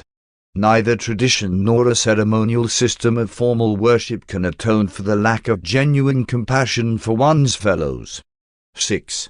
The necessity for leaving. After Peter, James, John, and Matthew had asked the Master numerous questions, he continued his farewell discourse by saying, "And one am telling you about all this before one leave you, in order that you may be so prepared for what is coming upon you that you will not stumble into serious error.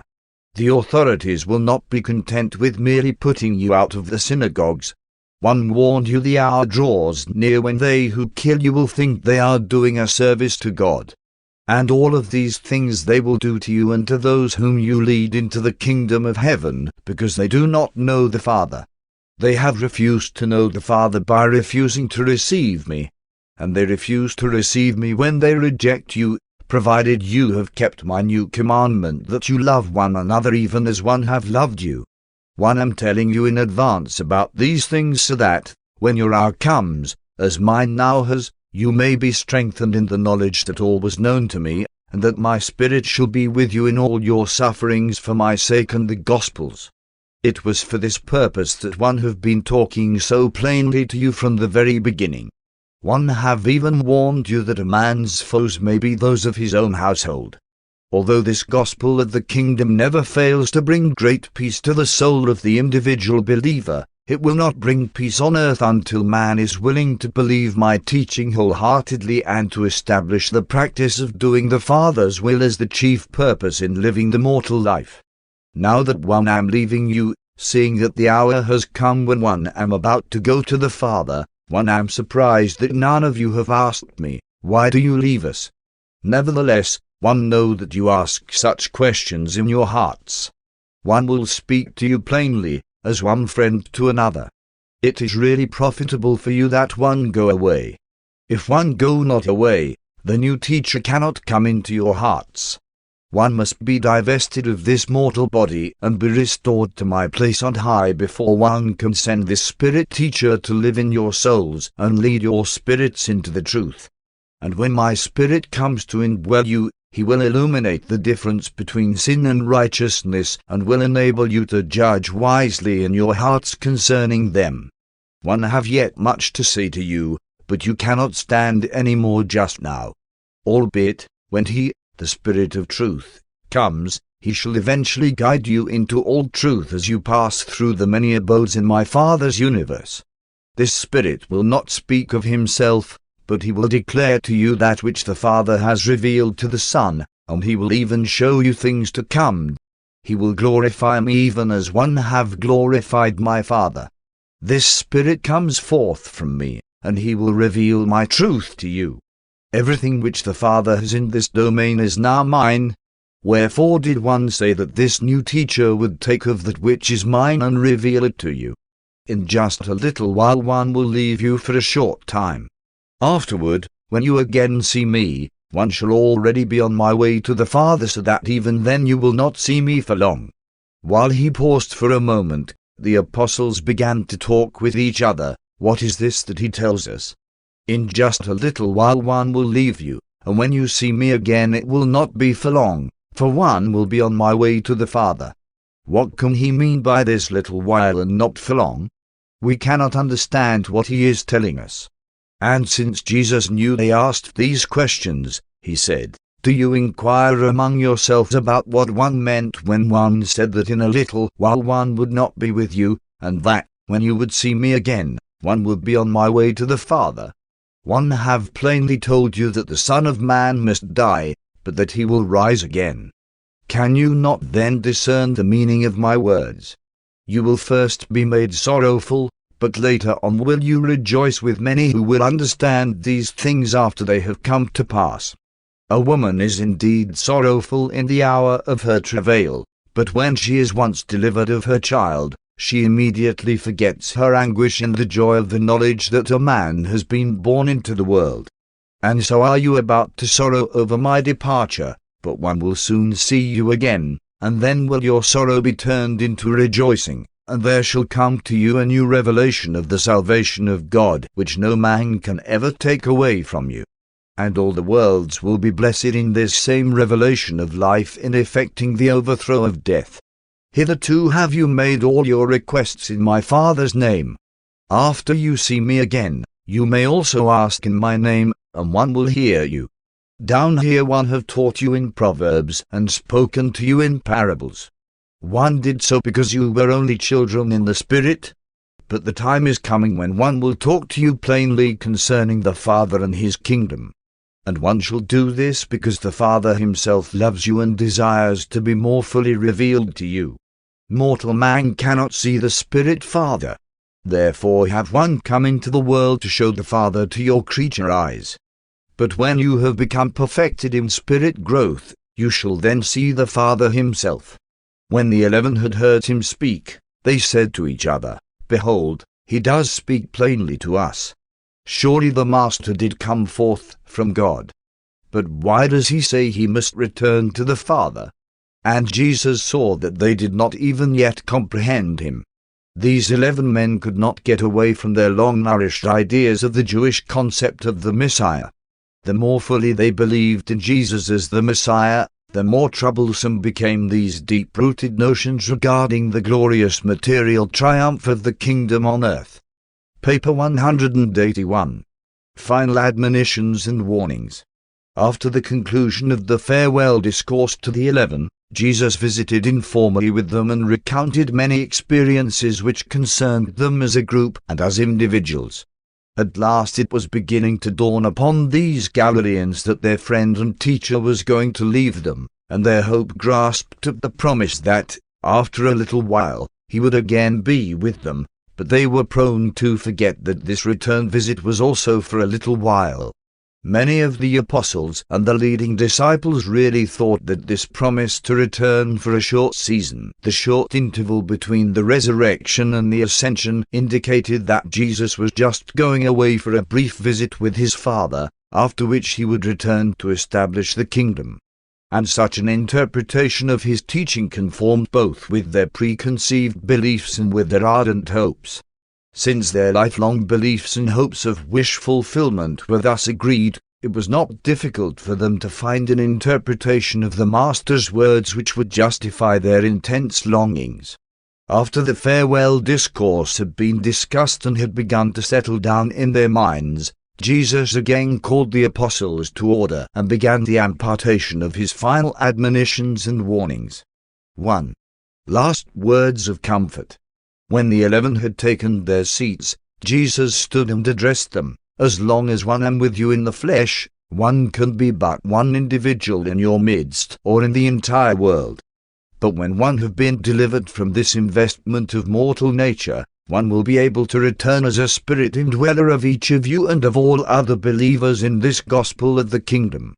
In this way the Son of Man will become a spiritual incarnation in the souls of all true believers. When one have returned to live in you and work through you, one can the better lead you on through this life and guide you through the many abodes in the future life in the heaven of heavens. Life in the Father's eternal creation is not an endless rest of idleness and selfish ease, but rather a ceaseless progression in grace, truth, and glory. Each of the many, many stations in my Father's house is a stopping place, a life designed to prepare you for the next one ahead. And so will the children of light go on from glory to glory until they attain the divine estate wherein they are spiritually perfected even as the Father is perfect in all things. If you would follow after me when one leave you, put forth your earnest efforts to live in accordance with the spirit of my teachings and with the ideal of my life, the doing of my Father's will.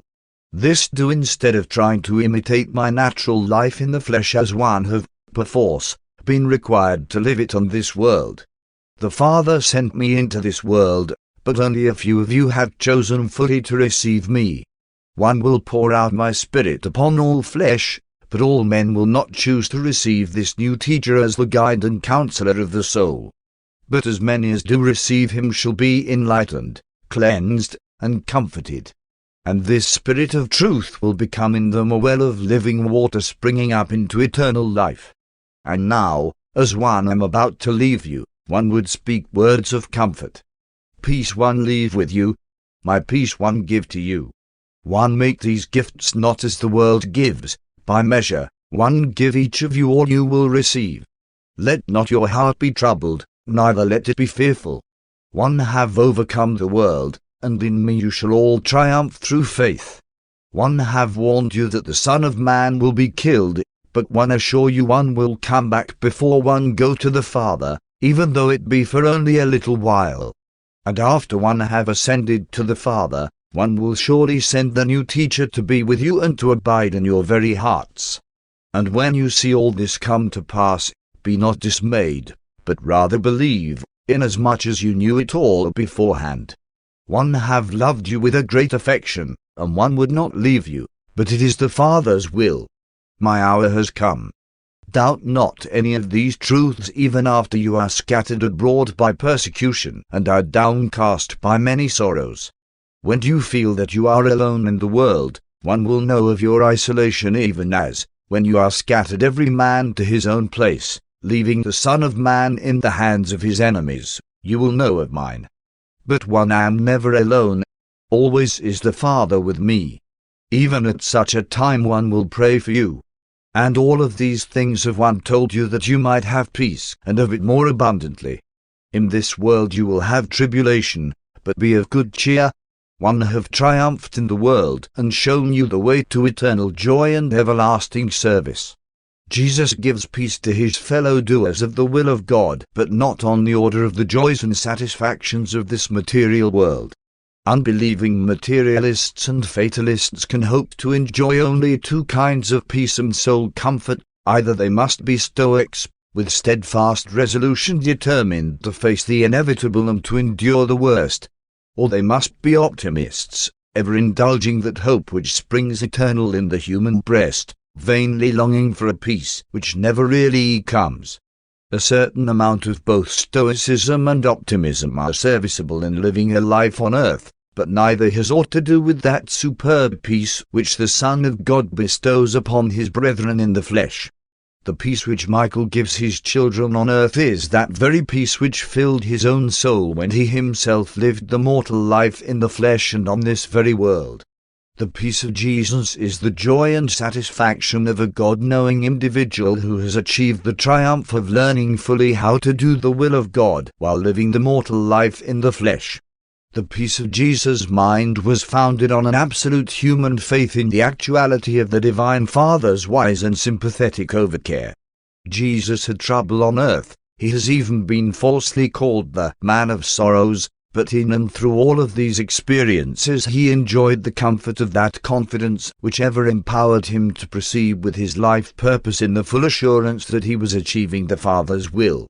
Jesus was determined, persistent, and thoroughly devoted to the accomplishment of his mission, but he was not an unfeeling and calloused stoic. He ever sought for the cheerful aspects of his life experiences, but he was not a blind and self-deceived optimist. The Master knew all that was to befall him, and he was unafraid. After he had bestowed this peace upon each of his followers, he could consistently say, "Let not your heart be troubled, neither let it be afraid." The peace of Jesus is, then, the peace and assurance of a son who fully believes that his career for time and eternity is safely and wholly in the care and keeping of an all-wise, all-loving, and all-powerful Spirit Father. And this is, indeed, a peace which passes the understanding of mortal mind, but which can be enjoyed to the full by the believing human heart. 2. Farewell personal admonitions. The Master had finished giving his farewell instructions and imparting his final admonitions to the apostles as a group. He then addressed himself to saying goodbye individually and to giving each a word of personal advice, together with his parting blessing. The apostles were still seated about the table as when they first sat down to partake of the Last Supper, and as the Master went around the table talking to them, each man rose to his feet when Jesus addressed him. To John, Jesus said, "You, John, are the youngest of my brethren. You have been very near me, and while one loved you all with the same love which a father bestows upon his sons, you were designated by Andrew as one of the three who should always be near me. Besides this, you have acted for me and must continue so to act in many matters concerning my earthly family. And one go to the Father, John, having full confidence that you will continue to watch over those who are mine in the flesh. See to it that their present confusion regarding my mission does not in any way prevent your extending to them all sympathy, counsel, and help, even as you know one would if one were to remain in the flesh. And when they all come to see the light and enter fully into the kingdom, while you all will welcome them joyously, one depend upon you, John, to welcome them for me. And now, as one enter upon the closing hours of my earthly career, remain near at hand that one may leave any message with you regarding my family. As concerns the work put in my hands by the Father, it is now finished except for my death in the flesh, and one am ready to drink this last cup. But as for the responsibilities left to me by my earthly father, Joseph, while one have attended to these during my life, one must now depend upon you to act in my stead in all these matters.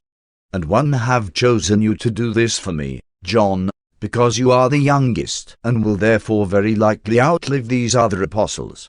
Once we called you and your brother sons of thunder. You started out with us strong-minded and intolerant, but you have changed much since you wanted me to call fire down upon the heads of ignorant and thoughtless unbelievers. And you must change yet more. You should become the apostle of the new commandment which one have this night given you. Dedicate your life to teaching your brethren how to love one another, even as one have loved you. As John Zebedee stood there in the upper chamber, the tears rolling down his cheeks, he looked into the Master's face and said, "And so one will, my Master, but how can one learn to love my brethren more?" And then answered Jesus, "You will learn to love your brethren more when you first learn to love their Father in heaven more, and after you have become truly more interested in their welfare in time and in eternity." And all such human interest is fostered by understanding sympathy, unselfish service, and unstinted forgiveness. No man should despise your youth, but one exhorts you always to give due consideration to the fact that age oftentimes represents experience, and that nothing in human affairs can take the place of actual experience. Strive to live peaceably with all men, especially your friends in the brotherhood of the heavenly kingdom. And, John, always remember, strive not with the souls you would win for the kingdom. And then the Master, passing around his own seat, paused a moment by the side of the place of Judas Iscariot. The apostles were rather surprised that Judas had not returned before this, and they were very curious to know the significance of Jesus' sad countenance as he stood by the betrayer's vacant seat. But none of them, except possibly Andrew, entertained even the slightest thought that their treasurer had gone out to betray his master, as Jesus had intimated to them earlier in the evening and during the supper. So much had been going on that, for the time being, they had quite forgotten about the master's announcement that one of them would betray him. Jesus now went over to Simon's zealots, who stood up and listened to this admonition. "You are a true son of Abraham, but what a time one have had trying to make you a son of this heavenly kingdom. One love you, and so do all of your brethren. One know that you love me, Simon, and that you also love the kingdom, but you are still set on making this kingdom come according to your liking. One know full well that you will eventually grasp the spiritual nature and meaning of my gospel, and that you will do valiant work in its proclamation, but one am distressed about what may happen to you when one depart. One would rejoice to know that you would not falter.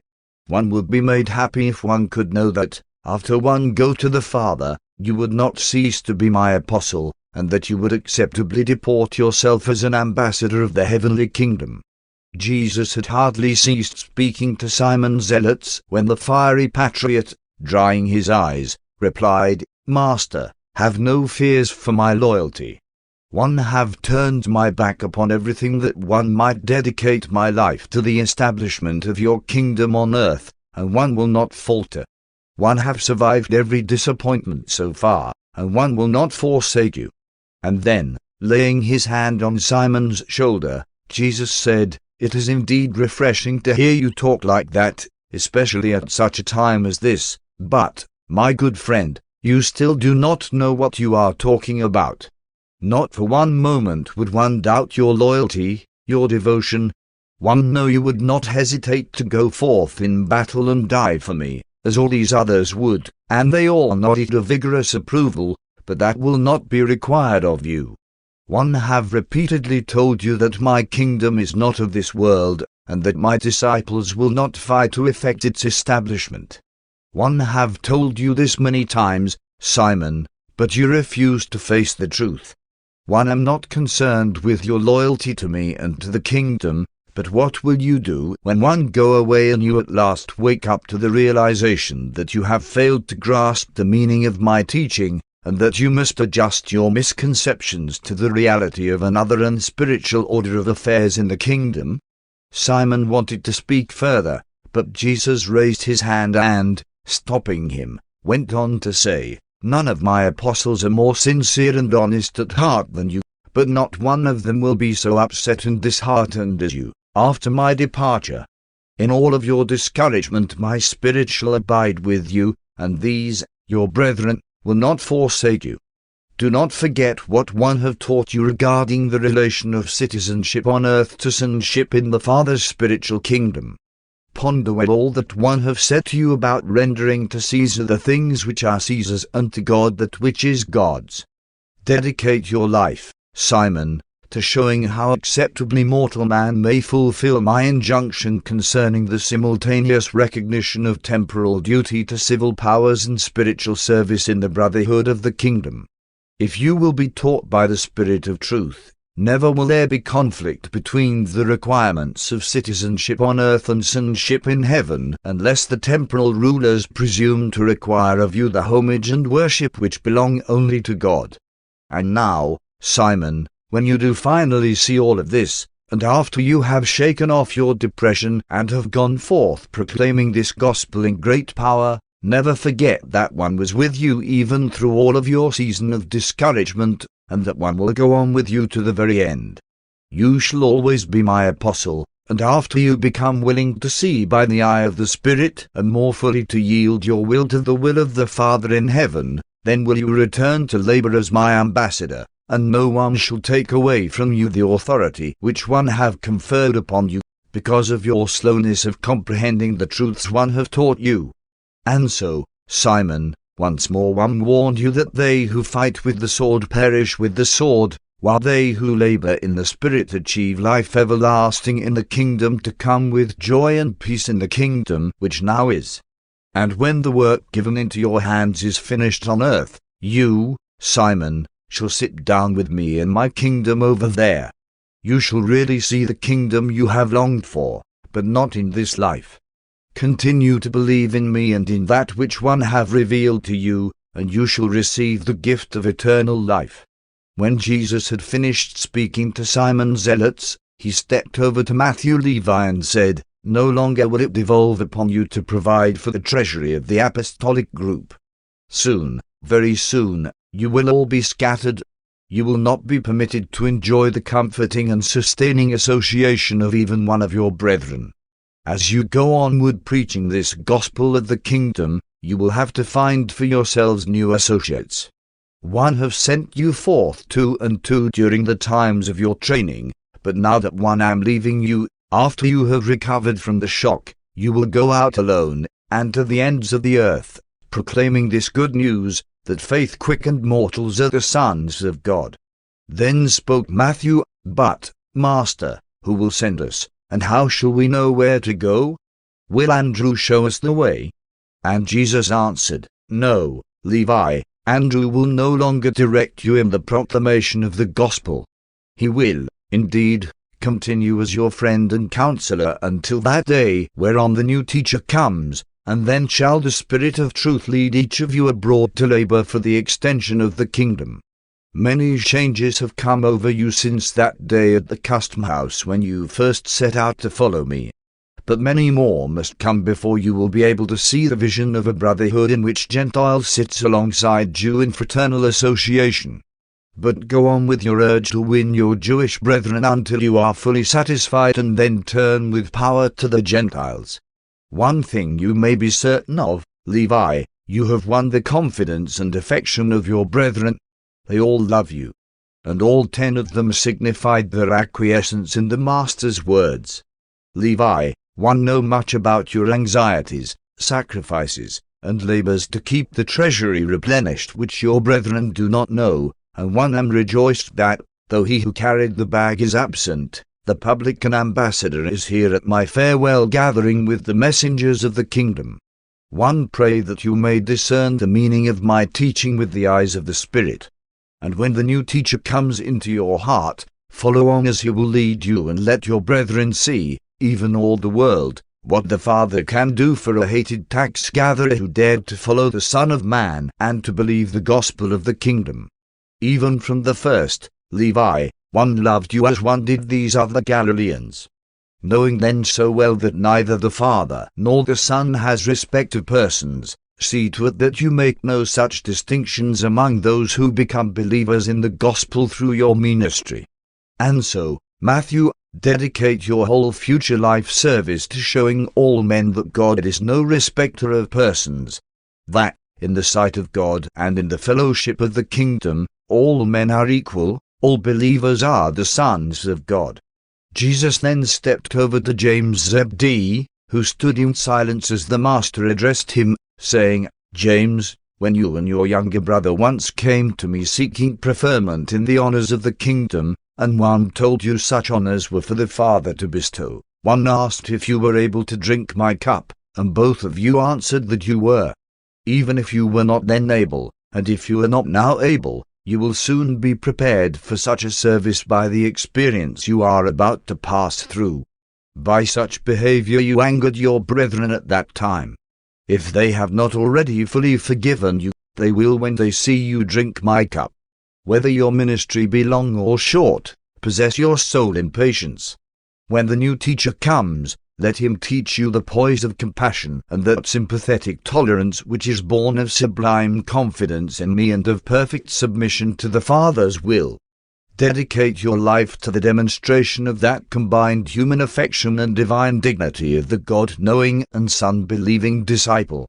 And all who thus live will reveal the gospel even in the manner of their death. You and your brother John will go different ways, and one of you may sit down with me in the eternal kingdom long before the other. It would help you much if you would learn that true wisdom embraces discretion as well as courage. you should learn sagacity to go along with your aggressiveness.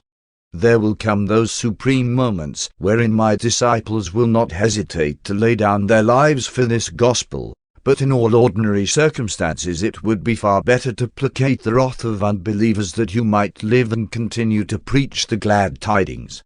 As far as lies in your power, live long on the earth that your life of many years may be fruitful in souls won for the heavenly kingdom. When the Master had finished speaking to James Zebedee, he stepped around to the end of the table where Andrew sat and, looking his faithful helper in the eyes, said, "Andrew, you have faithfully represented me as acting head of the ambassadors of the heavenly kingdom. Although you have sometimes doubted and at other times manifested dangerous timidity, still, you have always been sincerely just and eminently fair in dealing with your associates. Ever since the ordination of you and your brethren as messengers of the kingdom, you have been self-governing in all group administrative affairs except that one designated you as the acting head of these chosen ones. In no other temporal matter have one acted to direct or to influence your decisions. And this one did in order to provide for leadership in the direction of all your subsequent group deliberations. In my universe and in my Father's universe of universes, our brethren's sons are dealt with as individuals in all their spiritual relations, but in all group relationships we unfailingly provide for definite leadership. Our kingdom is a realm of order, and where two or more will creatures act in cooperation, there is always provided the authority of leadership. And now, Andrew, since you are the chief of your brethren by authority of my appointment, and since you have thus served as my personal representative, and as one I am about to leave you and go to my Father, one release you from all responsibility as regards these temporal and administrative affairs. From now on you may exercise no jurisdiction over your brethren except that which you have earned in your capacity as spiritual leader, and which your brethren therefore freely recognize. From this hour you may exercise no authority over your brethren unless they restore such jurisdiction to you by their definite legislative action after one shall have gone to the Father. But this release from responsibility as the administrative head of this group does not in any manner lessen your moral responsibility to do everything in your power to hold your brethren together with a firm and loving hand during the trying time just ahead, those days which must intervene between my departure in the flesh and the sending of the new teacher who will live in your hearts, and who ultimately will lead you into all truth. As one prepared to leave you, one would liberate you from all administrative responsibility which had its inception and authority in my presence as one among you. Henceforth one shall exercise only spiritual authority over you and among you. If your brethren desire to retain you as their counselor, one direct that you should, in all matters temporal and spiritual, do your utmost to promote peace and harmony among the various groups of sincere gospel believers. Dedicate the remainder of your life to promoting the practical aspects of brotherly love among your brethren. Be kind to my brothers in the flesh when they come fully to believe this gospel. Manifest loving and impartial devotion to the Greeks in the west and to Abner in the east. Although these, my apostles, are soon going to be scattered to the four corners of the earth, there to proclaim the good news of the salvation of sonship with God, you are to hold them together during the trying time just ahead, that season of intense testing during which you must learn to believe this gospel without my personal presence, while you patiently await the arrival of the new teacher, the Spirit of Truth. And so, Andrew, though it may not fall to you to do the great works as seen by men, be content to be the teacher and counselor of those who do such things. Go on with your work on earth to the end, and then shall you continue this ministry in the eternal kingdom, for have one not many times told you that one have other sheep not of this flock? Jesus then went over to the Alphaeus twins and, standing between them, said, My little children, you are one of the three groups of brothers who chose to follow after me. All 6 of you have done well to work in peace with your own flesh and blood, but none have done better than you. Hard times are just ahead of us. You may not understand all that will befall you and your brethren, but never doubt that you were once called to the work of the kingdom. For some time there will be no multitudes to manage, but do not become discouraged. When your life work is finished, one will receive you on high, where in glory you shall tell of your salvation to seraphic hosts and to multitudes of the high sons of God. Dedicate your lives to the enhancement of commonplace toil. Show all men on earth and the angels of heaven how cheerfully and courageously mortal man can, after having been called to work for a season in the special service of God, return to the labors of former days. If, for the time being, your work in the outward affairs of the kingdom should be completed, you should go back to your former labors with the new enlightenment of the experience of sonship with God and with the exalted realization that, to him who is God-knowing, there is no such thing as common labor or secular toil. To you who have worked with me, all things have become sacred, and all earthly labor has become a service even to God the Father. And when you hear the news of the doings of your former apostolic associates, rejoice with them and continue your daily work as those who wait upon God and serve while they wait. You have been my apostles, and you always shall be, and one will remember you in the kingdom to come. And then Jesus went over to Philip, who, standing up, heard this message from his master. Philip, you have asked me many foolish questions, but one have done my utmost to answer every one, and now would one answer the last of such questionings which have arisen in your most honest but unspiritual mind. All the time one have been coming around toward you, have you been saying to yourself, what shall one ever do if the Master goes away and leaves us alone in the world? Oh, you have little faith. And yet you have almost as much as many of your brethren. You have been a good steward, Philip. You failed us only a few times, and one of those failures we utilized to manifest the Father's glory. Your office of stewardship is about over. You must soon more fully do the work you were called to do, the preaching of this gospel of the kingdom. Philip, you have always wanted to be shown, and very soon shall you see great things. Far better that you should have seen all this by faith, but since you were sincere even in your material-sightedness, you will live to see my words fulfilled.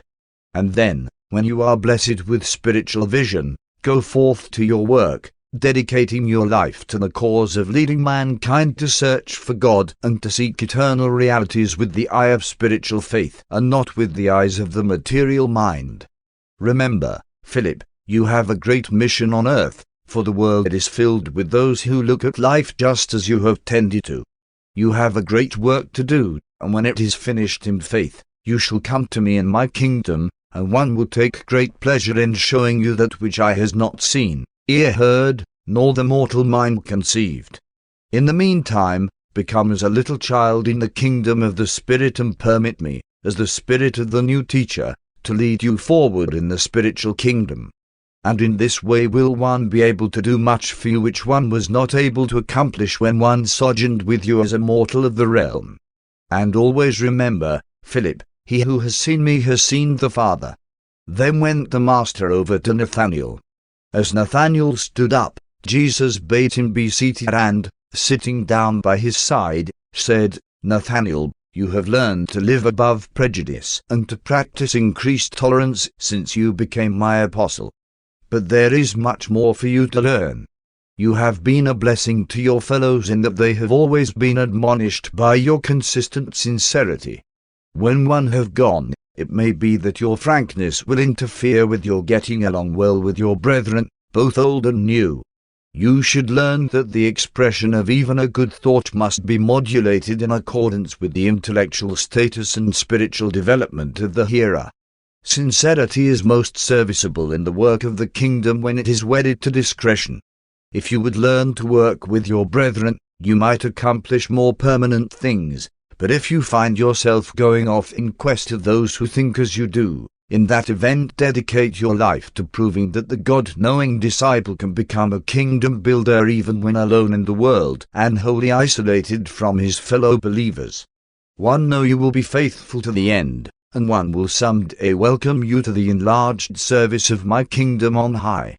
Then Nathanael spoke, asking Jesus this question, One have listened to your teaching ever since you first called me to the service of this kingdom, but one honestly cannot understand the full meaning of all you tell us.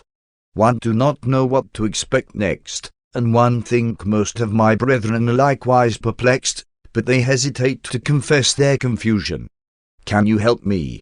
Jesus, putting his hand on Nathanael's shoulder, said, "My friend, it is not strange that you should encounter perplexity in your attempt to grasp the meaning of my spiritual teachings, since you are so handicapped by your preconceptions of Jewish tradition and so confused by your persistent tendency to interpret my gospel in accordance with the teachings of the scribes and Pharisees. One have taught you much by word of mouth, and one have lived my life among you. One have done all that can be done to enlighten your minds and liberate your souls, and what you have not been able to get from my teachings and my life, you must now prepare to acquire at the hand of that master of all teachers, actual experience. And in all of this new experience which now awaits you, one will go before you, and the Spirit of truth shall be with you. Fear not. That which you now fail to comprehend, the new teacher, when he has come, will reveal to you throughout the remainder of your life on earth and on through your training in the eternal ages." And then the Master, turning to all of them, said, "Be not dismayed that you fail to grasp the full meaning of the gospel. You are but finite, mortal men, and that which one have taught you is infinite, divine, and eternal. Be patient and of good courage, since you have the eternal ages before you in which to continue your progressive attainment of the experience of becoming perfect, even as your Father in paradise is perfect." And then Jesus went over to Thomas, who, standing up, heard him say, "Thomas, you have often lacked faith. However, when you have had your seasons with doubt, you have never lacked courage. One know well that the false prophets and spurious teachers will not deceive you. After one have gone, your brethren will the more appreciate your critical way of viewing new teachings. And when you all are scattered to the ends of the earth in the times to come, remember that you are still my ambassador.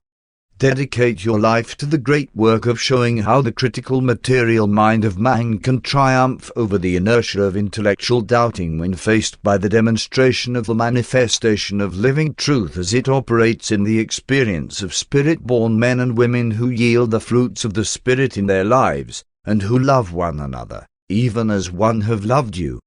Thomas, one am glad you joined us, and one know, after a short period of perplexity, you will go on in the service of the kingdom. Your doubts have perplexed your brethren, but they have never troubled me. One have confidence in you, and one will go before you even to the uttermost parts of the earth." Then the Master went over to Simon Peter, who stood up as Jesus addressed him. "Peter, one know you love me, and that you will dedicate your life to the public proclamation of this gospel of the kingdom to Jew and Gentile. But one am distressed that your years of such close association with me have not done more to help you think before you speak. What experience must you pass through before you will learn to set a guard upon your lips? How much trouble have you made for us by your thoughtless speaking, by your presumptuous self-confidence? And you are destined to make much more trouble for yourself if you do not master this frailty. You know that your brethren love you in spite of this weakness, and you should also understand that this shortcoming in no way impairs my affection for you, but it lessens your usefulness and never ceases to make trouble for you. But you will undoubtedly receive great help from the experience you will pass through this very night. And what one now say to you, Simon Peter, one likewise say to all your brethren here assembled, this night you will all be in great danger of stumbling over me. You know it is written, the shepherd will be smitten and the sheep will be scattered abroad. When one am absent, there is great danger that some of you will succumb to doubts and stumble because of what befalls me. But one promise you now that one will come back to you for a little while, and that one will then go before you into Galilee. Then said Peter, placing his hand on Jesus' shoulder, no matter if all my brethren should succumb to doubts because of you, one promise that one will not stumble over anything you may do. One will go with you and, if need be, die for you. As Peter stood there before his master, all a-tremble with intense emotion and overflowing with genuine love for him, Jesus looked straight into his moistened eyes as he said, "Peter, verily, verily, I say to you, this night the cock will not crow until you have denied me 3 or 4 times. And thus what you have failed to learn from peaceful association with me, you will learn through much trouble and many sorrows. And after you have really learned this needful lesson, you should strengthen your brethren and go on living a life dedicated to preaching this gospel, though you may fall into prison and, perhaps, follow me in paying the supreme price of loving service in the building of the Father's kingdom. But remember my promise, when one am raised up, one will tarry with you for a season before one go to the Father. And even this night will one make supplication to the Father that he strengthen each of you for that which you must now so soon pass through. One love you all with the love wherewith the Father loves me, and therefore should you henceforth love one another, even as one have loved you." And then, when they had sung a hymn, they departed for the camp on the Mount of Olives. Paper 182. In Gethsemane. It was about 10 o'clock this Thursday night when Jesus led the 11 apostles from the home of Elijah and Mary Mark on their way back to the Gethsemane camp. Ever since that day in the hills, John Mark had made it his business to keep a watchful eye on Jesus.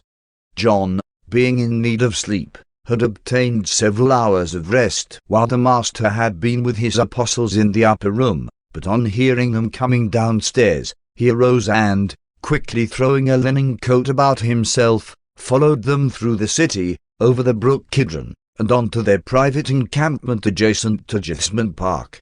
And John Mark remained so near the Master throughout this night and the next day that he witnessed everything and overheard much of what the Master said from this time on to the hour of the crucifixion. As Jesus and the 11 made their way back to camp, the apostles began to wonder about the meaning of Judas's prolonged absence, and they spoke to one another concerning the Master's prediction that one of them would betray him, and for the first time they suspected that all was not well with Judas Iscariot.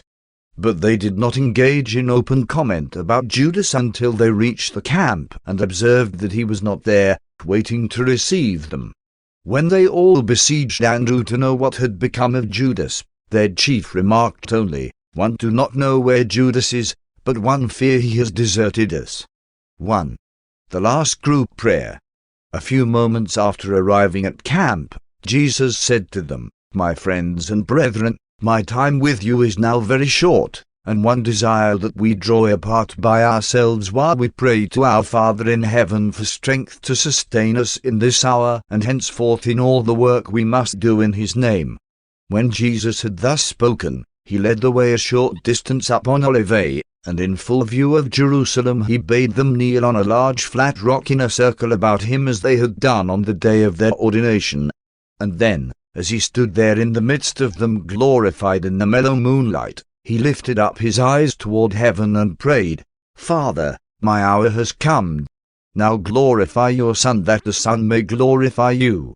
One, know that you have given me full authority over all living creatures in my realm, and one will give eternal life to all who will become faith sons of God. And this is eternal life, that my creatures should know you as the only true God and Father of all, and that they should believe in him whom you sent into the world. Father, one have exalted you on earth and have accomplished the work which you gave me to do. One have almost finished my bestowal upon the children of our own creation. There remains only for me to lay down my life in the flesh. And now, O my Father, glorify me with the glory which one had with you before this world was, and receive me once more at your right hand. One have manifested you to the men whom you chose from the world and gave to me. They are yours, as all life is in your hands. You gave them to me, and one have lived among them, teaching them the way of life, and they have believed. These men are learning that all one have comes from you, and that the life one live in the flesh is to make known my Father to the worlds. The truth which you have given to me one have revealed to them. These, my friends and ambassadors, have sincerely willed to receive your word. One have told them that one came forth from you, that you sent me into this world, and that one am about to return to you. Father, one do pray for these chosen men. And one pray for them not as one would pray for the world, but is for those whom one have chosen out of the world to represent me to the world after one have returned to your work, even as one have represented you in this world during my sojourn in the flesh. These men are mine. You gave them to me. But all things which are mine are ever yours, and all that which was yours you have now caused to be mine.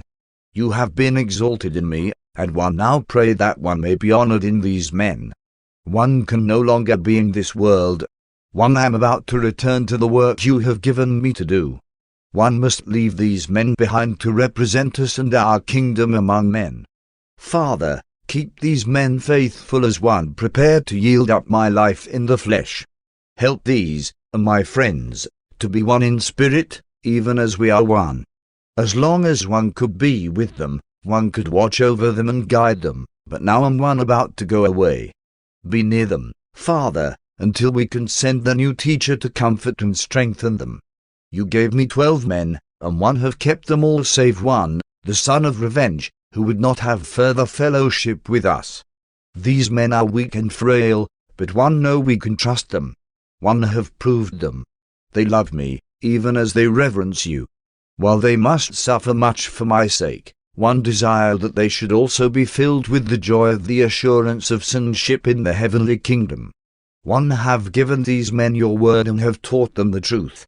The world may hate them, even as it has hated me, but one do not ask that you take them out of the world, only that you keep them from the evil in the world. Sanctify them in the truth. Your word is truth. And as you sent me into this world, even so am one about to send these men into the world. For their sakes one have lived among men and have consecrated my life to your service, that one might inspire them to be purified through the truth one have taught them and the love one have revealed to them. One well know, my Father, that there is no need for me to ask you to watch over these brethren after one have gone. One know you love them even as one, but one do this that they may the better realize the Father loves mortal men even as does the Son.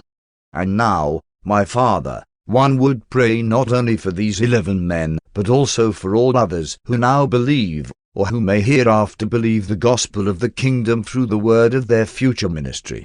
One want them all to be one, even as you and one are one. You are in me and one am in you, and one desire that these believers likewise be in us, that both of our spirits indwell them. If my children are one as we are one, and if they love one another as one have loved them, all men will then believe that one came forth from you and be willing to receive the revelation of truth and glory which one have made. The glory which you gave me one have revealed to these believers. As you have lived with me in spirit, so have one lived with them in the flesh. As you have been one with me, so have one been one with them, and so will the new teacher ever be one with them and in them. And all this have one done that my brethren in the flesh may know that the Father loves them even as does the Son, and that you love them even as you love me. Father, work with me to save these believers that they may presently come to be with me in glory, and then go on to join you in the paradise embrace. Those who serve with me in humiliation, one would have with me in glory, so that they may see all you have given into my hands as the eternal harvest of the seed sowing of time in the likeness of mortal flesh. One longed to show my earthly brethren the glory one had with you before the founding of this world. This world knows very little of you, righteous Father, but one know you, and one have made you known to these believers, and they will make known your name to other generations. And now one promise them that you will be with them in the world even as you have been with me, even so. The 11 remain kneeling in the circle about Jesus for several minutes before they arouse and in silence made their way back to the nearby camp. Jesus prayed for unity among his followers, but he did not desire uniformity. Sin creates a dead level of evil inertia, but righteousness nourishes the creative spirit of individual experience in the living realities of eternal truth, and in the progressive communion of the divine spirits of the Father and the Son. In the spiritual fellowship of the believer Son with the Divine Father there can never be doctrinal finality and sectarian superiority of group consciousness. The Master, during the course of this final prayer with his apostles, alluded to the fact that he had manifested the Father's name to the world, and that is truly what he did by the revelation of God through his perfected life in the flesh. The Father in heaven had sought to reveal himself to Moses, but he could proceed no further than to cause it to be said, "One am." And when pressed for further revelation of himself, it was only disclosed, "One am that one am." But when Jesus had finished his earth life, this name of the Father had been so revealed that the Master, who was the Father incarnate, could truly say, "One am the bread of life. One am the living water. One am the light of the world. One am the desire of all ages. One am the open door to eternal salvation. One am the reality of endless life. One am the good shepherd. One am the pathway of infinite perfection. One am the resurrection and the life. One am the secret of eternal survival. One am the way, the truth, and the life.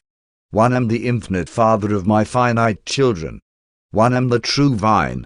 You are the branches. One am the hope of all who know the living truth. One am the living bridge from one world to another.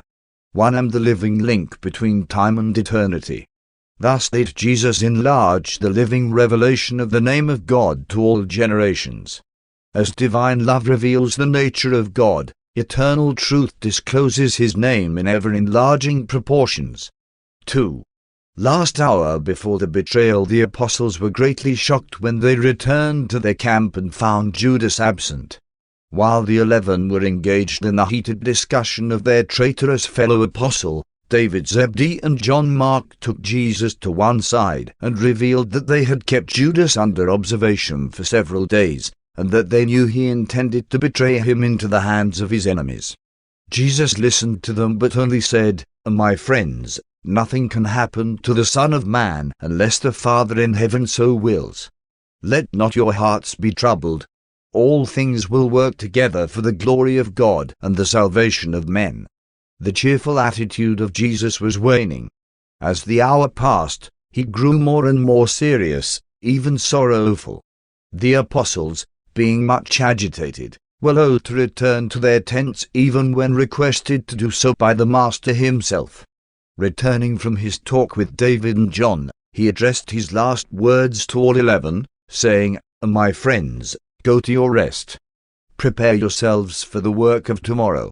Remember, we should all submit ourselves to the will of the Father in heaven.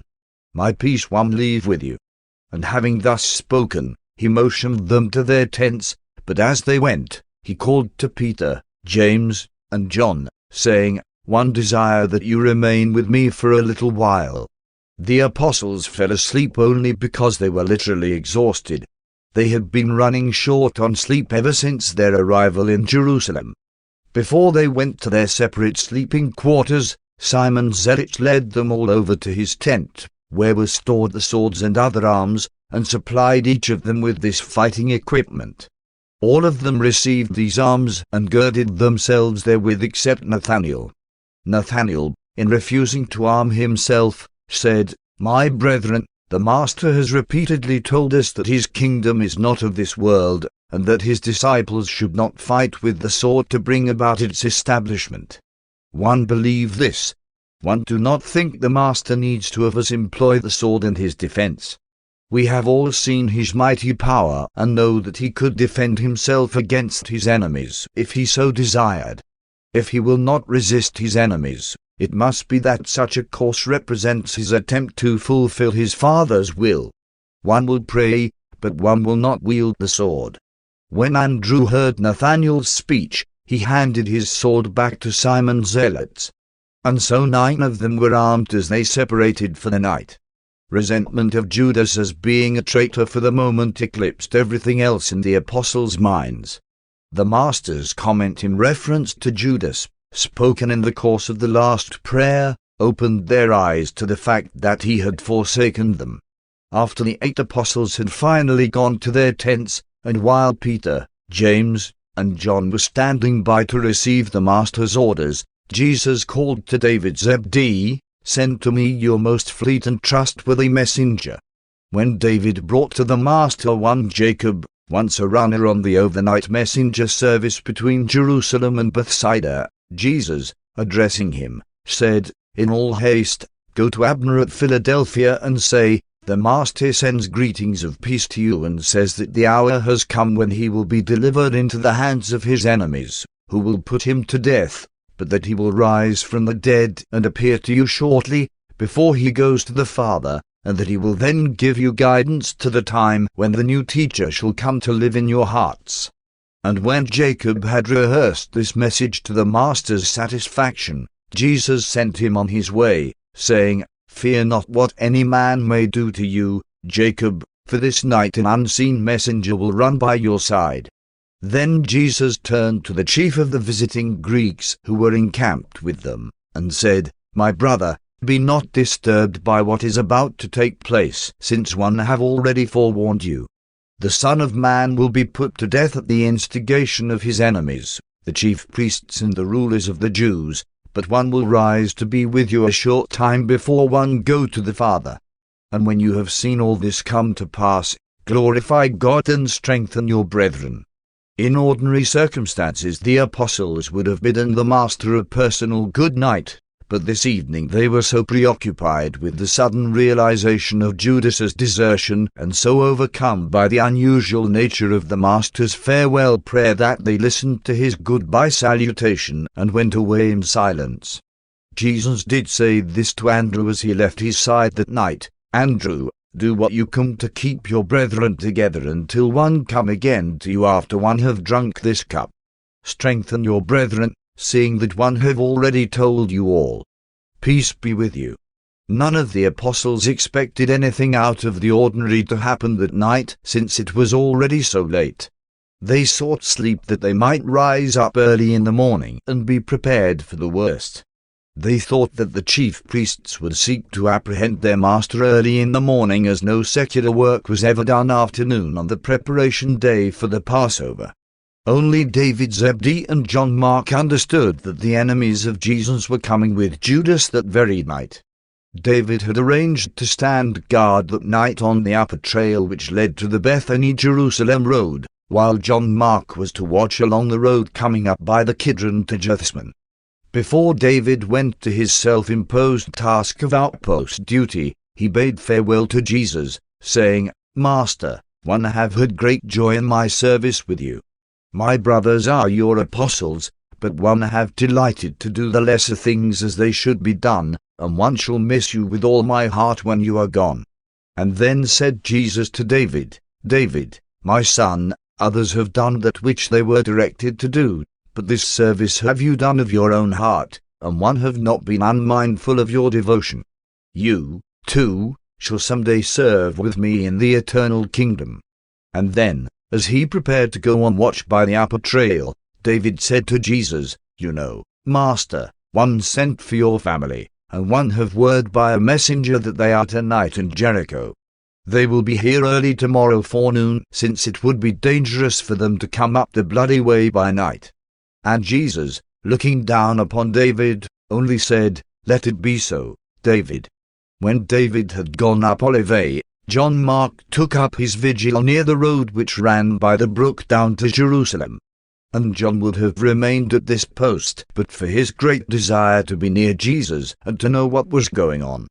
Shortly after David left him, and when John Mark observed Jesus withdraw, with Peter, James, and John, into a nearby ravine, he was so overcome with combined devotion and curiosity that he forsook his sentinel post and followed after them, hiding himself in the bushes, from which place he saw and overheard all that transpired during those last moments in the garden and just before Judas and the armed guards appeared to arrest Jesus. While all this was in progress at the Master's camp, Judas Iscariot was in conference with the captain of the temple guards, who had assembled his men preparatory to setting out, under the leadership of the betrayer, to arrest Jesus. 3. Alone in Jethsman after all was still and quiet about the camp, Jesus, taking Peter, James, and John, went a short way up a nearby ravine where he had often before gone to pray and commune. The 3 apostles could not help recognizing that he was grievously oppressed. Never before had they observed their master to be so heavy-laden and sorrowful. When they arrived at the place of his devotions, he bade the 3 sit down and watch with him while he went off about a stone's throw to pray. And when he had fallen down on his face, he prayed, "My Father, one came into this world to do your will, and so have one. One know that the hour has come to lay down this life in the flesh, and one do not shrink therefrom, but one would know that it is your will that one drink this cup. Send me the assurance that one will please you in my death even as one have in my life." The master remained in a prayerful attitude for a few moments, and then, going over to the 3 apostles, he found them sound asleep, for their eyes were heavy and they could not remain awake. As Jesus awoke them, he said, "What, can you not watch with me even for 1 hour? Cannot you see that my soul is exceedingly sorrowful, even to death, and that one crave your companionship?" After the 3 had aroused from their slumber, the master again went apart by himself and, falling down on the ground, again prayed, "Father, one know it is possible to avoid this cup, all things are possible with you, but one have come to do your will, and while this is a bitter cup, one would drink it if it is your will." And when he had thus prayed, a mighty angel came down by his side and, speaking to him, touched him and strengthened him. When Jesus returned to speak with the 3 apostles, he again found them fast asleep. He awakened them, saying, "In such an hour one need that you should watch and pray with me, all the more do you need to pray that you enter not into temptation, wherefore do you fall asleep when one leave you?" And then, for a 3rd time, the master withdrew and prayed, "Father, you see my sleeping apostles. Have mercy upon them. The spirit is indeed willing, but the flesh is weak. And now, O Father, if this cup may not pass, then would one drink it. Not my will, but yours, be done." And when he had finished praying, he lay for a moment prostrate on the ground. When he arose and went back to his apostles, once more he found them asleep.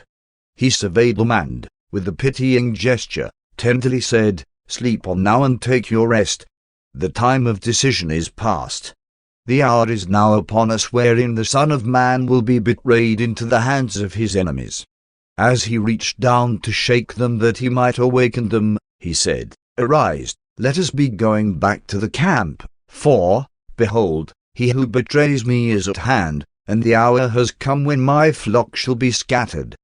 But one have already told you about these things."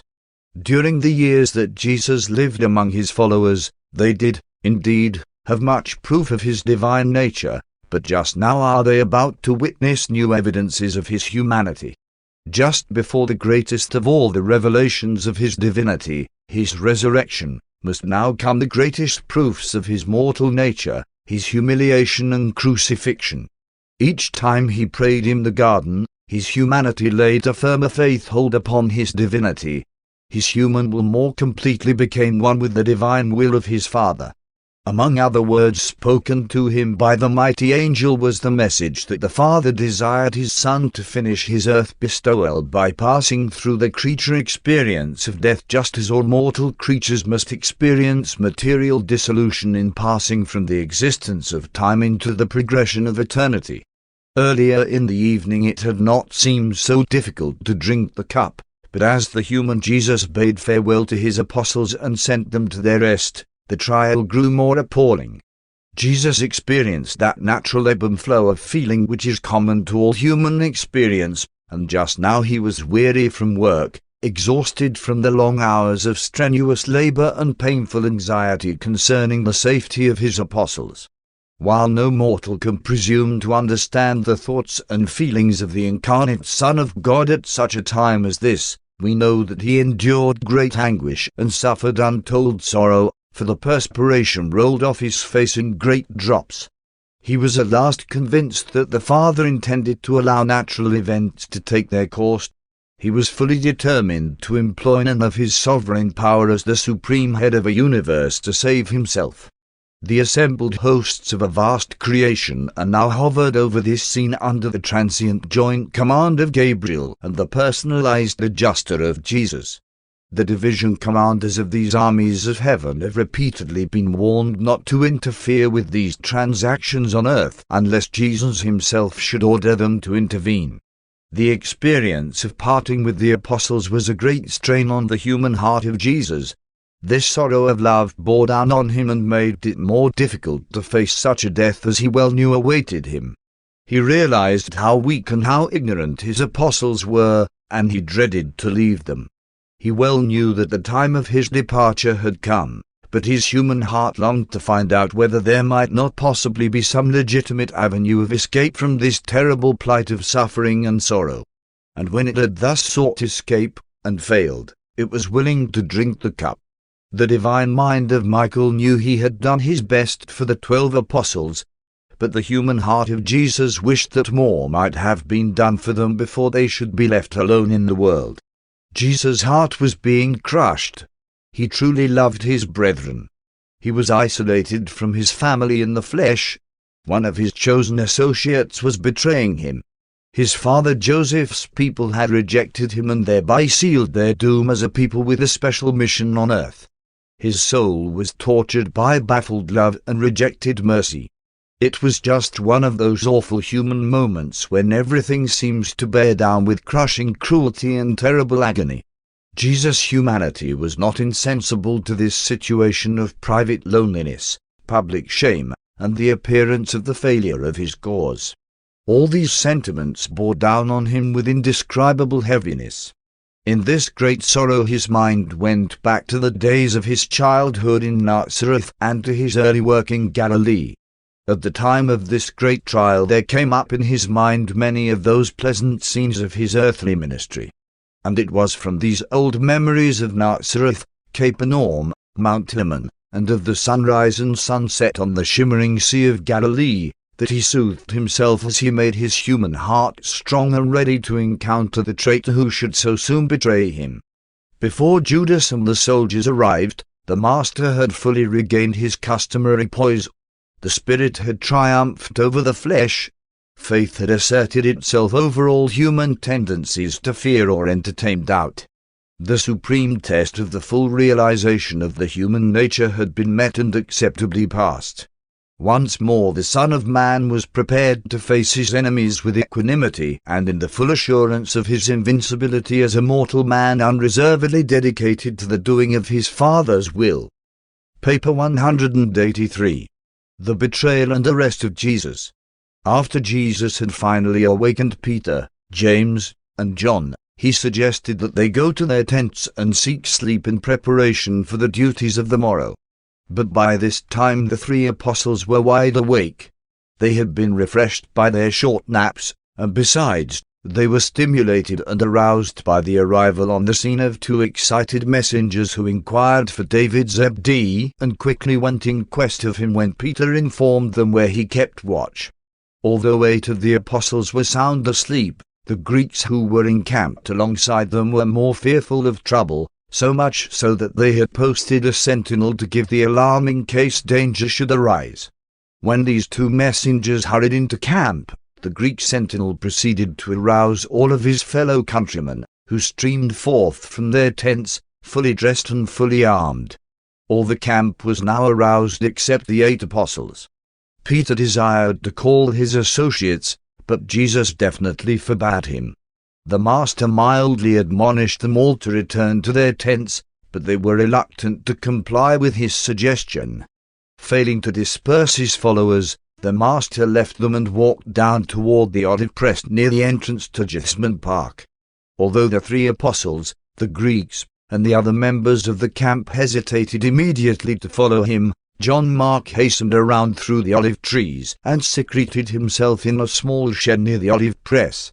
Jesus withdrew from the camp and from his friends in order that his apprehenders, when they arrived, might arrest him without disturbing his apostles. The Master feared to have his apostles awake and present at the time of his arrest, lest the spectacle of Judas's betraying him should so arouse their animosity that they would offer resistance to the soldiers and would be taken into custody with him. He feared that, if they should be arrested with him, they might also perish with him. Though Jesus knew that the plan for his death had its origin in the councils of the rulers of the Jews, he was also aware that all such nefarious schemes had the full approval of Lucifer, Satan, and Caligastia. And he well knew that these rebels of the realms would also be pleased to see all of the apostles destroyed with him. Jesus sat down, alone, on the olive press, where he awaited the coming of the betrayer, and he was seen at this time only by John Mark and an innumerable host of celestial observers. 1.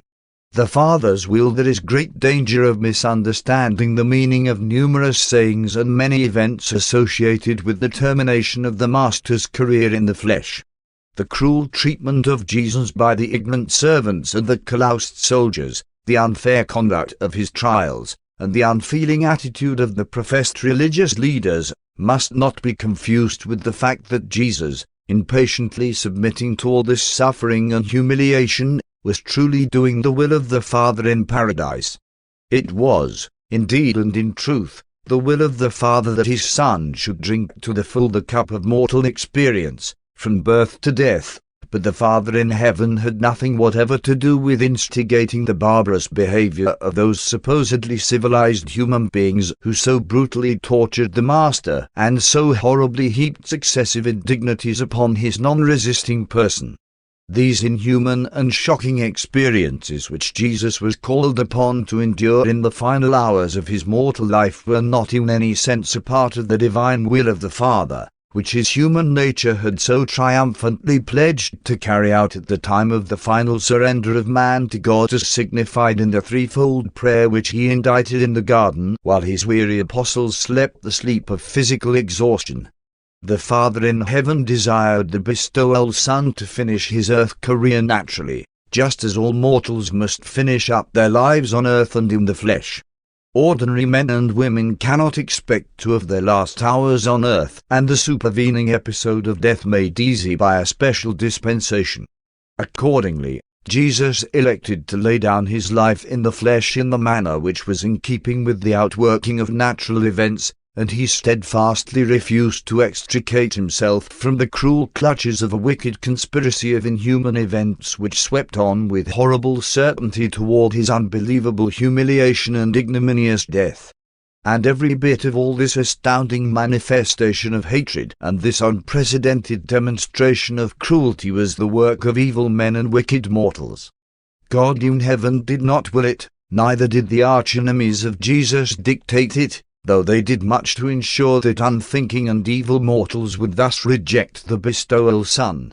Even the father of sin turned his face away from the excruciating horror of the scene of the crucifixion. 2. Judas in the city. After Judas so abruptly left the table while eating the Last Supper, he went directly to the home of his cousin, and then did the two go straight to the captain of the temple guards. Judas requested the captain to assemble the guards, and informed him that he was ready to lead them to Jesus. Judas having appeared on the scene a little before he was expected, there was some delay in getting started for the Mark home, where Judas expected to find Jesus still visiting with the apostles. The Master and the 11 left the home of Elijah Mark fully 15 minutes before the betrayer and the guards arrived. By the time the apprehenders reached the Mark home, Jesus and the 11 were well outside the walls of the city and on their way to the Olivet camp.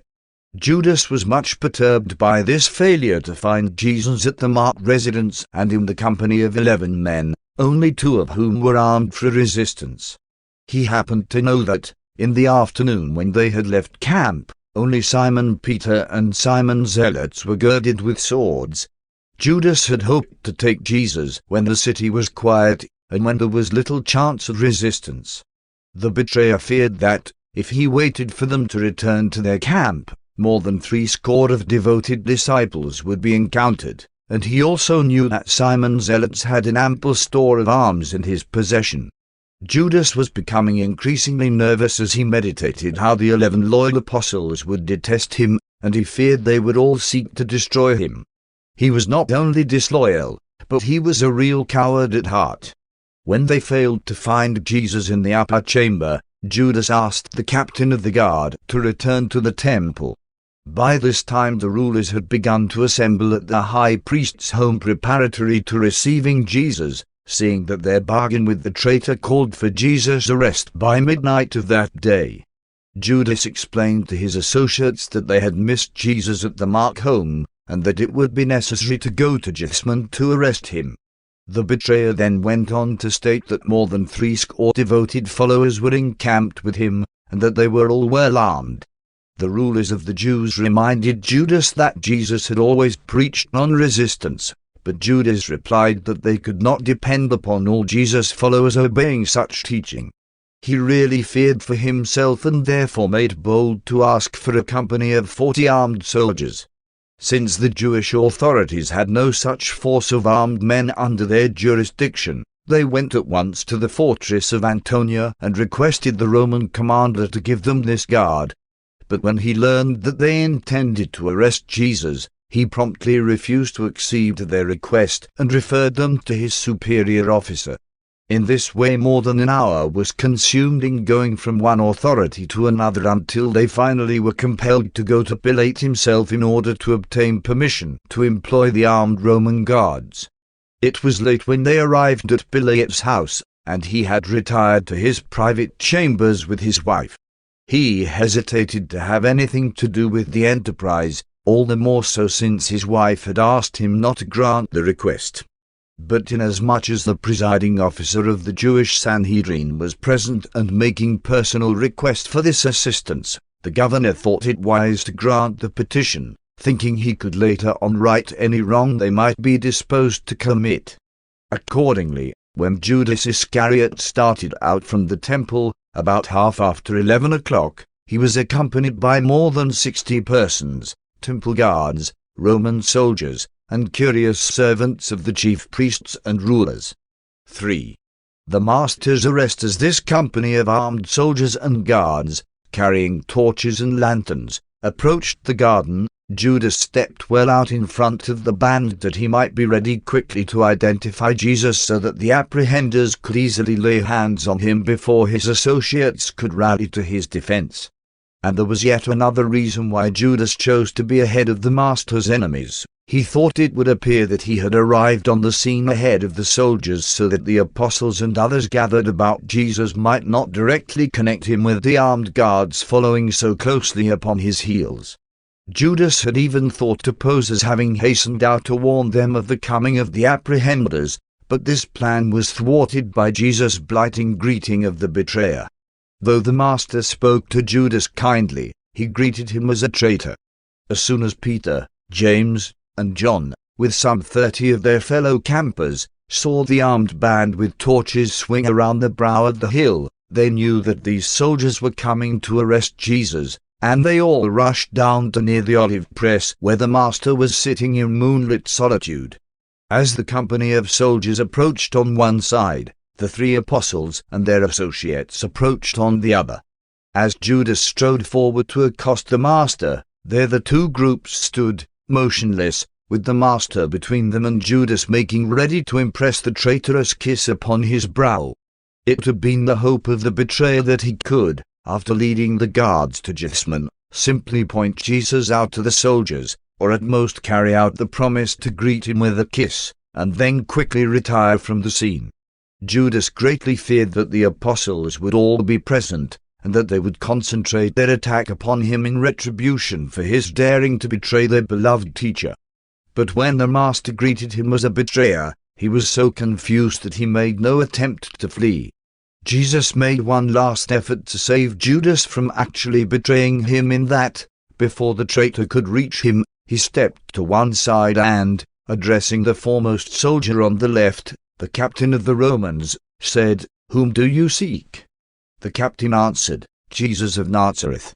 Then Jesus stepped up immediately in front of the officer and, standing there in the calm majesty of the God of all this creation, said, "One am he." Many of this armed band had heard Jesus teach in the temple, others had learned about his mighty works, and when they heard him thus boldly announce his identity, those in the front ranks fell suddenly backward. They were overcome with surprise at his calm and majestic announcement of identity. There was, therefore, no need for Judas to go on with his plan of betrayal. The Master had boldly revealed himself to his enemies, and they could have taken him without Judas's assistance. But the traitor had to do something to account for his presence with this armed band, and besides, he wanted to make a show of carrying out his part of the betrayal bargain with the rulers of the Jews in order to be eligible for the great reward and honors which he believed would be heaped upon him in compensation for his promise to deliver Jesus into their hands. As the guards rallied from their first faltering at the sight of Jesus and at the sound of his unusual voice, and as the apostles and disciples drew nearer, Judas stepped up to Jesus and, placing a kiss upon his brow, said, "Hail, Master and Teacher." And as Judas thus embraced his Master, Jesus said, "Friend, is it not enough to do this? Would you even betray the Son of Man with a kiss?" The apostles and disciples were literally stunned by what they saw. For a moment no one moved. Then Jesus, disengaging himself from the traitorous embrace of Judas, stepped up to the guards and soldiers and again asked, "Whom do you seek?" And again the captain said, "Jesus of Nazareth." And again answered Jesus, "One have told you that one am he. If, therefore, you seek me, let these others go their way. One am ready to go with you."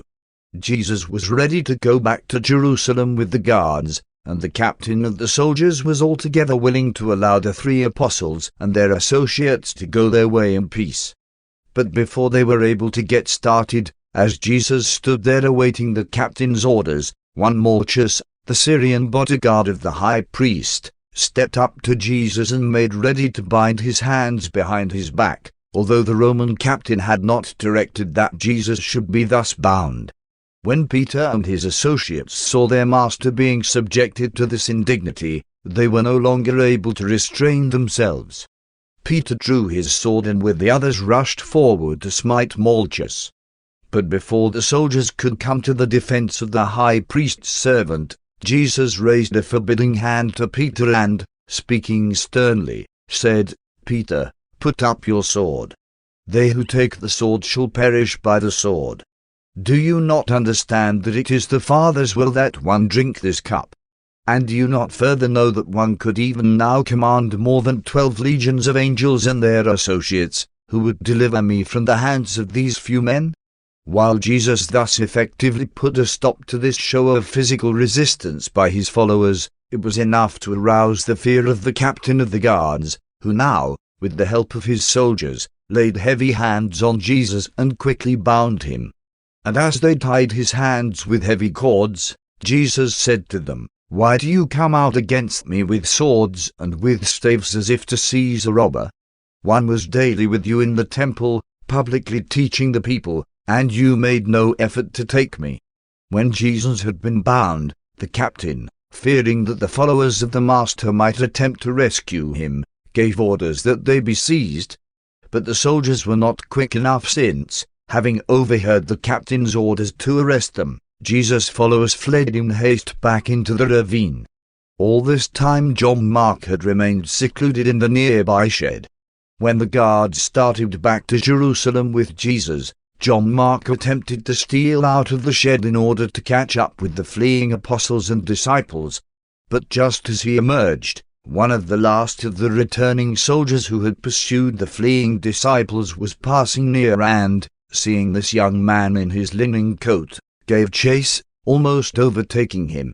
In fact, the soldier got near enough to John to lay hold upon his coat, but the young man freed himself from the garment, escaping naked while the soldier held the empty coat. John Mark made his way in all haste to David's Zebedee on the upper trail. When he had told David what had happened, they both hastened back to the tents of the sleeping apostles and informed all 8 of the Master's betrayal and arrest. At about the time the 8 apostles were being awakened, those who had fled up the ravine were returning, and they all gathered together near the olive press to debate what should be done. In the meantime, Simon Peter and John Zebedee, who had hidden among the olive trees, had already gone on after the mob of soldiers, guards, and servants, who were now leading Jesus back to Jerusalem as they would have led a desperate criminal. John followed close behind the mob, but Peter followed afar off. After John Mark's escape from the clutch of the soldier, he provided himself with a cloak which he found in the tent of Simon Peter and John Zebedee. He suspected the guards were going to take Jesus to the home of Annas, the high priest emeritus. So he skirted around through the olive orchards and was there ahead of the mob, hiding near the entrance to the gate of the high priest's palace. 4. Discussion at the olive press. James Zebedee found himself separated from Simon Peter and his brother John, and so he now joined the other apostles and their fellow campers at the olive press to deliberate on what should be done in view of the master's arrest. Andrew had been released from all responsibility in the group management of his fellow apostles. Accordingly, in this greatest of all crises in their lives, he was silent. After a short informal discussion, Simon Zealot stood up on the stone wall of the olive press and, making an impassioned plea for loyalty to the Master and the cause of the kingdom, exhorted his fellow apostles and the other disciples to hasten on after the mob and effect the rescue of Jesus. The majority of the company would have been disposed to follow his aggressive leadership had it not been for the advice of Nathanael, who stood up the moment Simon had finished speaking and called their attention to Jesus' oft-repeated teachings regarding non-resistance. He further reminded them that Jesus had that very night instructed them that they should preserve their lives for the time when they should go forth into the world proclaiming the good news of the gospel of the heavenly kingdom. And Nathanael was encouraged in this stand by James Zebedee, who now told how Peter and others drew their swords to defend the Master against arrest, and that Jesus bade Simon Peter and his fellow swordsmen sheathe their blades. Matthew and Philip also made speeches, but nothing definite came of this discussion until Thomas, calling their attention to the fact that Jesus had counseled Lazarus against exposing himself to death, pointed out that they could do nothing to save their master inasmuch as he refused to allow his friends to defend him, and since he persisted in refraining from the use of his divine powers to frustrate his human enemies. Thomas persuaded them to scatter, every man for himself, with the understanding that David Zebedee would remain at the camp to maintain a clearinghouse and messenger headquarters for the group. By 2:30 that morning the camp was deserted. Only David remained on hand with 3 or 4 messengers, the others having been dispatched to secure information as to where Jesus had been taken, and what was going to be done with him. 5 of the apostles, Nathanael, Matthew, Philip, and the twins, went into hiding at Bethphage and Bethany. Thomas, Andrew, James, and Simon Zealots were hiding in the city. Simon Peter and John Zebedee followed along to the home of Annas. Shortly after daybreak, Simon Peter wandered back to the Jessamine camp, a dejected picture of deep despair. David sent him in charge of a messenger to join his brother, Andrew, who was at the home of Nicodemus in Jerusalem. Until the very end of the crucifixion, John Zebedee remained, as Jesus had directed him, always near at hand, and it was he who supplied David's messengers with information from hour to hour which they carried to David at the garden camp, and which was then relayed to the hiding apostles and to Jesus' family. Surely, the shepherd is smitten and the sheep are scattered. While they all vaguely realize that Jesus has forewarned them of this very situation, they are too severely shocked by the Master's sudden disappearance to be able to use their minds normally. It was shortly after daylight, and just after Peter had been sent to join his brother, that Jesus' brother in the flesh, arrived in the camp, almost breathless and in advance of the rest of Jesus' family, only to learn that the Master had already been placed under arrest, and he hastened back down the Jericho road to carry this information to his mother and to his brothers and sisters. David Zebedee sent word to Jesus' family, by to foregather at the house of Martha and Mary in Bethany, and there await news which his messengers would regularly bring them. This was the situation during the last half of Thursday night and the early morning hours of Friday as regards the apostles, the chief disciples, and the earthly family of Jesus. And all these groups and individuals were kept in touch with each other by the messenger service which David Zebedee continued to operate from his headquarters at the Gethsemane camp. 5. On the way to the high priest's palace before they started away from the garden with Jesus, a dispute arose between the Jewish captain of the temple guards and the Roman captain of the company of soldiers as to where they were to take Jesus.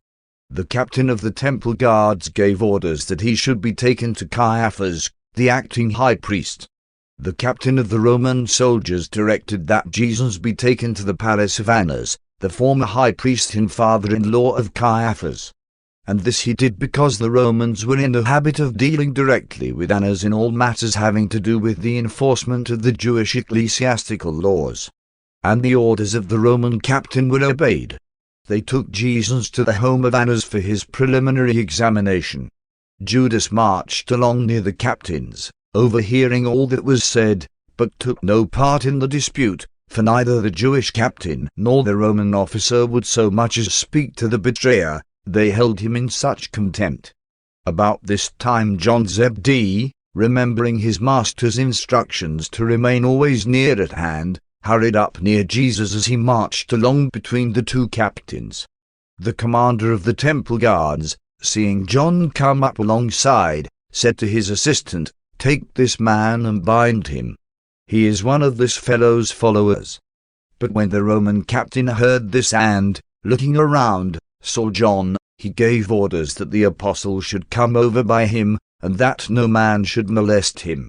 Then the Roman captain said to the Jewish captain, "This man is neither a traitor nor a coward. One saw him in the garden, and he did not draw a sword to resist us. He has the courage to come forward to be with his master, and no man shall lay hands on him." The Roman law allows that any prisoner may have at least one friend to stand with him before the judgment bar, and this man shall not be prevented from standing by the side of his master, the prisoner. And when Judas heard this, he was so ashamed and humiliated that he dropped back behind the marchers, coming up to the palace of Annas alone. And this explains why John Zebedee was permitted to remain near Jesus all the way through his trying experiences this night and the next day. The Jews feared to say aught to John or to molest him in any way, because he had something of the status of a Roman counselor designated to act as observer of the transactions of the Jewish ecclesiastical court.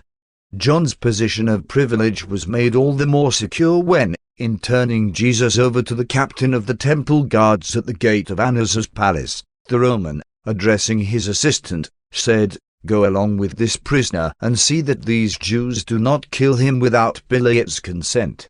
Watch that they do not assassinate him, and see that his friend, the Galilean, is permitted to stand by and observe all that goes on." And thus was John able to be near Jesus right on up to the time of his death on the cross, though the other 10 apostles were compelled to remain in hiding. John was acting under Roman protection, and the Jews dared not molest him until after the Master's death. And all the way to the palace of Annas, Jesus opened not his mouth. From the time of his arrest to the time of his appearance before Annas, the Son of Man spoke no word. Paper 184. Before the Sanhedrin court. Representatives of Annas had secretly instructed the captain of the Roman soldiers to bring Jesus immediately to the palace of Annas after he had been arrested. The former high priest desired to maintain his prestige as the chief ecclesiastical authority of the Jews. He also had another purpose in detaining Jesus at his house for several hours, and that was to allow time for legally calling together the court of the Sanhedrin. It was not lawful to convene the Sanhedrin court before the time of the offering of the morning sacrifice in the temple, and this sacrifice was offered about 3 o'clock in the morning. Annas knew that a court of Sanhedrists was in waiting at the palace of his son-in-law, Caiaphas. Some 30 members of the Sanhedrin had gathered at the home of the high priest by midnight so that they would be ready to sit in judgment on Jesus when he might be brought before them.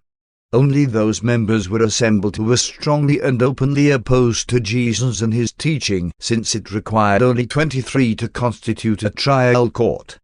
Jesus spent about 3 hours at the palace of Annas on Mount Olivet, not far from the Garden of Gethsemane, where they arrested him. John Zebedee was free and safe in the palace of Annas not only because of the word of the Roman captain, but also because he and his brother James were well known to the older servants, having many times been guests at the palace, as the former high priest was a distant relative of their mother, Salome. 1. Examination by Annas. Annas, enriched by the temple revenues, his son-in-law the acting high priest, and with his relations to the Roman authorities, was indeed the most powerful single individual in all Jewry. He was a suave and politic planner and plotter. He desired to direct the matter of disposing of Jesus. He feared to trust such an important undertaking wholly to his brusque and aggressive son-in-law. Annas wanted to make sure that the Master's trial was kept in the hands of the Sadducees. He feared the possible sympathy of some of the Pharisees, seeing that practically all of those members of the Sanhedrin who had espoused the cause of Jesus were Pharisees. Annas had not seen Jesus for several years, not since the time when the Master called at his house and immediately left upon observing his coldness and reserve in receiving him. Annas had thought to presume on this early acquaintance and thereby attempt to persuade Jesus to abandon his claims and leave Palestine. He was reluctant to participate in the murder of a good man and had reasoned that Jesus might choose to leave the country rather than to suffer death. But when Annas stood before the stalwart and determined Galilean, he knew at once that it would be useless to make such proposals. Jesus was even more majestic and well-poised than Annas remembered him. When Jesus was young, Annas had taken a great interest in him, but now his revenues were threatened by what Jesus had so recently done in driving the money changers and other commercial traders out of the temple. This act had aroused the enmity of the former high priest far more than had Jesus' teachings. Annas entered his spacious audience chamber, seated himself in a large chair, and commanded that Jesus be brought before him. After a few moments spent in silently surveying the Master, he said, "You realize that something must be done about your teaching, since you are disturbing the peace and order of our country." As Annas looked inquiringly at Jesus, the Master looked full into his eyes but made no reply. Again Annas spoke, "What are the names of your disciples, besides Simon Zealot's, the agitator?" Again Jesus looked down upon him, but he did not answer. Annas was considerably disturbed by Jesus' refusal to answer his questions, so much so that he said to him, "Do you have no care as to whether one am friendly to you or not? Do you have no regard for the power one have in determining the issues of your coming trial?" When Jesus heard this, he said, "Annas, you know that you could have no power over me unless it were permitted by my Father. Some would destroy the Son of Man because they are ignorant. They know no better, but you, friend, know what you are doing. How can you, therefore, reject the light of God?" The kindly manner in which Jesus spoke to Annas almost bewildered him. But he had already determined in his mind that Jesus must either leave Palestine or die. So he summoned up his courage and asked, "Just what is it you are trying to teach the people? What do you claim to be?" Jesus answered, "You know full well that one have spoken openly to the world. One have taught in the synagogues and many times in the temple, where all the Jews and many of the Gentiles have heard me. In secret one have spoken nothing. Why, then, do you ask me about my teaching? Why do you not summon those who have heard me and inquire of them? Behold, all Jerusalem has heard that which one have spoken, even if you have not yourself heard these teachings." But before Annas could make reply, the chief steward of the palace, who was standing near, struck Jesus in the face with his hand, saying, "How dare you answer the high priest with such words?" Annas spoke no words of rebuke to his steward, but Jesus addressed him, saying, "My friend, if one have spoken evil, bear witness against the evil. But if one have spoken the truth, why, then, should you smite me?" Although Annas regretted that his steward had struck Jesus, he was too proud to take notice of the matter. In his confusion he went into another room, leaving Jesus alone with the household attendants and the temple guards for almost an hour. When he returned, going up to the master's side, he said, "Do you claim to be the Messiah, the deliverer of Israel?" Says Jesus, "Annas, you have known me from the times of my youth. You know that one claimed to be nothing except that which my Father has appointed, and that one have been sent to all men, Gentile as well as Jew." Then said Annas, "One have been told that you have claimed to be the Messiah. Is it true?" Jesus looked upon Annas but only replied, "So you have said." About this time messengers arrived from the palace of Caiaphas to inquire what time Jesus would be brought before the court of the Sanhedrin, and since it was nearing the break of day, Annas thought best to send Jesus bound and in the custody of the temple guards to Caiaphas. He himself followed after them shortly. 2. Peter in the courtyard. As the band of guards and soldiers approached the entrance to the palace of Annas, John Zebedee was marching by the side of the captain of the Roman soldiers. Judas had dropped some distance behind, and Simon Peter followed afar off. After John had entered the palace courtyard with Jesus and the guards, Judas came up to the gate but, seeing Jesus and John, went on over to the home of Caiaphas, where he knew the real trial of the Master would later take place. Soon after Judas had left, Simon Peter arrived, and as he stood before the gate, John saw him just as they were about to take Jesus into the palace. The portress who kept the gate knew John, and when he spoke to her, requesting that she let Peter in, she gladly assented. Peter, upon entering the courtyard, went over to the charcoal fire and sought to warm himself, for the night was chilly. He felt very much out of place here among the enemies of Jesus, and indeed he was out of place. The Master had not instructed him to keep near at hand as he had admonished John. Peter belonged with the other apostles, who had been specifically warned not to endanger their lives during these times of the trial and crucifixion of their Master. Peter threw away his sword shortly before he came up to the palace gate so that he entered the courtyard of Annas unarmed. His mind was in a whirl of confusion. He could scarcely realize that Jesus had been arrested. He could not grasp the reality of the situation, that he was here in the courtyard of Annas, warming himself beside the servants of the high priest. He wondered what the other apostles were doing and, in turning over in his mind as to how John came to be admitted to the palace, concluded that was because he was known to the servants, since he had bidden the gatekeeper admit him. Shortly after the portress let Peter in, and while he was warming himself by the fire, she went over to him and mischievously said, "Are you not also one of this man's disciples?" Now Peter should not have been surprised at this recognition, for it was John who had requested that the girl let him pass through the palace gates. But he was in such a tense, nervous state that this identification as a disciple threw him off his balance, and with only one thought uppermost in his mind, the thought of escaping with his life, he promptly answered the maid's question by saying, "One am not."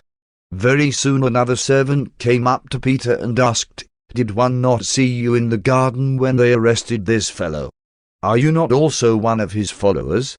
Peter was now thoroughly alarmed.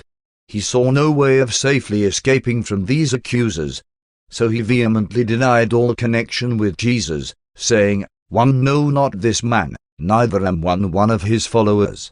About this time the portress of the gate drew Peter to one side and said, "One am sure you are a disciple of this Jesus, not only because one of his followers bade me let you in the courtyard, but my sister here has seen you in the temple with this man.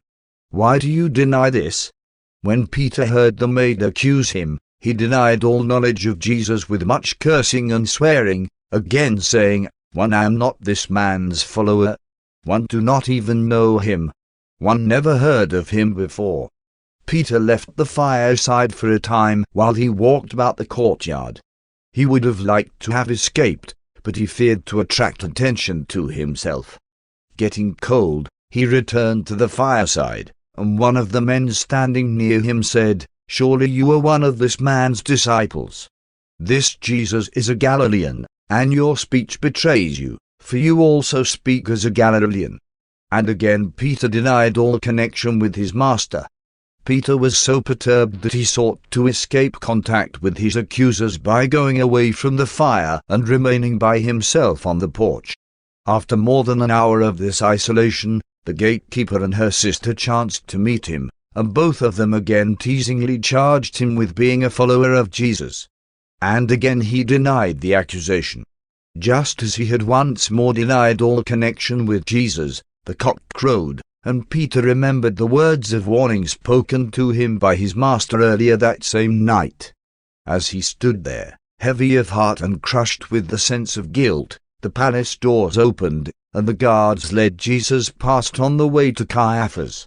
As the master passed Peter, he saw, by the light of the torches, the look of despair on the face of his former self-confident and superficially brave apostle, and he turned and looked upon Peter. Peter never forgot that look as long as he lived. It was such a glance of commingled pity and love as mortal man had never beheld in the face of the Master. After Jesus and the guards passed out of the palace gates, Peter followed them, but only for a short distance. He could not go farther. He sat down by the side of the road and wept bitterly. And when he had shed these tears of agony, he turned his steps back toward the camp, hoping to find his brother, Andrew. On arriving at the camp, he found only David Zebedee, who sent a messenger to direct him to where his brother had gone to hide in Jerusalem. Peter's entire experience occurred in the courtyard of the palace of Annas on Mount Olivet. He did not follow Jesus to the palace of the high priest, Caiaphas. That Peter was brought to the realization that he had repeatedly denied his master by the crowing of a cock indicates that this all occurred outside of Jerusalem, since it was against the law to keep poultry within the city proper. Until the crowing of the cock brought Peter to his better senses, he had only thought, as he walked up and down the porch to keep warm, how cleverly he had eluded the accusations of the servants, and how he had frustrated their purpose to identify him with Jesus. For the time being, he had only considered that these servants had no moral or legal right thus to question him, and he really congratulated himself over the manner in which he thought he had avoided being identified and possibly subjected to arrest and imprisonment. Not until the cock crowed did it occur to Peter that he had denied his master. Not until Jesus looked upon him did he realize that he had failed to live up to his privileges as an ambassador of the kingdom.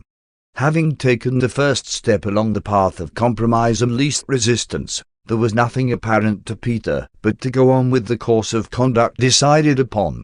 It requires a great and noble character, having started out wrong, to turn about and go right. All too often one's own mind tends to justify continuance in the path of error when once it is entered upon. Peter never fully believed that he could be forgiven until he met his master after the resurrection and saw that he was received just as before the experiences of this tragic night of the denials. 3. Before the court of Sanhedrists it was about 3:30 this Friday morning when the chief priest, Caiaphas, called the Sanhedrist court of inquiry to order and asked that Jesus be brought before them for his formal trial. On 3 previous occasions the Sanhedrin, by a large majority vote, had decreed the death of Jesus, had decided that he was worthy of death on informal charges of law-breaking, blasphemy, and flouting the traditions of the fathers of Israel. This was not a regularly called meeting of the Sanhedrin and was not held in the usual place, the chamber of hewn stone in the temple. This was a special trial court of some 30 Sanhedrists and was convened in the palace of the high priest. John Zebedee was present with Jesus throughout this so-called trial. How these chief priests, scribes, Sadducees, and some of the Pharisees flattered themselves that Jesus, the disturber of their position and the challenger of their authority, was now securely in their hands. And they were resolved that he should never live to escape their vengeful clutches. Ordinarily, the Jews, when trying a man on a capital charge, proceeded with great caution and provided every safeguard of fairness in the selection of witnesses and the entire conduct of the trial. But on this occasion, Caiaphas was more of a prosecutor than an unbiased judge. Jesus appeared before this court clothed in his usual garments and with his hands bound together behind his back. The entire court was startled and somewhat confused by his majestic appearance. Never had they gazed upon such a prisoner, nor witnessed such composure in a man on trial for his life. The Jewish law required that at least 2 witnesses must agree upon any point before a charge could be laid against the prisoner. Judas could not be used as a witness against Jesus, because the Jewish law specifically forbade the testimony of a traitor. More than a score of false witnesses were on hand to testify against Jesus, but their testimony was so contradictory and so evidently trumped up that the Sanhedrists themselves were very much ashamed of the performance. Jesus stood there, looking down benignly upon these perjurers, and his very countenance disconcerted the lying witnesses. Throughout all this false testimony the Master never said a word. He made no reply to their many false accusations. The first time any 2 of their witnesses approached even the semblance of an agreement was when 2 men testified that they had heard Jesus say in the course of one of his temple discourses that he would destroy this temple made with hands, and in 3 days make another temple without hands. That was not exactly what Jesus said, regardless of the fact that he pointed to his own body when he made the remark referred to. Although the high priest shouted at Jesus, "Do you not answer any of these charges?" Jesus opened not his mouth. He stood there in silence while all of these false witnesses gave their testimony. Hatred, fanaticism, and unscrupulous exaggeration so characterized the words of these perjurers that their testimony fell in its own entanglements. The very best refutation of their false accusations was the Master's calm and majestic silence. Shortly after the beginning of the testimony of the false witnesses, Annas arrived and took his seat beside Caiaphas. Annas now arose and argued that this threat to Jesus to destroy the temple was sufficient to warrant 3 charges against him. 1. That he was a dangerous traducer of the people. That he taught them impossible things and otherwise deceived them. 2. That he was a fanatical revolutionist and that he advocated laying violent hands on the sacred temple, else how could he destroy it? 3. That he taught magic inasmuch as he promised to build a new temple, and that without hands. Already had the full Sanhedrin agreed that Jesus was guilty of death-deserving transgressions of the Jewish laws, but they were now more concerned with developing charges regarding his conduct and teachings which would justify Pilate in pronouncing the death sentence upon their prisoner. They knew that they must secure the consent of the Roman governor before Jesus could legally be put to death. And Annas was minded to proceed along the line of making it appear that Jesus was a dangerous teacher to be abroad among the people. But Caiaphas could not longer endure the sight of the Master standing there in perfect composure and unbroken silence. He thought he knew at least one way in which the prisoner might be induced to speak. Accordingly, he rushed over to the side of Jesus and, shaking his accusing finger in the Master's face, said, "I adjure you, in the name of the living God, that you tell us whether you are the deliverer, the Son of God." Jesus answered Caiaphas, "I am. Soon one go to the Father, and presently shall the Son of Man be clothed with power and once more reign over the hosts of heaven." When the high priest heard Jesus utter these words, he was exceedingly angry, and rending his outer garments, he exclaimed, "What further need have we of witnesses? Behold, now have you all heard this man's blasphemy. What do you now think should be done with this lawbreaker and blasphemer?" And they all answered in unison, "He is worthy of death. Let him be crucified." Jesus manifested no interest in any question asked him when before Annas or the Sanhedrists except the one question relative to his bestowal mission. When asked if he were the Son of God, he instantly and unequivocally answered in the affirmative. Annas desired that the trial proceed further, and that charges of a definite nature regarding Jesus' relation to the Roman law and Roman institutions be formulated for subsequent presentation to Pilate. The councillors were anxious to carry these matters to a speedy termination, not only because it was the preparation day for the Passover and no secular work should be done after noon, but also because they feared Pilate might any time return to the Roman capital of Judah, Caesarea, since he was in Jerusalem only for the Passover celebration. But Annas did not succeed in keeping control of the court. After Jesus had so unexpectedly answered Caiaphas, the high priest stepped forward and smote him in the face with his hand. Annas was truly shocked as the other members of the court, in passing out of the room, spit in Jesus' face, and many of them mockingly slapped him with the palms of their hands. And thus in disorder and with such unheard-of confusion this first session of the Sanhedrist trial of Jesus ended at 4:30. 30 prejudiced and tradition-blinded false judges, with their false witnesses, are presuming to sit in judgment on the righteous Creator of a universe. And these impassioned accusers are exasperated by the majestic silence and superb bearing of this God-man. His silence is terrible to endure. His speech is fearlessly defiant. He is unmoved by their threats and undaunted by their assaults. Man sits in judgment on God, but even then he loves them and would save them if he could. 4. The hour of humiliation. The Jewish law required that, in the matter of passing the death sentence, there should be 2 sessions of the court. This second session was to be held on the day following the first, and the intervening time was to be spent in fasting and mourning by the members of the court. But these men could not await the next day for the confirmation of their decision that Jesus must die. They waited only 1 hour. In the meantime Jesus was left in the audience chamber in the custody of the temple guards, who, with the servants of the high priest, amused themselves by heaping every sort of indignity upon the Son of Man. They mocked him, spit upon him, and cruelly buffeted him. They would strike him in the face with a rod and then say, "Prophesy to us, you the deliverer, who it was that struck you." And thus they went on for 1 full hour, reviling and mistreating this unresisting man of Galilee.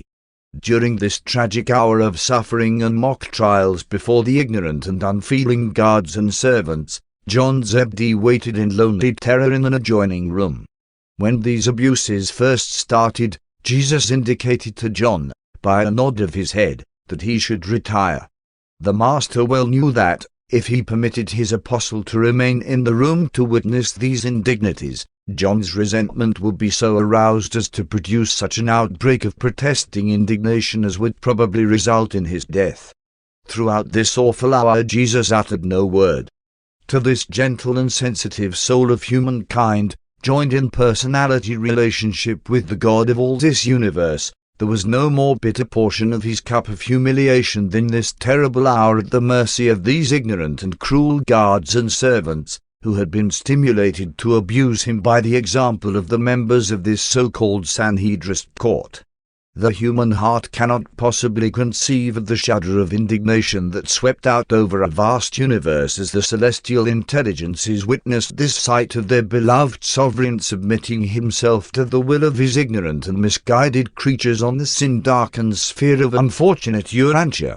What is this trait of the animal in man which leads him to want to insult and physically assault that which he cannot spiritually attain or intellectually achieve? In the half-civilized man there still lurks an evil brutality which seeks to vent itself upon those who are superior in wisdom and spiritual attainment. Witness the evil coarseness and the brutal ferocity of these supposedly civilized men as they derived a certain form of animal pleasure from this physical attack upon the unresisting Son of Man. As these insults, taunts, and blows fell upon Jesus, he was undefending but not defenseless. Jesus was not vanquished, merely uncontending in the material sense.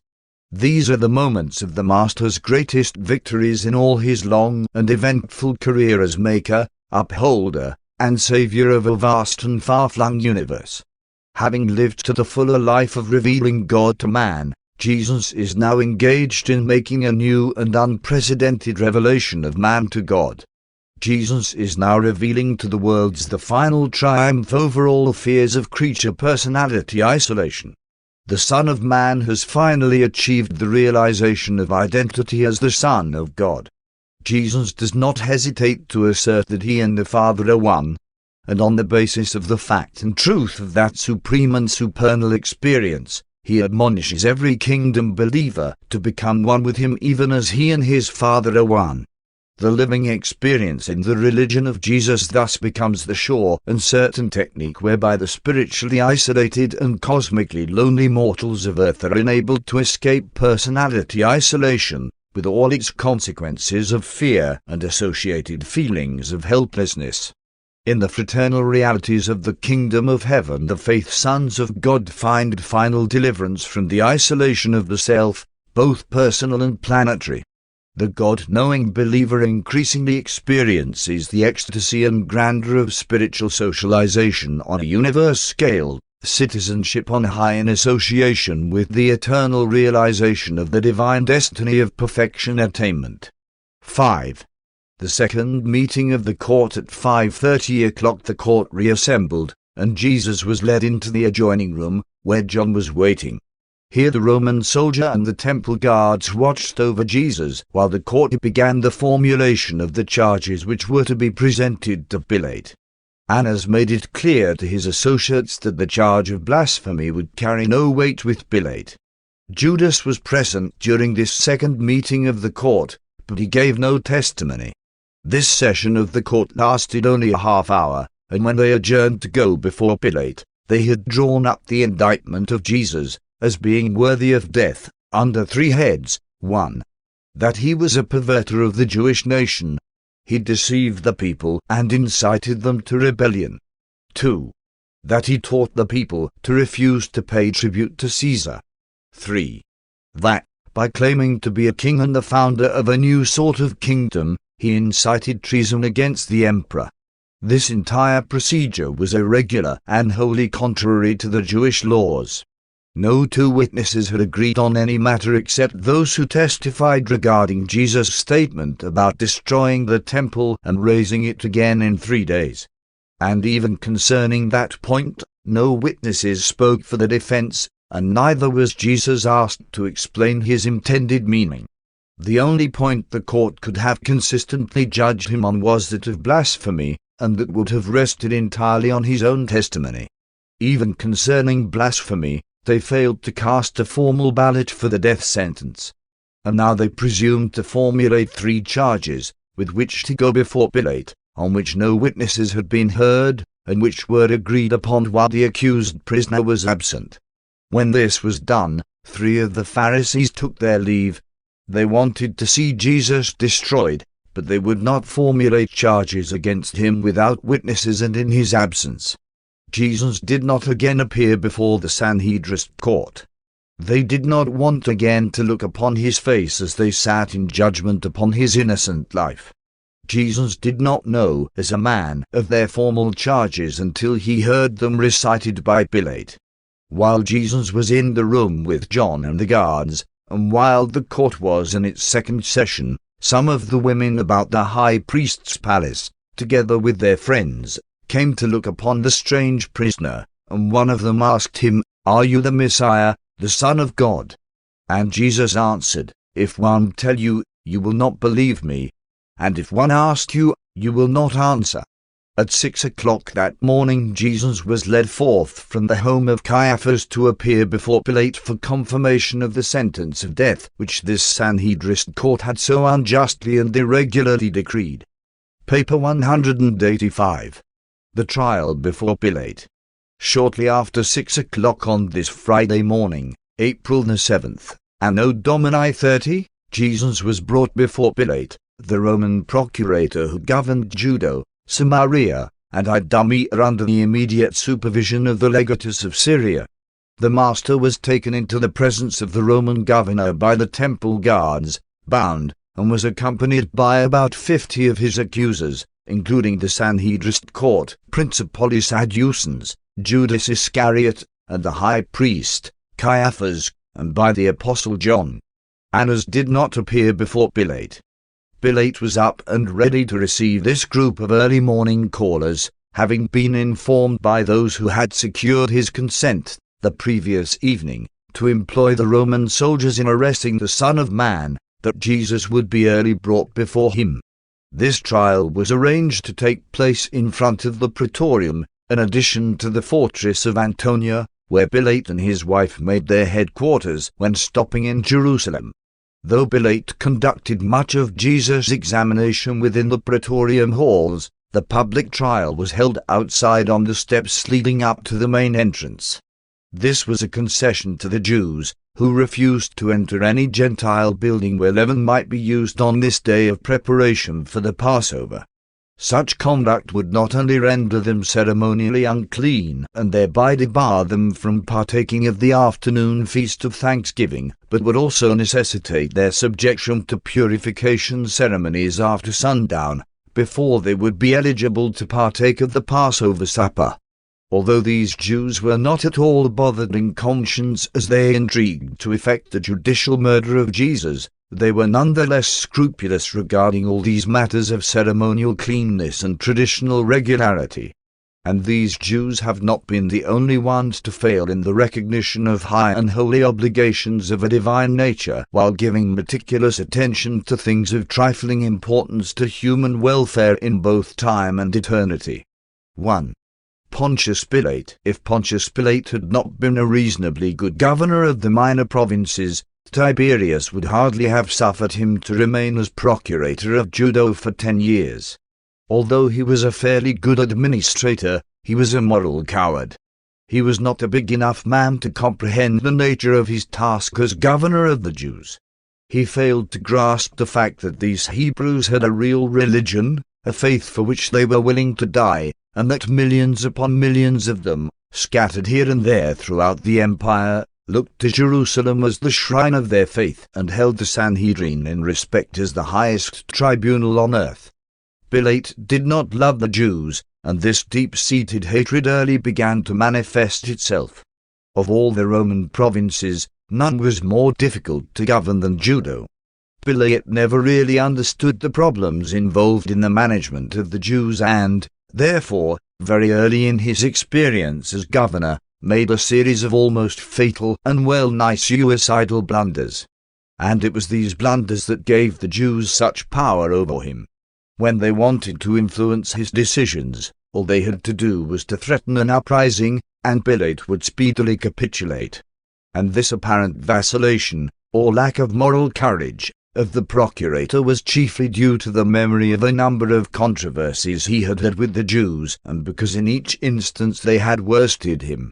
The Jews knew that Pilate was afraid of them, that he feared for his position before Tiberius, and they employed this knowledge to the great disadvantage of the governor on numerous occasions. Pilate's disfavor with the Jews came about as a result of a number of unfortunate encounters. First, he failed to take seriously their deep-seated prejudice against all images as symbols of idol worship. Therefore he permitted his soldiers to enter Jerusalem without removing the images of Caesar from their banners, as had been the practice of the Roman soldiers under his predecessor. A large deputation of Jews waited upon Pilate for 5 days, imploring him to have these images removed from the military standards. He flatly refused to grant their petition and threatened them with instant death. Pilate, himself being a skeptic, did not understand that men of strong religious feelings will not hesitate to die for their religious convictions, and therefore was he dismayed when these Jews drew themselves up defiantly before his palace, bowed their faces to the ground, and sent word that they were ready to die. Pilate then realized that he had made a threat which he was unwilling to carry out. He surrendered, ordered the images removed from the standards of his soldiers in Jerusalem, and found himself from that day on to a large extent subject to the whims of the Jewish leaders, who had in this way discovered his weakness in making threats which he feared to execute.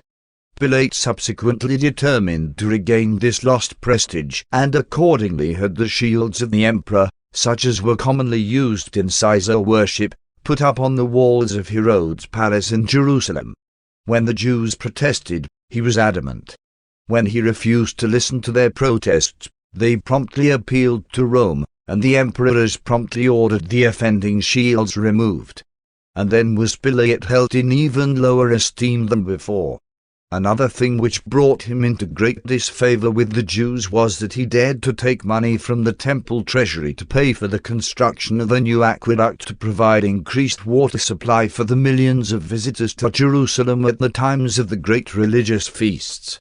The Jews held that only the Sanhedrin could disburse the temple funds, and they never ceased to inveigh against Pilate for this presumptuous ruling. No less than a score of riots and much bloodshed resulted from this decision. The last of these serious outbreaks had to do with the slaughter of a large company of Galileans even as they worshipped at the altar. It is significant that, while this vacillating Roman ruler sacrificed Jesus to his fear of the Jews and to safeguard his personal position, he finally was deposed as a result of the needless slaughter of Samaritans in connection with the pretensions of a false Messiah who led troops to Mount Gerizim, where he claimed the temple vessels were buried. And fierce riots broke out when he failed to reveal the hiding place of the sacred vessels, as he had promised. As a result of this episode, the legatus of Syria ordered Pilate to Rome. Tiberius died while Pilate was on the way to Rome, and he was not reappointed as procurator of Judea. He never fully recovered from the regretful condemnation of having consented to the crucifixion of Jesus. Finding no favor in the eyes of the new emperor, he retired to the province of Lausanne, where he subsequently committed suicide.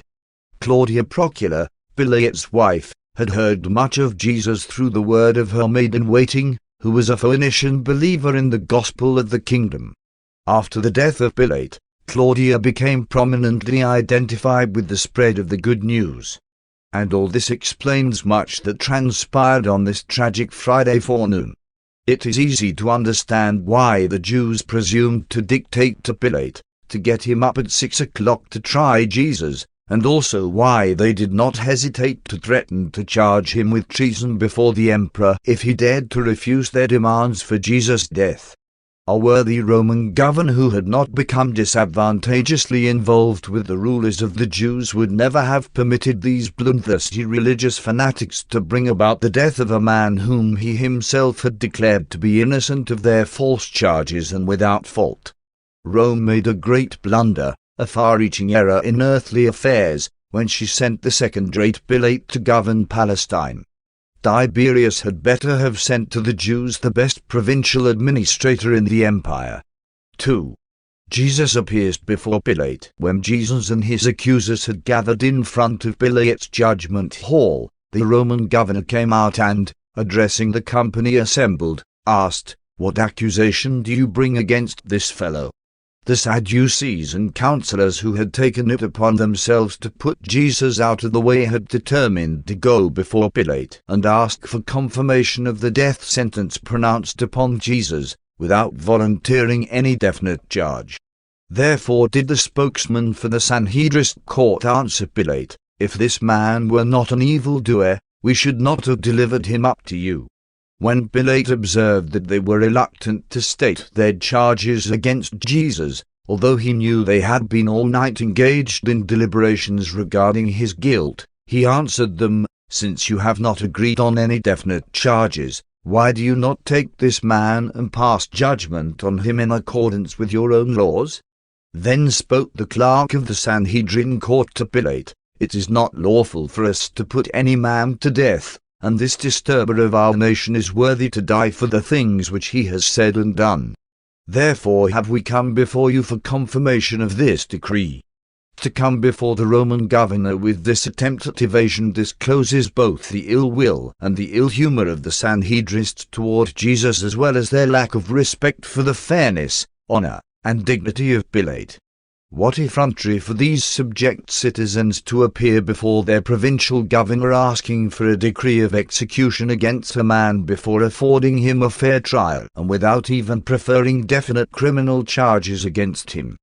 Pilate knew something of Jesus' work among the Jews, and he surmised that the charges which might be brought against him had to do with infringements of the Jewish ecclesiastical laws.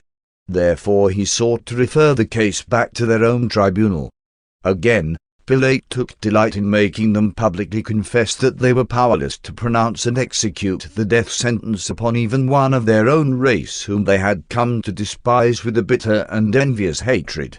It was a few hours previously, shortly before midnight, and after he had granted permission to use Roman soldiers in effecting the secret arrest of Jesus, that Pilate had heard further concerning Jesus and his teaching from his wife, Claudia, who was a partial convert to Judaism, and who later on became a full-fledged believer in Jesus' gospel. Pilate would have liked to postpone this hearing, but he saw the Jewish leaders were determined to proceed with the case. He knew that this was not only the forenoon of preparation for the Passover, but that this day, being Friday, was also the preparation day for the Jewish Sabbath of rest and worship.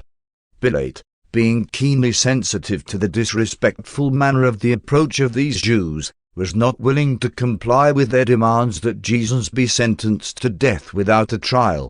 When, therefore, he had waited a few moments for them to present their charges against the prisoner, he turned to them and said, "One will not sentence this man to death without a trial. Neither will one consent to examine him until you have presented your charges against him in writing." When the high priest and the others heard Pilate say this, they signaled to the clerk of the court, who then handed to Pilate the written charges against Jesus.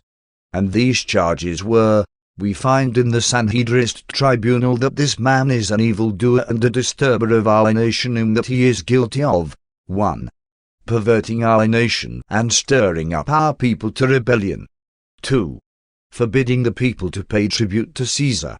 3. Calling himself the King of the Jews and teaching the founding of a new kingdom." Jesus had not been regularly tried nor legally convicted on any of these charges. He did not even hear these charges when first stated, but Pilate had him brought from the praetorium, where he was in the keeping of the guards, and he insisted that these charges be repeated in Jesus' hearing. When Jesus heard these accusations, he well knew that he had not been heard on these matters before the Jewish court, and so did John Zebedee and his accusers, but he made no reply to their false charges.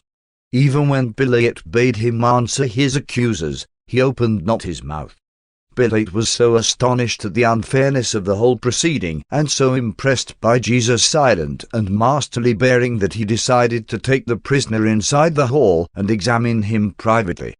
Pilate was confused in mind, fearful of the Jews in his heart, and mightily stirred in his spirit by the spectacle of Jesus standing there in majesty before his bloodthirsty accusers and gazing down on them, not in silent contempt, but with an expression of genuine pity and sorrowful affection.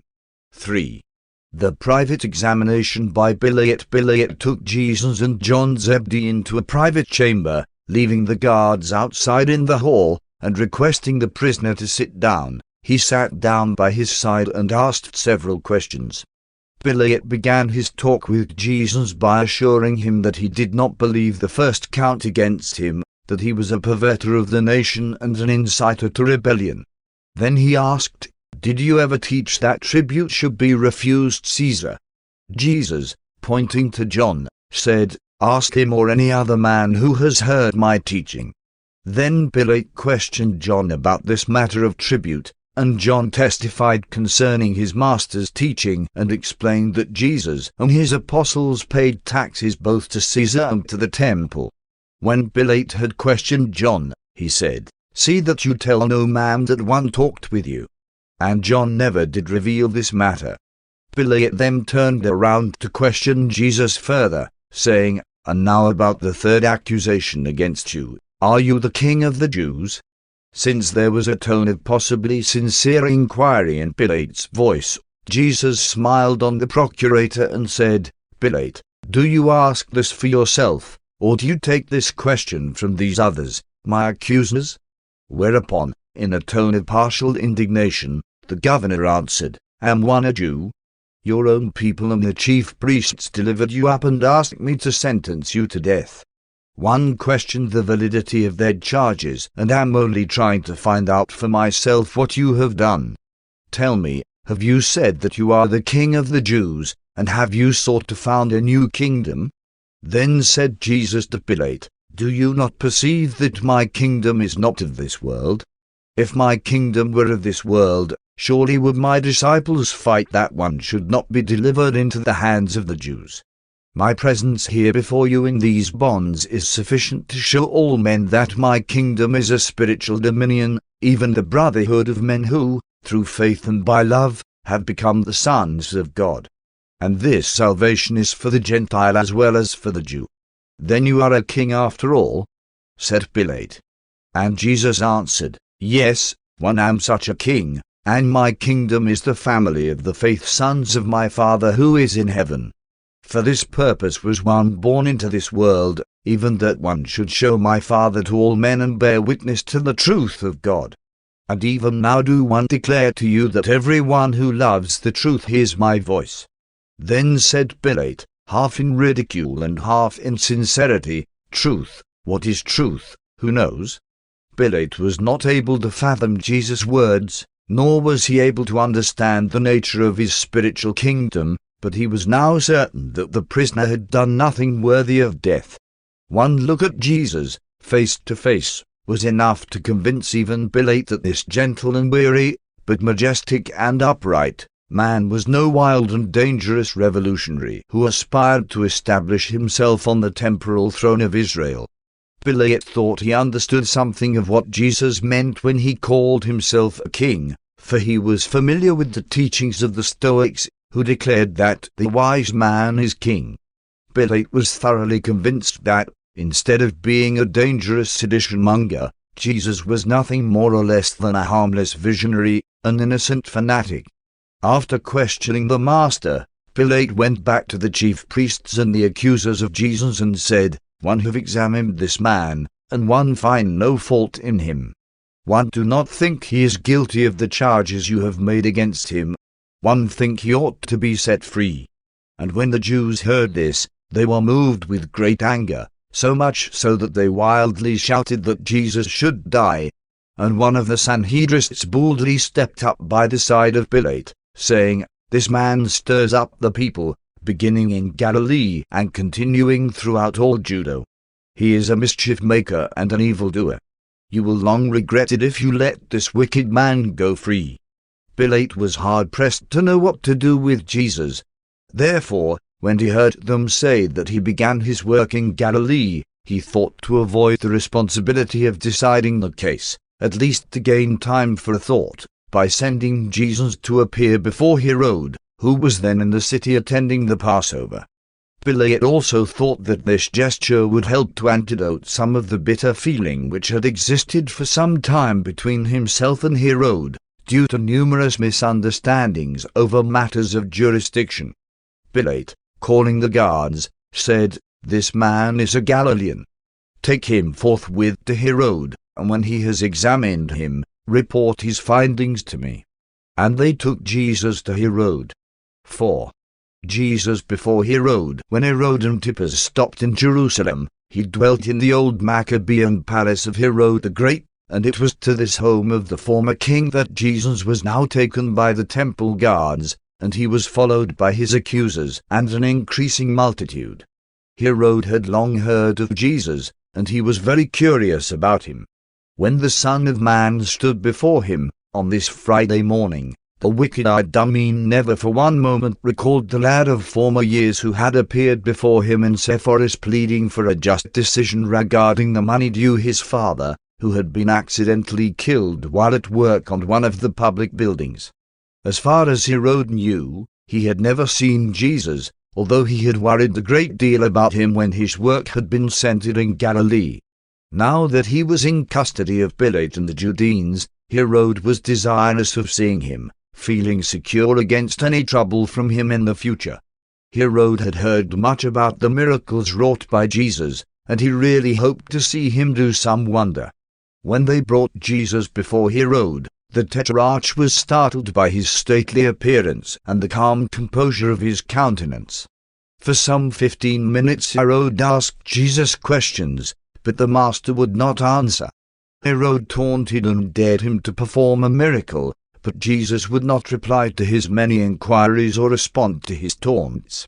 Then Herod turned to the chief priests and the Sadducees and, giving ear to their accusations, heard all and more than Pilate had listened to regarding the alleged evil doings of the Son of Man. Finally, being convinced that Jesus would neither talk nor perform the wonder for him, Herod, after making fun of him for a time, arrayed him in an old purple royal robe and sent him back to Pilate. Herod knew he had no jurisdiction over Jesus in Judah. Though he was glad to believe that he was finally to be rid of Jesus in Galilee, he was thankful that it was Pilate who had the responsibility of putting him to death. Herod never had fully recovered from the fear that cursed him as a result of killing John the Baptist. Herod had at certain times even feared that Jesus was John risen from the dead. Now he was relieved of that fear, since he observed that Jesus was a very different sort of person from the outspoken and fiery prophet who dared to expose and denounce his private life. 5. Jesus returns to Pilate. When the guards had brought Jesus back to Pilate, he went out on the front steps of the praetorium, where his judgment seat had been placed, and calling together the chief priests and Sanhedrists, said to them, "You brought this man before me with charges that he perverts the people, forbids the payment of taxes, and claims to be king of the Jews. One have examined him and failed to find him guilty of these charges. In fact, one find no fault in him." Then one sent him to Herod, and the Tetrarch must have reached the same conclusion, since he has sent him back to us. Certainly, nothing worthy of death has been done by this man. If you still think he needs to be disciplined, one am willing to chastise him before one release him. Just as the Jews were about to engage in shouting their protests against the release of Jesus, a vast crowd came marching up to the praetorium for the purpose of asking Pilate for the release of a prisoner in honor of the Passover feast. For some time it had been the custom of the Roman governors to allow the populace to choose some imprisoned or condemned man for pardon at the time of the Passover. And now that this crowd had come before him to ask for the release of a prisoner, and since Jesus had so recently been in great favor with the multitudes, it occurred to Pilate that he might possibly extricate himself from his predicament by proposing to this group that, since Jesus was now a prisoner before his judgment seat, he released to them this man of Galilee as the token of Passover goodwill. As the crowd surged up on the steps of the building, Pilate heard them calling out the name of one Barabbas. Barabbas was a noted political agitator and murderous robber, the son of a priest, who had recently been apprehended in the act of robbery and murder on the Jericho road. This man was under sentence to die as soon as the Passover festivities were over. Pilate stood up and explained to the crowd that Jesus had been brought to him by the chief priests, who sought to have him put to death on certain charges, and that he did not think the man was worthy of death. Said Pilate, "Which, therefore, would you prefer that one release to you, this Barabbas, the murderer, or this Jesus of Galilee?" And when Pilate had thus spoken, the chief priests and the Sanhedrin councillors all shouted at the top of their voices, "Barabbas! Barabbas!" And when the people saw that the chief priests were minded to have Jesus put to death, they quickly joined in the clamor for his life, while they loudly shouted for the release of Barabbas. A few days before this the multitude had stood in awe of Jesus, but the mob did not look up to one who, having claimed to be the Son of God, now found himself in the custody of the chief priests and the rulers, and on trial before Pilate for his life. Jesus could be a hero in the eyes of the populace when he was driving the money changers and the traders out of the temple, but not when he was a non-resisting prisoner in the hands of his enemies and on trial for his life. Pilate was angered at the sight of the chief priests clamoring for the pardon of a notorious murderer while they shouted for the blood of Jesus. He saw their malice and hatred and perceived their prejudice and envy. Therefore he said to them, "How could you choose the life of a murderer in preference to this man's whose worst crime is that he figuratively calls himself the King of the Jews?" But this was not a wise statement for Pilate to make. The Jews were a proud people, now subject to the Roman political yoke, but hoping for the coming of a Messiah who would deliver them from Gentile bondage with a great show of power and glory. They resented, more than Pilate could know, the intimation that this meek-mannered teacher of strange doctrines, now under arrest and charged with crimes worthy of death, should be referred to as the King of the Jews. They looked upon such a remark as an insult to everything which they held sacred and honorable in their national existence, and therefore did they all let loose their mighty shouts for Barabbas' release and Jesus' death. Pilate knew Jesus was innocent of the charges brought against him, and had he been a just and courageous judge, he would have acquitted him and turned him loose. But he was afraid to defy these angry Jews, and while he hesitated to do his duty, a messenger came up and presented him with a sealed message from his wife, Claudia. Pilate indicated to those assembled before him that he wished to read the communication which he had just received before he proceeded further with the matter before him. When Pilate opened this letter from his wife, he read, "1. Pray you have nothing to do with this innocent and just man whom they call Jesus. 1. Have suffered many things in a dream this night because of him." This note from Claudia not only greatly upset Pilate and thereby delayed the adjudication of this matter, but it unfortunately also provided considerable time in which the Jewish rulers freely circulated among the crowd and urged the people to call for the release of Barabbas and to clamor for the crucifixion of Jesus. Finally, Pilate addressed himself once more to the solution of the problem which confronted him, by asking the mixed assembly of Jewish rulers and the pardon-seeking crowd, "What shall one do with him who is called the King of the Jews?" And they all shouted with one accord, "Crucify him! Crucify him!" The unanimity of this demand from the mixed multitude startled and alarmed Pilate, the unjust and fear-ridden judge.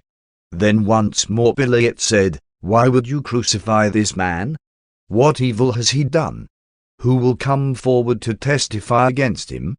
But when they heard Pilate speak in defense of Jesus, they only cried out all the more, "Crucify him! Crucify him!" Then again Pilate appealed to them regarding the release of the Passover prisoner, saying, "Once more 1 ask you, which of these prisoners shall one release to you at this, your Passover time?" And again the crowd shouted, "Give us Barabbas." Then said Pilate, "If one release the murderer, Barabbas, what shall one do with Jesus?" And once more the multitude shouted in unison, "Crucify him! Crucify him!" Pilate was terrorized by the insistent clamor of the mob, acting under the direct leadership of the chief priests and the counselors of the Sanhedrin. Nevertheless, he decided upon at least one more attempt to appease the crowd and save Jesus. 6. Pilate's last appeal in all that as transpiring early this Friday morning before Pilate, only the enemies of Jesus are participating. His many friends either do not yet know of his night arrest and early morning trial, or are in hiding lest they also be apprehended and adjudged worthy of death, because they believe Jesus' teachings. In the multitude which now clamors for the Master's death are to be found only his sworn enemies and the easily led and unthinking populace. Pilate would make one last appeal to their pity. Being afraid to defy the clamor of this misled mob who cried for the blood of Jesus, he ordered the Jewish guards and the Roman soldiers to take Jesus and scourge him. This was in itself an unjust and illegal procedure, since the Roman law provided that only those condemned to die by crucifixion should be thus subjected to scourging. The guards took Jesus into the open courtyard of the praetorium for this ordeal.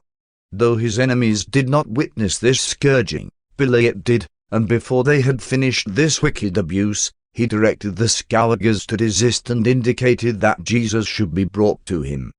Before the scourgers laid their knotted whips upon Jesus as he was bound to the whipping post, they again put upon him the purple robe, and plaiting a crown of thorns, they placed it upon his brow. And when they had put a reed in his hand as a mock scepter, they knelt before him and mocked him, saying, "Hail, King of the Jews!" And they spit upon him and struck him in the face with their hands. And one of them, before they returned him to Pilate, took the reed from his hand and struck him upon the head.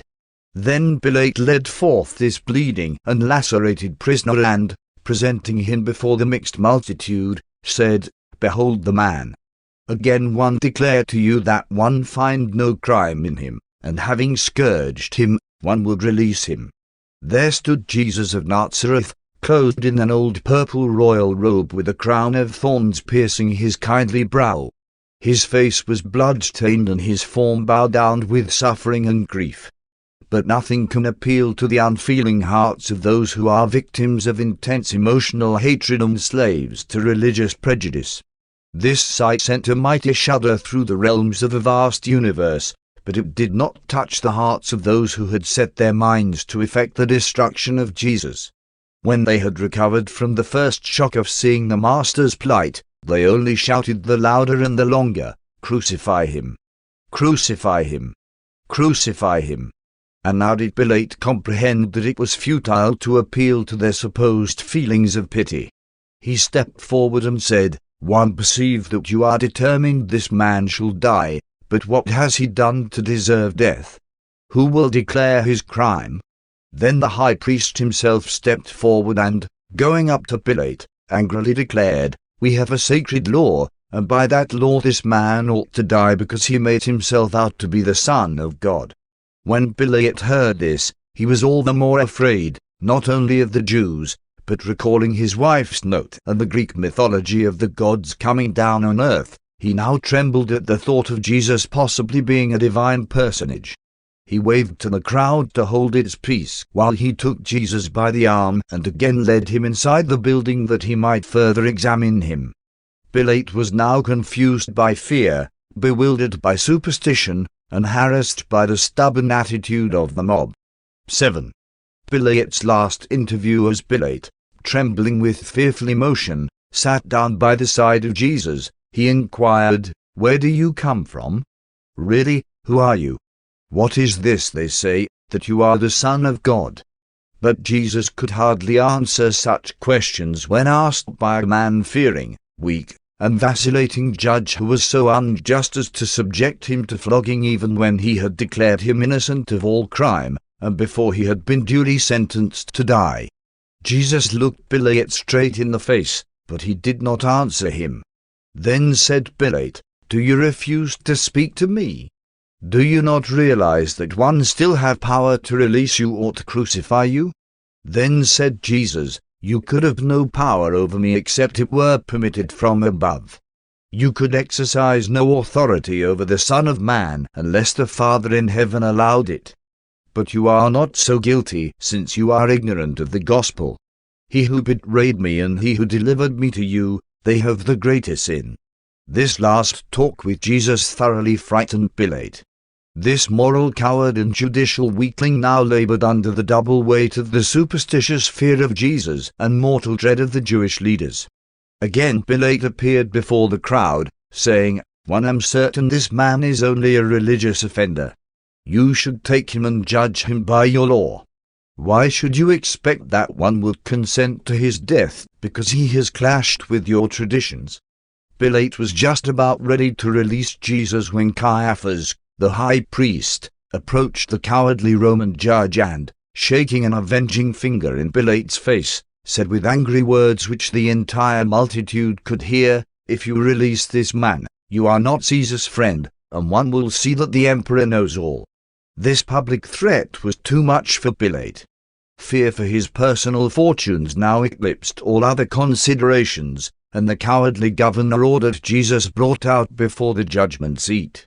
As the Master stood there before them, he pointed to him and tauntingly said, "Behold your king." And the Jews answered, "Away with him! Crucify him!" And then Pilate said, with much irony and sarcasm, "Shall one crucify your king?" And the Jews answered, "Yes, crucify him. We have no king but Caesar." And then did Pilate realize that there was no hope of saving Jesus, since he was unwilling to defy the Jews. 8. Pilate's tragic surrender. Here stood the Son of God incarnate as the Son of Man. He was arrested without indictment, accused without evidence, adjudged without witnesses, punished without a verdict, and now was soon to be condemned to die by an unjust judge who confessed that he could find no fault in him. If Pilate had thought to appeal to their patriotism by referring to Jesus as the King of the Jews, he utterly failed. The Jews were not expecting any such a king. The declaration of the chief priests and the Sadducees, "We have no king but Caesar," was a shock even to the unthinking populace, but it was too late now to save Jesus even had the mob dared to espouse the master's cause. Pilate was afraid of a tumult or a riot. He dared not risk having such a disturbance during Passover time in Jerusalem. He had recently received a reprimand from Caesar, and he would not risk another. The mob cheered when he ordered the release of Barabbas.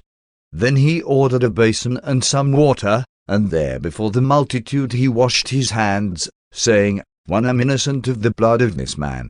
You are determined that he shall die, but one have found no guilt in him. See you to it. The soldiers will lead him forth." And then the mob cheered and replied, "His blood be on us and on our children." Paper 186. Just before the crucifixion. As Jesus and his accusers started off to see Herod, the Master turned to the Apostle John and said, "John, you can do no more for me. Go to my mother and bring her to see me ere one die." When John heard his Master's request, although reluctant to leave him alone among his enemies, he hastened off to Bethany, where the entire family of Jesus was assembled and waiting at the home of Martha and Mary, the sisters of Lazarus, whom Jesus raised from the dead. Several times during the morning, messengers had brought news to Martha and Mary concerning the progress of Jesus' trial. But the family of Jesus did not reach Bethany until just a few minutes before John arrived bearing the request of Jesus to see his mother before he was put to death. After John Zebedee had told them all that had happened since the midnight arrest of Jesus, Mary his mother went at once in the company of John to see her eldest son. By the time Mary and John reached the city, Jesus, accompanied by the Roman soldiers who were to crucify him, had already arrived at Golgotha. When Mary the mother of Jesus started out with John to go to her son, his sister Ruth refused to remain behind with the rest of the family. Since she was determined to accompany her mother, her brother Jude went with her. The rest of the Master's family remained in Bethany under the direction of James, and almost every hour the messengers of David Zebedee brought them reports concerning the progress of their terrible business of putting to death their eldest brother, Jesus of Nazareth. 1. The end of Judas Iscariot. It was about 8:30 this Friday morning when the hearing of Jesus before Pilate was ended and the Master was placed in the custody of the Roman soldiers who were to crucify him. As soon as the Romans took possession of Jesus, the captain of the Jewish guards marched with his men back to their temple headquarters. The chief priest and his Sanhedrist associates followed close behind the guards, going directly to their usual meeting place in the hall of hewn stone in the temple. Here they found many other members of the Sanhedrin waiting to learn what had been done with Jesus. As Caiaphas was engaged in making his report to the Sanhedrin regarding the trial and condemnation of Jesus, Judas appeared before them to claim his reward for the part he had played in his Master's arrest and sentence of death. All of these Jews loathed Judas. They looked upon the betrayer with only feelings of utter contempt. Throughout the trial of Jesus before Caiaphas and during his appearance before Pilate, Judas was pricked in his conscience about his traitorous conduct. And he was also beginning to become somewhat disillusioned regarding the reward he was to receive as payment for his services as Jesus' betrayer. He did not like the coolness and aloofness of the Jewish authorities. Nevertheless, he expected to be liberally rewarded for his cowardly conduct. He anticipated being called before the full meeting of the Sanhedrin, and there hearing himself eulogized while they conferred upon him suitable honors in token of the great service which he flattered himself he had rendered his nation. Imagine, therefore, the great surprise of this egotistic traitor when a servant of the high priest, tapping him on the shoulder, called him just outside the hall and said, "Judas, one have been appointed to pay you for the betrayal of Jesus. Here is your reward." And thus speaking, the servant of Caiaphas handed Judas a bag containing 30 pieces of silver, the current price of a good, healthy slave. Judas was stunned, dumbfounded. He rushed back to enter the hall, but was debarred by the doorkeeper. He wanted to appeal to the Sanhedrin, but they would not admit him. Judas could not believe that these rulers of the Jews would allow him to betray his friends and his master and then offer him as a reward 30 pieces of silver. He was humiliated, disillusioned, and utterly crushed. He walked away from the temple, as it were, in a trance. He automatically dropped the money bag in his deep pocket, that same pocket wherein he had so long carried the bag containing the apostolic funds. And he wandered out through the city after the crowds who were on their way to witness the crucifixions. From a distance Judas saw them raise the crosspiece with Jesus nailed thereon, and upon sight of this he rushed back to the temple and, forcing his way past the doorkeeper, found himself standing in the presence of the Sanhedrin, which was still in session. The betrayer was well-nigh breathless and highly distraught, but he managed to stammer out these words, "One have sinned in that one have betrayed innocent blood. You have insulted me. You have offered me as a reward for my service, money, the price of a slave. One repent that one have done this. Here is your money. One want to escape the guilt of this deed." When the rulers of the Jews heard Judas, they scoffed at him. One of them, sitting near where Judas stood, motioned that he should leave the hall and said, "Your master has already been put to death by the Romans, and as for your guilt, what is that to us? See you to that, and be gone." As Judas left the Sanhedrin chamber, he removed the 30 pieces of silver from the bag and threw them broadcast over the temple floor. When the betrayer left the temple, he was almost beside himself. Judas was now passing through the experience of the realization of the true nature of sin. All the glamour, fascination, and intoxication of wrongdoing had vanished. Now the evildoer stood alone and face to face with the judgment verdict of his disillusioned and disappointed soul. Sin was bewitching and adventurous in the committing, but now must the harvest of the naked and unromantic facts be faced. This one-time ambassador of the kingdom of heaven on earth now walked through the streets of Jerusalem, forsaken and alone. His despair was desperate and well-nigh absolute. On he journeyed through the city and outside the walls, on down into the terrible solitude of the valley of Hinnom, where he climbed up the steep rocks and, taking the girdle of his cloak, fastened one end to a small tree, tied the other about his neck, and cast himself over the precipice. Ere he was dead, the knot which his nervous hands had tied gave way, and the betrayer's body was dashed to pieces as it fell on the jagged rocks below. 2. The Master's attitude when Jesus was arrested. He knew that his work on earth, in the likeness of mortal flesh, was finished. He fully understood the sort of death he would die, and he was little concerned with the details of his so-called trials. Before the Sanhedrin court, Jesus declined to make replies to the testimony of perjured witnesses. There was but one question which would always elicit an answer, whether asked by friend or foe, and that was the one concerning the nature and divinity of his mission on earth. When asked if he were the Son of God, he unfailingly made reply. He steadfastly refused to speak when in the presence of the curious and wicked Herod.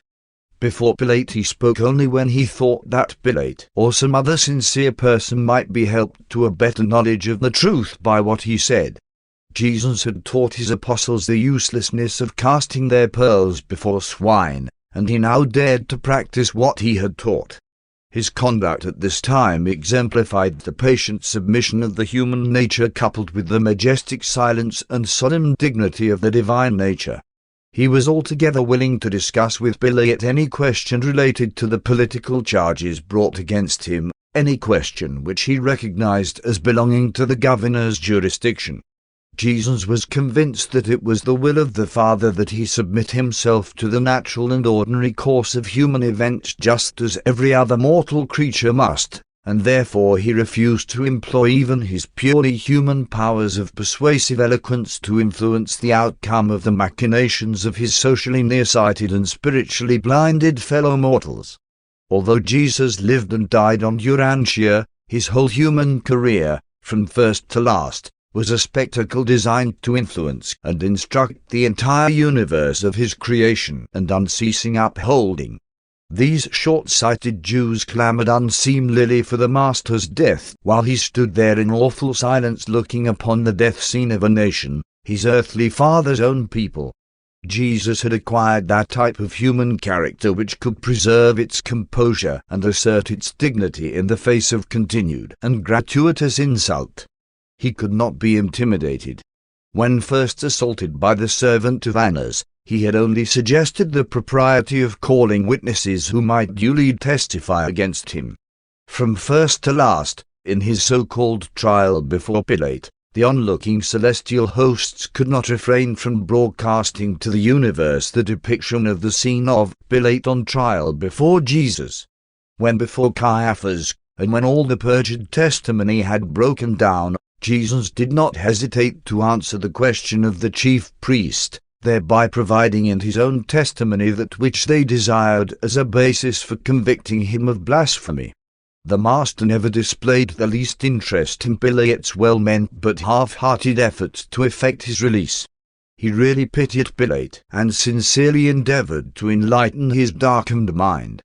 He was wholly passive to all the Roman governor's appeals to the Jews to withdraw their criminal charges against him. Throughout the whole sorrowful ordeal he bore himself with simple dignity and unostentatious majesty. He would not so much as cast reflections of insincerity upon his would-be murderers when they asked if he were King of the Jews. With but little qualifying explanation he accepted the designation, knowing that, while they had chosen to reject him, he would be the last to afford them real national leadership, even in a spiritual sense.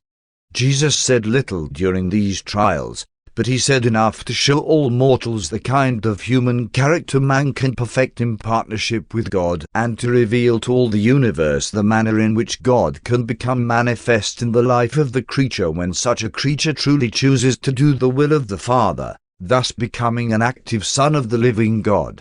His love for ignorant mortals is fully disclosed by his patience and great self-possession in the face of the jeers, blows, and buffetings of the coarse soldiers and the unthinking servants.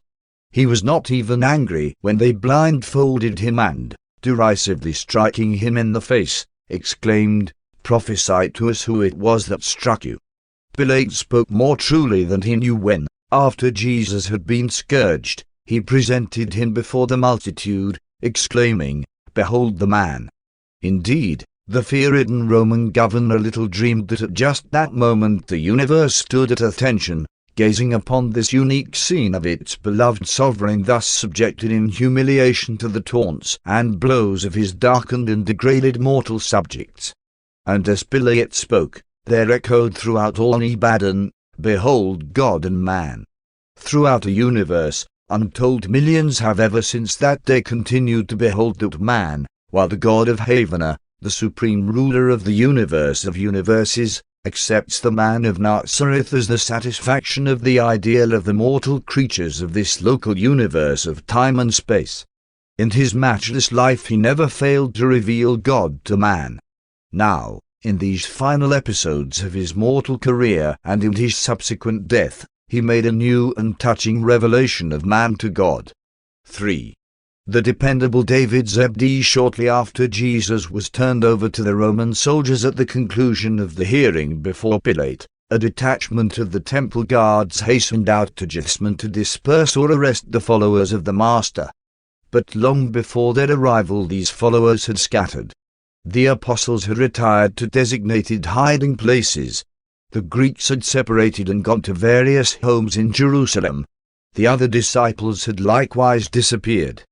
David Zebedee believed that Jesus' enemies would return, so he early removed some 5 or 6 tents up the ravine near where the Master so often retired to pray and worship.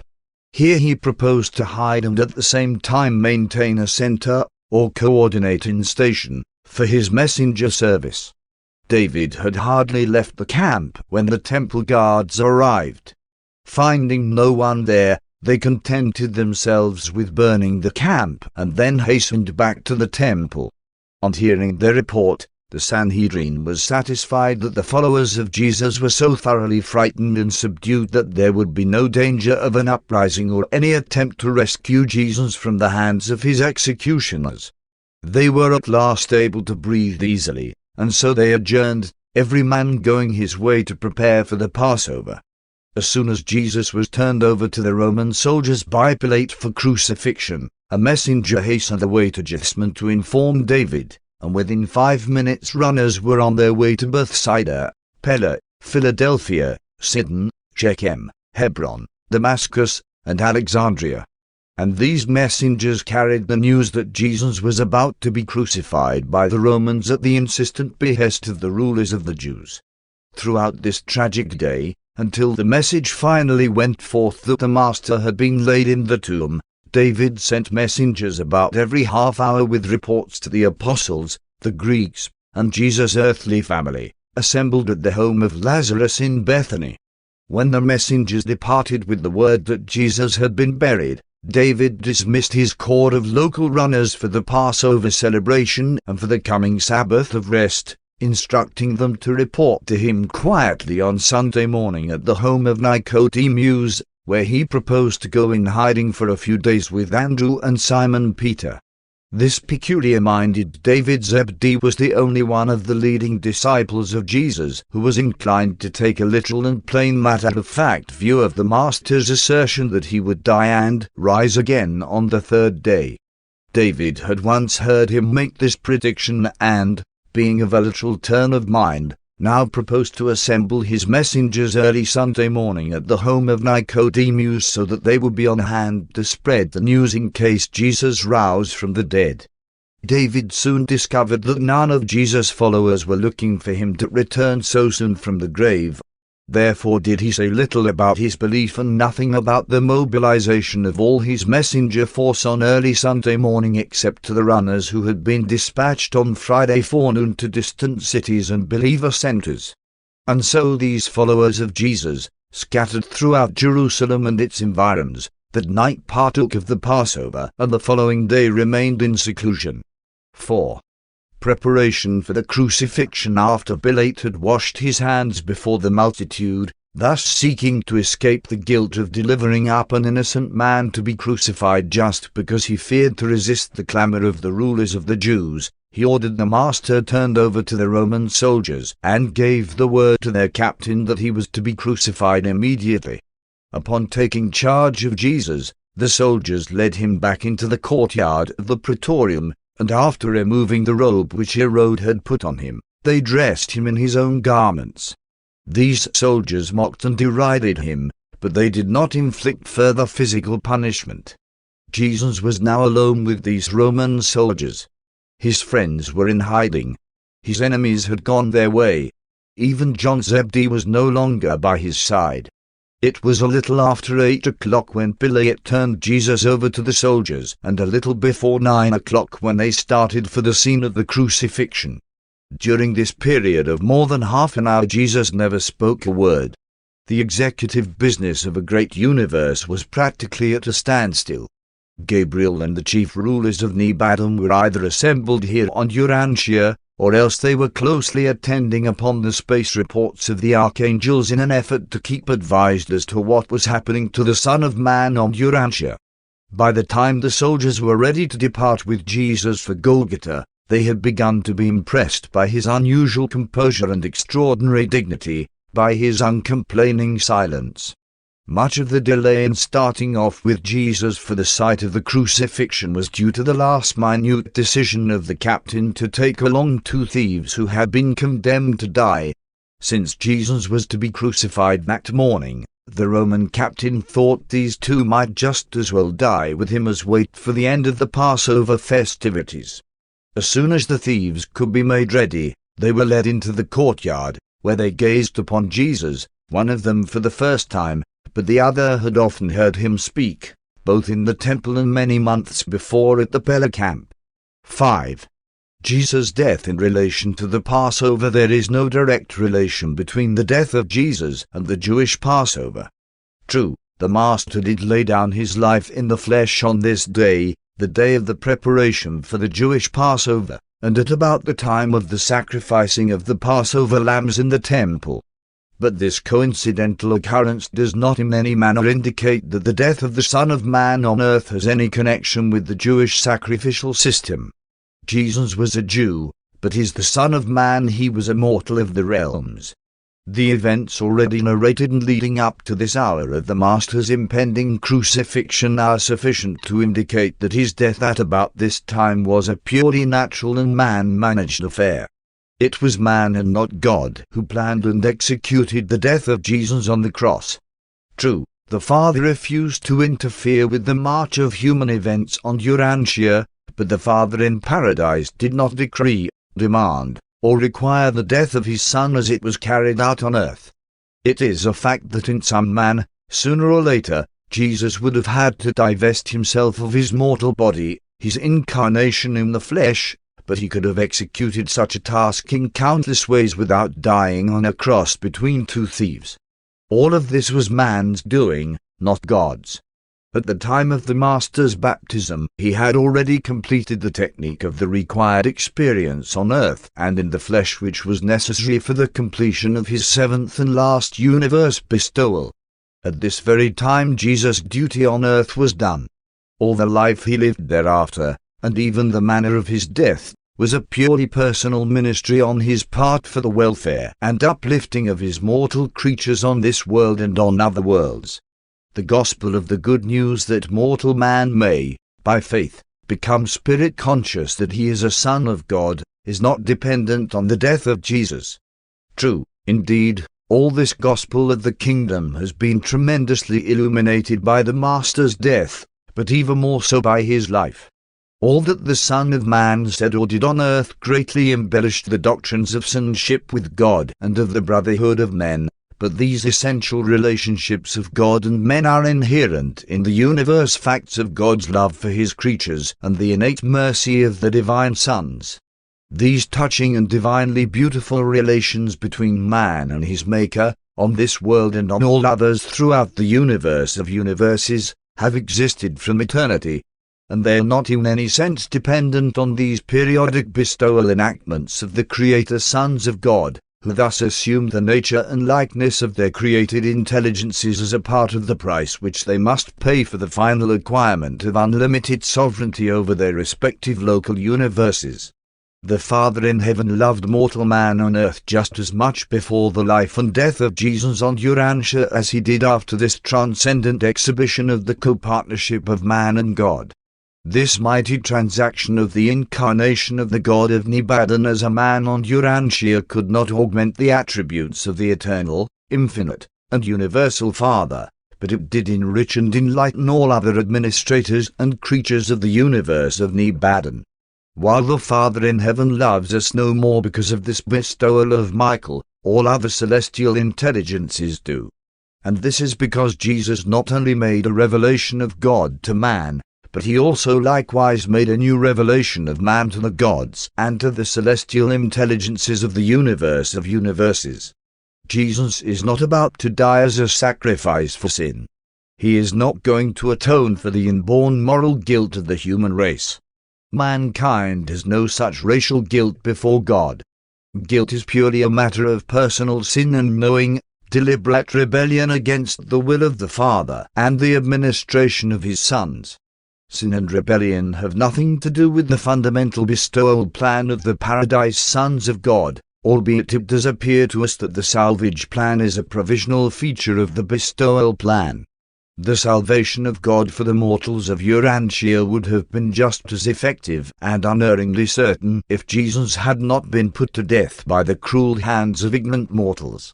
If the Master had been favorably received by the mortals of earth and had departed from Urantia by the voluntary relinquishment of his life in the flesh, the fact of the love of God and the mercy of the Son, the fact of sonship with God, would have in no wise been affected.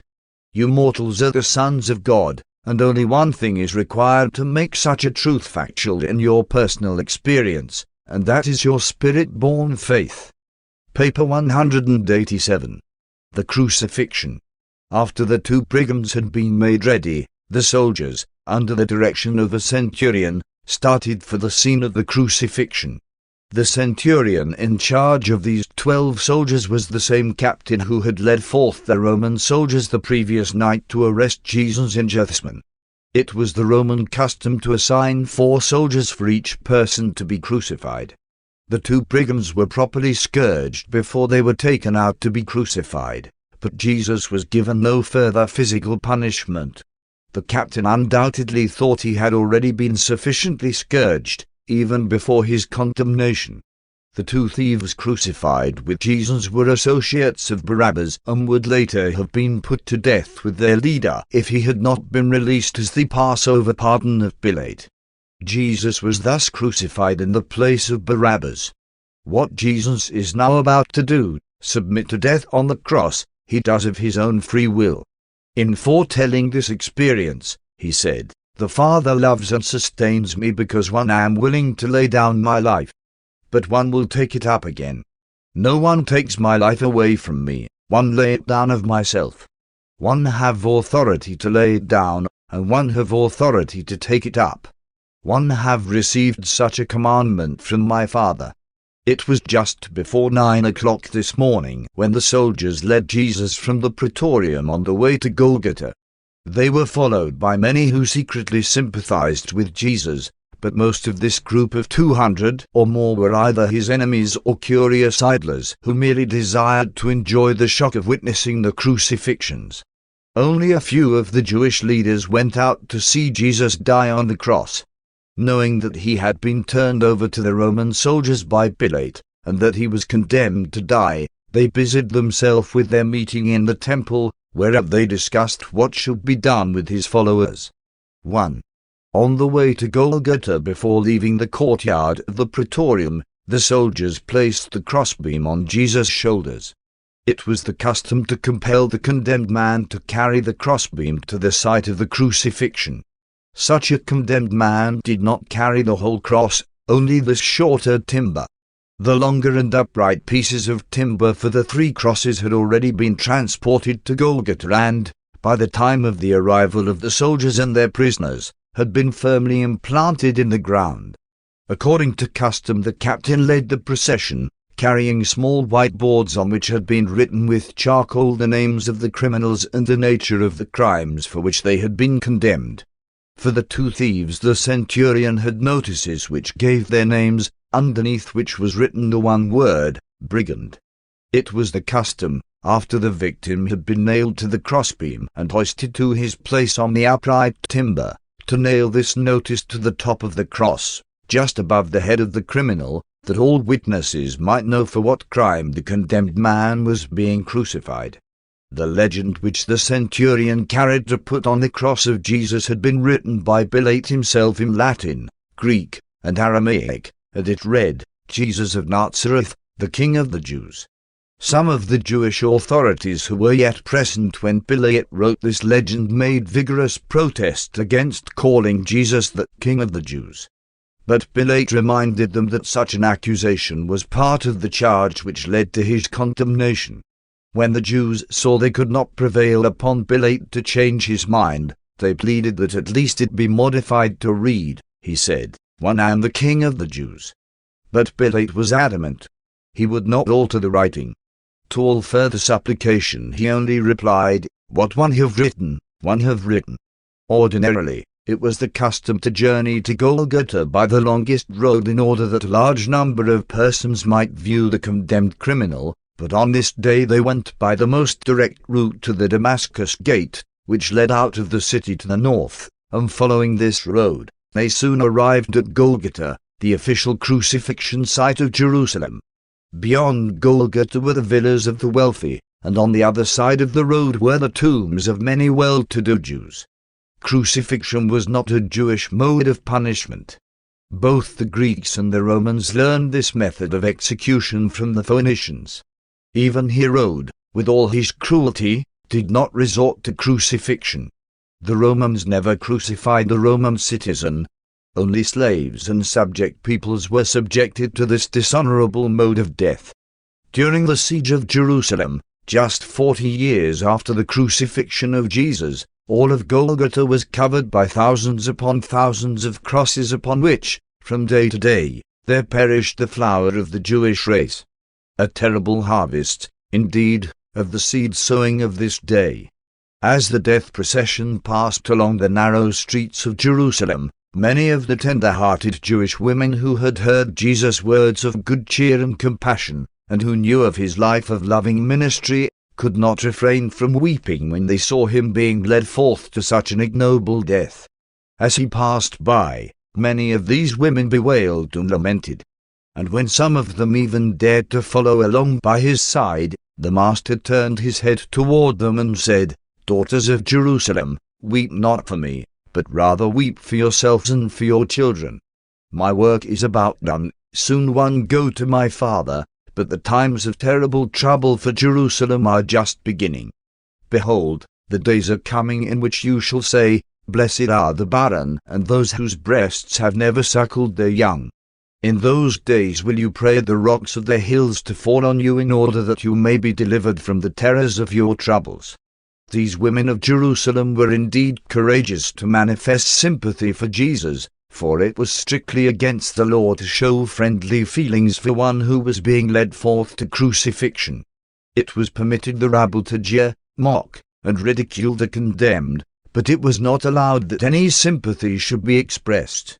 Though Jesus appreciated the manifestation of sympathy in this dark hour when his friends were in hiding, he did not want these kind-hearted women to incur the displeasure of the authorities by daring to show compassion in his behalf. Even at such a time as this, Jesus thought little about himself, only of the terrible days of tragedy ahead for Jerusalem and the whole Jewish nation. As the Master trudged along on the way to the crucifixion, he was very weary. He was nearly exhausted.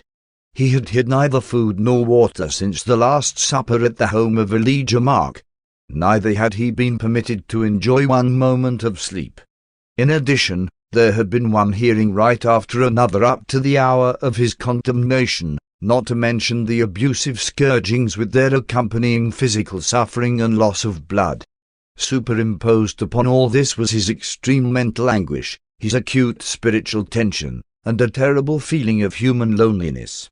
Shortly after passing through the gate on the way out of the city, as Jesus staggered on bearing the crossbeam, his physical strength momentarily gave way, and he fell beneath the weight of his heavy burden. The soldiers shouted at him and kicked him, but he could not arise. When the captain saw this, knowing what Jesus had already endured, he commanded the soldiers to desist. Then he ordered a passer-by, one Simon from Cyrene, to take the crossbeam from Jesus' shoulders and compelled him to carry it the rest of the way to Golgotha. This man Simon had come all the way from Cyrene, in northern Africa, to attend the Passover. He was stopping with other Cyrenians just outside the city walls and was on his way to the temple services in the city when the Roman captain commanded him to carry Jesus' crossbeam. Simon lingered all through the hours of the Master's death on the cross, talking with many of his friends and with his enemies. After the resurrection and before leaving Jerusalem, he became a valiant believer in the gospel of the kingdom, and when he returned home, he led his family into the heavenly kingdom. His two sons, Alexander and Rufus, became very effective teachers of the new gospel in Africa. But Simon never knew that Jesus, whose burden he bore, and the Jewish tutor who once befriended his injured son, were the same person. It was shortly after 9 o'clock when this procession of death arrived at Golgotha, and the Roman soldiers set themselves about the task of nailing the two brigands and the Son of Man to their respective crosses. 2. The crucifixion. The soldiers first bound the Master's arms with cords to the crossbeam, and then they nailed his hands to the wood. When they had hoisted this crossbeam upon the post, and after they had nailed it securely to the upright timber of the cross, they bound and nailed his feet to the wood, using one long nail to penetrate both feet. The upright timber had a large peg, inserted at the proper height, which served as a sort of saddle for supporting the body weight. The cross was not high, the Master's feet being only about 3 feet from the ground. He was therefore able to hear all that was said of him in derision, and could plainly see the expression on the faces of all those who so thoughtlessly mocked him. And also could those present easily hear all that Jesus said during these hours of lingering torture and slow death. It was the custom to remove all clothes from those who were to be crucified, but since the Jews greatly objected to the public exposure of the naked human form, the Romans always provided a suitable loincloth for all persons crucified at Jerusalem. Accordingly, after Jesus' clothes had been removed, he was thus garbed before he was put upon the cross. Crucifixion was resorted to in order to provide a cruel and lingering punishment, the victim sometimes not dying for several days. There was considerable sentiment against crucifixion in Jerusalem, and there existed a society of Jewish women who always sent a representative to crucifixions for the purpose of offering drugged wine to the victim in order to lessen his suffering. But when Jesus tasted this narcotized wine, as thirsty as he was, he refused to drink it. The Master chose to retain his human consciousness until the very end. He desired to meet death, even in this cruel and inhuman form, and conquer it by voluntary submission to the full human experience. Before Jesus was put on his cross, the two brigands had already been placed on their crosses, all the while cursing and spitting upon their executioners. Jesus' only words, as they nailed him to the crossbeam, were, "Father, forgive them, for they know not what they do." He could not have so mercifully and lovingly interceded for his executioners if such thoughts of affectionate devotion had not been the mainspring of all his life of unselfish service. The ideas, motives, and longings of a lifetime are openly revealed in a crisis. After the Master was hoisted on the cross, the captain nailed the title up above his head, and it read in 3 languages, "Jesus of Nazareth, the King of the Jews." The Jews were infuriated by this believed insult.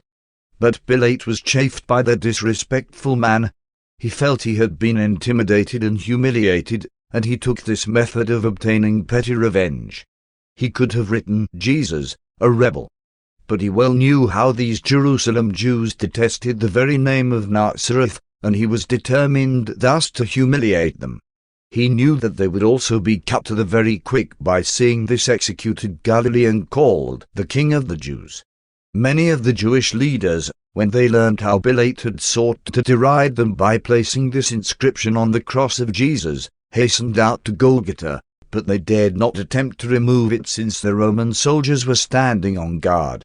Not being able to remove the title, these leaders mingled with the crowd and did their utmost to incite derision and ridicule, lest any give serious regard to the inscription. The Apostle John, with Mary the mother of Jesus, Ruth, and Jude, arrived on the scene just after Jesus had been hoisted to his position on the cross, and just as the captain was nailing the title above the Master's head. John was the only one of the 11 apostles to witness the crucifixion, and even he was not present all of the time, since he ran into Jerusalem to bring back his mother and her friends soon after he had brought Jesus' mother to the scene. As Jesus saw his mother, with John and his brother and sister, he smiled but said nothing. Meanwhile the 4 soldiers assigned to the Master's crucifixion, as was the custom, had divided his clothes among them, one taking the sandals, one the turban, one the girdle, and the 4th the cloak. This left the tunic, or seamless vestment reaching down to near the knees, to be cut up into 4 pieces, but when the soldiers saw what an unusual garment it was, they decided to cast lots for it. Jesus looked down on them while they divided his garments, and the thoughtless crowd jeered at him. It was well that the Roman soldiers took possession of the Master's clothing. Otherwise, if his followers had gained possession of these garments, they would have been tempted to resort to superstitious relic worship. The Master desired that his followers should have nothing material to associate with his life on earth. He wanted to leave mankind only the memory of a human life dedicated to the high spiritual ideal of being consecrated to doing the Father's will. 3. Those who saw the crucifixion at about 9:30 this Friday morning, Jesus was hung upon the cross. Before 11 o'clock, upward of 1,000 persons had assembled to witness this spectacle of the crucifixion of the Son of Man. Throughout these dreadful hours the unseen hosts of a universe stood in silence while they gazed upon this extraordinary phenomenon of the Creator as he was dying the death of the creature, even the most ignoble death of a condemned criminal.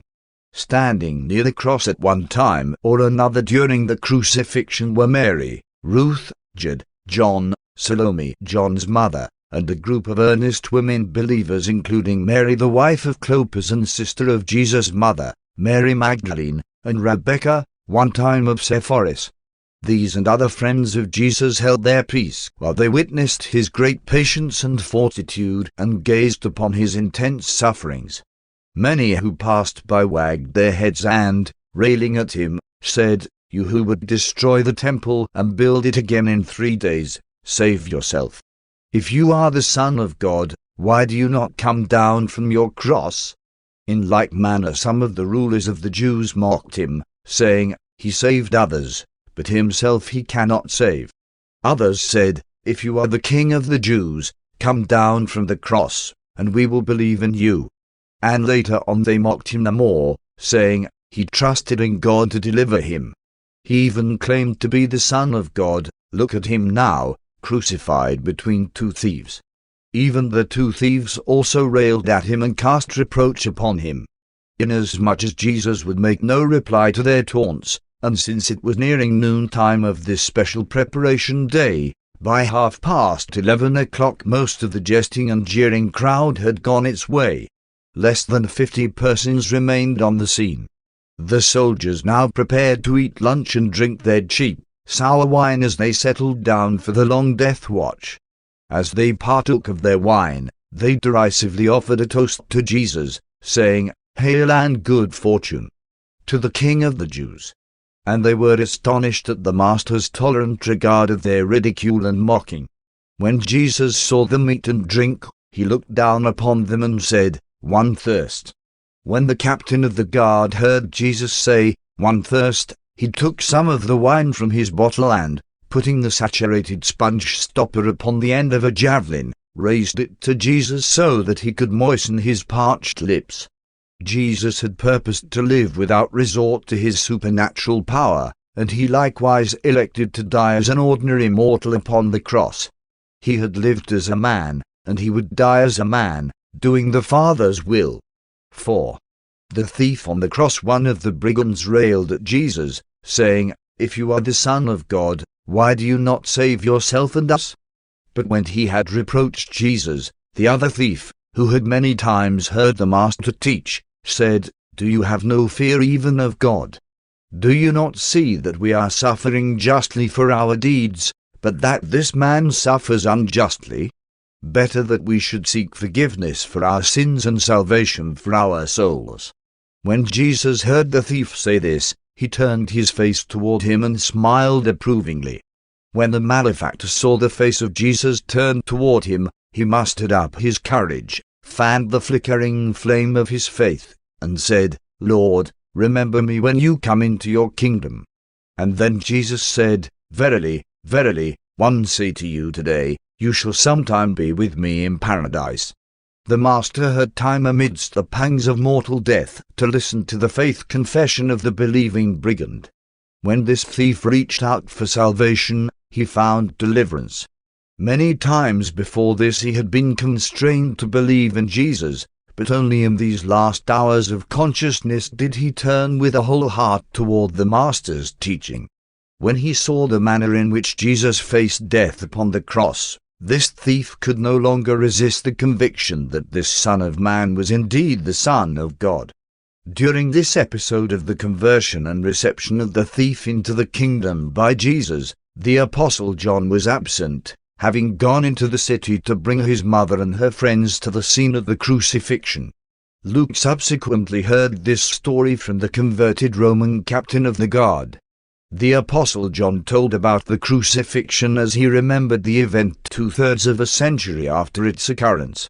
The other records were based upon the recital of the Roman centurion on duty who, because of what he saw and heard, subsequently believed in Jesus and entered into the full fellowship of the kingdom of heaven on earth.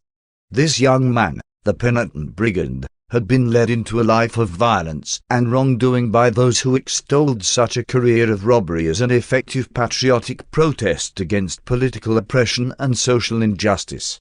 And this sort of teaching, plus the urge for adventure, led many otherwise well-meaning youths to enlist in these daring expeditions of robbery. This young man had looked upon Barabbas as a hero. Now he saw that he had been mistaken. Here on the cross beside him he saw a really great man, a true hero. Here was a hero who fired his zeal and inspired his highest ideas of moral self-respect and quickened all his ideals of courage, manhood, and bravery. In beholding Jesus, there sprang up in his heart an overwhelming sense of love, loyalty, and genuine greatness.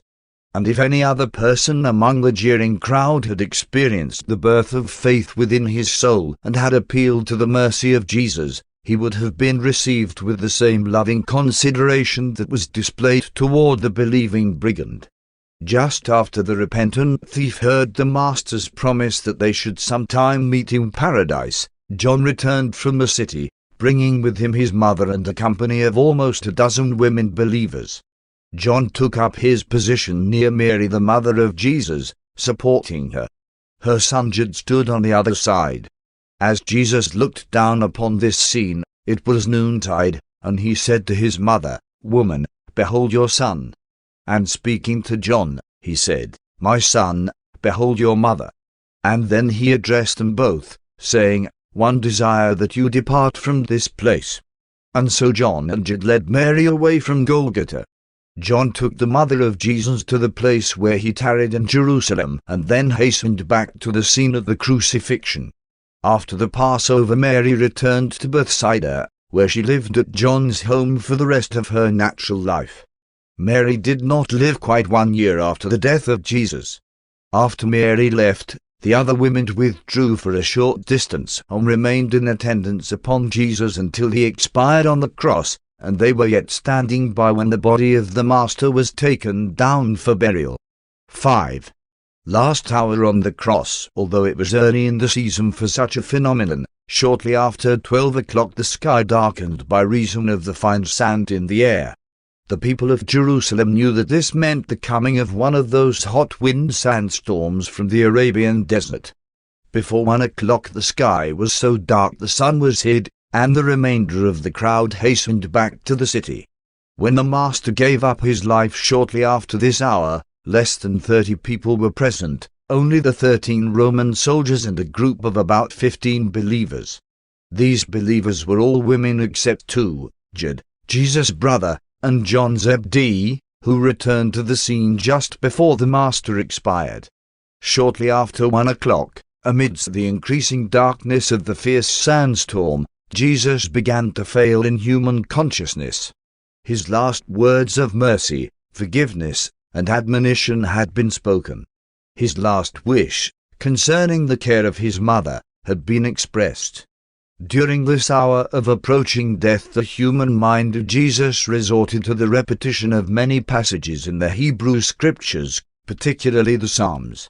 The last conscious thought of the human Jesus was concerned with the repetition in his mind of a portion of the book of Psalms now known as the 20th, 21st, and 22nd Psalms. While his lips would often move, he was too weak to utter the words as these passages, which he so well knew by heart, would pass through his mind.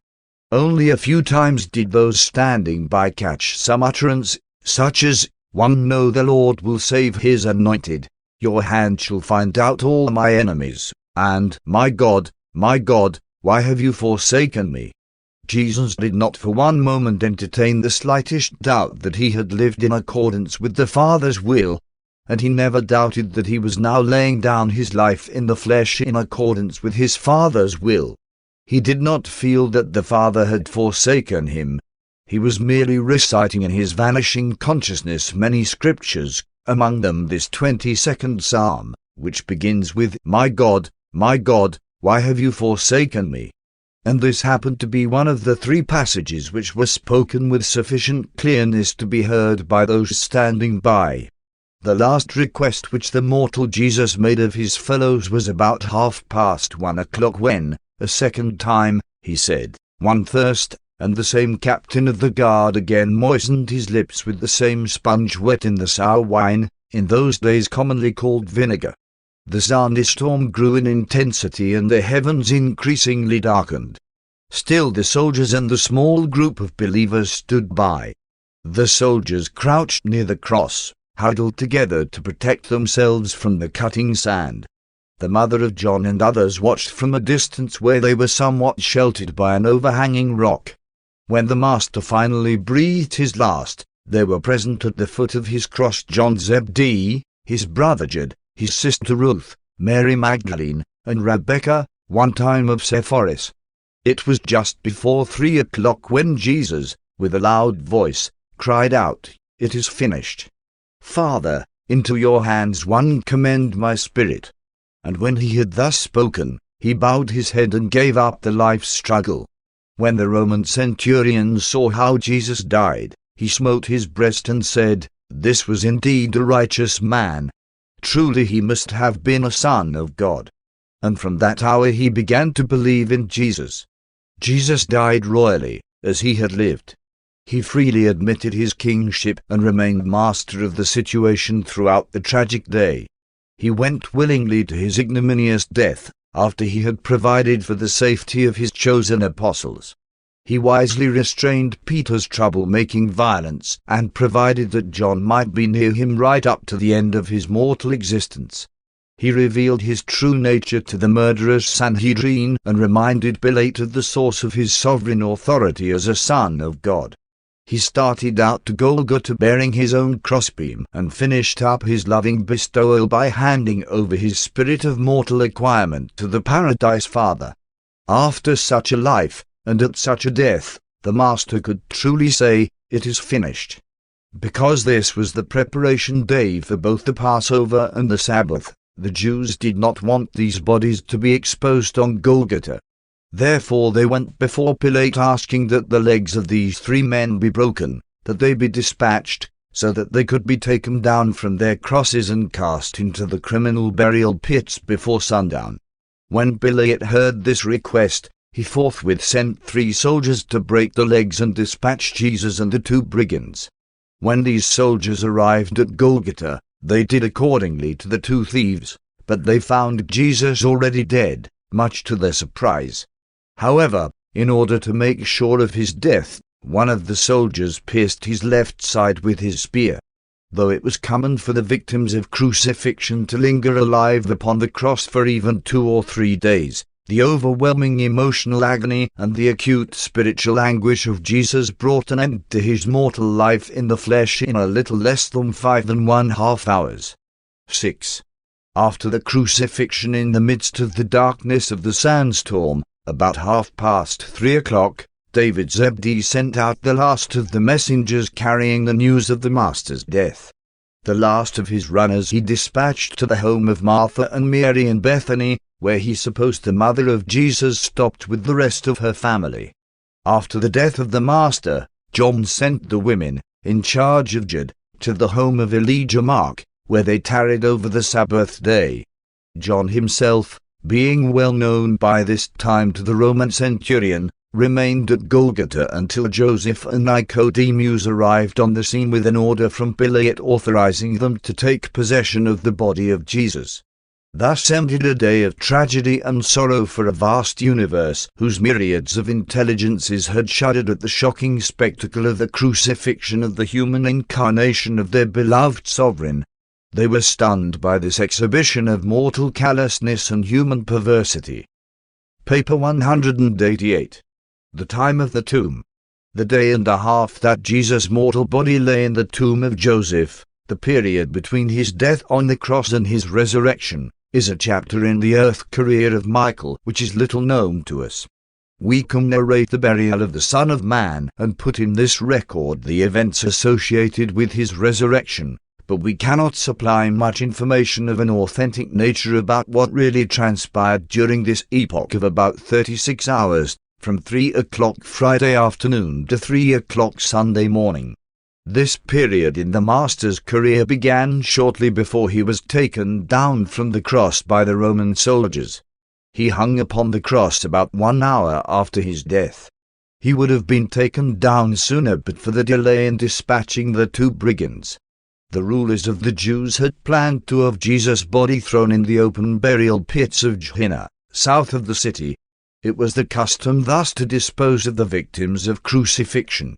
If this plan had been followed, the body of the Master would have been exposed to the wild beasts. In the meantime, Joseph of Arimathea, accompanied by Nicodemus, had gone to Pilate and asked that the body of Jesus be turned over to them for proper burial. It was not uncommon for friends of crucified persons to offer bribes to the Roman authorities for the privilege of gaining possession of such bodies. Joseph went before Pilate with a large sum of money, in case it became necessary to pay for permission to remove Jesus' body to a private burial tomb. But Pilate would not take money for this. When he heard the request, he quickly signed the order which authorized Joseph to proceed to Golgotha and take immediate and full possession of the Master's body. In the meantime, the sandstorm having considerably abated, a group of Jews representing the Sanhedrin had gone out to Golgotha for the purpose of making sure that Jesus' body accompanied those of the brigands to the open public burial pits. 1.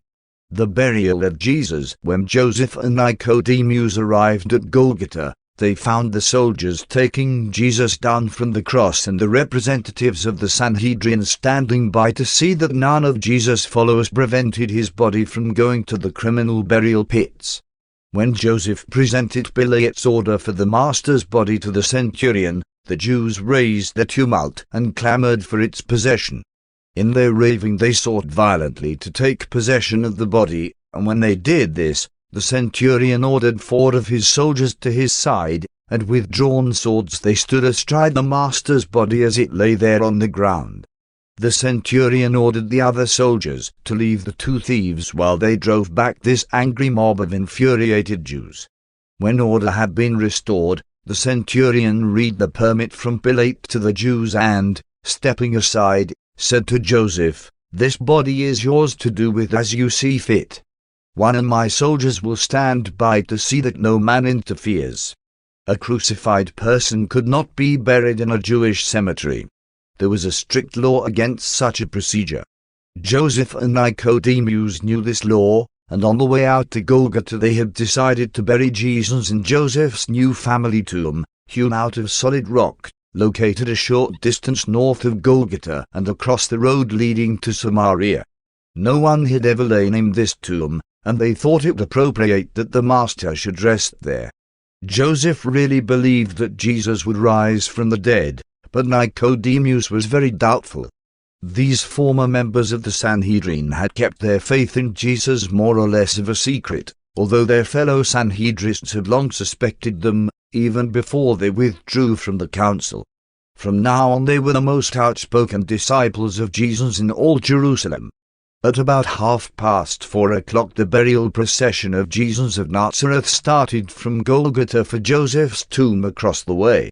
The body was wrapped in a linen sheet as the 4 men carried it, followed by the faithful women watchers from Galilee. The mortals who bore the material body of Jesus to the tomb were Joseph, Nicodemus, John, and the Roman centurion. They carried the body into the tomb, a chamber about 10 feet square, where they hurriedly prepared it for burial. The Jews did not really bury their dead. They actually embalmed them.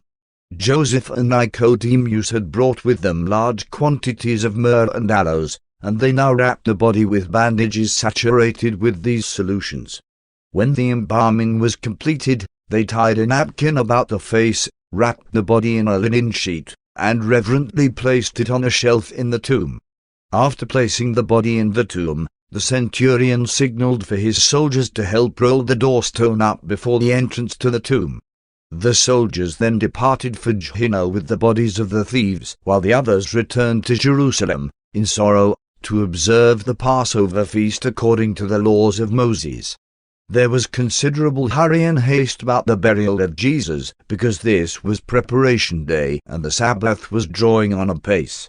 The men hurried back to the city, but the women lingered near the tomb until it was very dark. While all this was going on, The women were hiding near at hand so that they saw it all and observed where the Master had been laid. They thus secreted themselves because it was not permissible for women to associate with men at such a time. These women did not think Jesus had been properly prepared for burial, and they agreed among themselves to go back to the home of Joseph, rest over the Sabbath, make ready spices and ointments, and return on Sunday morning properly to prepare the Master's body for the death rest. The women who thus tarried by the tomb on this Friday evening were Mary Magdalene, Mary the wife of Clopas, Martha another sister of Jesus' mother, and Rebecca of Sepphoris. Aside from David Zebedee and Joseph of Arimathea, very few of Jesus' disciples really believed or understood that he was due to arise from the tomb on the third day. 2. Safeguarding the tomb. If Jesus' followers were unmindful of his promise to rise from the grave on the third day, his enemies were not. The chief priests, Pharisees, and Sadducees recalled that they had received reports of his saying he would rise from the dead.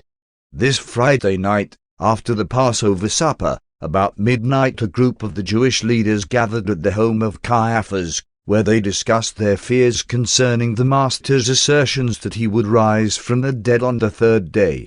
This meeting ended with the appointment of a committee of Sanhedrists who were to visit Pilate early the next day, bearing the official request of the Sanhedrin that a Roman guard be stationed before Jesus' tomb to prevent his friends from tampering with it. Said the spokesman of this committee to Pilate, "Sir, we remember that this deceiver, Jesus of Nazareth, said, while he was yet alive, after 3 days one will rise again. We have, therefore, come before you to request that you issue such orders as will make the sepulchre secure against his followers, at least until after the third day. We greatly fear lest his disciples come and steal him away by night and then proclaim to the people that he has risen from the dead. If we should permit this to happen, this mistake would be far worse than to have allowed him to live." When Pilate heard this request of the Sanhedrists, he said, "One will give you a guard of 10 soldiers. Go your way and make the tomb secure." They went back to the temple, secured 10 of their own guards, and then marched out to Joseph's tomb with these 10 Jewish guards and 10 Roman soldiers, even on this Sabbath morning, to set them as watchmen before the tomb. These men rolled yet another stone before the tomb and set the seal of Pilate on and around these stones, lest they be disturbed without their knowledge. And these 20 men remained on watch up to the hour of the resurrection, the Jews carrying them their food and drink. 3. During the Sabbath day. Throughout this Sabbath day the disciples and the apostles remained in hiding, while all Jerusalem discussed the death of Jesus on the cross. There were almost 1.5 million Jews present in Jerusalem at this time, hailing from all parts of the Roman Empire and from Mesopotamia. This was the beginning of the Passover week, and all these pilgrims would be in the city to learn of the resurrection of Jesus and to carry the report back to their homes. Late Saturday night, John Mark summoned the 11 apostles secretly to come to the home of his Father, where, just before midnight, they all assembled in the same upper chamber where they had partaken of the Last Supper with their Master 2 nights previously. Mary, the mother of Jesus, with Ruth and Jude, returned to Bethany to join their family this Saturday evening just before sunset. David Zebedee remained at the home of Nicodemus, where he had arranged for his messengers to assemble early Sunday morning. The women of Galilee, who prepared spices for the further embalming of Jesus' body, tarried at the home of Joseph of Arimathea.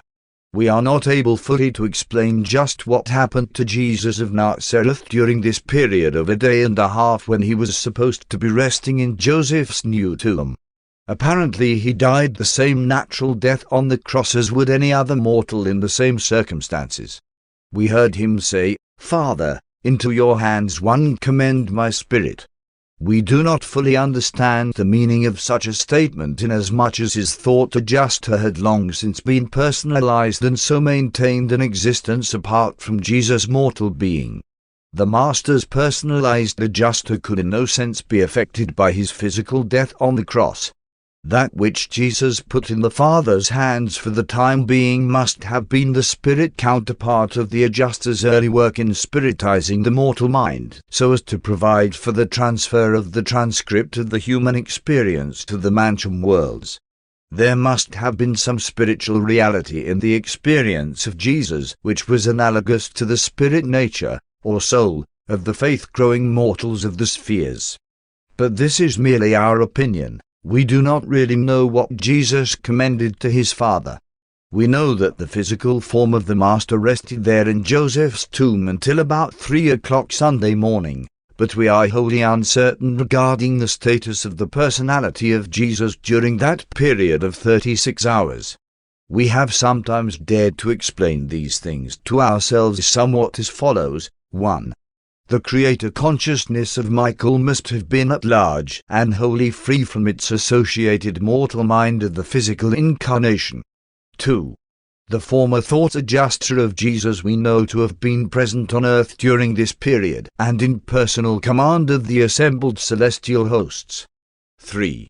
The acquired spirit identity of the man of Nazareth, which was built up during his lifetime in the flesh, first, by the direct efforts of his thought adjuster, and later, by his own perfect adjustment between the physical necessities and the spiritual requirements of the ideal mortal existence, as it was effected by his never-ceasing choice of the Father's will, must have been consigned to the custody of the Paradise Father.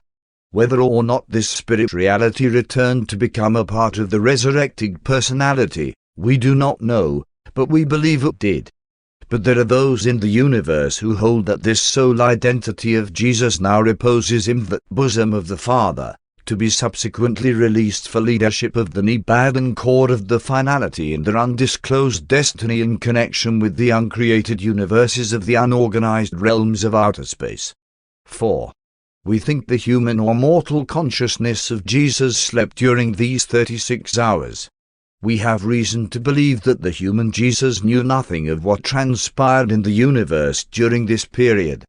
To the mortal consciousness there appeared no lapse of time. The resurrection of life followed the sleep of death as of the same instant. And this is about all we can place on record regarding the status of Jesus during this period of the tomb. There are a number of correlated facts to which we can allude, although we are hardly competent to undertake their interpretation. In the vast court of the resurrection halls of the first mansion world of Satania, there may now be observed a magnificent material Urantia structure known as the Michael Memorial, now bearing the seal of Gabriel. This memorial was created shortly after Michael departed from this world, and it bears this inscription, in commemoration of the mortal transit of Jesus of Nazareth on Urantia. There are records extant which show that during this period the Supreme Council of Salvington, numbering 100, held an executive meeting on Urantia under the presidency of Gabriel.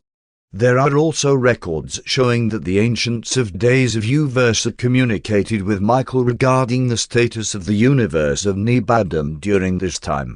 We know that at least one message passed between Michael and Emmanuel on Salvington while the Master's body lay in the tomb.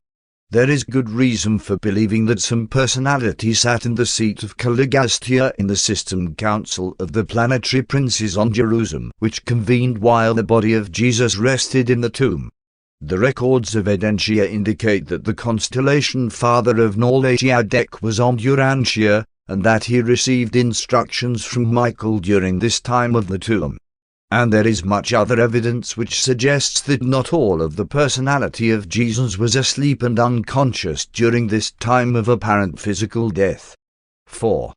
Meaning of the death on the cross. Although Jesus did not die this death on the cross to atone for the racial guilt of mortal man, nor to provide some sort of effective approach to an otherwise offended and unforgiving God, even though the Son of Man did not offer himself as a sacrifice to appease the wrath of God and to open the way for sinful man to obtain salvation.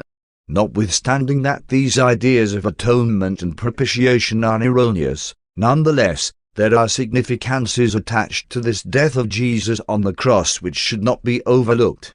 It is a fact that Urantia has become known among other neighboring inhabited planets as the world of the cross.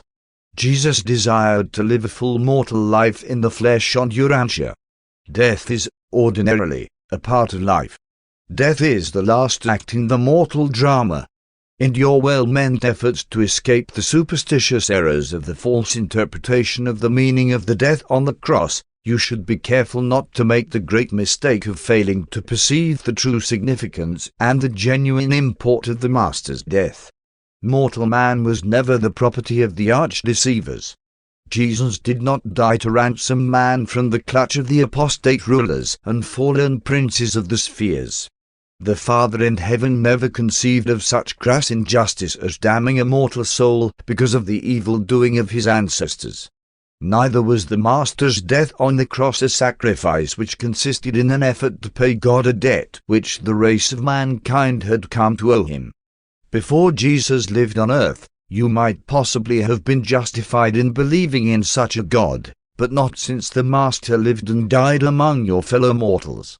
Moses taught the dignity and justice of a Creator God, but Jesus portrayed the love and mercy of a Heavenly Father. The animal nature, the tendency toward evil-doing, may be hereditary, but sin is not transmitted from parent to child. Sin is the act of conscious and deliberate rebellion against the Father's will and the Son's laws by an individual creature. Jesus lived and died for a whole universe, not just for the races of this one world. While the mortals of the realms had salvation even before Jesus lived and died on Urantia, it is nevertheless a fact that his bestowal on this world greatly illuminated the way of salvation. His death did much to make forever plain the certainty of mortal survival after death in the flesh. Though it is hardly proper to speak of Jesus as a sacrificer, a ransomer, or a redeemer, it is wholly correct to refer to him as a Saviour.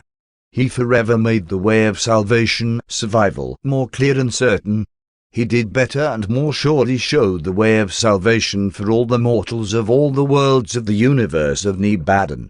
When once you grasp the idea of God as a true and loving Father, the only concept which Jesus ever taught, you must forthwith, in all consistency, utterly abandon all those primitive notions about God as an offended monarch, a stern and all-powerful ruler whose chief delight is to detect his subjects in wrongdoing and to see that they are adequately punished, unless some being almost equal to himself should volunteer to suffer for them, to die as a substitute and in their stead.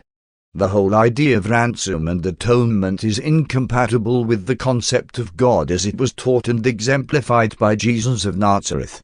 The infinite love of God is not secondary to anything in the divine nature. All this concept of atonement and sacrificial salvation is rooted and grounded in selfishness.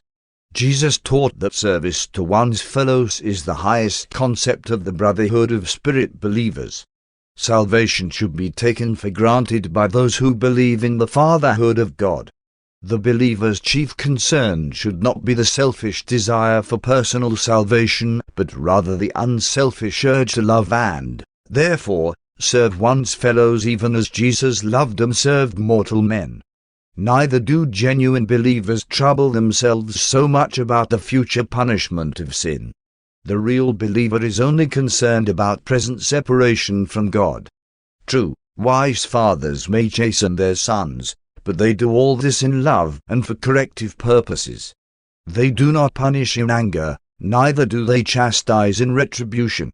Even if God were the stern and legal monarch of a universe in which justice ruled supreme, he certainly would not be satisfied with the childish scheme of substituting an innocent sufferer for a guilty offender.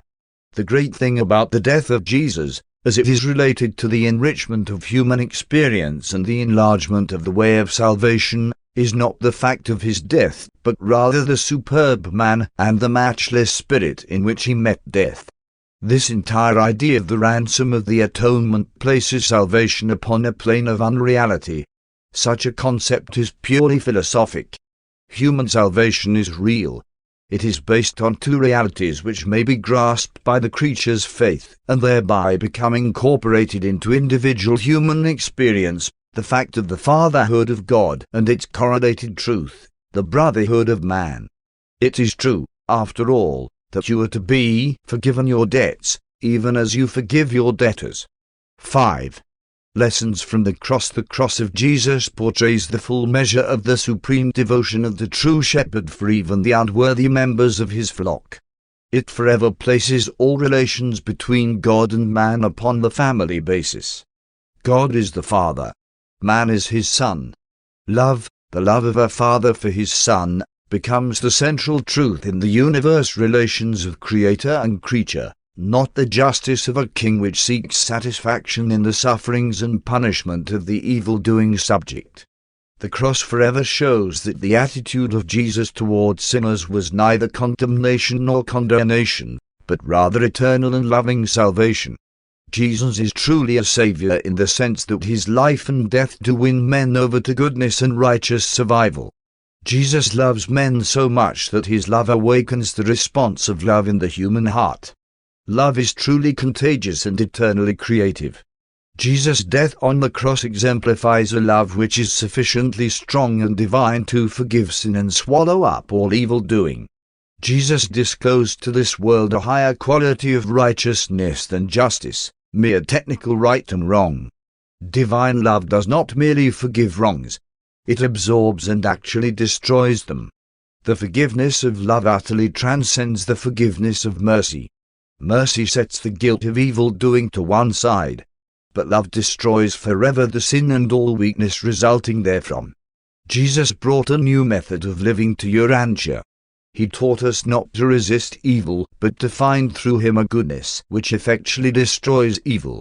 The forgiveness of Jesus is not condemnation. It is salvation from condemnation. Salvation does not slight wrongs. It makes them right. True love does not compromise nor condone hate. It destroys it. The love of Jesus is never satisfied with mere forgiveness. The Master's love implies rehabilitation, eternal survival. It is altogether proper to speak of salvation as redemption if you mean this eternal rehabilitation. Jesus, by the power of his personal love for men, could break the hold of sin and evil. He thereby set men free to choose better ways of living. Jesus portrayed a deliverance from the past which in itself promised to triumph for the future.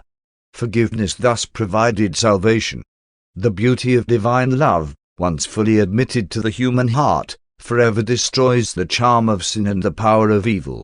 The sufferings of Jesus were not confined to the crucifixion. In reality, Jesus of Nazareth spent upward of 25 years on the cross of a real and intense mortal existence. The real value of the cross consists in the fact that it was the supreme and final expression of his love, the completed revelation of his mercy. On millions of inhabited worlds, tens of trillions of evolving creatures who may have been tempted to give up the moral struggle and abandon the good fight of faith, have taken one more look at Jesus on the cross and then have forged on ahead, inspired by the sight of God's laying down his incarnate life in devotion to the unselfish service of man. The triumph of the death on the cross is all summed up in the spirit of Jesus' attitude toward those who assailed him. He made the cross an eternal symbol of the triumph of love over hate and the victory of truth over evil when he prayed, "Father, forgive them, for they know not what they do." That devotion of love was contagious throughout a vast universe. The disciples caught it from their master. The very first teacher of his gospel, who was called upon to lay down his life in this service, said, as they stoned him to death, "Lay not this sin to their charge." The cross makes a supreme appeal to the best in man, because it discloses one who was willing to lay down his life in the service of his fellow men. Greater love no man can have than this, that he would be willing to lay down his life for his friends, and Jesus had such a love that he was willing to lay down his life for his enemies, a love greater than any which had hitherto been known on earth. On other worlds, as well as on Urantia, this sublime spectacle of the death of the human Jesus on the cross of Golgotha has stirred the emotions of mortals, while it has aroused the highest devotion of the angels. The cross is that high symbol of sacred service, the devotion of one's life to the welfare and salvation of one's fellows. The cross is not the symbol of the sacrifice of the innocent Son of God in the place of guilty sinners and in order to appease the wrath of an offended God, but it does stand forever, on earth and throughout the vast universe, as a sacred symbol of the good bestowing themselves upon the evil and thereby saving them by this very devotion of love. The cross does stand as the token of the highest form of unselfish service, the supreme devotion of the full bestowal of a righteous life in the service of wholehearted ministry, even in death, the death of the cross. And the very sight of this great symbol of the bestowal life of Jesus truly inspires all of us to want to go and do likewise. When thinking men and women look upon Jesus as he offers up his life on the cross, they will hardly again permit themselves to complain at even the severest hardships of life, much less at petty harassments and their many purely fictitious grievances. His life was so glorious and his death so triumphant that we are all enticed to a willingness to share both. There is true drawing power in the whole bestowal of Michael, from the days of his youth to this overwhelming spectacle of his death on the cross. Make sure, then, that when you view the cross as a revelation of God, you do not look with the eyes of the primitive man, nor with the viewpoint of the later barbarian, both of whom regarded God as a relentless sovereign of stern justice and rigid law enforcement. Rather, make sure that you see in the cross the final manifestation of the love and devotion of Jesus to his life mission of bestowal upon the mortal races of his vast universe. See in the death of the Son of Man the climax of the unfolding of the Father's divine love for his sons of the mortal spheres. The cross thus portrays the devotion of willing affection and the bestowal of voluntary salvation upon those who are willing to receive such gifts and devotion. There was nothing in the cross which the Father required, only that which Jesus so willingly gave, and which he refused to avoid. If man cannot otherwise appreciate Jesus and understand the meaning of his bestowal on earth, he can at least comprehend the fellowship of his mortal sufferings. No man can ever fear that the Creator does not know the nature or extent of his temporal afflictions.